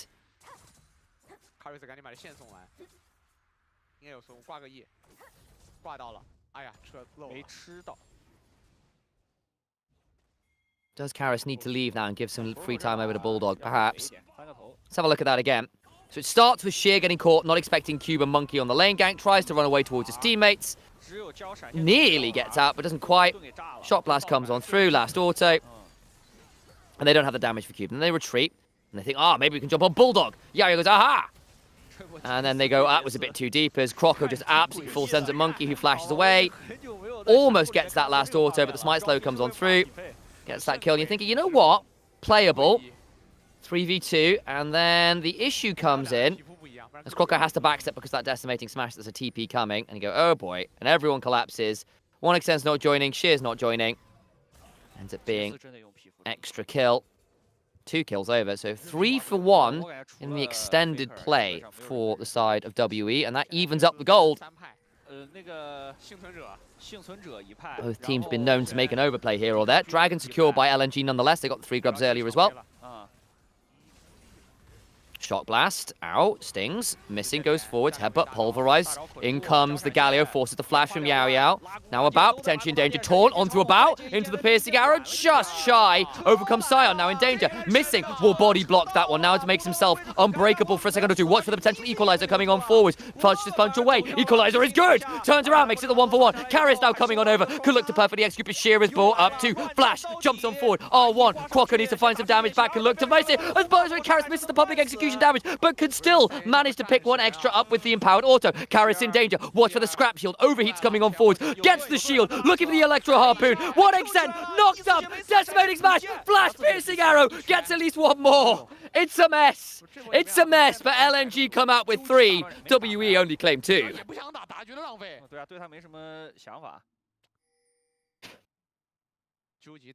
Let's have a look at that replay. So it starts with Croco landing a wonderful double shock blast and missing, going, fine, we're going in. Chains of Corruption for Chains of Corruption. Yao Yao has to flash to not get caught up. About is caught by that taunt, but the piercing arrow is just shy. Missing though, body block Sheer, immediately ults, and then overcomes Sheer himself and really punishes it. Missing dies, of course, but then they get an additional 2. Which is nice, and Karis goes very deep to try and get a hold of Croco here. Misses that perfect execution part 2. And they sort of just run at Karis. Flash for that last auto secure. Will go down. Actually missing dying earlier makes that 3 for 3. I do apologize. That does make more sense yet. Even just took a while for the scoreboard to update, and I'd forgotten about missing, dying, and respawning. So check the timers. Still too early in the game to rely on that one. Either way, let's see who picked up those kills. Karis, of course, now 2-1. Scary. Sion 2-0. You know, annoying. Perhaps not the end of the world into this game where you've got a fair amount of damage. Jace being 3-2. Definitely scary now for the side of Croco, but getting some of those assists, getting some farm, has allowed Monkey to catch back up at least a little bit. Gold remains, as said, relatively even. Execution, the name of the game. Breakpoints looking very similar here. There is a world here where the equalizers become very problematic for the Varus, the Nautilus, even the Akart, if she goes too deep. That additional threat proving a bit problematic, but we'll see. Nice shock blast landing. Croco's definitely felt slightly more accurate than Monkey so far this game with those shock blasts. And you can just do this as the Jace just turn up, look to throw a shock blast out as this lethality Jace. Be a menace. Get some first strike gold. Missed that one, but nice idea. Monkey missing his own.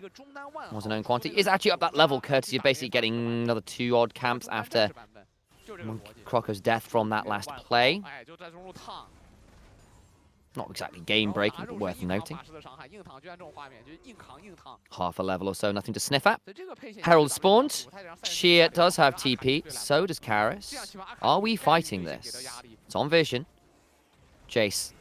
Here for both teams. The only thing is Croco doesn't have the upgraded smite. That would make things really tricky. He didn't get those extra camps. Might look for it anyway. Here we go. Didn't take it, did Croco. And it'll be Monkey's Jace that secures it. In comes the hero's entrance. Good damage onto the backline. Redemption buys some time.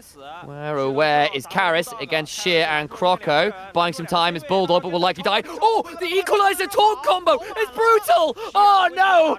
Sheer murders a couple. Croco now looking to go forward to the Ghost Blade. Jumps on forward and insects him by hammering one back. Varus takes him with him, but it is going to be a one-team fight for LNG. Herald, sure. But the team fight's another matter. Bulldog and Croco trade their life for a full 4. 烫脚的地板，你还走不掉，因为你被嘲讽，你必须攻击那个具有嘲讽的加里奥。哎，猜一下，难道说？难道说？老罗是懂得镜头语言上面给点悬疑的，逗大家的呀啊。Let's have a look at this one again, because Missing goes in. On to Monkey. Shock Blast is flashed away from Monkey, but the hero's entrance has already come on down. Chains of Corruption put Yao Yao in an awful spot. Then Karis goes in and realizes, actually, I don't win this right now. So tries to get out, but it's into the shielded round, into the equalizer. They're left burning alive. Sure, they take Bulldog, but Bulldog does more than enough work to cause some chaos. Croco goes in, loads of damage with it to the sky, hammers Monkey right back into the team with the flash. Thundering Blade. Back to life we go, and Missing is dead. Picked up by Monkey. That's a big one. Just ahead of this Dragon as well, which would have been a second one for the side of LNG. Didn't see how that one happened, but looks like kind of face check to Nautilus, perhaps.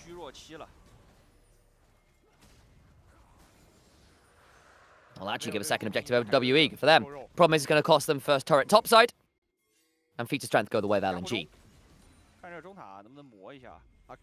TP in. Oh, don't know about that TP. Piercing arrow, chains of corruption. Oh, the phase rush. Speed up, sorry, Nimbus Cloak speed up and crew. There's the replay. No, form change and acceleration gate. No Nimbus Cloak. That's the one. Finally got it right. Either way, we saw what happened there. A little bit of a pick-off in the blue side jungle of LNG before that play. One extent could be a bit annoyed about blowing that flash and not getting Monkey. Close, but Ghostblade, speed ups.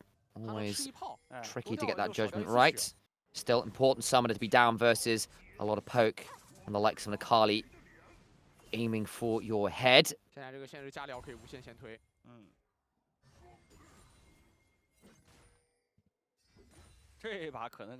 Still, first turret secured. Feels pretty good for LNG, and I will ask you to cast your eyes up towards that Rumble, who is nearly at that second item.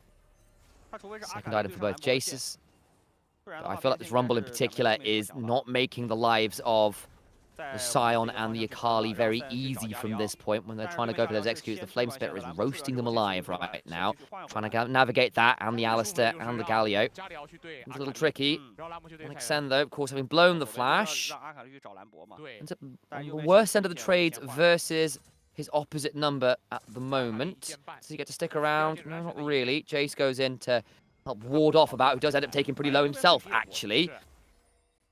Nice shot blast causing some trouble. Monkey doesn't catch. 1xN looking to return the favor.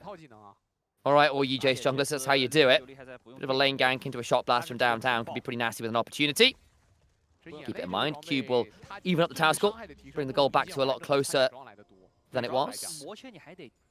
对，但问题就是上单杰斯，你要是不出魔签，你放2个 Q1 没蓝了。杰斯是那种他有2套技能，但2套技能都要耗蓝的英雄。你像豹女，她其实变豹形态是不耗蓝的。然后杰斯是为数不多所有技能全是打伤害的。对，所以就是蓝量这一块儿，伤害大王英雄。这眼也看到杰斯的入侵了，早点先攻，瞄准射击 ，OK。 Here we go. Bit of a fight over the Gromp. 2.5 Missile Dragon. Atakan is 5 seconds off and is on the bot side of the map. CS lead actually continue to grow a little bit now for Monkey. Being a little bit more efficient than Croco so far this game, even if Croco's probably landed a few more shock blasts. Been a bit more proactive in that sense. Shot blast in turn not hit. Just come off a reset, did lose his Gromp. 或者那个阻断线，两边就隔着那个 C 字塔开始对射，比谁射的准。然后这个阵容打到后面就会长成这样啊。那高桌杀手对决 Shot blast doesn't interrupt that one. 开始互相开炮了。Minute and a half till Dragon, clearing out some of these wards. Watch Monkey and Cube on a good flank angle here. Double control wards, making sure that this bot side lane tricky to walk into. Caused them some trouble last time. LNG not knowing where things are. Missing is going to face check. Found one. They're in there. Missing might end up taking a fair amount of damage. Found them both. So here comes the equalizer. Gets onto Cube, but not Monkey. Headbutt, pulverize. Getting in front of the Scion, preventing his easy escape. Flashes into an ult to try and escape, but it's into a wall. Cube down. Unfortunate. That is not great. They went to look for the flank angle, and LNG went hunting and did it well. Nice play from Missing. Flash and ult and dead still.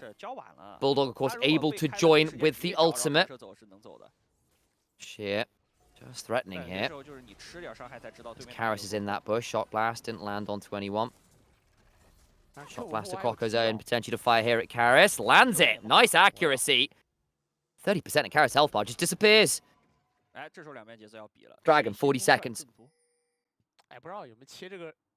Q will be up before that. Very tight game again, actually. 右边也在补罩子，装备都一样，找维鲁斯装备还是固定的，一边是先罩再魔切，一边是先魔切再罩子。20秒的小龙要来了，激情对射环节 ，FPS 游戏，准备架炮，大炮已部署。 Monkey topside, continue to clear very aggressively. Atacana, dragon up. One probably leads to the other here. 先来一下啊，打到 Q 发现不痛不痒，得找别人。OK， 另一边 W 的大炮也来了，先来一炮。Shot blast goes wide onto 1xn. The piercing arrow does not. Shot blast from Crocco does not. Ward cleared with the hypercharger. 但其实两边火力情 Control ward now in. 看谁打得准。 Won't take. Oh! Oh, shot blast he stole that. Sorry about the sudden yell. That was my jungle brain going, oh no. I panic when I see shot blast like that coming towards my gromps. 埋住 C 字草了，把 C 字草视野清空，又来了，再一次集合。 Crocco now in the pit. Gets Karras. That's an important chunk. Sheer also chunked. 然后李秀男见中了。 That wall behind causing some trouble. Slight stutter in the observer. Is resolved. Mid lane turret under siege. About really shoving that one. No, the good 1xn arrow. Redemption buys some time. Crocco looking for a shot blast. Lands it onto Cube. Not the best target, but hey, it'll do. Ward's still better from LNG, but their poke's not landing quite as well so far.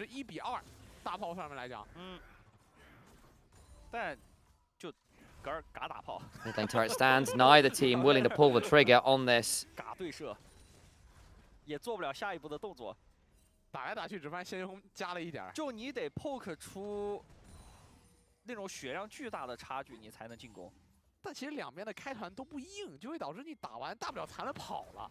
但是杰斯两边的第三件出现了差异，一边是大川，一边是星石。Karras definitely hasn't had quite the same impact on the Akali this time around, has he? Got 2 items now at least. So is Bulldog. Keep your eyes on this Galio. Potentially a very good answer. Or start of a fight combined with Missing. I do think the Alistair's tankiness has proven a bit annoying in terms of the ability to get in and make plays. Looking to jump onto Cube, who has struggled to stay alive, forced to ult away. 1xn sidesteps the shot blast. Yao Yao, TP's in, don't know about that one. Gets away with it, Karras on a flank, but he's known. Doesn't get caught that time, backsteps well. Another redemption force. That one goes wide from Monkey. Crocco. Jumps onto Karras, lots of damage. That's some decent damage. Ward fights continue, poke fights continue. Wants a shot blast. Only onto Cube. Scuttle Crab secured. There's the win for WE, I suppose, but it has just been back and forth and back and forth and back and forth, and no one is really moving. In goes Yao Yao. Decent chunk onto Crocco, who flashes away, but on Blurder, the Mortalist for it. Chain to Corruption onto Cube. Doesn't have his ult yet still. Potentially looking to jump on him. The Electro Harpoon just shy. Down a member, 5v4. Well, they're going to look for that mid turret instead, probably. Eyes on the Atakan, though. Teleport for Yao Yao. Don't want to give that turret up. Crocco's being sent for it, but he's the jungler. Okay, well, it doesn't matter. Fine. Didn't have smite by the looks of it, used it partway through the play, clearly. 其实啊，就我最近看那些杰斯，尤其以横为代表，你打得准就行，就准就行了。你又不是上单，你又不要那移速用来拉扯。对，就是你打野，你不放什么树门炮啥的，其实没有人会说。LNG just about win that war of attrition. Not easy, but done. Have a look again. Basically, Yao Yao sees Croco, lands a hook. And the problem is, sure, the shot blast there, but where's the follow-up? There's no Akali immediately. Chains of corruption into a shot blast of their own. And they have to run away. Flash on Croco at the very least, I suppose, if they get to abuse that around Atakan or something. 又在这儿开炮。架炮。嘣。好炮，好炮，1万血。那Monkey这边有没有回敬啊 Am I getting set with the Chinese castle? Possibly. It's true. 那这样厄塔韩可能要吃威胁喽。这样整个河道的视野都是由 LNG 来掌握了，那 Cube 得来正面了。 Into the jungle we look. Monkey, oh man, will miss his shot blast. Monkey has missed like every shot blast I've seen from him. Oh boy, and he's now down to like no HP. This will be Atakan off that. There's no camps around here either. Oh dear. Blind pick sometimes just because again, Monkey has chosen to farm very well. But he's gone for the Eclipse for a bit more dueling. He does not have the Cyrildas, and that means the poke right now from Croco, which is landing regularly, has been stinging really hard. It's also just giving you a lot of first strike gold. Cube, Yao Yao, they do finally get that mid lane tier 1 missing. Taken low, yet to burn ult. Oh, he's too late with that. Flash available, burns it. Gone quite deep, sheer flashes the other way. This is messy, hang on. Monkey can look for a shot blast call. Bulldog in the front line, chains of corruption. Redemption comes on forwards, equalizer down. Cube taken low, Cube also having to flash away. Piercing arrow not enough. They get one onto Bulldog. Karis looking to get behind here, won't be able to quite catch 1xN. W at least gets something on the exit play, couple flashes. And a kill. Cost my flash on Cube, but still. Interesting game state. 1,000 gold actually up to WE because they got themselves all the outer turrets now. Still got that turret bot side, still got that turret mid to get for LNG, and that actually just making sure this game stays very evenly poised. Monkey's still up a level, by the by. There you go, that's what you're supposed to do, try and get both. Drag the Gromp over for that second to the skies proc. That's a lot more first strike gold. A lot more first strike gold.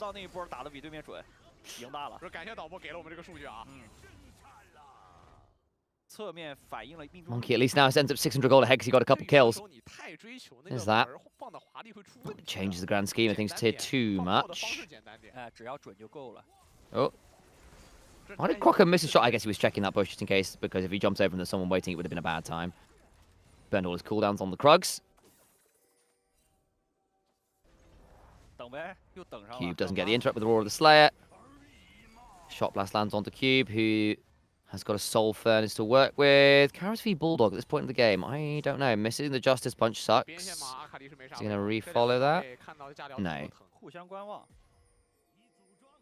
Shit, nearly level 16. That's a big break point as well. Building towards, I think, will be a death cap. Good. Scrap shield. Piercing arrow, gets rid of the edge of night. Another shot blast miss from Monkey. Really hasn't had the accuracy with those. And another. Good grief.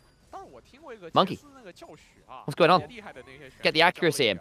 I would love if someone wants to count the shot blasts in this game hit by either Jace. That would be very interesting to see.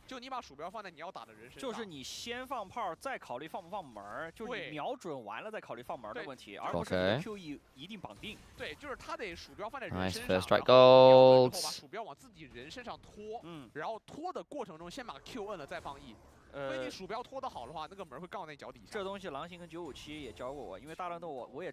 Dark seal stacks in for sure, actually, sort of causing some slight strife. Zonya's done.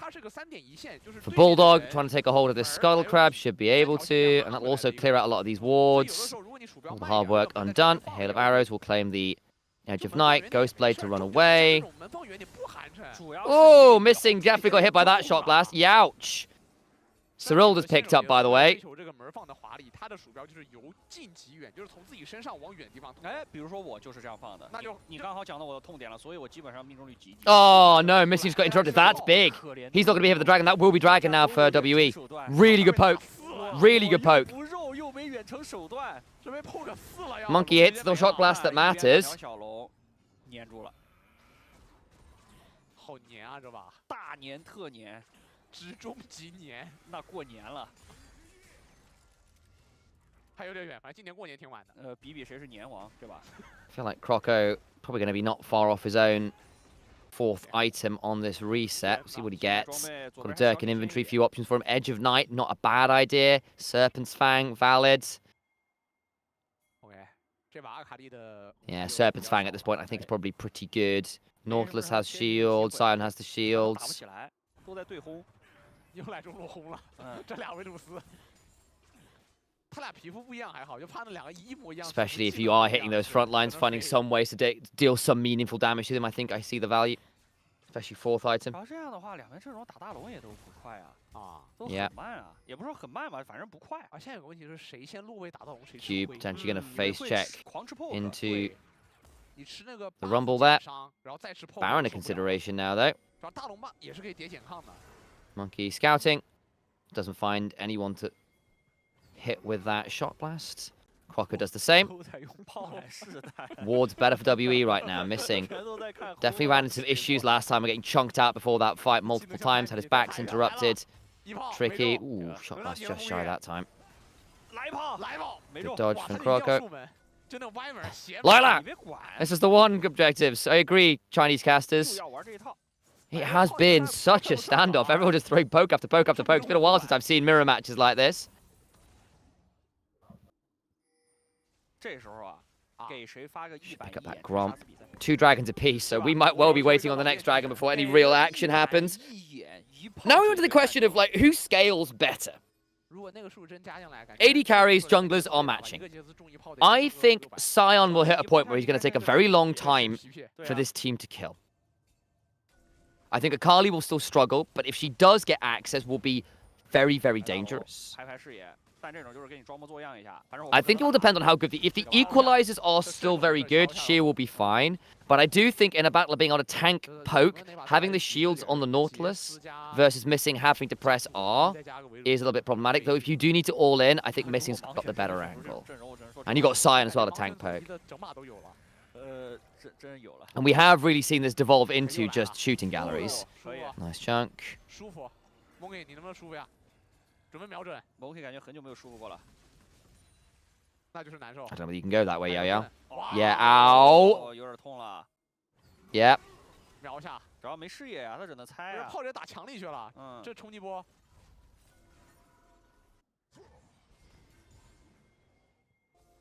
I think Galio could be the difference maker. Agreed. I think there is a very real world where they do finally go for the all-in and get Galio. And we have seen that a few times where the Sion has gone in, the Nautilus has gone in, and been instantly CC chained into death. O-Cube, O-Cube, O-Cube. This is not looking good. Flash on forwards. Croco gets it. That's a big kill. Can turn towards the Baron now. Monkey needs to land good poke here. Misses. That's unfortunate. Baron will be started now, surely. Missing needs to be a bit wary about getting picked off himself. Does take a bit of poke. A lot of poke. A lot of poke. There's the poke that's needed. This was the worry of the Alistair at this late game into the poke. Needs to reset. Needs a locket. The problem with the redemption build. Oh, he's dead! He was resetting on a ward! We'll get the mid-turret. Karras is in danger, though. Karras is in danger. Support for Karras would be worthwhile every day of the week. Doesn't have flash. Does have R2. Does get out that way. Bulldog can still look. I don't know about that one. Chains of Corruption. Shield of Durand. Yao Yao gets a stun. Karras goes golden. Sorry, Bulldog goes golden. Karras can't go golden. Yao Yao is dead. Bulldog flashes on out. About trying to get the kill. The Shield of Durand again. And Bulldog is the difference maker. And we worried about Karras' ability to play out some of the fights. He had to run for the hills. Bulldog stands and delivers somehow. Shot blast onto Monkey. TP back in. 1 second on Missing. Monkey needs to land a really good shot blast here. Needs to catch 1xn, does. They know he's there now. The wards are still there for Monkey. He can use this as a shooting gallery. Reminder, you lose the resist in it. I don't think 1xn can stand there. He will get shot blasted. He will get shot blasted. Flash away. Important. Sion goes looking. They back away. Chains of corruption onto Cube. Turning onto him. Massive damage onto the side. Redemption comes on down. Missing now here as well. Reminder, he still has the ult to work with. Zombie Cube will do some work. 1xn has got teleport. If he can reset, they can come right back on out. About still dead for 10 seconds. Cube dead for another 44. 10 seconds on Infernal Dragon. Maybe you look that way instead. Reset from 1xn will look to come back with refilled life. Maybe another item. Serpent's Fang for him now. Ways to manage the Sion, who actually isn't that tanky into all of the damage at this point. There is a max shelf life to tankiness post a certain point. Dragon started. Bulldog's gonna find a couple. Oh yeah. Oh yeah. I don't know about this one. Ooh, 1 for 1. About surviving, missing. In danger as he steps on forwards. Shot blast goes wide. Big damage the other way. They're splitting their damage a little bit here, but Yao goes down. They lose the Alistair as well. 1 for 1 again. Both AD carries picking up an additional one. Bulldog trading with Monkey as well. Don't really know how that one works out the way it does, but hey, here we are. All the while, you're going to get this turret down towards the spot side for its sole point. I think in the end of it all, LNG end up slightly favoured. Are they going to donate? They're just going to try to let the minions take the turret. Don't want to risk it. So Bulldog just says, like, I'm going to face check it, make sure Monkey never gets over here. Shielded around Taunt, headbutt pulverized, goes down. Redemption comes on down and actually ends up finishing the kill there. They try to jump onto About. The Equalizer comes down, doesn't really tag About for that much. Sheer tries to get on over, but the depth charge prevents Sheer from really getting involved. And then support gets traded at the end. Lock it done for both supports. It's a big deal into the poke. No Serpent's Fang for About. I don't know about that. He's got the Cyrildas, I suppose, which actually is a big deal. 1xn still got himself a Edge of Night, Chains of Corruption back the other way. Headbutt, pulverized, interrupts the decimating smash. Missing goes forward, gets onto About. That's pretty good value. Cube now in danger. Locket comes on down, trying to pick up Cube. The Hail of Arrow comes on down as Karis has killed off Rumble. But all the while, Bulldog murders the rest of them alongside Croco. To the skies goes Justice, and down go WE. LNG come away. 4 men to the good. Karis is alive, will reset, but the Akali must pull off some heroics. I just don't know what's left in there. You've got a Shadow Flame, you've got a Sorcerer's Elixir if you can pick it up now, and a Dream. 10 seconds on ult. Karis will need to get value on that, surely. 10 seconds also on Yao Yao. Perhaps then, if you can clear the wave with your ult, you can try. But getting through the CC will be tricky. There's R1. Goes in. Immediate golden moment. Tries to R out. Does so. Doesn't really clear the wave. Back in. Still yet to execute. But here comes the hero's entrance. Interrupted by the flash depth charge. Locking everybody up. 14 seconds on About. 12 on Monkey. It won't matter as Karis goes down. Yao Yao goes down. The Nexus go down. WE go down. LNG, 2 very, very close games back to back. Break WE. It is a close run thing. It is a blind pick mirror match. Jace and the Varus as well. Well, that was fun. Enjoyed that one. See who the MVP is, and I'll try and get Alex to come along and ensure that the stream is ended. I enjoyed that series, and I am glad that LNG were able to turn up against WE.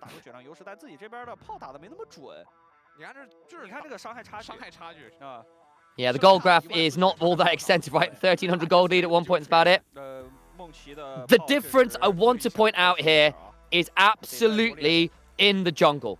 Croco landed over double the shot blast, and it shows in the damage numbers. He's what?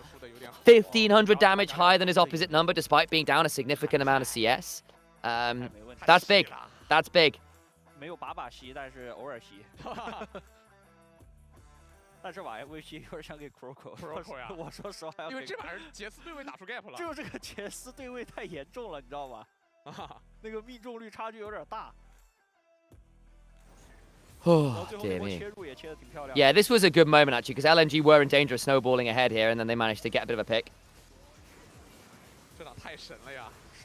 Yeah, clearly Croco, very comfortable with the shot blast this game. The Aatrox and the Jace are pretty much regularly banned away from him, and I can sort of see why. This combo here with the Shield of Durand on the Akali who just hopped into the Equalizer. Captive audience on that red carpet.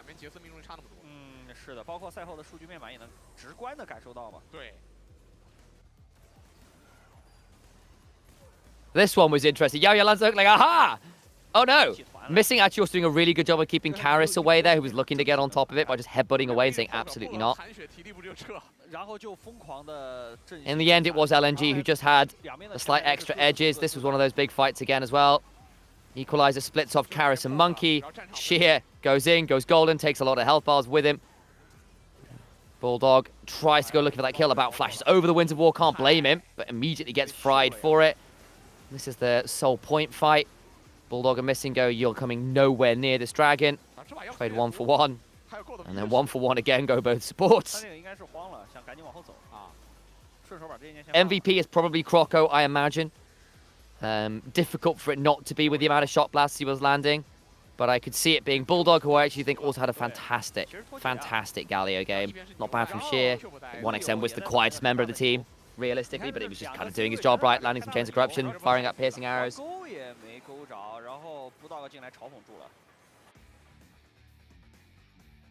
Yep, Croco being the MVP makes sense, 939. Hell of a lot of damage. It's what you want to see. He's very Feast or Famine, and this time he was on the Feast end of it all. Let me give Alex a call. Alex, are you there? Are you there? Give me a sign by ringing a bell. Oh, how's it going? Hello. Very well, thank you. We are WE end up winning. Sorry, LNG ended up winning. Yeah, no, I did have it on in the background. Sorry, I was busy with other things. That's absolutely fine. How's the Ari statue looking? Yeah, it's I think I might need to sort out one or two of the other pieces as well a little bit. I've got to go get a photo thingy. Well, Sam, thank you so much for covering today. Appreciate it an awful lot, and I hope everyone that was watching enjoyed it as well. If you have enjoyed the content, please drop some likes, comments, subscribe-y thingies. You know, the things that you do when you're watching videos that you like. And yeah, if you can drop into our Discords, our socials to keep yourselves updated. We are always there, always attentive. And yeah, hope you've had a good time with things. I think we'll end things there. Thank you, Sam, for covering. Appreciate it. Congratulations to LNG for keeping themselves alive. The group gets really... sorry, it's... yeah, LNG keep themselves... I think they qualify straight up now, actually. And now it's a battle between WE and Ultra Prime for the last spot. And that'll take place tomorrow. Cool stuff. Any last words, Sam? I'm pretty happy. My voice is fried, yeah. Oh, good. Well, thank you, Sam, for that. I know there's interview with Sheer, but I actually have to turn the stream off because I've got to head out and I can't keep it running for too long, folks. See you in a bit, folks. Thank you, everyone, for tuning in.